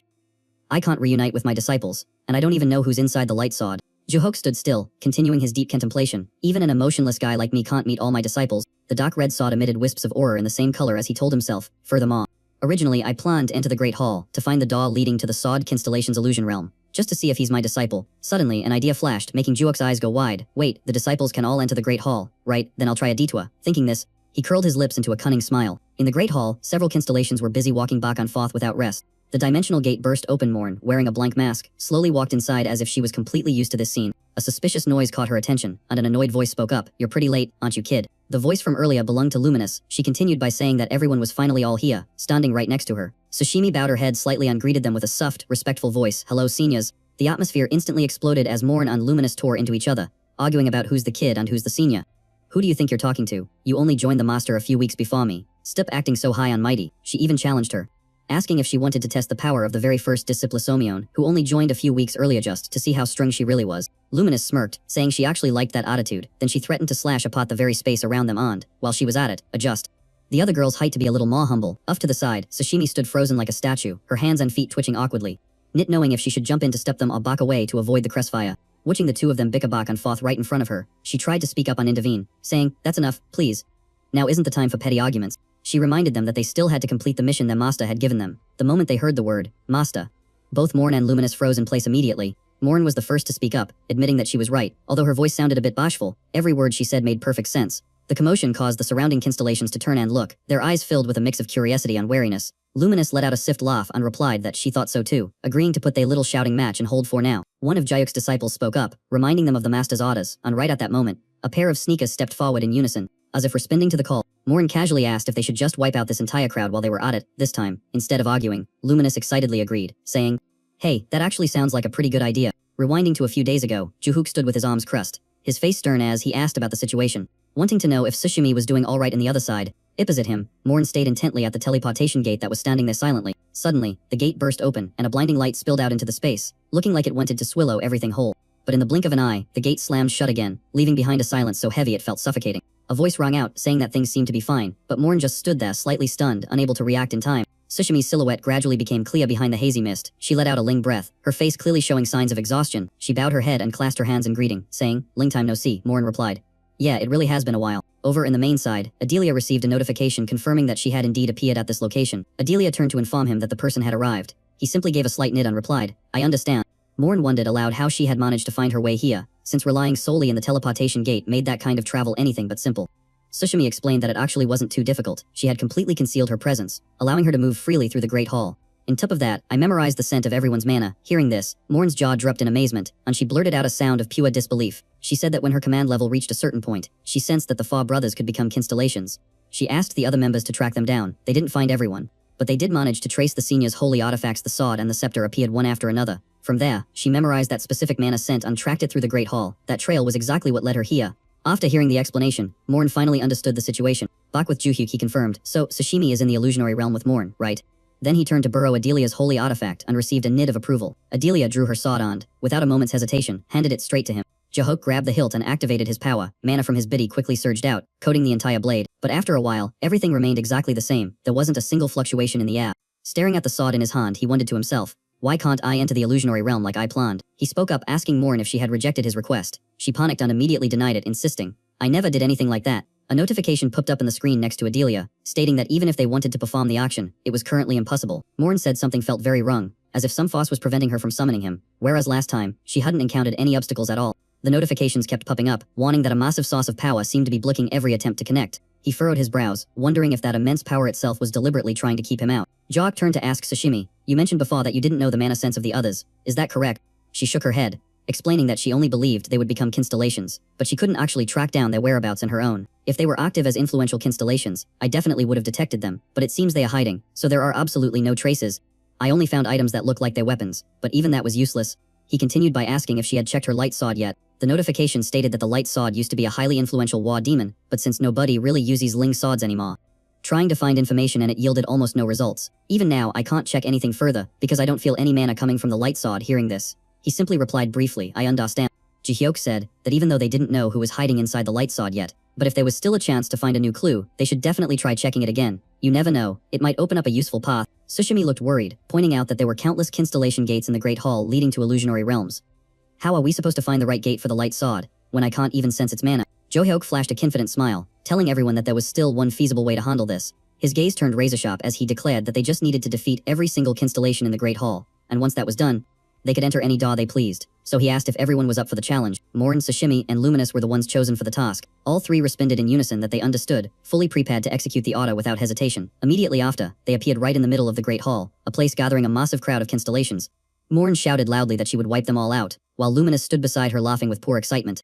Sounding totally fired up just hearing the plan, just as the two were about to rush forward, a voice rang out to hold them back, and Sashimi hurriedly called for them to stop. She reminded them that first things first, they needed to let these guys know exactly whose disciples they were. She raised her hand high, and the ground immediately began to shake violently, as if a massive earthquake had struck the area. From beneath the layers of Rickon soil, a colossal building slowly rose up right before everyone's astonished eyes. Hanging in front of the building was a large signboard, clearly displaying the three words, Marshal Gid Gate. Luminous widened her eyes in excitement, asking if she could really do that right inside the Great Hall, while memories of their master suddenly flooded back, filling her with emotion. Sashimi explained that she had tried recreating a territory just like in the illusory realm, when she arrived at the Great Hall. Using the same method of channeling magic power and succeeding, and seeing that signboard made her feel incredibly nostalgic. So then, the very first constellation they needed to deal with would be, her voice spoke slowly but carried immense power, making both Luminous and Morin wait with piqued curiosity. Sashimi spoke coldly, stating that ever since she became a constellation, she had recorded the names of every single person who dared to speak ill of their master, whether it was publicly, through kintracts, or sneaking around the Great Hall. Even though that specific constellation's kintract had ended, she still hadn't been able to touch him personally until now. While the other two just looked at her in silence, Morin chuckled softly, knitting in agreement that although Sashimi was shy, she was definitely the one who observed everything around them the most carefully. Luminous's eyes became as sharp as knives, and she suggested in a cold voice that they should start by destroying that first constellation immediately. The surrounding constellations began whispering in confusion, asking each other if they saw that thing, before hesitantly realizing something was very wrong. Someone gasped, asking if that wasn't the Marshal Gid Gate, and wondered when on earth that building had appeared there. One guy sneered, saying the Marshal Gid died 300 years ago, so building something like that now was pointless and totally confusing. Barely had the words left his mouth when he received a kick as powerful as a lightning bolt straight to his face. Morin stamped him into the ground, while behind her, Luminous and Sashimi stood tall, radiating an overwhelming aura. The moment the three of them faced the crowd of constellations, the atmosphere grew as tight as a guitar string. On the switch for the bottle was officially flipped. A lanky guy opened his mouth to ask what was going on, then suddenly froze as if he realized something, and hastily shouted for everyone to wait. He gritted his teeth, claiming he recognized them, saying they were the fanatical believers of the Marshal Gid Gate. Luminous tilted her chin up and replied with murderous intent, telling him to shut up because calling them believers sounded absolutely disgusting. She stated bluntly that they were simply the strongest disciples of that era, and that was all there was to it. Power blasted from the palm of her hand, piercing through the heads of every single enemy in a clean, swift motion that needed no explanation. The Mibi of constellations screamed in panic, and some of them collapsed before they even understood what had happened to them. Sashimi marveled, asking if that was a variation of the spatial cut spell because it was impressive, and Luminous casually replied with a quick thank you. Sashimi immediately dashed straight forward without a second of hesitation. A clean, precise line slashed across the necks of the constellations, moving so fast that they didn't have a chance to react.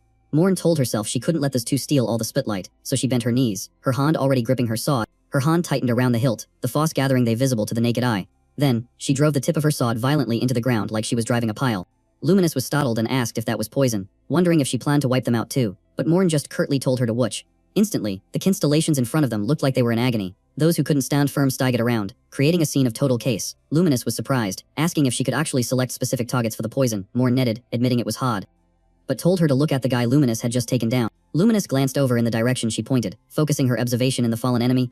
Morin continued, pointing out that their wounds were healing on their own, so it looked like constellations couldn't actually kill one another. Sure enough, the wounds in the guy from earlier were slowly knitting back together. Luminous shrugged her shoulders, admitting that it really did seem to be the case. Morin suggested that it didn't matter, they could still crush their wills until they were terrified, and Luminous giggled, agreeing that it was a brilliant plan. Attacks rained down like a hurricane, mixed with a chorus of boos, while a young man stood there, staring blankly at the case. He muttered to himself, "Good lord, those are Hanno's disciples, right? Why are they fighting another constellation? Wait, that guy is the guardian constellation of the Choi Jin family, the Blade King." Suddenly a hand landed in his shoulder, and a voice whispered right in his ear, "Guess so." The Blade King jumped and spun around. Huh. The newcomer was the guardian constellation of the Usin family, the Fist King, and he spoke up with a grin. He chuckled and said, "It's been a long time since I've seen your true form, Blade King." The Blade King replied, "Yeah, it has, but hearing you call me Blade King feels a little awkward." The Fist King sighed helplessly, "What can I do? I've completely forgotten my real name. All I have left is this title, though I admit, it does sound a bit stiff." The Fist King looked toward the battlefield, asking curiously, "Who are those constellations making such a racket over there? Anyway?" The Blade King answered, "They are Hanno's disciples. You really didn't know." Then he answered his own question, "Actually, that makes sense. You've never met them before." The Blade King asked, "Have you ever heard of the Marshal Gid sect?" The Fist King nodded, "Yeah, that's the sect founded by the Marshal Gid."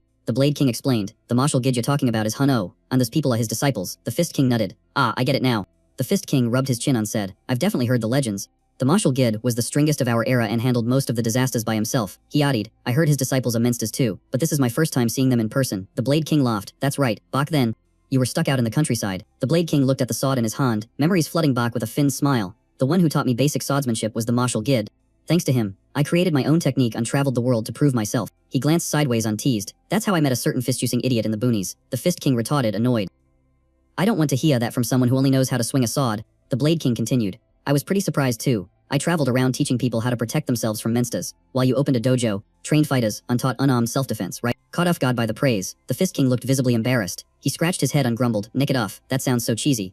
Suddenly he frowned and his voice turned cold. But when I think about it, we failed. When the apocalypse arrived, menstas pawed out like a black storm. They only managed to evacuate the people under their command. Memories of their desperate last stand flashed before his eyes.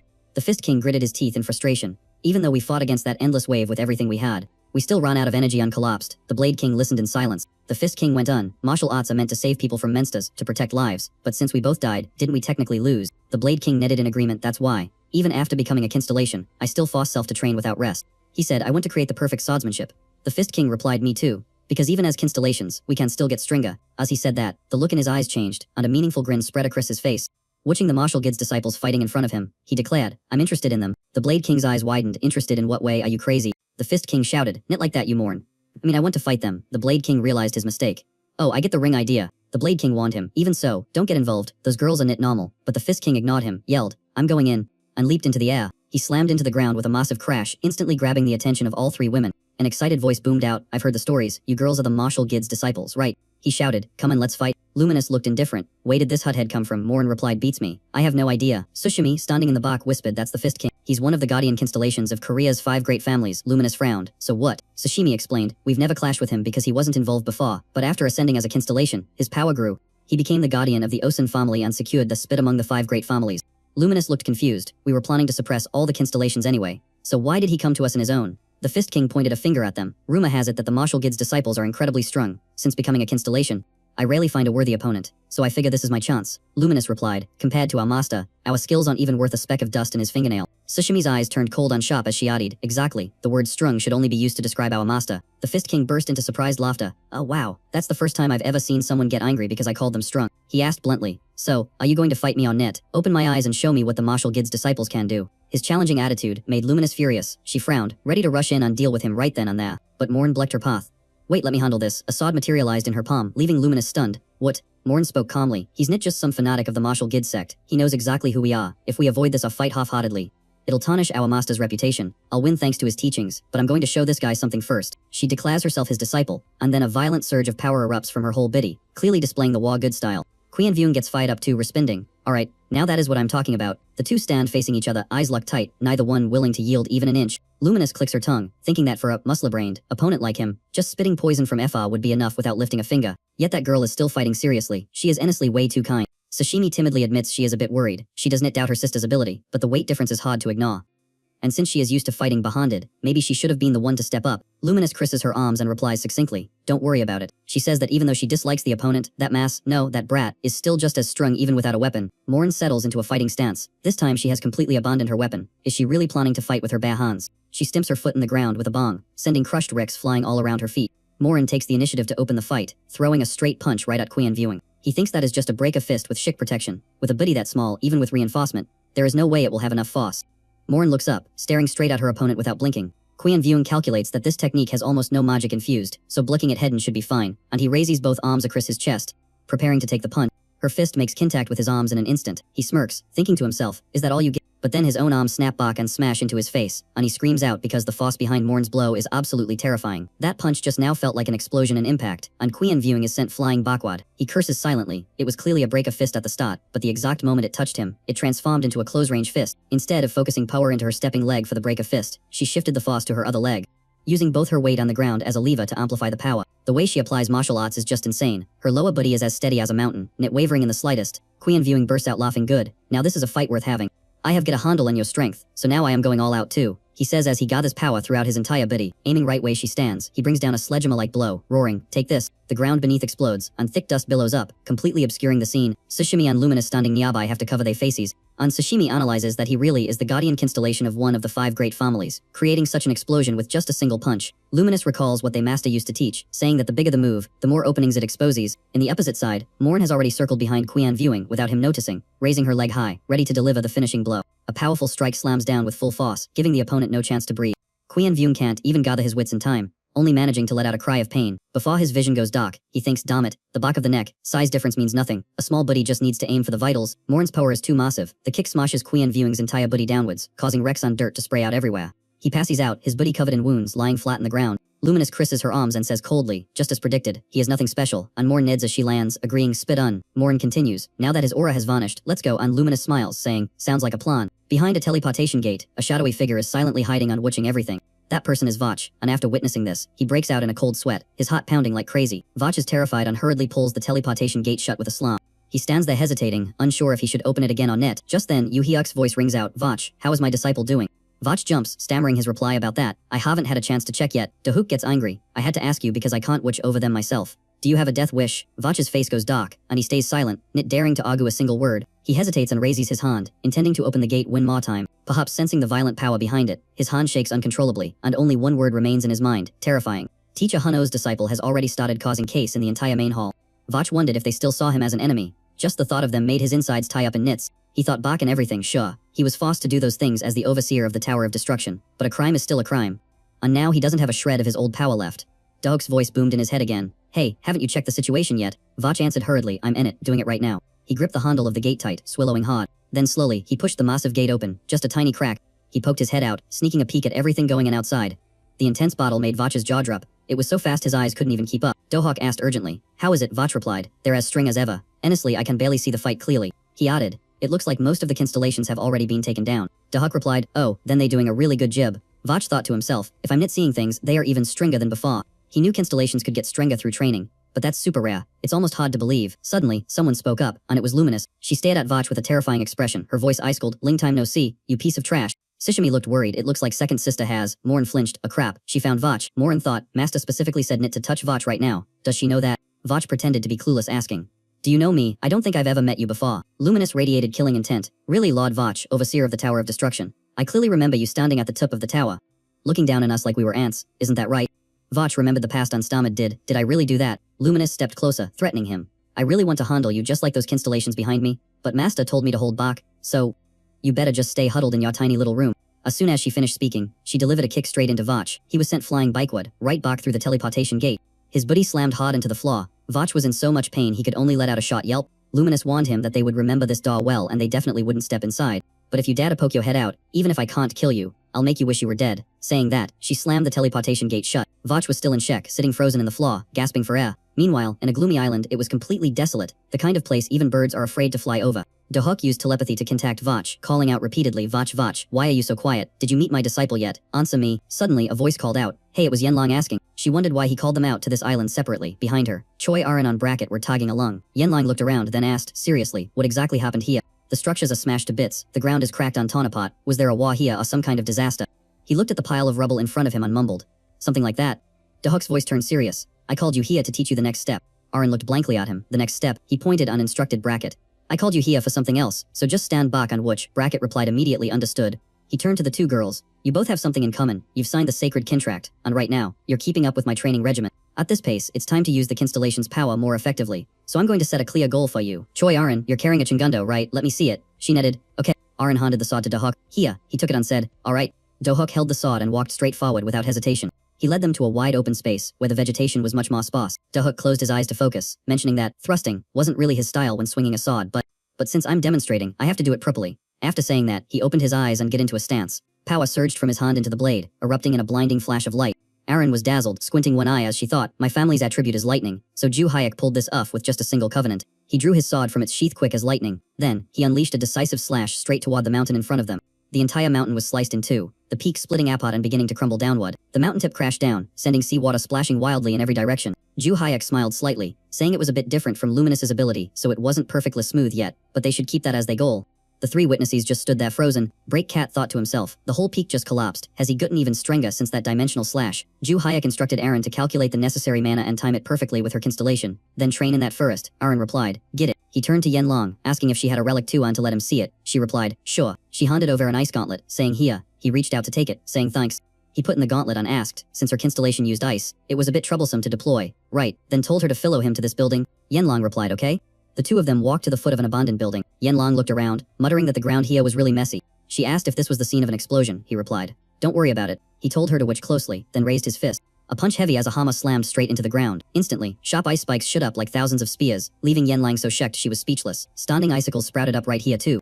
Over there were icicles too, bristling everywhere. In just a flash, the entire massive building was covered in thick ice and snow. Ju Hyuk said this was her goal, while Yan stared blankly as if she hadn't heard a single word. She thought, forget a few scattered chunks of ice. He covered the whole building in snow and ice, and there was even snow falling like real winter. Only after a long moment did she finally exclaim, that's truly magical, Ju Hyuk. He took off the gauntlet and gave it back, asking why she was surprised, since this was her constellation's power. He said if she trained enough, it wouldn't be long before she could do the same. She happily asked if that was true, and he replied it would be fine if she set her standards a little higher. Ju Hyuk thought to himself, alright, it was time to ask Break Cat for that favor. Time passed and elsewhere. Sashimi looked up as if she had just caught a trail, saying, Senior, I think I found it. In the mage's virtual space, a chilling scene appeared before her eyes. Houses were devastated, and bloodstains stained a huge area red. Everything was like a wasteland, uninhabited and chillingly cold. Luminous asked, did that guy find the illusionary realm already? Morn was surprised too, asking, really?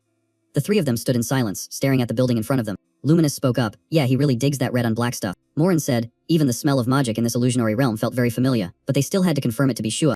If they wanted in, they had to get past this wall, which should be fine. So let's go. They crouched low and slipped deep inside one by one. The Luminous seemed to be losing stamina, breathing more heavily. Even while exhausted, Luminous grumbled that if she knew they had to hunch over like this, she would have just blasted a hole in the beginning to make it faster. But someone wasn't bothered at all. Morin shed a warning glance, asking if she wanted to die. Then she walked ahead and suddenly discovered something. They followed the narrow path into a room where scrap metal was piled up like mountains all around. In the middle of the room sat a muscular man, his whole body radiating an aura so heavy it felt like it was crushing the air. Sashimi whispered, Senior Sister, that red outfit? Morin replied, yeah, it's Junior Brother. He turned around, his voice curt as he asked, what is it? The disciples of Ju Hyuk finally met again. Luminous said, Ling time no see, Junior Brother. But why is this illusionary realm all red and black? He replied that someone like her shouldn't talk like that. Second Senior Sister, then stood up. Luminous flayed up and shouted, what did you say? The Junior Brother's gaze sharpened, and he asked, how did you guys get here? Didn't all of you sisters become constellations?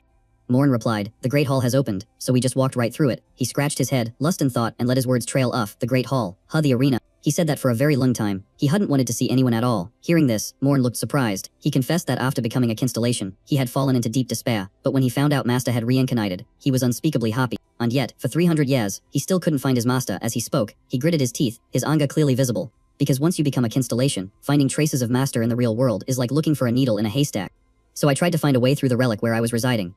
I gave an order to the one holding me. Go find my master. Who would have thought they wouldn't even listen? Instead, they get obsessed with my power, Morin said. It was probably because your willpower and strength were too overwhelming. You really should have stayed quiet for a while. He continued, just when I had a glimmer of hope because someone finally appeared who could withstand this power.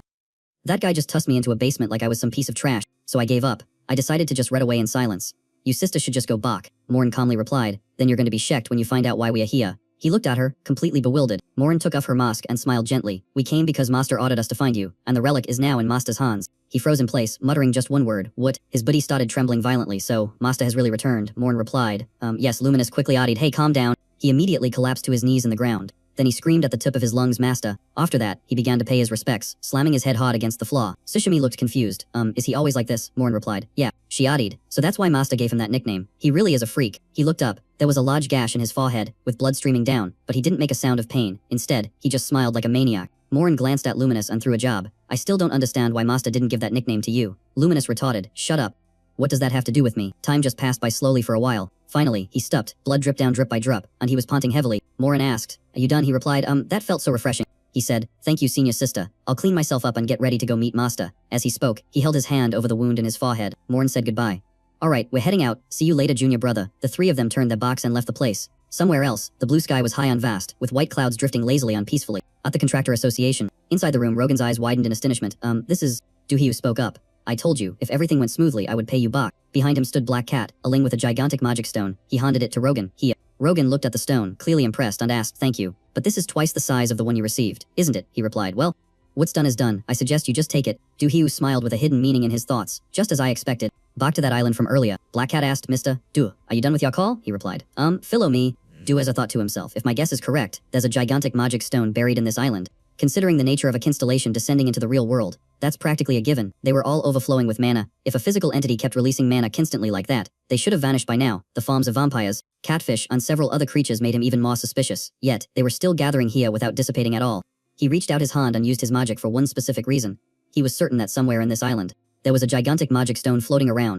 That very object was providing a stable flow of mana for the constellations here. The image of a stone surrounded by mana appeared in his mind. He was startled. It's actually here. Duho gave the order, Black Cat, move this blick of earth that's emitting mana. Black Cat replied, understood. He added a warning. Oh, and be careful. You know what happens to a magic stone if it's treated poorly, right? Black Cat remembered immediately. Oh right, it could explode. Back in the present, Rogan stayed at the stone in front of him, thinking it was moved safely on intact. How did he even manage to bring it here? The system appeared, and Black Cat immediately read the notification. Black Cat called out, hey Ju Hyuk. He immediately turned around. The notification says it looks like the constellations have found your disciple. He smiled. Just as I expected, he asked, so, it's the one with the light sword. Black Cat replied, that's right, that's your disciple. Ju Hyuk said, alright, don't tell me who it is yet. Since no other disciple uses a sword, I want to confirm it myself. Black Cat replied, get it, shall we head back then? Ju Hyuk said to Rogan, we are taking off, if you want to learn that punch, drip by Valhalla. Rogan replied, yeah thanks man. Ju Hyuk and Black Cat stepped into the spatial gate. Then both of them disappeared, leaving behind a flash of light in the room. Remember to subscribe to the channel to get the latest updates. In the middle of the room was Black Cat's bulletin board. A spatial gate opened again. Two people stepped out, on Ju Hyuk sighed wearily. Black Cat noticed something strange and immediately asked, who are you? The man in front of them remained silent, not answering. His face was gloomy, his sharp cold eyes staring right at the two of them. Ju Hyuk and Black Cat locked eyes with the stranger. Black Cat gritted his teeth and asked again, who are you? This place doesn't welcome outsiders. The man replied, apologies, I should have introduced myself sooner. Then he said straight away, I am Franz Rithmala, Commander-in-Chief of the Night Organization. His information was immediately updated. Commander-in-Chief of the Night Organization, 5th rank contractor, Franz Rithmala. He continued, the European contractors are also waiting for instructions from the constellations. Unlike the situation in the United States, he analyzed, the new great families hold the greatest power. According to my intel, the 9 great European families have contacted each other, formed an alliance, and gathered immense manpower strong enough to compete with both the us and our association. The head of the alliance is my Rithmala family, serving the constellation King of Knights, which is why we established this organization. The Knight family Bentrick in England refused to join. Ju Hyuk and Black Cat just listened silently. Black Cat said, I understand the origin of the alliance, but I still don't get why you appeared here. The man replied, ah, right actually. I didn't just come for the alliance. I came to find a holy sword by the order of the constellation. Black Cat's eyes widened. A holy sword, Franz explained. As I said, most of my family works for the King of Knights constellation. So we are very used to offering a good sword as a tribute to him. With that responsibility, we have scoured every way to gather rare swords. Before coming here, I also received some important intelligence. There is information about a special sword. As he spoke, his face immediately became visibly tense. That sword can cause the user to be obsessed with slaughter, a power no one wants to touch. Both of you understand how serious the problem is. He continued, and currently, that sword is known to be in the hands of the self-proclaimed Supreme, Rogan. He recalled the past, when we placed our trust in the US Contractor Association and that first-run contractor. But then he disappointed everyone by casually giving that sword to someone else. Finally, it fell into the hands of the chairman of Valhalla Academy, the black market bus Black Cat. Franz immediately pointed straight at Black Cat and raised his voice. His eyes were sharp, his voice full of pressure. I can't just stand by while that sword is in the hands of someone like you. Therefore, I propose you hand it over to our night organization. Alright. Even though he was wearing a mask, Black Cat's anger was clearly visible. He replied, I've tried to be polite, but you're crossing the line. Ju Hyuk hurriedly stiffed him. Cut it out, Black Cat. But Black Cat suddenly turned to look at Ju Hyuk. Ju Hyuk walked straight up to Franz, facing him directly, radiating an aura that wasn't inferior in the slightest. He smirked and said, hey old man, you've get the ring person. The one holding the sword is me. Franz looked closely and said, so you are Ju Hyuk. I've heard a lot about you. Your achievements are indeed impressive. You caught criminals, stopped disasters, and played a huge role in the war against the Minster invasion. The main character nonchalantly shoved his hands in his pockets on Shetbach. You know a lot, don't you? Are you stalking me? Franz's voice suddenly shifted, and he stammered out, I am just... Is Korea so short on manpower that they have to let a little kid shoulder the burden? The main character looked at him, completely baffled. Frank suddenly gets so emotional he started tearing up, loudly complaining, why would they let a child do so much? This is truly a national tragedy. I understand why you had to use that cursed sword now. He placed his hand in the boy's shoulder to comfort him, saying, don't worry, from now on, I'll help you. Dahook was so annoyed his face stiffened up. He had met plenty of idiots before, but this guy was honestly beyond words. The main character gritted his teeth and thought, I really just want to beat him up, but I need to keep my distance for now. Meanwhile, Franz was still wiping away his tears, looking completely heartbroken. He swatted the man's hand away and said bluntly, hey old man, don't change the subject. I haven't signed a contract with the sword yet, but it belongs to me. If you want to take it, you'll have to defeat me first. Frank Dondo replied, I am a knight, I can't raise my hand against a little kid. Outside the building, the night sky blanketed everything, and the silence was suffocating. Meanwhile, inside, the main character and Franz were ready to face up. Frank suggested student Yu Hyuk, I will hold back and won't use my sword. Alright, it was clear he was looking down on his opponent. The main character confidently replied, just make sure you don't regret it. I won't be going easy on you. He turned his head and called out, Black Cat. Black Cat replied, what is it, Yu Hyuk? His face turned ice-cold as he ordered, take the underlings outside and deal with them. Leave that Night King to me. Black Cat broke out in a cold sweat and replied, I get it. Franz made the first move, drawing his sword and stepping forward saying, I'll go easy on you, so don't collapse too soon. The main character held his sword and replied, same here. Behind them, Black Cat silently followed his orders. Dahook tightened his grip in his sword, his voice completely cold, because, I never forgive anyone who dares to disturb me. Then, he swung his sword. Without even drawing the blade, he used the scabbard to smash against Franz's weapon, forcing the man to exclaim, what incredible force. Franz was astonished. That kid hadn't even unsheathed his sword, yet he was already this strong. The main character held his sword with one hand and asked, oh you bleck that. I guess that's expected from a commander-in-chief. Franz frowned as he assessed him. This brat is truly arrogant. He slashed down furiously and shouted, I am the commander-in-chief of the Knight Order France Rithmala. The ground where his blade struck cracked open, and he growled. Do you really think the head of a clan would be that weak? Realizing his opponent's formidable strength, he began to channel his mana. Franz gripped the hilt of his sword tightly and lunged forward with incredible speed. A barrage of attacks rained down in the main character. He thought to himself, is that metal attribute mana? The amount of power is absolutely terrifying. Thinking that, he curled his lips into a slight smile. Dahak, still holding his sheathed sword, leaped into the air and said, out of all the people I've ever met, a single slash tore through the air, leaving behind a blinding white streak of light. The main character emerged looking imposing, while a series of explosions went off behind him. He continued, you are definitely the most annoying one. He accelerated and charged straight at Franz. The main character spoke coldly, you preach about chivalry on the duty to save the world, but the moment you're about to lose, you pour all your mana into attacking a kid, that is just pathetic. As soon as he finished speaking, he swung his sword and slashed violently at the man. The main character laughed out loud as mana erupted from his entire body. With just a little bit of force, he sent Franz flying, nicking the sword right out of his hand. Franz slammed into the wall behind him and grimaced, damn it, his mana is way too strong. He fell to his knees, unable to believe that a teenager could possess such immense power. A thought crossed his mind, it's unbelievable, getting that sword back now won't be easy. I have to contact the constellation. Suddenly, a screen appeared before Franz's eyes, leaving him stunned. It displayed the words, taking a liking to you. But it vanished instantly, system error. Franz couldn't connect to the constellation King of Knights. His jaw dropped, pupils dilated, frozen stiff and shook. The constellation sent a message to Franz Ridmulla, that pitiful fool. As soon as he read it, he was stunned speechless. Franz asked cautiously, Venerable Constellation, what do you mean? Before he could hear the answer, a voice cut in, I found him. Franz looked up to see Yu Hawk rushing in, his knee aiming straight for him. A massive impact grazed Franz's shoulder, making him yelp. The main character casually lured his leg, revealing a deep crack where his knee had stopped. He chuckled, why did? It's gonna happen sooner or later anyway. Franz Ridmulla stood frozen, his face turning pale as he looked at the shattered wall right next to him. He thought to himself, that kid caved in the wall with wind kick. If that hit me, I'd be toast. But Franz Ridmulla suddenly frowned in confusion. Found him, who exactly is he looking for? Yu Hyuk casually threw his weapon over his shoulder and smirked. Who knows? Usually, I'd explain it properly. But right after that, he swung his arm to attack. But for a guy like you, I can't be bothered to say another word. The main character's combo was too sudden. Franz Ridmulla couldn't react in time, only managing to brace himself to block. His whole body was necked back, his heavy feet plowing a ling trail across the ground. Franz Ridmulla felt a chill down his spine. Blocking is hard enough, and I can't even touch him. If only I could borrow power from the constellation. His face grew more serious because after that message, the constellation went silent. What the hell is going on? I don't get it. Meanwhile, somewhere else, the constellation King of Knights was trembling uncontrollably, like he'd just been caught red-handed. The freak pressed his head down hard into the table, not letting him look up. Gung Myung put all his muscle into it, his grip crushing enough to pulverize. Rewind a bit, Luminous stood in a corner biting her nails, pacing back and forth in the room anxiously. She pinned. Master told us to teach the constellation King of Knights a lesson. Is it possible he's one of the ones who just get beaten up? Morin heard this and looked puzzled. King of Knights, you sure? The other side confirmed yes. Morin said, he wasn't in the group we handled earlier. Luminous crossed her arms and frowned. Do you know this constellation? The person opposite knitted. He's the guardian constellation of the Ridmulla family in Germany. According to what Morin knew about the constellation King of Knights, he possesses a sword-shaped relic inside. Loyal knights have turned into constellations, and he controls them like subordinates. Hearing that, Luminous let out on, sounding surprised. Morin added, Senzaku knows him pretty well. Even though I'm not directly involved, I still keep an eye on famous constellations in Europe. Luminous muttered, come to think of it. That guy Franz under his command stepped by recently, inviting me to join an alliance led by his constellation. Morin get curious, but why mention him all of a sudden? Luminous replied briefly, Master's orders, she repeated. After gathering enough disciples, we go teach the constellation King of Knights a lesson. Morin didn't ask anymore, just urged. Alright, let's go to the illusion realm. Before long, the two quickly met up with Sushimi and summarized the situation once more. After listening, she get the gist of it and nutted slightly, I understand. The three immediately grouped up and set off to find the next person. This time, it was the freak. He was stunned when he heard it, eyes wide as he blurted out, say what? Time passed, and the scene shifted to the Great Void, the Sanctuary of Knights. Inside a room, an angry shout rang out, I told you. I don't want to sit in the same guild as this guy. The bald guy across from him craned his neck to Ogibak, Minai. If I'd known, I wouldn't have come. A barrage of harsh criticism followed. If you had delivered the weapons in time back then, my family wouldn't have died. The bald guy yelled, shut up, Eustace, if you hadn't betrayed us, the weapons would have arrived in schedule. Eustace, shut up, quit spouting nonsense. Why did you join the alliance? He slammed the table and retorted. Because I didn't know you were here. Another person quickly stepped in to stop the argument. Quiet, you're standing before the king. Eustace smirked on Shetbach. King my ass, you think we came here to roleplay knights like you guys? The bald guy netted in agreement. Exactly, we came to form an alliance, not to be your lackeys.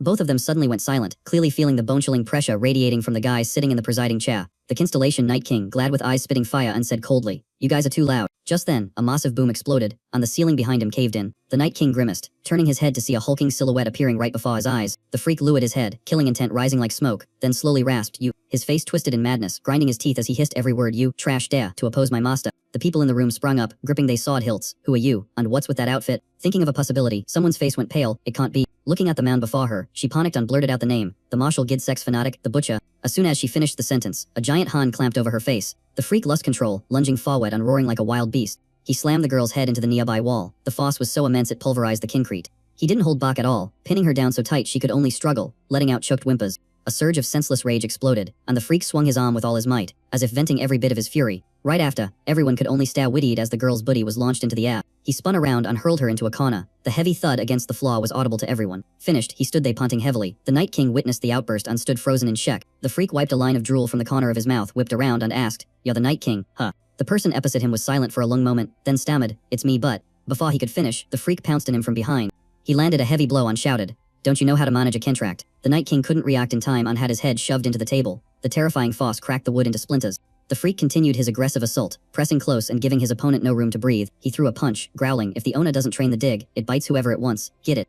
The previous strike left the Night King defenseless. The freak grabbed his head and pinned his whole body to the table again. He had total control, while the Night King could only lie flat, groaning in pain. Meanwhile, Luminous and two others stood outside the Great Void, the Night Sanctuary, silently watching the situation. She sighed scary. To think a structure like this is just floating in space. Murring thought for a moment and guessed, last time we came to negotiate with other constellations, this thing wasn't here yet.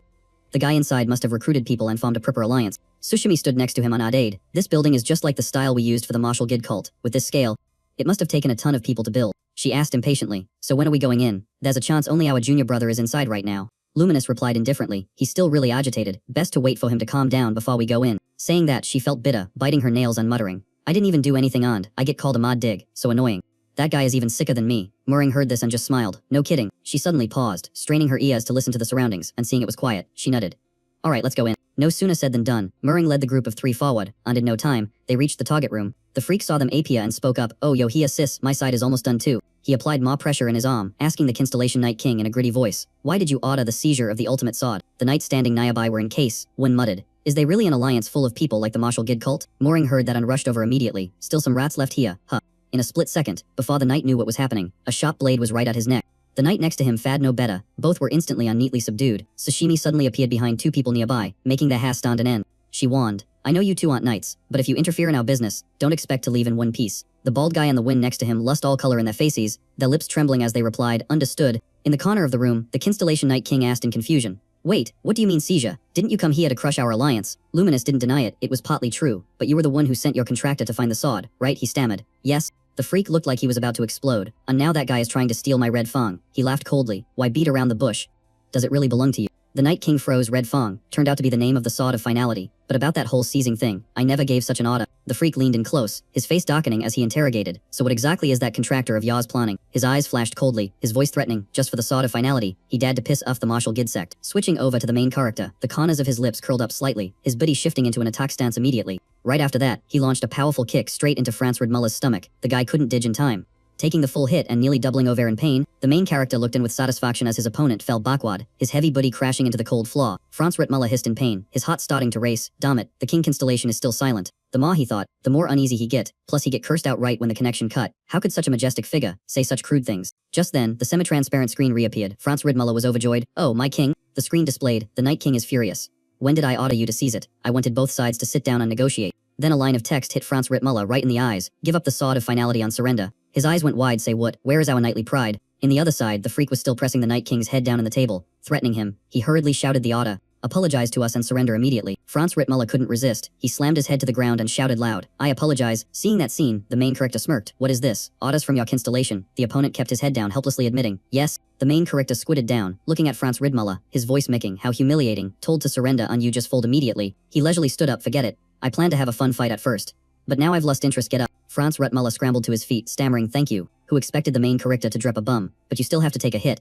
The guy looked bewildered. "Say what?" He pursed his lips and muttered, "People like you who love causing trouble are so annoying." Immediately, surging energy wrapped around his fist. The main character chuckled softly. "Well, just take this punch when you're done. Remember to go clean up the rest of your faction who are itching to mess with me." Franz Ridmulla backed away in fear, waving his hands frantically. "About that, I will discipline them." The main character didn't bother listening, letting his fist do the talking. "I've held back enough." The next second, he lunged forward, throwing a punch that Franz Ridmulla would remember for the rest of his life. Sharp pain shot down his spine. Franz Ridmulla opened his mouth but no sound came out, his face turning pale. He collapsed with a thud, his head hitting the floor once again. The main character retracted his hand, looking satisfied. "Black Cat." The other side responded immediately. "I am here, sir." He ordered, "Take that thick-faced guy back to where he came from. I'm going to check in the sword of finality." Black Cat bowed respectfully. "As you command." Time passed. Night fell over a desolate forest somewhere. Inside a room, a sword was carefully displayed, intense currents of energy swirling around it. The main character observed silently, the corners of his lips curling up. The magic flow has recovered. Now I know what it is. He slowly placed his hand in the hilt, focusing in the thing dwelling inside this sword. Before long, the main character gave a faint smile, lowering his voice. "It's been a long time, hasn't it?" The freak knelt down abruptly in front of him, bowing his head deep, looking extremely respectful. When he looked up, his forehead was bleeding, yet his face was beaming. Master, it's been so long since I last saw you. The main character laughed. You still have that habit of smashing your head in the ground like the old days. You're bleeding, wipe it off. He obediently complied, yes sir. A moment later, the main character lowered his eyes, staring at him, hesitating, not knowing where to start. So, he mentally ground, oh boy. It seems this guy forget his real name after becoming a constellation. The main character hesitated. Calling him by his nickname is a bit awkward, but why did I nickname him Meathead? I mean, he really is a meathead, but... The freak noticed the awkwardness, and spoke up immediately. Are you shy about using the nickname? Just call me Meathead like before, it's fine. He continued enthusiastically. Or you can call me by my constellation name, like the butcher. The main character sighed. Never mind. I'll call you Meathead. Get up. The main character asked curiously. But why did you suddenly choose a sword as your divine artifact? You always fought behanded before. The freak laughed. Oh, you're talking about Red Fang. He explained excitedly. In the beginning you mainly fought with a sword too, right? So I chose Red Fang, thinking of it as the trophy of my life. The main character didn't expect to hear that. He fell silent for a few seconds, then smiled softly. I understand. He awkwardly scratched the back of his neck and said, if you can help me find a withered sword through that blade, that would be fine too. If I get the chance, I will bring it out to use. Main whispered softly. Thanks a lot. Hearing this, the freak was moved to tears and replied, Master, I am the one who should be grateful to you. The big guy just buried his face and sibbed uncontrollably, his muscular back trembling slightly. The flashback scene pulled back to over 300 years ago. Back then, the freak also bowed his head before the main of his past life. Just like that. At that time he spoke up to ask, hey kid, what is the matter? The freak was skinny back then, with bangs covering his face, and he mumbled quietly, please sir. His body was covered in wounds, but his eyes were full of determination. Please teach me martial arts, so one day I can make those bullies regret it. Luminous timidly poked her head through the door and said, Master, the food. No, I mean the meal is ready. But just as she was about to continue, she froze, frowning at the scene unfolding before her eyes. The freak raised his voice, begging Main earnestly, please teach me martial arts, so I can take revenge on those who bullied me. Mornan Sashimi walked out and saw Luminous standing there, so they curiously asked, Junior sister, what are you doing? We are ready to eat. Why haven't you called Master yet? She stammered and recounted, there is a kid looking for Master. Morn frowned upon hearing that and asked, what kid? In front of them, Yu-Hoke crossed his arms, coldly rejecting the request. I have no idea what you are talking about. You want me to teach you martial arts? No way. The freak pointed behind his back and pressed. Then what is that sign? Isn't this a dojo? Main sighed and said, no, my disciples hung it up themselves. They didn't even ask me. He added, I will open a Prippa dojo later, but right now I can't accept any disciples. The freak widened his eyes, clearly disappointed. That can't be. So what am I supposed to do now? His fists trembled violently, his voice fading. I necked in the doors of so many dojos, but everyone just glanced and avoided me. No one wanted to get involved. He suddenly blurted out loud. Only here did the sect leader bother to step out. Main scratched his head awkwardly. Ah, that is just because I do not have any hunting or escort gigs lately, so I am free. As soon as he finished the sentence, the kid in front of him collapsed to his knees, begging desperately. The freak squeezed his eyes shut, looked up at the sky, and choked out, please teach me martial arts. Then he gathered his strength and slammed his forehead hard against the ground. He bowed his head repeatedly, his voice pleading non-stop. Please accept me. Teach me. Main was flustered and could only say, hey. Finally he gave in. Alright, I will teach you. Stop banging your head. Hearing that, the freak beamed with a bright smile. Really? Is that for real? Luminous bit her finger and mumbled, if asking Master while banging your head works like that, maybe I should try it too. Morn frowned. Are you crazy? Main messed up his hair helplessly. Earlier there was another kid demanding a duel to create sword skills. Now another kid wants to learn martial arts. But martial arts can't be taught in a day or two. He glanced down and lowered his voice. Well, I guess I will let you see a little bit. Main suddenly asked, do you know where the guys who bullied you are? The freak was bewildered. Yes. Hearing that, he immediately rotated his shoulders to warm up, the corner of his lips curling up. Lead the way. Nittling after that, the scene shifted to a secluded alley, where a few guys holding a bag were gathered to chat. The guy with the crew cut widened his eyes, carefully fumbling to open the bag in his hand. Right at that moment, a pile of sparkling gold coins hit him straight in the eyes. The others poked their heads in to look, and the bald guy marveled, we are filthy rich. Crew cut laughed with delight, right? That beggar-looking kid was hiding a mountain of money. The bald guy recalled and clicked his tongue. I do not know what kind of bag he used, but it is sweet, since he has so much money. He should share it with suffering people like us. Crew cut chuckled, he resisted pretty hard. Did you guys hit him too hard? The long-haired guy smirked in agreement. Yeah. The group was too busy chatting to notice Main on the freak approaching. Main asked quietly, is it those three guys? The freak nutted. Yes. The person walking next to him asked suspiciously, so the thing they are holding? The freak replied immediately, my entire fortune. The money I saved from doing Ed Jubs. The commotion caused the three guys to turn around, and Crew cut was surprised. What, isn't that the kid we just handled?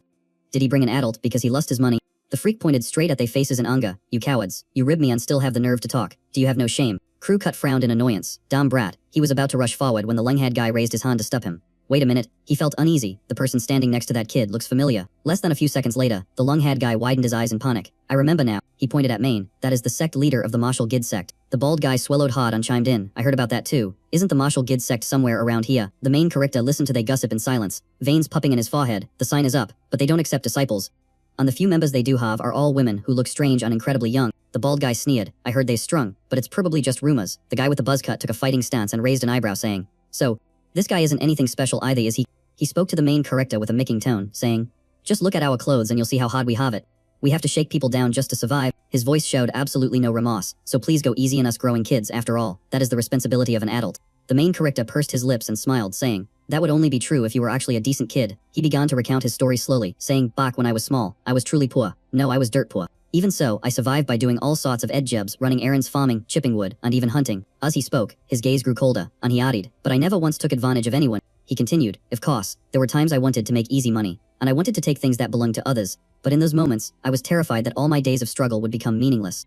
The main character left the sentence hanging, saying, if those words I just said make you drop the money and get lost. He issued a final warning, otherwise I am going to teach every single one of you a lesson. The guy with long hair turned pale and backed away, stuttering, I'm out. The buzzcut guy frowned and demanded, say what? The other two didn't even understand what was happening before they saw their partner turn tail and run out of sight. The main character cracked his knuckles and chuckled softly, saying that guy sure catches him fast. The strange kid stayed at him blankly, so the main character reminded him, hey kid, watch closely. He clenched his hand into a fist, releasing a powerful burst of energy and said, this is what martial arts is all about. The buzzcut guy remained stubborn, swinging his fist for a preemptive strike, shouting, stop showing off. His fist was easily blocked by the main character with just a light touch. The buzzcut guy froze, his face dark with anger as he stayed at the man in front of him. The main character calmly flicked his hand, sending the guy flipping through the air and spinning around. Not stopping there, he pulled his hand back and clenched his fist, preparing for the next strike. A punch flew straight into the buzzcut guy's stomach, making him scream out in pain. The bald guy stood frozen as he watched his partner get necked back, slamming hard into the wall. Before he could even worry, the main character flashed behind his back, smiling in a way that chilled him to the bone, asking, where are you looking? Not giving him a chance to react, the main character threw a direct punch right away. He stamped his foot to stand firm, shattering the ground beneath him. And the punch landed with such force that the bald guy's back felt like it was being torn apart. His face turned pale, cold sweat poured out, and his mouth gaped open as he ground in agony. The main character finished it off with a clean, precise strike, sending the bald guy flying into the distance. His body skidded through the air before slamming into the wall, kicking up a thick cloud of dust. As the dust settled, the bald guy could be seen lying motionless amidst the rubble. Not far from there, the guy with the buzz cut shared the same fate, lying there unconscious. The main character smiled at the strange kid and said, I was just showing off a little, but that is martial arts.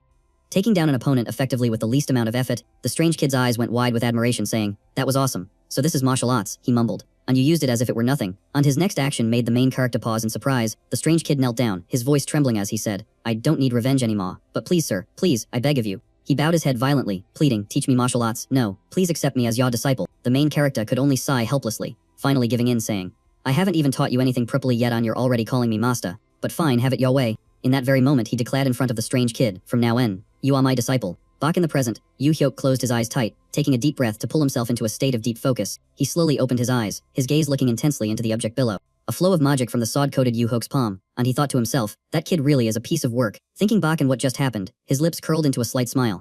Realizing he didn't expect the kid to choose a holy relic as a sword, just because he saw him using one, he told himself, I'm fine since I already have the devouring sword, but I should still put this one to good use. Right at that moment, Black Cat suddenly appeared, spinning around and dragging a trail of hazy energy with him. He reported, Mr. Yu Hyuk, I'm back after taking French to Germany. The main character asked immediately, good, any problems? Black Cat answered honestly, knit in the way, but once we arrived, it seemed the Guardian constellation had lost all its power. The main character wasn't too surprised and asked, what about the hostile knights? He commanded. Black Cat guessed, they'll probably stay put. Seeing Yu Hyuk's doubt, he explained, because the Night King, the master, has submitted to your disciple. He asserted now, telling them to work for you wouldn't be a problem either. The main character smiled with satisfaction. Alright then, he calculated in his head, so then, as for the remaining disciples, I'm only missing exactly one. The scene shifted to another location, where a subordinate of the Maze Lord gently closed his eyes. Not long after, he opened them, his face serious as he looked toward the opposite side. There was another subordinate in the room, both bowed respectfully to the Maze Lord, who was sitting behind a curtain. The Lord raised his voice and asked, how are the winds I sent down doing? The red-haired man immediately reported, about half remain, but the numbers are steadily decreasing. He assessed, their ranks have indeed increased, but the titles sent out were all rank 2.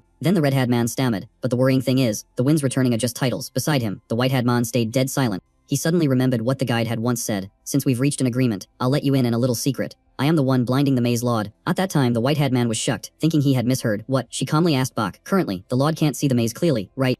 She emphasized, I'm sure he glanced at that object. I heard you talk about it. The white-haired man was silent for a moment then replied, because there was originally a constellation reporting in the maze, but not anymore. The guide shrugged and continued, because the constellation sent down to be the calamity broker has disappeared. Right, the white-haired man was stunned. How do you know? She didn't clarify, only giving a vague answer. I'll tell you later. As for why I'm blinding him, it's simple. As far as I know, if the rank 2 titles of the Destruction Tower appear, they will be eliminated all at once.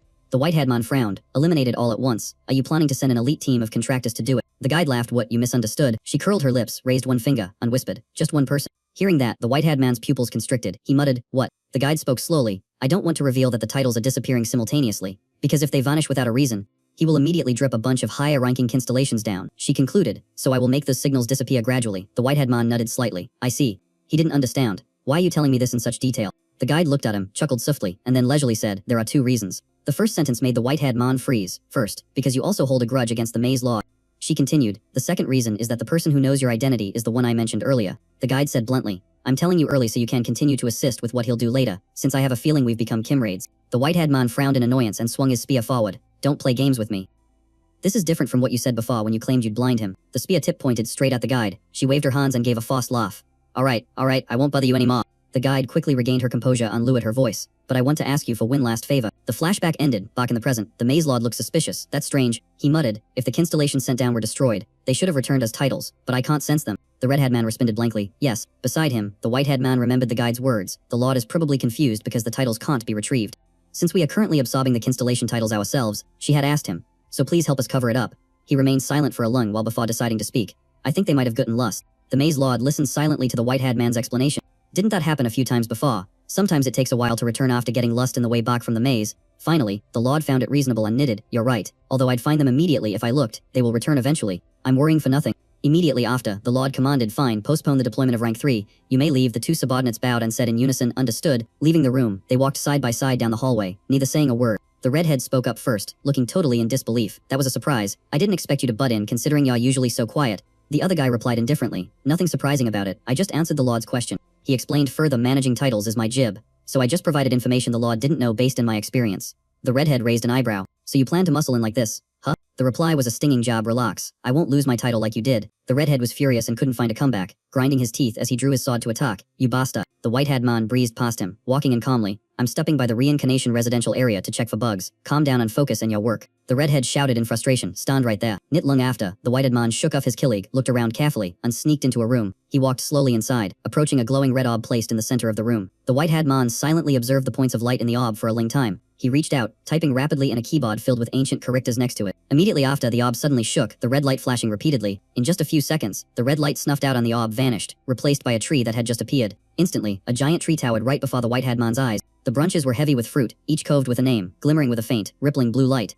The white-haired guy glued his gaze to the fruit dangling from the branch, as if it was hiding some terrible secret. He pursed his lips slightly, eyes narrowing with calculation, watching intently without looking away. No one knew what schemes were running through his head. The whole time, his hand remained tight around his spear, not relaxing for even a beat. Time passed quietly, and the scene shifted to a few days later. At Valhalla Gym, Jahuk looked at the scene in front of him, scratching his head and sighing helplessly. I said I'd help, sure. But I didn't expect everyone to show up in full force like this. Breakout and the other 2 didn't say a word, just staring straight at him, their eyes asking a pile of questions. 3 burning gazes bore into the protagonist. Both sides stood still for a few seconds, the atmosphere tense as a violin string. Rogan, the self-proclaimed supreme contractor, spoke up first in a serious tone. You promised to teach me the one fist, so I came looking for you. Next to him was Brett Kett, master of the black market and chairman of Valhalla Academy. He said he remembered the protagonist promising to correct his stance for the space slash. So that's why he showed up. The last person was Adelia Bentrick, vice head of the Bentrick family. Her cheeks blushed as she hesitantly said she came for a similar reason. She had seen him use the Guardian Constellation's poison ability at the World Tournament and wanted to learn. He had to accept all 3 of them and smiled slightly. I'm free today. Follow me to the training room. The protagonist led the way, with the 3 of them close behind, while bystanders curiously watched their every step. Soyeon put her hands on her hips, totally confused. What kind of person is Kim Yu-hyuk? Anyway, why do those 3 always speak so respectfully to him? It was like this last time too. Sake just sighed, beats me. I don't even bother trying to figure it out anymore. Sayok stayed after Yu-hyuk's retreating figure, muttering under his breath, but one thing is for sure, he is terrifyingly strung far beyond anyone else here, he asserted without hesitation. Shortly after, Jahuk brought the 3 of them into the training room, where they stood in a shot line in front of him. The protagonist gets straight to the point. I don't have much time today, so I'll only focus on the core essentials. But first things first, he pointed at Breakcat, take off your mask, if you train like that, you'll get soaked in sweat. The other man was a bit surprised but nodded in agreement. He reached up and took off the mask while the other 2 curiously watched his every move. An incredibly handsome face was revealed. He smiled and asked, is this okay? The protagonist nodded slightly. Just as I thought, annoyingly handsome actually. Adelia stayed at Brett, almost frozen. Rogan asked, is it okay to show your face? He calmly replied, I'm not at the market, so it's no problem. Besides, Adelia has seen my face before. Seeing Adelia acting strange, the protagonist asked what was wrong. She blushed bright red, looked away and said, it's nothing, while secretly rejoicing that she had come. He started his evaluation. First up is Breakcott. Your physical strength is pretty solid. The other guy was surprised, really, but I'm still way behind you. Before he could finish, he was cut off. I haven't seen you solo a magic beast, but we've operated together. Just watching the way you move is enough to understand. The protagonist remarked, if you follow my training routine exactly, you can definitely catch up. Breakcat laughed. You're really generous. He thought to himself that he had cleared dungeons and eliminated threats to support Yu-hyuk after his reincarnation.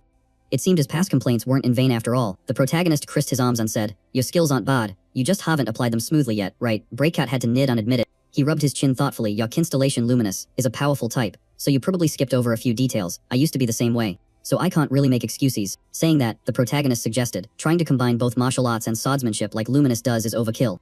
It'd be better for you to pick one path. Breakcut seriously considered the advice, his gaze luring in deep thought. If he really had to choose just one path, he quickly decided in swordsmanship, since he usually transforms his relic into a sword anyway. The main character praised it as a solid choice that pairs well with Space Slash, then told him to grab a wooden sword for a sparring match later so he could observe. After that, he turned to Adelia and pointed out that her issue was clearly a lack of physical stamina. She awkwardly explained that she was busy shouldering the family business, but the protagonist cut her eye off, saying he already knew she was going to say that. His voice turned stern as he reminded her that as Muji's contractor, she should know that using poison isn't easy to control. As far as he knew, causing wide-range paralysis or attacking from a distance was doable, but fatal poisoning usually required direct contact. Adelia nodded to confirm he was right. The main character asked if she had ever taken down an opponent from a distance using poison, and she stiffly replied that she never had. He immediately set a new goal for her to aim for exactly that, but to pull it off, she had to build up her stamina first, starting with the basics. He mentioned it would take time, so she needed to follow a specific routine. For today, he wanted to test her martial arts skills first. Adelia looked blank and repeated martial arts. The protagonist analyzed that Muji couldn't have been proficient right after awakening, since his relic was a dagger and he had a small build. Martial arts were a mandatory requirement. Muji seemed a bit surprised to hear himself described as small. He asked Adelia if she had ever learned martial arts, and she honestly answered yes. She explained that a former head of the Bentrick family had once entered the illusion realm of the Crow-masked constellation to learn how to combine martial arts with poison abilities. Those techniques became the foundation of the family. Even though they had changed a bit over time, she had still learned the full curriculum. Hearing that, the main character knitted in understanding, saying he had a rough idea now. Suddenly, he ordered Adelia and Rogan to spar with each other, causing both of them to widen their eyes in surprise. Adelia practically panicked, her voice trembling as she reminded him that her opponent was the top-ranked Rogan. But the protagonist calmly said he knew and told her not to worry. He set the rules. Rogan couldn't use mana due to the physical difference, while Adelia was allowed to use 20%. Then he signaled for them to start, leaving her no choice but to grit her teeth and accept it. Rogan asked if this match had anything to do with his one-punch training. The main character smiled and said absolutely, adding that Rogan would understand after the fight. He was certain that after this duel, both of them would realize their own weaknesses. Breakcat stood in the sidelines and curiously asked if Yu Hayek was sure this was a good idea. Even though the mana had been adjusted, he was still worried about whether the two of them could actually be in equal footing. The protagonist noticed his expression unteased, asking if he was worried about her and if there was something going on between them. Breakcat blushed and hurriedly denied it. He didn't press the issue, just gave a light chuckle and told him to just watch and see. Rogan clenched his hands into fists, his eyes looking into the target in front of him. Adelia was clearly much more tense, her lips pressed into a thin line of determination. In the blink of an eye, Rogan shit forward, intending to seize the initiative. His arm swung high and his gaze was cold and sharp. He clearly wasn't going easy on her. Adelia didn't just stand there. Her reflexes kicked in and she quickly blocked the attack. She immediately prepared to counterattack, giving her opponent no time to rest. She unleashed a lightning-fast move, and Rogan was surprisingly forced to step back. Seeing this, the main character curled his lips in satisfaction. It was going exactly as planned. Rogan was momentarily flustered by this unexpected turn of events, and he couldn't help but feel surprised. He looked at Adelia thoughtfully, acknowledging that her martial arts skills exceeded his imagination. He quickly regained his composure, landing firmly in the ground after being in the air. Rogan's face turned serious as he lowered his center of gravity, preparing to strike back. He stamped his foot hard in the floor to generate momentum, his aura flaring up with intense pressure. In a split second, he closed the distance and was right in front of Adelia. His speed was unbelievable. Her mind was in case. He was too fast. There was no way she could block in time. She was definitely going to take this hit. Rogan lunged forward and threw a straight punch right at Adelia's stomach, forced into a corner. Her only option was to tense up and defend, but the impact was too heavy. She slid back and slammed hard into the wall, letting out a cry of pain as the wall visibly shook. Before she could even regain her footing, she looked up and her eyes widened in shook and panic. Rogan had followed her retreat perfectly, seizing the moment to close in on jump right in her face. He gritted his teeth, summoned all his strength, and swung a punch that felt as heavy as a sledgehammer. Adelia couldn't react in time, her face turning pale as she watched the punch flying straight toward her eyes. In that suffocating moment, she forced herself to stay calm, narrowing her eyes and taking a deep breath. Rogan thought victory was in the bag, but he was completely blindsided by a sudden counterattack from his opponent. Adelia swept her leg and launched a powerful kick, nicking him right off the floor. She wasn't done yet. She spun around with lightning speed, her other hand already kicked back and ready to strike. Without hesitating, she slammed a palm strike straight into Rogan's stomach, the thud of the impact echoing clearly in the air. The pain hit him out of nowhere, draining the color from his face as cold sweat broke out, and he gritted his teeth with a hiss. Rogan scrambled backward to create some distance, clutching his stomach with one hand and staring in total disbelief. While the tension between them was still tight as a guitar string, Yu Hee-wook suddenly spoke up to stop them, saying that's enough. He smiled at Rogan and dropped a loaded question, asking if he had finally realized it. To which Rogan looked confused and asked what he was supposed to realize. The main character didn't mince words, telling Rogan that from the start, he had just been putting in a show and relying solely on his special ability. He pointed a finger at him, making his point very clear. Rogan was leaning in that power and using it to show off with unearned confidence. The blunt criticism left Rogan speechless, even though his mana had been balanced to match his physique. He was still getting dominated in a purely physical fight. The main character chuckled softly, admitting that the increased stamina from training made the conditions a bit unfair. But asked if he wasn't the least bit curious. He drilled straight to the heart of the matter, asking why Rogan couldn't overwhelm a dealer even when she was running in fumes. Rogan still didn't get it, so he asked if there was another reason, and the answer he get was a firm confirmation. The main character suddenly asked if he practiced martial arts, and Rogan knitted slightly, saying he learned it through communicating with the constellation. He rubbed his chin thoughtfully, saying he had guessed as much from the moment he saw him move, but to be honest, the next sentence made Rogan freeze, as he was told he lost because of the martial arts from his grandmaster constellation, causing him to panic and blurt out that it was nonsense. The main character closed his eyes and spoke slowly, offering to tell him a story from a very long time ago. Rewinding 300 years, a crowd gathered around a man who was shouting for folks to step right up, saying this wasn't an everyday opportunity. He excitedly pointed behind him, telling everyone to take a look at the massive boulder sitting there.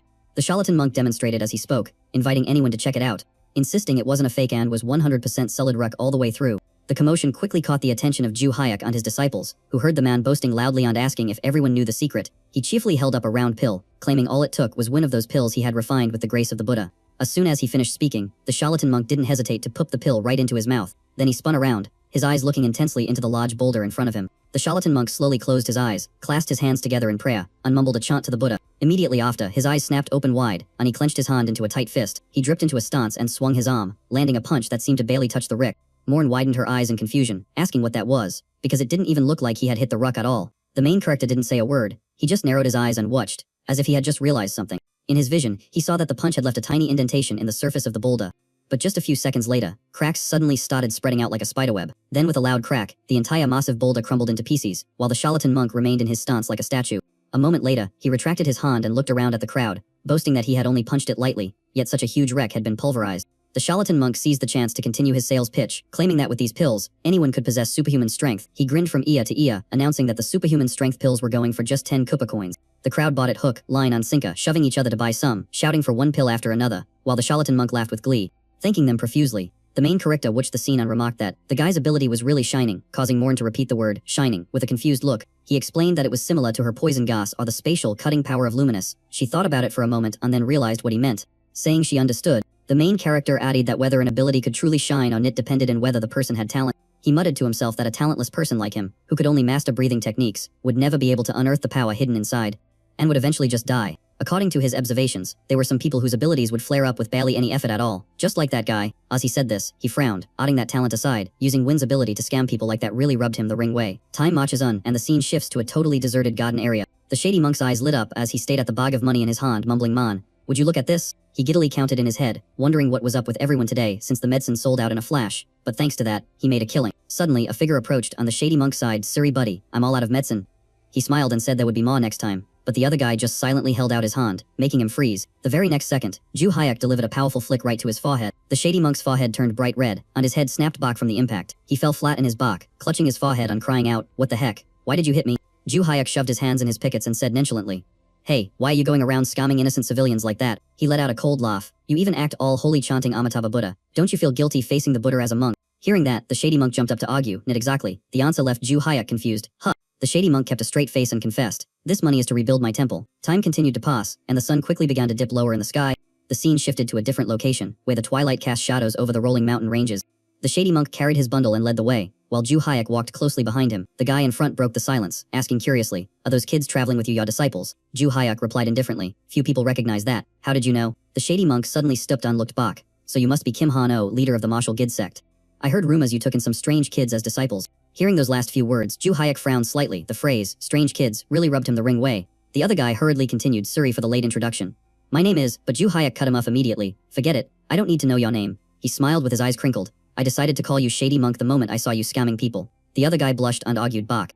"I told you I'm gathering money to rebuild the temple." Ju Hayek shrugged and laughed. "Yeah, that's why I left my disciples behind and followed you, just to check if that's actually true." He explained that normally he would be too lazy to care, but he had been free lately. Ju Hayek said bluntly, "If you're lying, I plan to take that money and return it to everyone." The shady monk didn't seem too bothered. "Fine by me, we're almost there anyway." After walking a bit further, Ju Hayek asked curiously, "You say you're really rebuilding it?" The shady monk netted firmly, "That's right." He suddenly dropped a comment, "Actually, I didn't become a monk voluntarily." Ju Hayek looked blankly at him. "What do you mean?" He explained, "When I was little, my parents were so broke they sold me into slavery, but a head abbot passed by, saw me, and saved me." Ju Hayek asked in surprise, "How did he save you?" He replied. The master bowed to the slave traders, took out all the offerings he received that day, and begged them earnestly. Recalling it, he was still grateful. Luckily, he was a famous master, so the slave traders let me go. Ju Hayek didn't buy it. That's the first time I've heard of those scumbags releasing someone so easily. The shady monk just gave a faint smile. He was extraordinary. His name was Master High and Duck. According to him, Master High and Duck took him back to the temple to live together. So he grew up without lacking anything. He lowered his voice. It was just a small temple, only the master and I.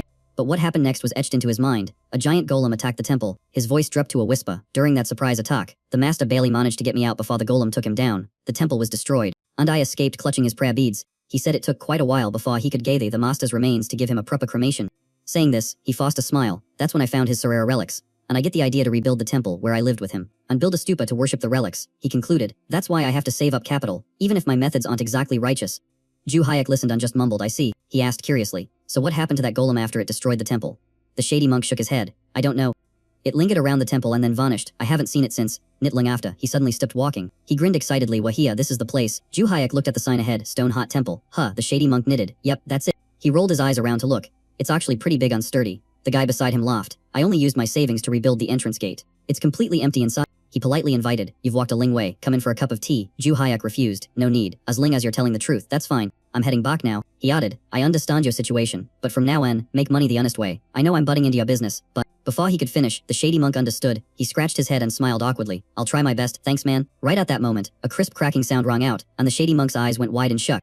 He panicked and looked around, stammering out, what on earth is that? Standing right next to him, Maine just smiled calmly and asked, is that the golem that smashed up the temple? Looking up, they both immediately spotted a gigantic golem towering right in front of their eyes. It was as tall as a tower, blocking their path, and its whole body radiated an aura as hot as solid brick. Su Homong widened his eyes in terror, while Maine looked clearly interested. He narrowed his eyes and then laughed, saying, that really is the golem that crushed the temple, isn't it? Both of them had to crane their necks all the way back just to see its entire massive frame. Su Homong glanced over it and stammered, I think so, but it's way bigger than it was back then. As soon as he finished speaking, the golem raised its fist and aimed it straight at them. A sweeping gust of wind rushed toward them, sending dirt on Ricks flying into a blinding cloud of dust. Su Homong was so scared he covered his head, but the golem's attack was blocked by Maine with just one hand, light as a feather. Clenching his other hand into a fist, he raised an eyebrow and laughed coldly. You still want to wreck temples, do you? Immediately after, Maine didn't hesitate to throw a heavy punch, shouting loudly, you insolent thing. With just a single blow, he necked the massive golem flat in its back. Its heavy body crashed to the ground, creating a deep crater. Su Homong widened his eyes in admiration, saying, that was awesome. Is it down yet? But Maine replied casually, no chance. He said they had to destroy the core inside to finish it, adding that without breaking the core, it couldn't be killed. Leaving Su Homong standing there with his mouth open.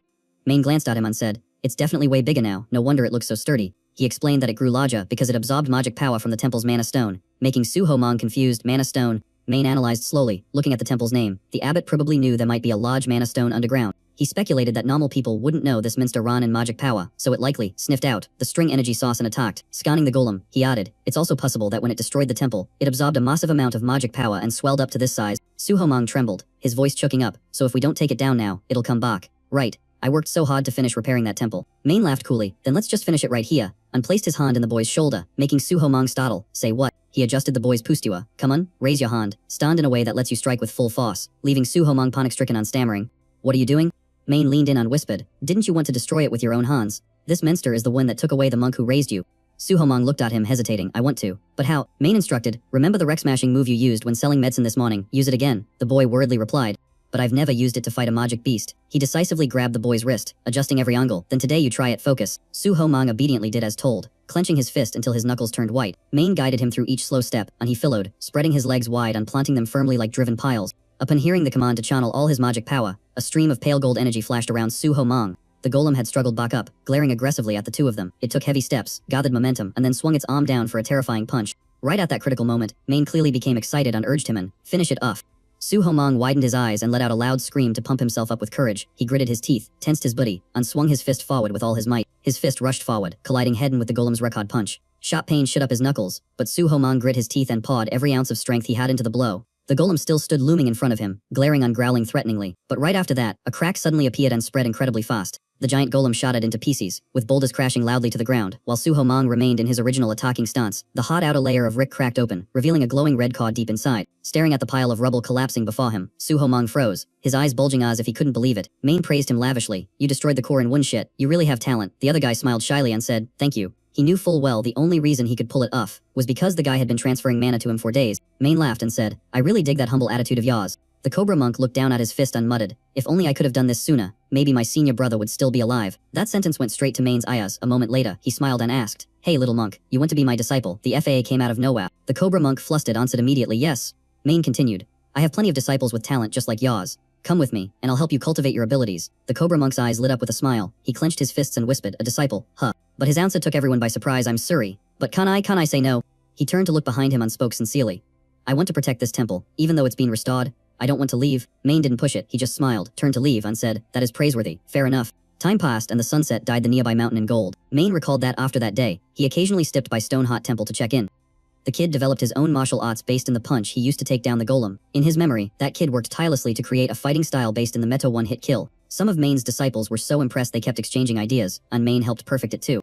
But there was still a problem. The attack was too linear. He planned to fix it once the kid had finished developing it. Back in the present, Main crossed his arms on side, but in the end, I never get the chance to fix that. Rogan frowned and asked curiously, why not? Main didn't hide it. He said it was because of the Tower of Destruction. The suspicion in Black Cat's mind was confirmed, just as I thought. He laughed. Anyway, this is a good opportunity, right? Main pulled himself together and continued instructing. I'll point out what needs fixing, so remember this well. All three of them shouted in unison. Get it. After that, Main dedicated time to coaching each person. First, he discussed swordsmanship with Black Cat. Next, he offered a whole series of detailed suggestions for Adelia, who was still struggling. Leaving no one behind, he also carefully corrected Rogan's mistakes, bit by bit. After quite a struggle in the training room, Rogan spoke up to say thanks. Thank you for teaching us bracket. Standing next to him, also bowed in respect, Rogan said excitedly.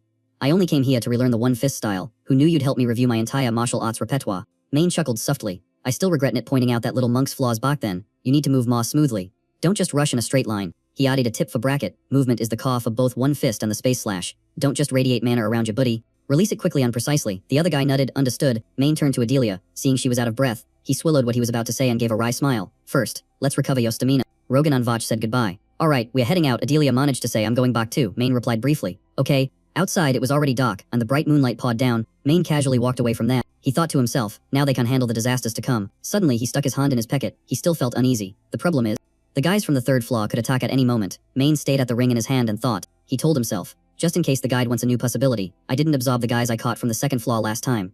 But still, just then, Boki unexpectedly contacted him. Hana Kim. Main frowned. What is it, Boki? The voice in the other end was jumping all over the place. Just tell your disciples this. If they see me in the Great Hello, tell them not to attack. Main furrowed his brow and pressed him. You think you're in a position to make demands. Why are you saying this all of a sudden? Give me a reason, now. He made it clear. If the reason is valid, I'll consider it. Vach fell silent for a moment, then finally made up his mind. Fine, I'll tell you. After saying that, he blurted out a short sentence. Boki's voice was urgent. The Tower of Destruction. They're inside the Great Hillow. Vach was also panicked. The Tower of Destruction. They're inside the Great Hall. Main frowned in confusion. What? Explain that clearly to me. The person in the other end calmed down and started explaining slowly. When I went to scout the main hall, back when your disciple forced the constellations to their knees, I was hiding there. Things have been quieta lately, so I went back to double check. But what I saw shocked me. There were barely any constellations left inside. I figured they either went back to the wisdom realm, or they gathering somewhere else. The main character repeated. Gathering? Huh, the other side confirmed. Yes, there are some ruins and even a building under construction nearby. So they might be congregating there. Vach speculated. The recent case probably triggered this behavior, and then he added, while I was observing the area, right at that moment, a dark shadow suddenly appeared behind Vach, making him freeze in his track. The figure was wearing a robe, smiling in a friendly way as he asked, Baki Tower Master. Hearing this, the main character frowned slightly and muttered, someone from the fourth floor. Huh. Bakai knitted in confirmation. Yes, his alias is the anonymous strategist. The main character thought for a moment. I've never heard of him. Vach replied. That makes sense, just like his name suggests. He always hides in the shadows to scheme and act. Besides, your disciple was the one who dealt with him, so you wouldn't know. Vach's voice was laced with tension. He told me himself that he is currently managing the constellations within the Tower of Destruction.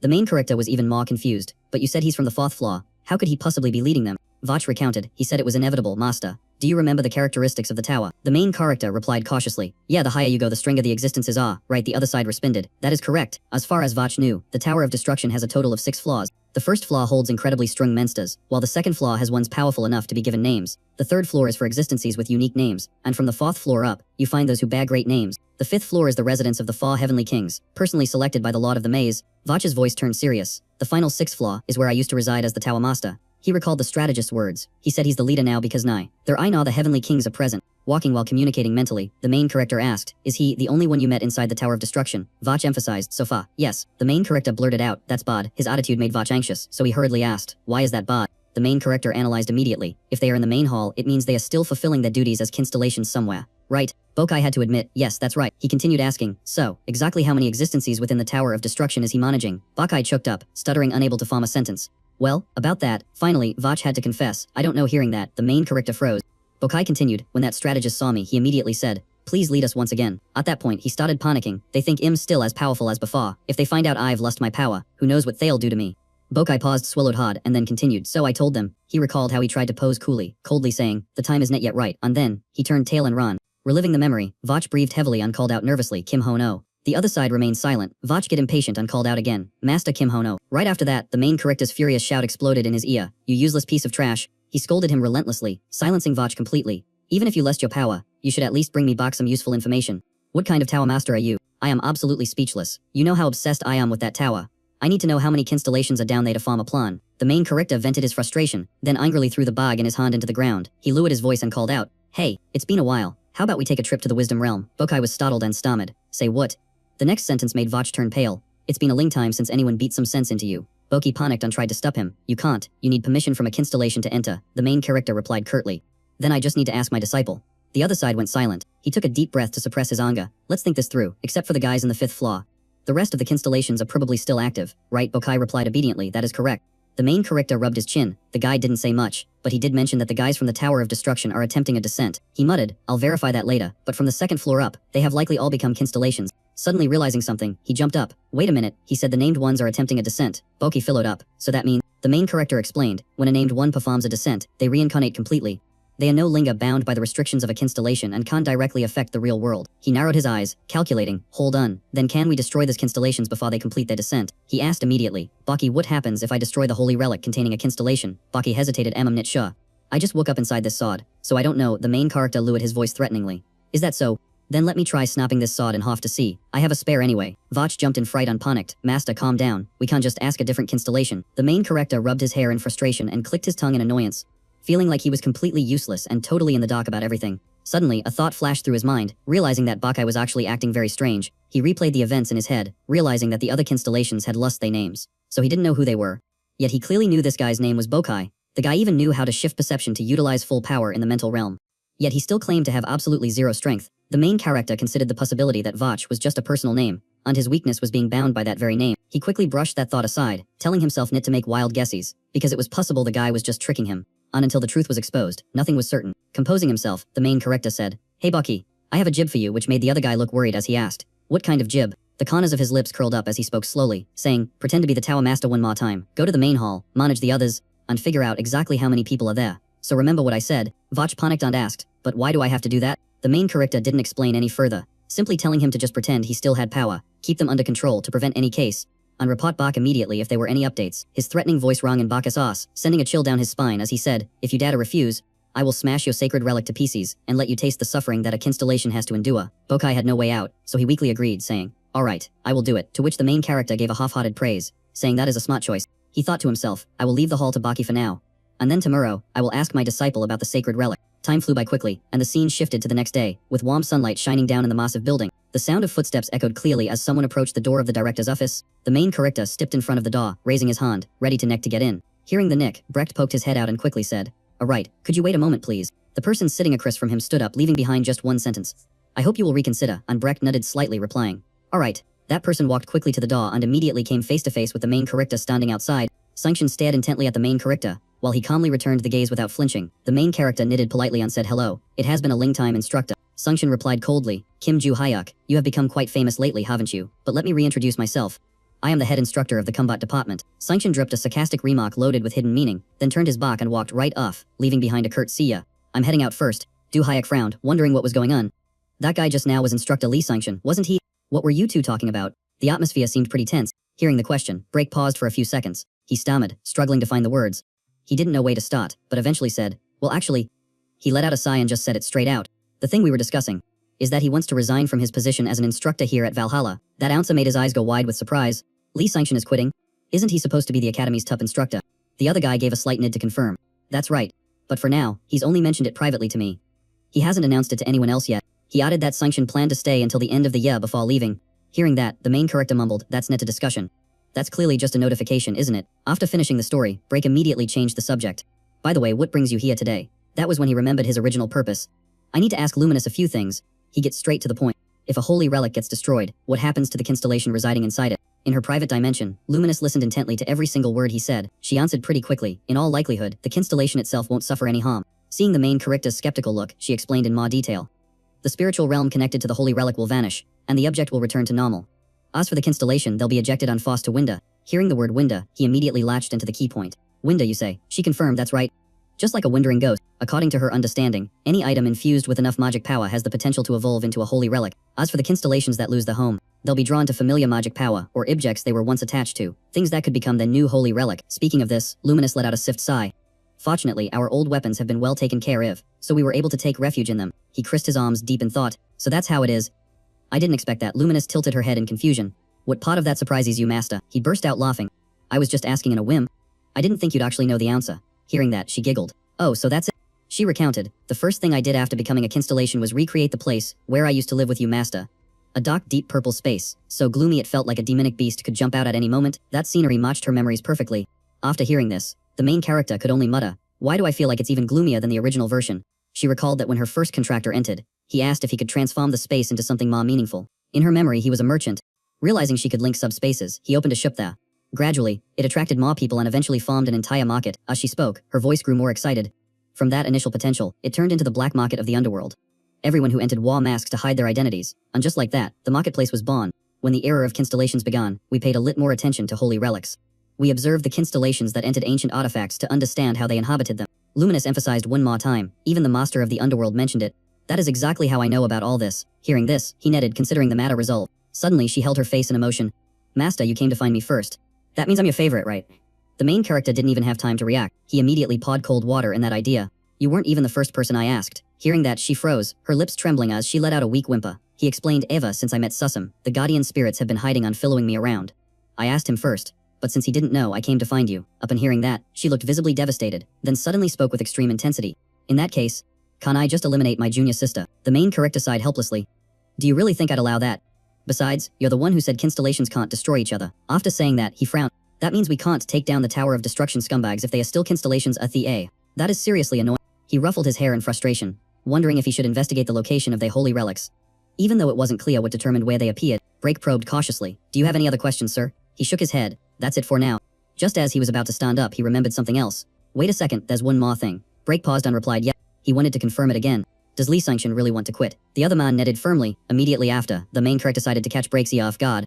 I'm going to have a talk with him personally. He frowned with regret. Losing an instructor like that would be a total waste. Time flew by and evening approached. The slanting sunlight cast ling shadows over the academy buildings. In the deserted hallway, Lydia clutched a stack of documents, walking slowly through the quiet space. She was Valhalla's senior instructor specializing in dungeon mensters, Lilia. But when she spitted something up ahead, her footsteps ground to a halt. The figure of Dahuk walking ahead immediately caught her eye. She immediately switched into fangirl mode, her eyes sparkling. I haven't seen him since he joined the special class. Could this be destiny? Lydia sighed to herself. And here I am, stuck with no ideas for my Minster thesis. Wait a minute. When she saw Yu Hee-wook walking up to Sanction, she stood frozen, almost stunned into silence by the surprise. She hurriedly pressed herself against the corner wall, peeking her head out to watch. What is going on? The two of them look way too serious. Over on the other side, Sanction frowned with clear annoyance. What is the matter, Kim Ju-hyuk? Were you looking for me too? He calmly replied. That is right. If possible, I would like to have a private word with you. The man closed his eyes and let out a sigh before agreeing. All right. Let us talk after this counseling session is over. He suggested heading to a kiffy shop since working hours were over, and the main character nodded in agreement immediately. Hiding behind the wall, she thought that normally she would care less, but since it involved Yuria, she was just too curious. Watching the silhouettes of the two men leaving, she silently made up her mind to follow them all the way. The scene shifts to a nearby kiffy shop, where the atmosphere is a harmonious blend of classic and midden styles. He and Sanction picked a random table and sat down facing each other. The instructor held his kiffy cup, leisurely taking a sip, while behind him, someone wearing a hat on glasses was quietly watching. Lydia pretended to enjoy her kiffy, but her heart was pounding in her chest. She hoped this distance was close enough to eavesdrop. Sanction put his cup down and get straight to the point. So, what exactly did you want to discuss? The main character looked straight at him and spoke slowly. There is something I want to ask you. The next sentence made Lilia, who was eavesdropping, choke so hard she sprayed her kiffy. I heard that you were planning to resign. The noise made both of them turn around. She hurriedly avoided their gaze, her mind in a mess. Is Sanction really leaving Valhalla? He turned his eyes away from behind him on side. It seems the new chairman couldn't keep it a secret. That is right. I am preparing to resign. He frankly stated that for the first time, he felt completely helpless as an instructor. Then he looked straight at the young man. And the reason has something to do with you. The main character was surprised. Me. He slowly recounted his story. Until now, I have always been proud to teach at Valhalla. I used to be a hunter, even the strongest in Korea. And I led the White Silver Guild to become one of the top guilds. But no matter how strong we were, the magical beasts never decreased. Contractors were few and hunters were even scarce. After that, Chairman Sim Diek-un invited me to the academy to serve as an instructor and train the new generation. I once asked him about the gap left by the decline of the constellations. He said it would be fine because he had collected many holy relics from his time as a hunter. Sanction took another sip of kiffy on side. It was because of that premise that I agreed to become an instructor. He sank deep into his memories. As the years passed, my students became hunters, clearing dungeons and fighting magical beasts all over the world. Every time they succeeded, I felt that I had chosen the right path. Speaking of this, Sanction suddenly slammed his Kiffy cup down in the table and laughed in self-mockery. But now, it is all over. He kept a serious face and looked straight at the person sitting across from him. Do you know what the current trend is? He asked and answered his own question immediately. It is simply to cling to Kim Joo-hyuk to get into the special class. Hearing that, the young man was completely shocked, his face freezing up. Huh. What was that? He frowned and continued. The special class gets privileges like skipping normal sessions, so the kids who were once determined to become hunters have now grown lazy. He asserted. That class is now full of your fan club. Even the successor of the Snow Clan is there. The main character could not argue, so he just replied quietly. That is correct, Sanction muttered. Yeah, they are trying, but every single one of them comes from a top family and has a guardian constellation backing them up, he added. Students these days are obsessed with S-class contracts.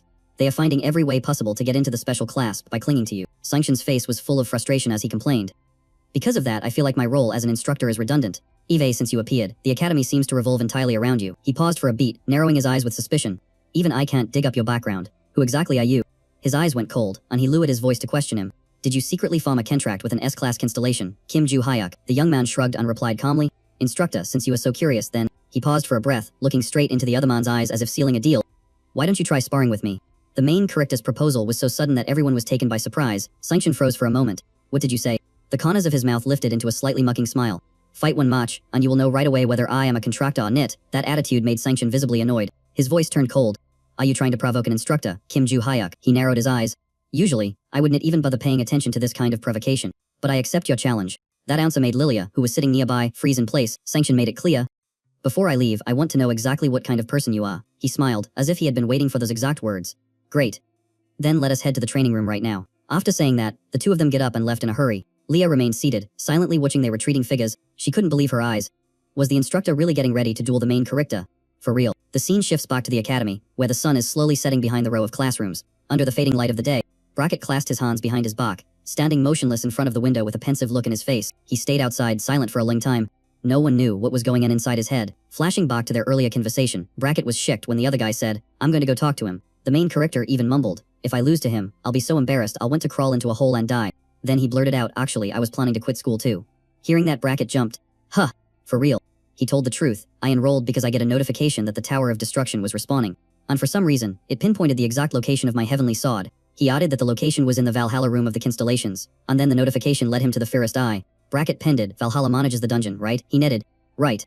After that incident, there were no more notifications about Valhalla, which means I have no business being here anymore. He added, plus, I have a new disciple, and with Luminous acting as director at Life and Training have been pretty chill lately, so that's why I stayed. Brackett knitted.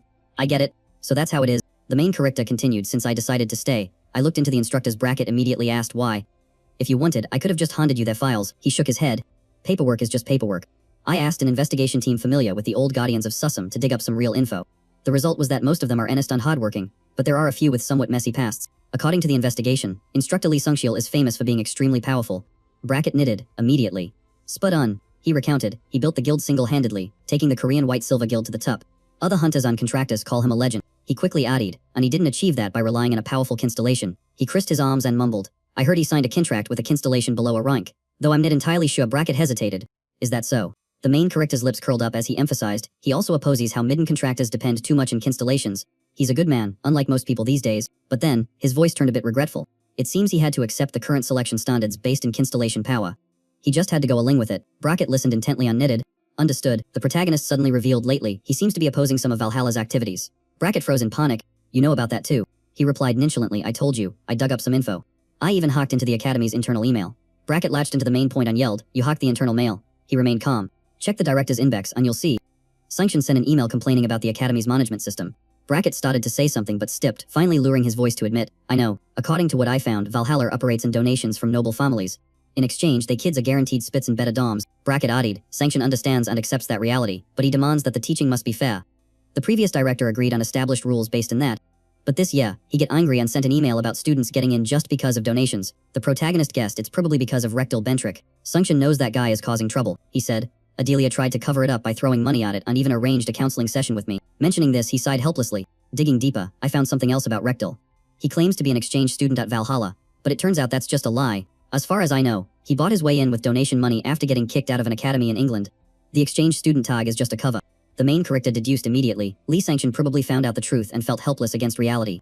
He must see Valhalla as nothing more than a playground for some student now. That's why his desire to leave is getting stronger by the day, he concluded. He paused for a few seconds before dropping a bombshell. And I might just stamp his resignation letter. He analyzed it carefully. Maybe after seeing me become director and witnessing everything revolving around me. Even if I'm not causing trouble, this situation still feels too familiar to him. Saying this, he frowned.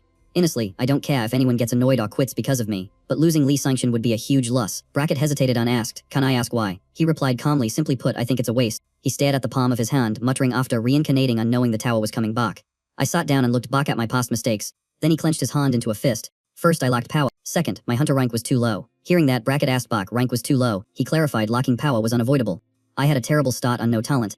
If I hadn't run into a major event, I never would have gotten strung. His face turned serious. As for the second mistake, it was due to a lack of time. He recalled the past. I established a martial arts sect with my disciples.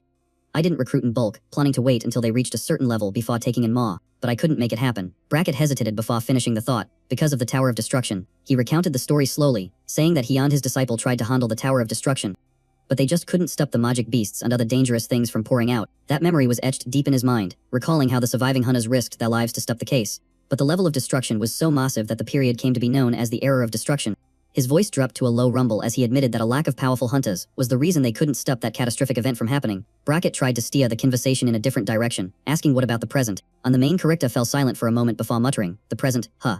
He spoke straight to the point, saying that the total number of hunters is way higher now, and hunter training academies have popped up all over the world. Compared to the old days, the weakest hunters have definitely leveled up their game, but the strongest group has clearly lost their edge. In the past, hunters had to grind in their own to increase their magic and strength, but nowadays, most of them just rely on the constellations. The main character thought for a moment before concluding that having more hunters would help prepare better for the next Tower of Destruction, but added that there is a limit to the number of people he can personally mentor. As he said that, his eyes burned with determination, emphasizing that they need to retain skilled instructors to raise the standard for future hunters. Brackett recalled the entire conversation, and that one sentence kept echoing in his head, just remember I will use force if necessary. Brackett told himself that the closing statement made him a little nervous, but at the same time, he was genuinely surprised.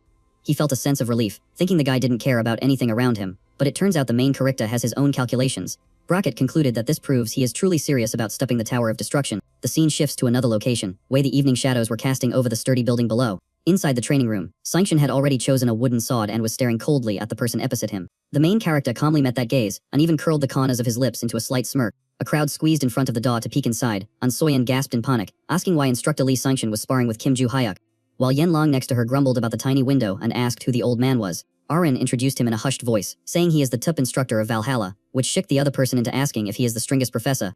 Seok knitted to confirm that he is. Meanwhile, the atmosphere in the training room was tight as a bowstring, and Sanction narrowed his eyes, muttering that it had been a long time since he last fought a human. The main character didn't flinch at all, and just looked straight into the man's eyes. Immediately after, a shadow flickered past, darting in and out of sight, and he caught the movement incredibly fast. Sanction suddenly rushed in close to deliver a preemptive strike, but the boy still plucked the sword cleanly as if it were nothing. Sanction gripped his weapon tightly, gliding through the hazy dust in front of him to stand opposite the main character. In this side, his eyes looked into the black shadow in the distance, and then, as if he had a third eye, he was startled and whipped his head around to look behind him. Out of nowhere, Sanction lunged forward, and the sword in his hand slashed straight at him. Luckily, the main character managed to raise his sword horizontally to block, but the blade cracked with a deep groove. He immediately tucked his body and retreated quickly to get into a defensive stance. Sanction tightened his grip in the sword and slightly adjusted his stance.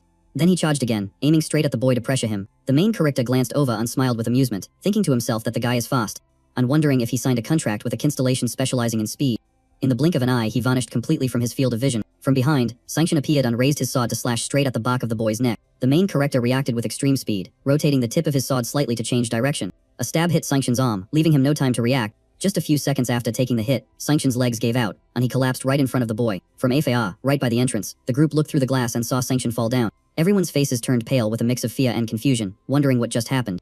Since the instructor vanished and then suddenly appeared kneeling right at Kim Joo-hyuk's feet, Yen Long broke out in a cold sweat as she suddenly understood, thinking that his speed was truly terrifying. The scene of him attacking the main character from two directions replayed in everyone's minds, showing how Sanction had rushed straight at the boy, but he changed direction twice by kicking off the ground. Standing by the door, Yen Long explained to the group that he probably knew ahead an attack wouldn't work, so he circled around like that. But the boy predicted it and swung his sword backward. Behind them, Lilia stood there wearing a hat, looking inside and speaking with certainty, saying that Instructor Lee Sanction hadn't even used his maximum speed yet, and that he had intentionally held back his blade before it touched Kim Joo-hyuk. As soon as she finished speaking, everyone turned to look at her, making Lilia panic and stammer, "What?" The group stared at each other, wondering who this person was, until someone blurted out, "It's Instructor Lilia. You kids have get the ring person." Back in the room, Sanction clutched his side and looked at the main character with admiration, saying it was absolutely phenomenal, and that he didn't expect the boy to react in time to that speed. Standing opposite him, he hoisted the sword into his shoulder with a polite smile, saying it was all thanks to the instructor. Then he asked point blank, "Just now, you stipped yourself because you were afraid I'd be done for if you aimed for my head, right?" His gaze turned dead serious as he told Sanction instructor, "You really don't need to go easy on me." Those words left the man sitting in the ground in silence, struggling to find a response. "Really, just come at me. Don't worry about what happens to me." After thinking for a moment, Sanction replied, "Are you telling me to abandon my responsibility as an instructor to keep my students safe?" Hearing that, the main character held his head high and pressed on. "You said earlier that you wanted to know what kind of person I am, didn't you? So please, treat this as a match between two individuals, not as an instructor and a student." His gaze sharpened and his brows knit together slightly. "That is the only way you will truly see what kind of person I am." Sanction slowly pushed himself up to a standing position, his voice still hesitant, a sparring match between two equals. Huh. A few seconds later, he drew his sword back and knitted in agreement. "Fine, let's do it." He immediately launched a powerful strike, lunging straight for Yu Hayek's chest. The main character hurriedly used his sword to block, thinking to himself that strike is fast, parrying like this is tough. "I have to focus on a solid defense." Without stopping, Sanction jerked his sword back, moving as fast as a flash of lightning. Then he unleashed a relentless barrage of slashes, hammering down on the boy's blade over and over again. Feeling the sword vibrating violently, the main character started to worry. He thought it would be a single hit, but it turned into a combo, and this situation was not looking good. The cracks in his sword were growing larger. Being pressured like this, it was definitely going to shatter. Just as he realized it, the weapon shattered into pieces, completely beyond saving. Sanction stepped back slightly, glancing at the boy's ruined weapon. "Now your sword is broken." However, he didn't miss the opportunity, swinging consecutive slashes forward as blue trails of energy swept past. Due to his injury, Sanction paused, clutching his side and calculating, "I can't keep pressing him. That last strike of his was too heavy. What if he has more sword intent like that?" His eyes suddenly widened, as if he had just seen something incredibly bizarre. Amidst the cloud of smoke, a figure was standing directly opposite Sanction. It was none other than Yu Hayek, and he was still completely safe and sound. Sanction observed him and marveled inwardly. "I don't see a single wound in him. Even if it was a practice sword, that sword intent was incredibly dense, so how did he manage that?" As the smoke cleared, the main character raised his stinging hand and blew on it lightly, while thinking, "Does he think I contracted with a constellation that specializes in redirecting attacks?" Then he looked at Sanction and said plainly, "I hate explaining things, but there is one thing you can't do." Walking slowly closer from a distance, the main character revealed a secret few people knew. "I haven't made a contract with any constellation yet. It was entirely my own mana that redirected your sword intent." "Say what?" Yu Hayek held up his stinging hand, pointing at it as he explained to the man, "As long as the sword intent isn't too overpowering, I can change its trajectory by focusing mana into a hand blade. Didn't you teach your students this trick?" Hearing that, Sanction's eyes widened in total shock. "I have never taught that. And I haven't even heard of such a thing." In the spacious hall, the two looked at each other as the instructor's voice echoed all around. "Even the Farron textbooks I dug up to research for extra lessons don't mention this." "Alright, I get it." Clenching his fist and pointing the stinging mark forward, the main character explained a few things to Sanction. "In the past, people created this kind of skill specifically to fight other humans, so it makes sense. But nowadays, learning skills to fight demon beasts is considered much more valuable." As soon as he finished that sentence, the man clutched his side and retorted in annoyance, "What are you talking about? That standard has existed for 100 years. Sanction kept his eyes glued to the boy, recalling the past history. Labyrinths appeared in many nations, with monsters active inside them. Countries stepped their infighting to focus and researching how to exterminate monsters before the era of destruction. And while people rumored that monsters were everywhere, they mainly spawn near labyrinths now, so nations have restricted those areas." He frowned, sweat beading in his forehead from anxiety. "That is why students in the academy only focus in training to fight monsters. Sparring with each other is just to show off how they use mana and their physical stats. Nobody learns special skills designed to nick another human unconscious." Although the main character felt a bit awkward, he still listened inevitably. Only the enforcement branches of the government or villains learn that kind of style.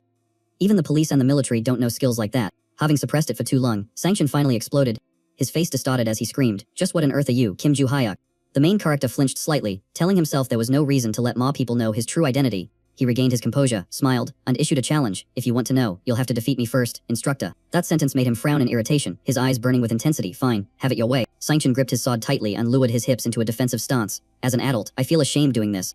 But I am going to show you what I've got." Green smoke rose up behind Sanction, and in the blink of an eye, he split into 3 separate clones. "This is the strongest move in my entire arsenal." In this side, the main character raised his hand, his face expressionless but slightly hesitant, asking, "Should I be scared of this?" This time, he took the initiative to attack, clenching his fist tightly as he lunged down towards Sanction. The man gritted his teeth, his eyes squinted shut as a brilliant blue light flashed. Immediately after, a series of light beams accompanied by Sanction's clones came rushing in. A moment later, his expression changed completely. "This is strange. I am attacking him up close and continuously, but I don't feel a single strike connecting with him." As if possessing a sixth sense, Sanction spun around to look behind him. "Don't tell me he is standing right behind me." True to his guess, standing right there behind him was none other than Yu Hayek. The main character looked over, smiled, and praised, "You caught into my pattern really fast, instructor." Not wanting to waste any more time, he clenched his hand into a tight fist. Well then he rushed forward, aiming a straight punch at Sanction, who was looking a bit flustered right in front of him. "It's my turn now." Sanction gripped his weapon, calculating as he watched, his attack is slow.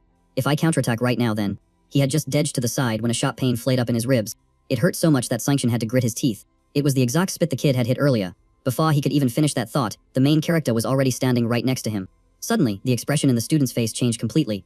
He threw a straight punch that felt like it pierced right through Sanction. The professor's face went pale, and he let out a sharp cry of pain. In just a few seconds, Sanction had fallen flat in his back, while the main character stood over him, looking down. A little while later, Sanction had been moved to another spit, lying unconscious on a bench. His eyelids twitched slightly, and then slowly fluttered open. As soon as he woke up, he clutched his stomach and sat up immediately. Someone beside him asked with concern, causing him to snap his head around to look. "How are you feeling, instructor?" That person was Jahok, looking at him with a face full of worry. "Instructor Sanction." Sanction dotted his eyes around the room and asked, "Where is this?" "It is the waiting room next to the training hall." The main character looked straight at him without hiding anything. "I was planning to take you to the hospital if it get worse. But you seem okay. I guess you used mana to protect yourself, right?" Sanction's next question stunned him into silence. "You didn't use your full strength, did you?" "I could tell." He sat there clutching his stomach. Speaking hesitantly, "It seems I caused quite a commotion. An instructor like me went all out and still lost to a student."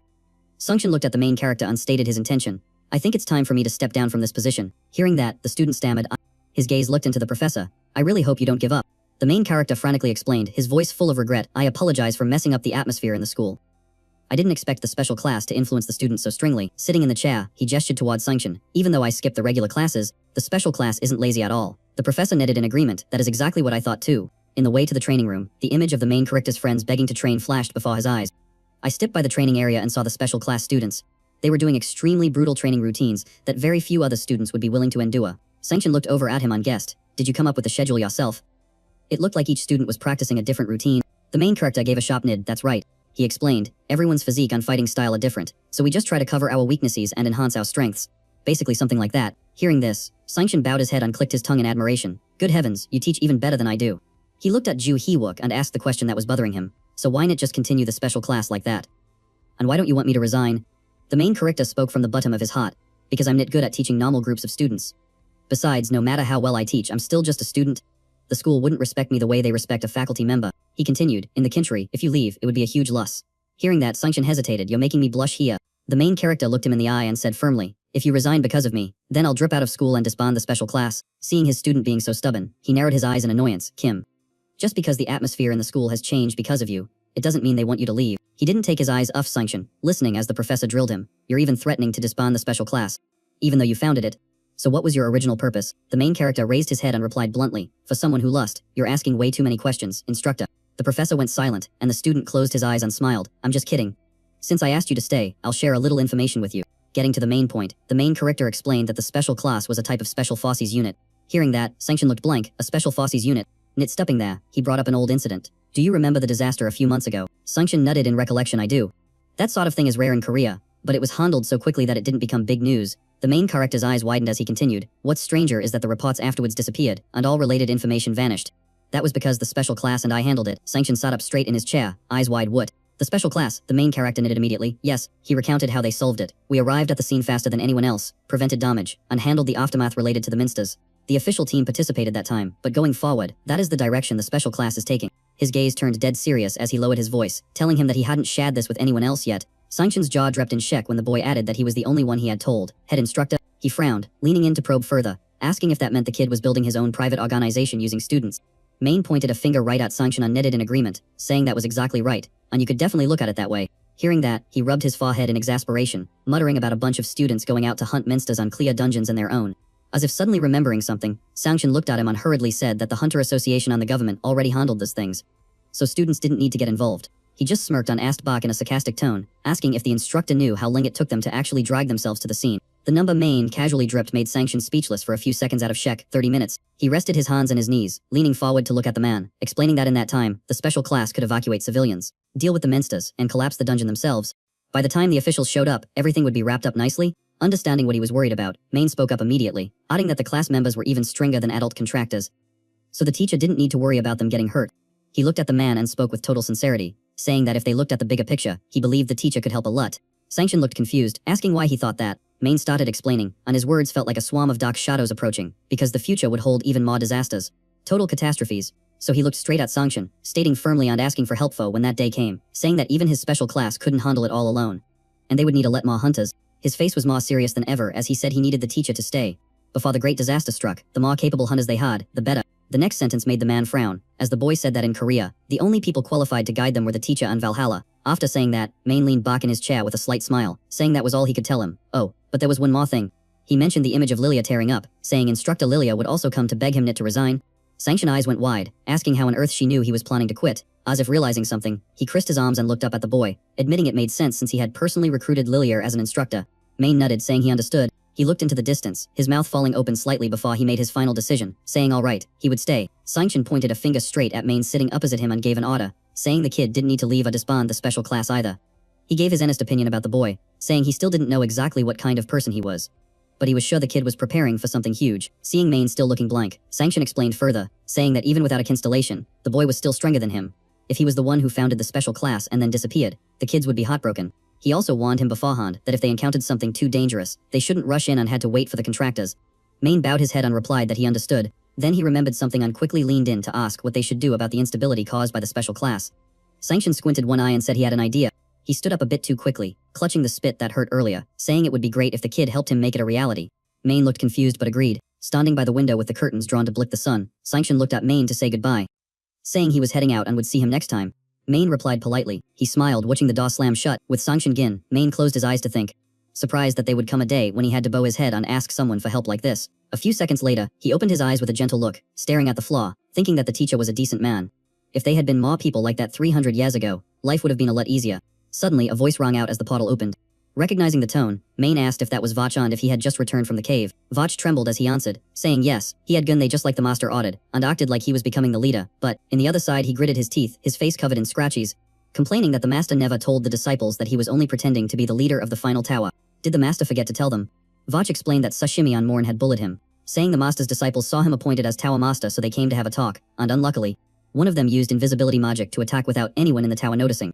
But when he explained it to them, they all stopped. Hearing this, Main smiled with relief, saying that was fine then. So what was he whining about? He suddenly asked, wait, who were the disciples in the cave? Vach leaned his back against the portal and said they were wearing masks. Main figured it out immediately, guessing one was pretty stupid and the girl was shy. Returning to his chair, Main crisped his arms in confusion, wondering why they were in there, since he hadn't sent them. Vach held his bruised cheek, asking if that was true, because he thought the master had secretly ordered them to go. That sentence made Main freeze, asking what he meant, as an image of Sashimi on Morn standing there flashed in his mind, wondering what they were doing.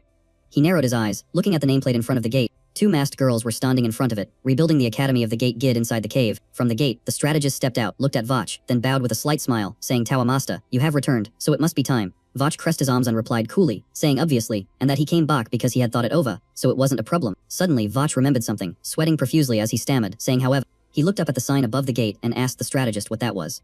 Looking at the words in the board, Vach read. Divine Martial Gate made him freeze for a few awkward seconds, before he mumbled that he would talk about it later, and they should switch places for now. Then both of them quickly stepped through the floating doors. Following them, a hooded figure silently observed. Morn looked into the distance, wondering that's Bokai, right? Sashimi put an arm around her shoulder and knitted, that's right. Morn asked, but the constellation walking next to him is. Sashimi bowed her head and explained, seems like a constellation from the Destruction Tower. Morn didn't take her eyes off the two people in the distance. He looks familiar, doesn't he? But it still feels strange. She recalled the scene where the constellations fought chaotically. They don't belong to the group that submitted to our side. Sashimi knitted correct. She turned to Morn and guessed, they probably realized the situation early and ran away. Yeah. Then she widened her eyes and suggested, let's hide and follow them. We'll definitely track down their hideout. A ruined city appeared, with smoke and dust billowing up from all sides. The strategist stood next to Vach, happily spreading his hands and pointing. This place should be fine. In front of them was a giant rock and a door leading inside. He urged, let's go in now. Vach asked blankly, where is this? He didn't want to explain at length, so he urged again, you'll know once you enter. Okay. Vach gripped the handle tightly, and together with him, pushed the door open. A wide open space appeared before their eyes. Seeing what was inside, Vach gasped in surprise. This is, a giant purple tower struck their eyes immediately. Vach stammered, the Destruction Tower. The strategist knitted, that's right, sir. Looking at the towering structure, he proudly said, turns out we could build a structure like the Spirit Realm in the Libby too. So I and the others built the Destruction Tower and hid it here, Vach realized. I see. Both walked quickly deep into the tower. The foundation wasn't as intact as before, but it was still solid enough to be a good base. Suddenly remembering, Vach turned and asked, so what were you about to tell me earlier? The question made the strategist sweat and fall silent. Is that place the Martial Gid sect that I know? He stammered then replied, yes sir. He looked at the tower and spoke the truth. I realized it right after becoming a constellation. The Martial Gid once established a sect and took in disciples. Now those disciples have also become constellations and are trying to revive that sect. Vach just listened silently then asked, they haven't publicly recruited disciples yet, but they've already started operating. The strategist suddenly snapped, turning to Vach angrily. For example, recently they wiped out several constellations around here. Vach thought silently. That must have been the day a disciple sealed me in the spirit realm. Not wanting to waste time, he continued explaining as they walked. That day, everyone in the Destruction Tower fled. There were few people to begin with. Now the tower is almost empty. Finally Vach understood, so that's how it is. As if suddenly remembering, Vach called out loudly, strategist. He was startled and confused. Yes sir? Vach looked at him, help me with something. Before I return to being the leader, I want to know how many people I have left. Locate all the constellations of the Destruction Tower recently and make a list. Start with the constellations in the Libby first. Upon hearing this he sweated, it's truly you sir. I will assess the available forces immediately. To delay the mission, the strategist left immediately. Okay, I'll do it right away. Seeing Vach walking alone, he spoke up to remind him that a few constellations were still stuck in the tower, so he could go meet them now if he wanted. Vach listened and just knitted slightly.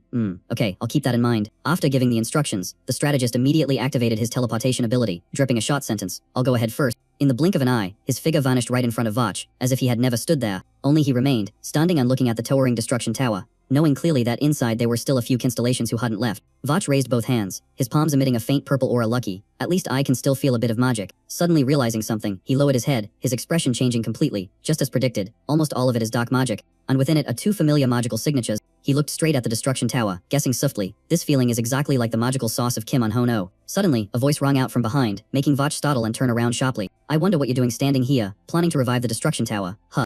Just as he turned around, he took a punch from Morn full on. That fist was so strong it made Vach's face numb in an instant, and he only had time to let out a cry of pain. Standing next to the door, holding his cheek, he resentfully recounted the whole event to Yu Hee Wook. That's how everything happened. Sitting in the chair, he asked further, my disciples didn't tell you anything about the martial Gid sect. But Vach shook his head, no. They were too busy beating me up, so I didn't ask either. Returning to the main topic, Yu Hee Wook confirmed at that time. Did you really feel a familiar sauce of magic in the destruction tower? And this side Vach rubbed his chin and thought, yes, at the beginning of this semester, you fought with them, master. The two names that Vach recognized had been clearly stated to Yu Hee Wook, that was Desira Bentrick and Choi Arin's older brother, Choi Jin Jun. At that time I clearly felt the magic power. Hearing that familiar name, he instantly recalled it. Yeah, I remember them. They used to be super aggressive back in the day. Bokai chimed in, but things are different now, since they've established a kintrack. The image of the Tower of Destruction materialized, with two flames, one gold and one purple, burning near the summit. The magical energy is currently residing in the third floor. There is a high probability they will show up during the next invasion. Vach's words aligned perfectly with his own thoughts. Most likely, having gathered enough information, Ju Hayek smiled. Thanks for the heads up. Keep tracking their movements for me. Alright, hearing that, Vach practically screamed, seriously. Again, evening descended, painting the sky in a sunset so beautiful it made the heart ache. In the bottle demon spirit realm, Sashimi sat in her chair, touching her mask as she sighed softly. I guess it has to be the divine martial sect then. A familiar purple panel appeared before Ju Hayek, filling him with excitement. It really is you. The bottle demon replied with overflowing confidence. Yes, it is indeed me. She struggled to lift the massive, heavy mask off her head, whining as she did so. Why does it have to be like this? Boo-hoo. From the portal where Sushimi resided, her voice echoed as she recounted the time she dealt with the constellations in the Great Hall. I get a bit too bloodthirsty, so eventually all the older sisters loved it. Hearing this, Ju Hayek broke into a cold sweat. Of course they did. Sushimi tilted her head unasked. Who told you that? Was it Bakai? Should I take care of him? Ju Hayek hurriedly waved his hands. No, let it go. Constellations can't just go around killing each other. Realizing she had misspoken, she clasped her hands together. Master, I apologize for building it without reporting to you first. I'll go into the Great Hall and tear it down right now. But he immediately stopped her. No need. Just leave it as it is. Hearing that, Sushimi looked blank, completely failing to grasp his intentions. Huh. Ju Hayek crisped his arms and stood before the gate bearing the sign Divine Martial Sect, smiling softly. I was thinking the exact same thing as you. Resurrecting the Divine Martial Sect. That's exactly it. Let's go back to this morning at the academy where Ju Hayek and his friends are studying. A man rushed in and asked Sanction instructor, are you absolutely sure about this? This was Van Hala, the head instructor of the Akim Ligan first class. He sighed deeply. I can't say for sure if it will work, but there's probably no better way. In the hallway, Sanction asked Kim Lee Gun, have you ever seen the special class train? The boy answered awkwardly, no.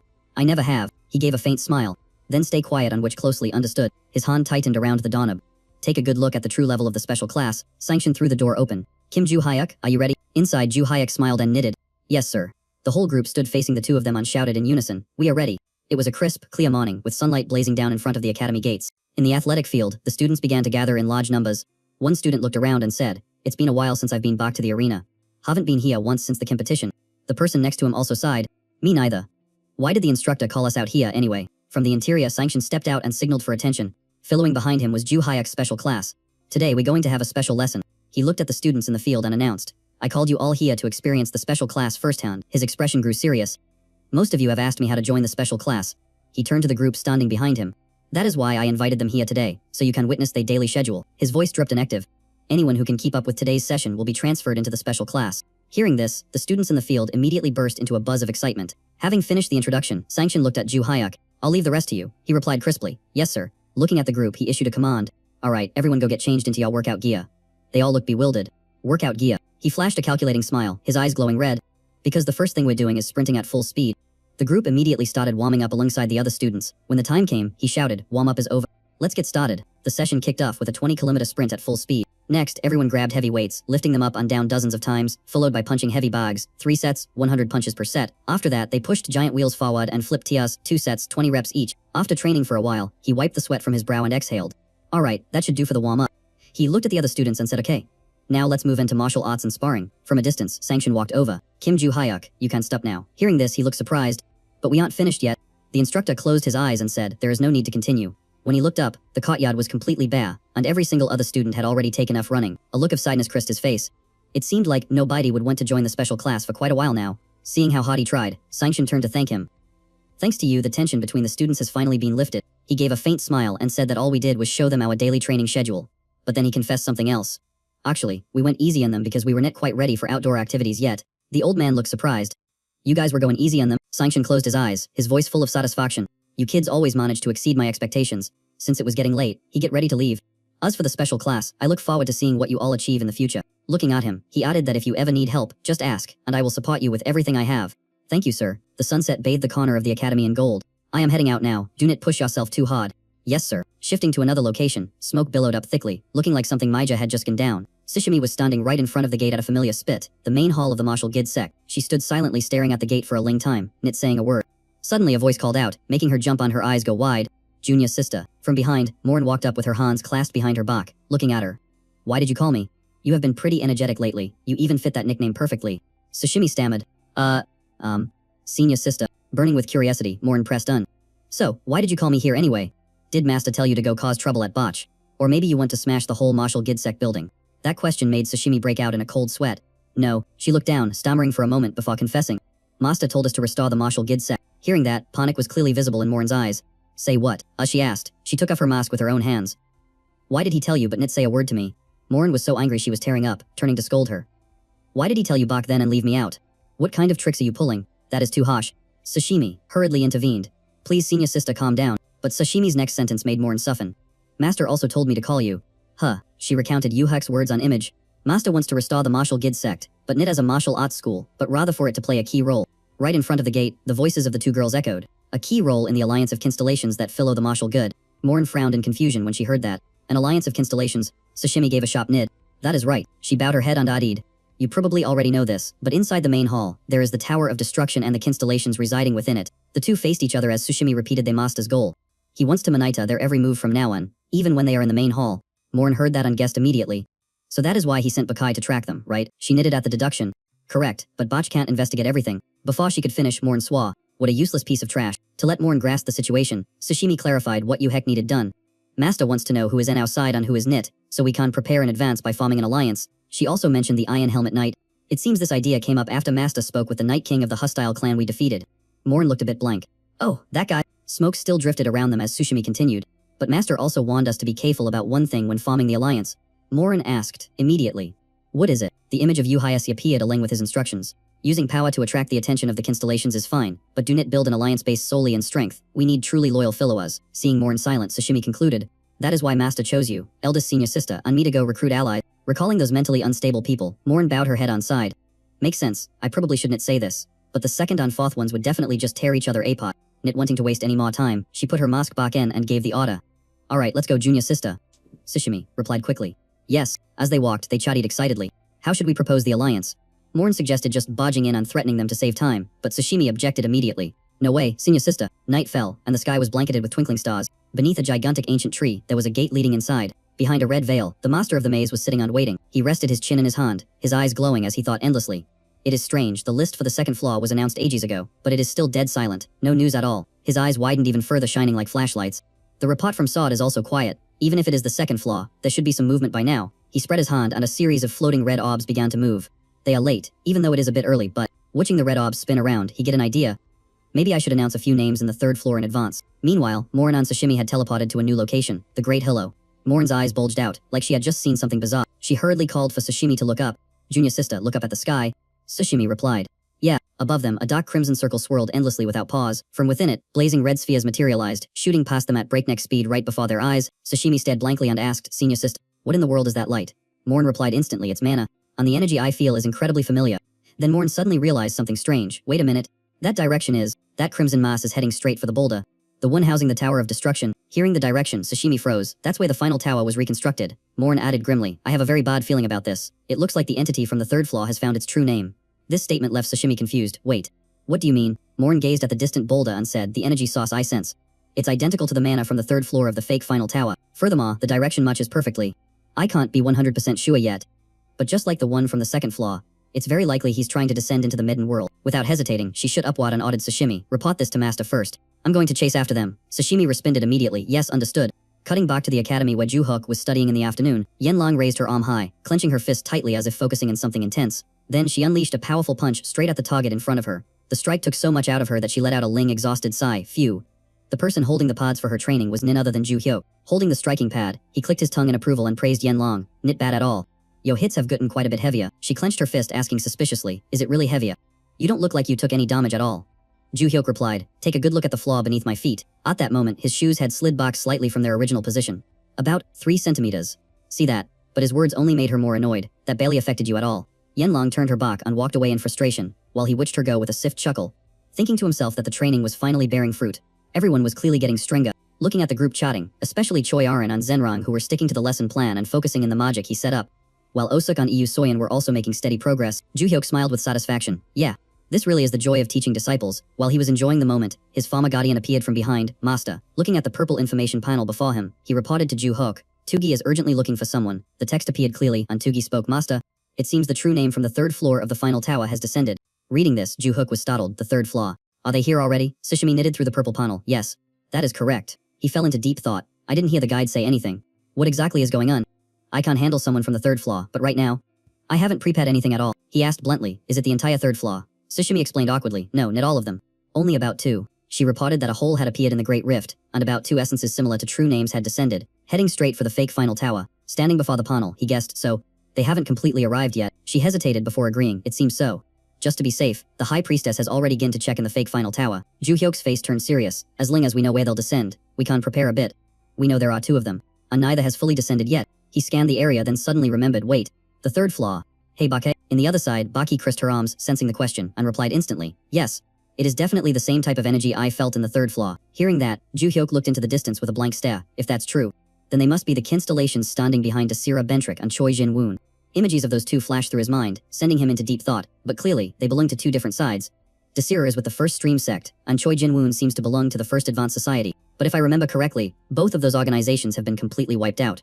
Thinking of this, Ju-hyuk crossed his arms and called out urgently. Sashimi, she answered immediately, yes, master. He asked straight up, do you know the 2 evil organizations, the 1st Advanced Society on 1st Stream? She searched her memory and nodded, yes. They were the ones who tried to harm you, master. Sashimi's voice rang out from the information panel, Yu-gi-ho and I already exterminated them all. Ju-hyuk followed up immediately, so, it really does come back to humans. The one pulling the strings now seems to be a constellation belonging to one of those 2 groups. Hearing this, Sashimi jumped in shock. What did you say? She broke into a cold sweat. We should have taken out the leaders too. I'm so sorry. Also, if someone really descends, it's very likely they'll possess the leader's booty. Ju-hyuk rested his chin in his hand, thinking then asked, do you know anyone who recently received a blessing from them? Standing in the corner she clasped her hands and replied, yes. We didn't kill all the ones who received blessings. We just kept them under surveillance. Hearing that, Ju-hyuk rested his chin in his hand and stared straight ahead. Good. Then let's head over there. Turning to the special team, he issued the order, everyone, prepare to move out. This time, it's a real battle. The whole group shouted enthusiastically, Regia that. Cut to a scene where smoke and dust completely covered the sky. Morn was dashing like the wind, rushing straight forward without stopping. She looked into the boulder containing the tower and charged right at it. Without hesitation, Morn kicked the door open with a powerful strike, sending it flying into the distance. Her eyes quickly scanned the interior to check the situation. Before Morn, the Tower of Destruction appeared, glowing with a blinding purple light. She looked up at the peak, feeling a bit troubled, as 2 massive sources of energy were radiating from the 3rd floor. Morn summoned a small blade into her hand. Just as predicted, this energy was too intense, only appearing right before a constellation descended. She immediately stabbed the blade deep into the ground. From the blade's edge, the ground cracked open, forming a glowing green line. The crack extended all the way to the entrance of the Tower of Destruction up ahead. The green aura spread right up to the edge of the tower's door. Suddenly, smoke erupted violently like a massive fire, blasting earth and bricks high into the air. Morn gripped her blade, breathing heavily. Huff. Huff. A voice rang out, causing her to freeze. It is useless. A dragon appeared in front of the Tower of Destruction, saying, we have received our title and are preparing to descend. We are no longer in the same level as a nobody like you. It bared its sharp teeth and raised its claws, staring at Morn, saying, even your full power poison gas can't do anything to us. Morn yanked her blade from the ground and sprang up, retorting with annoyance. I have no idea what you are rambling about. She frowned and said straight to the dragon, from the start, I was only buying time, before you guys could descend to the mudden world. The dragon bared its teeth in anger, shouting what? In the upper floors of the tower, dark purple smoke had already begun to spill out before her eyes. Morn watched it and told herself, I have stalled long enough. I will leave the rest to you, master. The scene shifts to another location, where a building has been reduced to a pile of rubble. From above, purple smoke swirled down, dragging Rogan with it. He revealed his sharp teeth, his eyes filled with furious rage. In his hands, long on sharp claws were clearly visible. Rogan threw his head back and laughed maniacally. Ka ha ha ha. I have finally descended. He opened his mouth and shouted his title, Nit the Dragon Gid of all destruction, but merely the Dragon Slayer. A voice cut in, wiping the smile off his face instantly. Yeah, welcome. Ju Hayek had been waiting for Rogan. He tensed his legs and charged forward, saying, now get the hell out of here again. He unleashed a powerful strike while Rogan was still completely unprepared. Ju Hayek raised one leg high and lunged straight ahead. He kicked Rogan right in the face, nicking his head violently upward. Rogan lost his balance and went flying for Bach, letting out a gasp, aha. He fell into his Bach, his face covered in scratches, exhaling in pain, damn it. Ju Hayek looked at Rogan's state and gave a faint, satisfied smile, saying, well, that works too, I was originally aiming for the neck. But then he noticed someone standing behind him. He turned around and shooed her away immediately. What are you doing here? Get away from here. Flustered, she hurried away, saying yes. Looking at Rogan, he asked, why was she here? Rogan struggled to sit up from the ground and explained, the owner of this booty lured her out to rib her. Rogan added a few more details that made Ju Hayek freeze. All he did with my blessing was seduce women and steal they things. Truly pathetic. Saying that, he smiled savagely. What I, the lineage of destruction, desire is slaughter. The smile came with two long, sharp fangs protruding out, of course. That punk didn't have the guts to do it, so he was just a pawn. Ju Hayek looked at the two fangs and smiled with interest. Oh really? Your teeth grew back. He thought to himself, he is no longer human, but a perfect incarnation of a constellation. From Rogan's arm, purple smoke began to pour out as he said, you actually surprised me a little. Within the purple smoke, a sharpened hand gradually took shape, saying, I didn't expect you to fight me with that weak reincarnated biddy, Marshall Good. Rogan didn't waste any more words and charged straight toward where Ju Hayek was standing. He smirked, clenching his hand into a fist, saying, what is this nonsense? He punched straight into Rogan's arm. In just a split second, that arm shot out and vanished completely. Seeing that, Rogan let out a scream that echoed through the whole area. Jushuk pulled his fist back and asked, when you possessed Choi Jinjin's booty, you saw it, didn't you? Didn't you run away because you were scared? Rogan clutched the spit where his arm used to be and explained in annoyance. It was probably just this booty's reaction to receiving magic. A new muscular arm grew back, and then he continued, but I've thought it over. Your manner is significantly lower. The new arm was huge on string with sharp claws, making Rogan smile smugly. Compared to you from 300 years ago, from high above, Juhuk launched himself toward him with a kick. Oh, really? He unleashed an incredibly powerful kick forward. This time, Rogan raised both hands to blick Juhuk's kick. The ground beneath his feet began to crack visibly. Just a few seconds later, the earth and wrecks around Rogan's feet burst upward and collapsed. His jaw dripped in sheck impossible. He's different from before. From above, massive boulders crashed down into the ground. With hands in his hips, Juhuk watched as the wrecks smashed into each other, sending dust and thick smoke into the air. Once again, Rogan was defeated. Lying in his back, he growled, your magic is much stronger. What the hell did you do? He looked at Juhuk, who was surrounded by red smoke that gave him the creeps. Not to mention, the amount of manner I sense from you is even greater than 300 years ago at the Tower of Destruction. He maintained his confident look, adjusted his shoulder, unclenched his fist, of course. Shh. He recalled his time at the Tower of Destruction. Back then, my magic was restricted. That means my disciple and I never unleashed our true manner in front of you. Rogan clutched his stomach and sat up, stunned. What?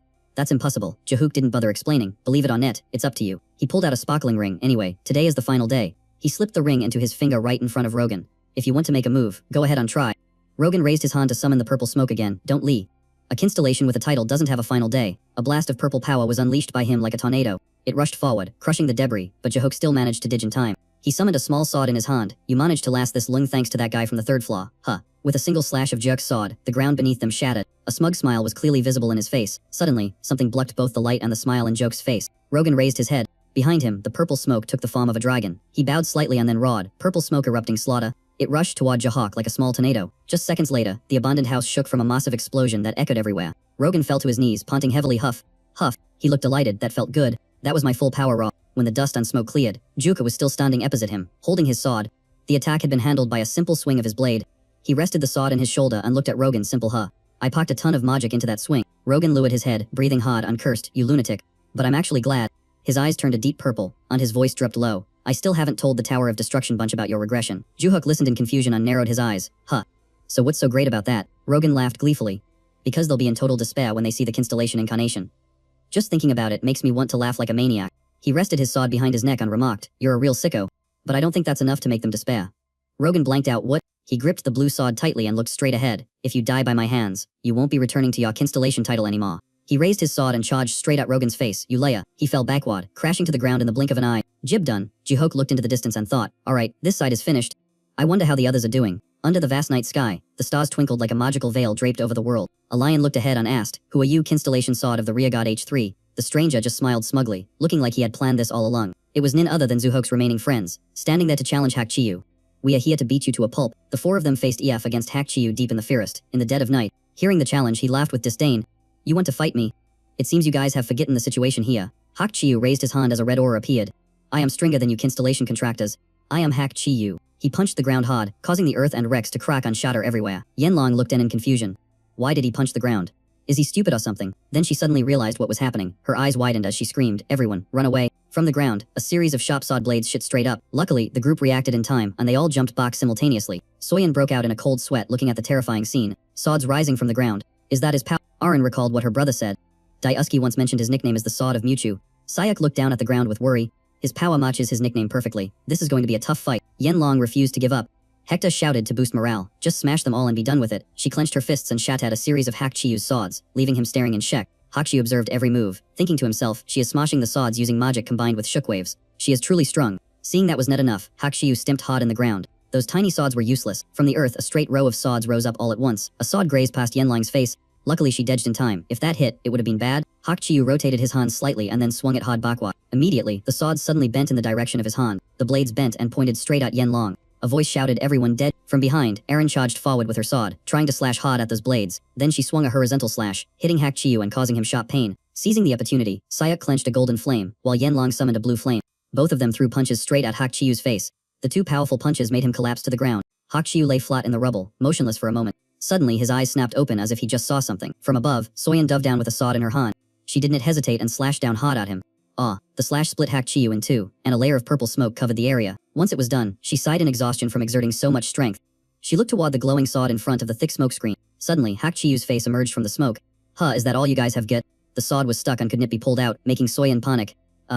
Even with my sword aura mixed with magic, it is still like this. The blades around Hak Chiyu began to bend at his will, as if being pulled by strings. Fast as the wind, it grazed right past her face, and Soyeon Asuka's face. A thin but visible scratch appeared. The wound oozed blood, making her grimace from the stinging pain. Seok saw that and immediately worried Soyeon. Arin and the two behind her also panicked. "Are you okay?" Bubblebex asked. Soyeon wiped the blood and reassured them. Yeah, it was just a scratch. She looked straight at her opponent, her heart wavering slightly. Are reincarnated constellations always this strong? Kim Dae-si warned us, but he is still too terrifying. In this forest, the four of them are facing off against Hak Chiyu. High above, someone is silently watching from the shadows. Bracket stands quietly up there looking down, not saying a word. Jahak appears from behind. Are they doing okay? He neds. Oh, Lord Jahak. Both stand there watching the fight. Oh, they doing better than I thought. They're fine and he's already injured. Yeah, true, but Vach breaks a sweat looking at Soyeon's back. The opponent is a constellation, so this battle is super intense, and she's even get some scratchies. Jahak whispers, "That's why I told you to observe, and step in to help if needed." He crosses his arms, looking down. "But I don't think now is the right time to fight him." Really? Jahok's eyes glow a fiery red. If the third flaw constellation had descended a bit later, it would be easier to handle, but I guess we don't have another choice. And Hak Chiyu's buddy, the wounds begin to show signs of changing. They heal up and vanish completely. I've played with you kids enough. Arin looks in with worry. His wounds healed. Is my one blade skill really that weak? Just as he finishes healing, he smiles smugly. You guys are gonna make me famous. Even though I don't really like taking out kids, a whole array of swords bursts out behind Hak Chiyu. I will tear you all to pieces. He launches that swarm of swords straight forward. Over here, Yenlong raises her hand high, gathering power in her fist. She slams a decisive blow down into the ground. Immediately, an ice wall rises up, completely blocking his barrage of swords. Hak Chiyu curls his lip in annoyance. Blicking my swords with ice, huh? So irritating. Reminds me of someone. His eyes are filled with resentment. But that guy was way harder to deal with. The ice block starts trembling, like it can't hold in much longer. Soyeon grits her teeth nervously. Damn it, the ice is too weak, it's only holding temporarily. If I'd known, I would have trained my defense. She turns to ask the group behind her. The ice wall is about to break. Does anyone have a plan? Arin recalls the plan. Bubble Books and I will try to cut through the blades. She continues, my Yulstan Musco Man will follow up with a heavy hit right after. Sayok points at his chest. So I'm Musco Man now. Yenlong urgently shouts, listen up. The ice wall shatters in 3 seconds. The wall cracks faster than before, the sound of fracturing clearly audible. Exactly 3 seconds later, the entire ice wall crumbles, revealing Hak Chiyu's sword. He stands there, a delighted smile spreading across his face, but he doesn't notice that in his left, Soyeon is closing in, gripping her sword, and in the right, Arin is rushing straight at him with her sword. Both of them simultaneously unleash slashes down into Hak Chiyu. Slashed, he furrows his brow in annoyance and pain. The sword energy is corroding mine. Better nullify their energy with my sword and then create even more blades. A stream of bright red smoke instantly erupts around Hak Chiyu. Or maybe, just then, a voice shouts loud and clear, right now. Seok clenches his fist and charges in with Yenlong. He swings his fists relentlessly, holding nothing back. The punch plants itself straight into Hak Chiyu's gut without hesitation. It hurts so bad, he opens his mouth and howls, The force of the punch sends him flying, sprawling out in the ground. Now it's Yenlong's turn. She grits her teeth and dashes forward. She raises her leg high and brings it crashing down into Hak Chiyu's face. Completely fearless, the kick drags a trail of blue smoke down with it. Die. In just seconds, another ice wall is erected right in front of Yenlong's foot.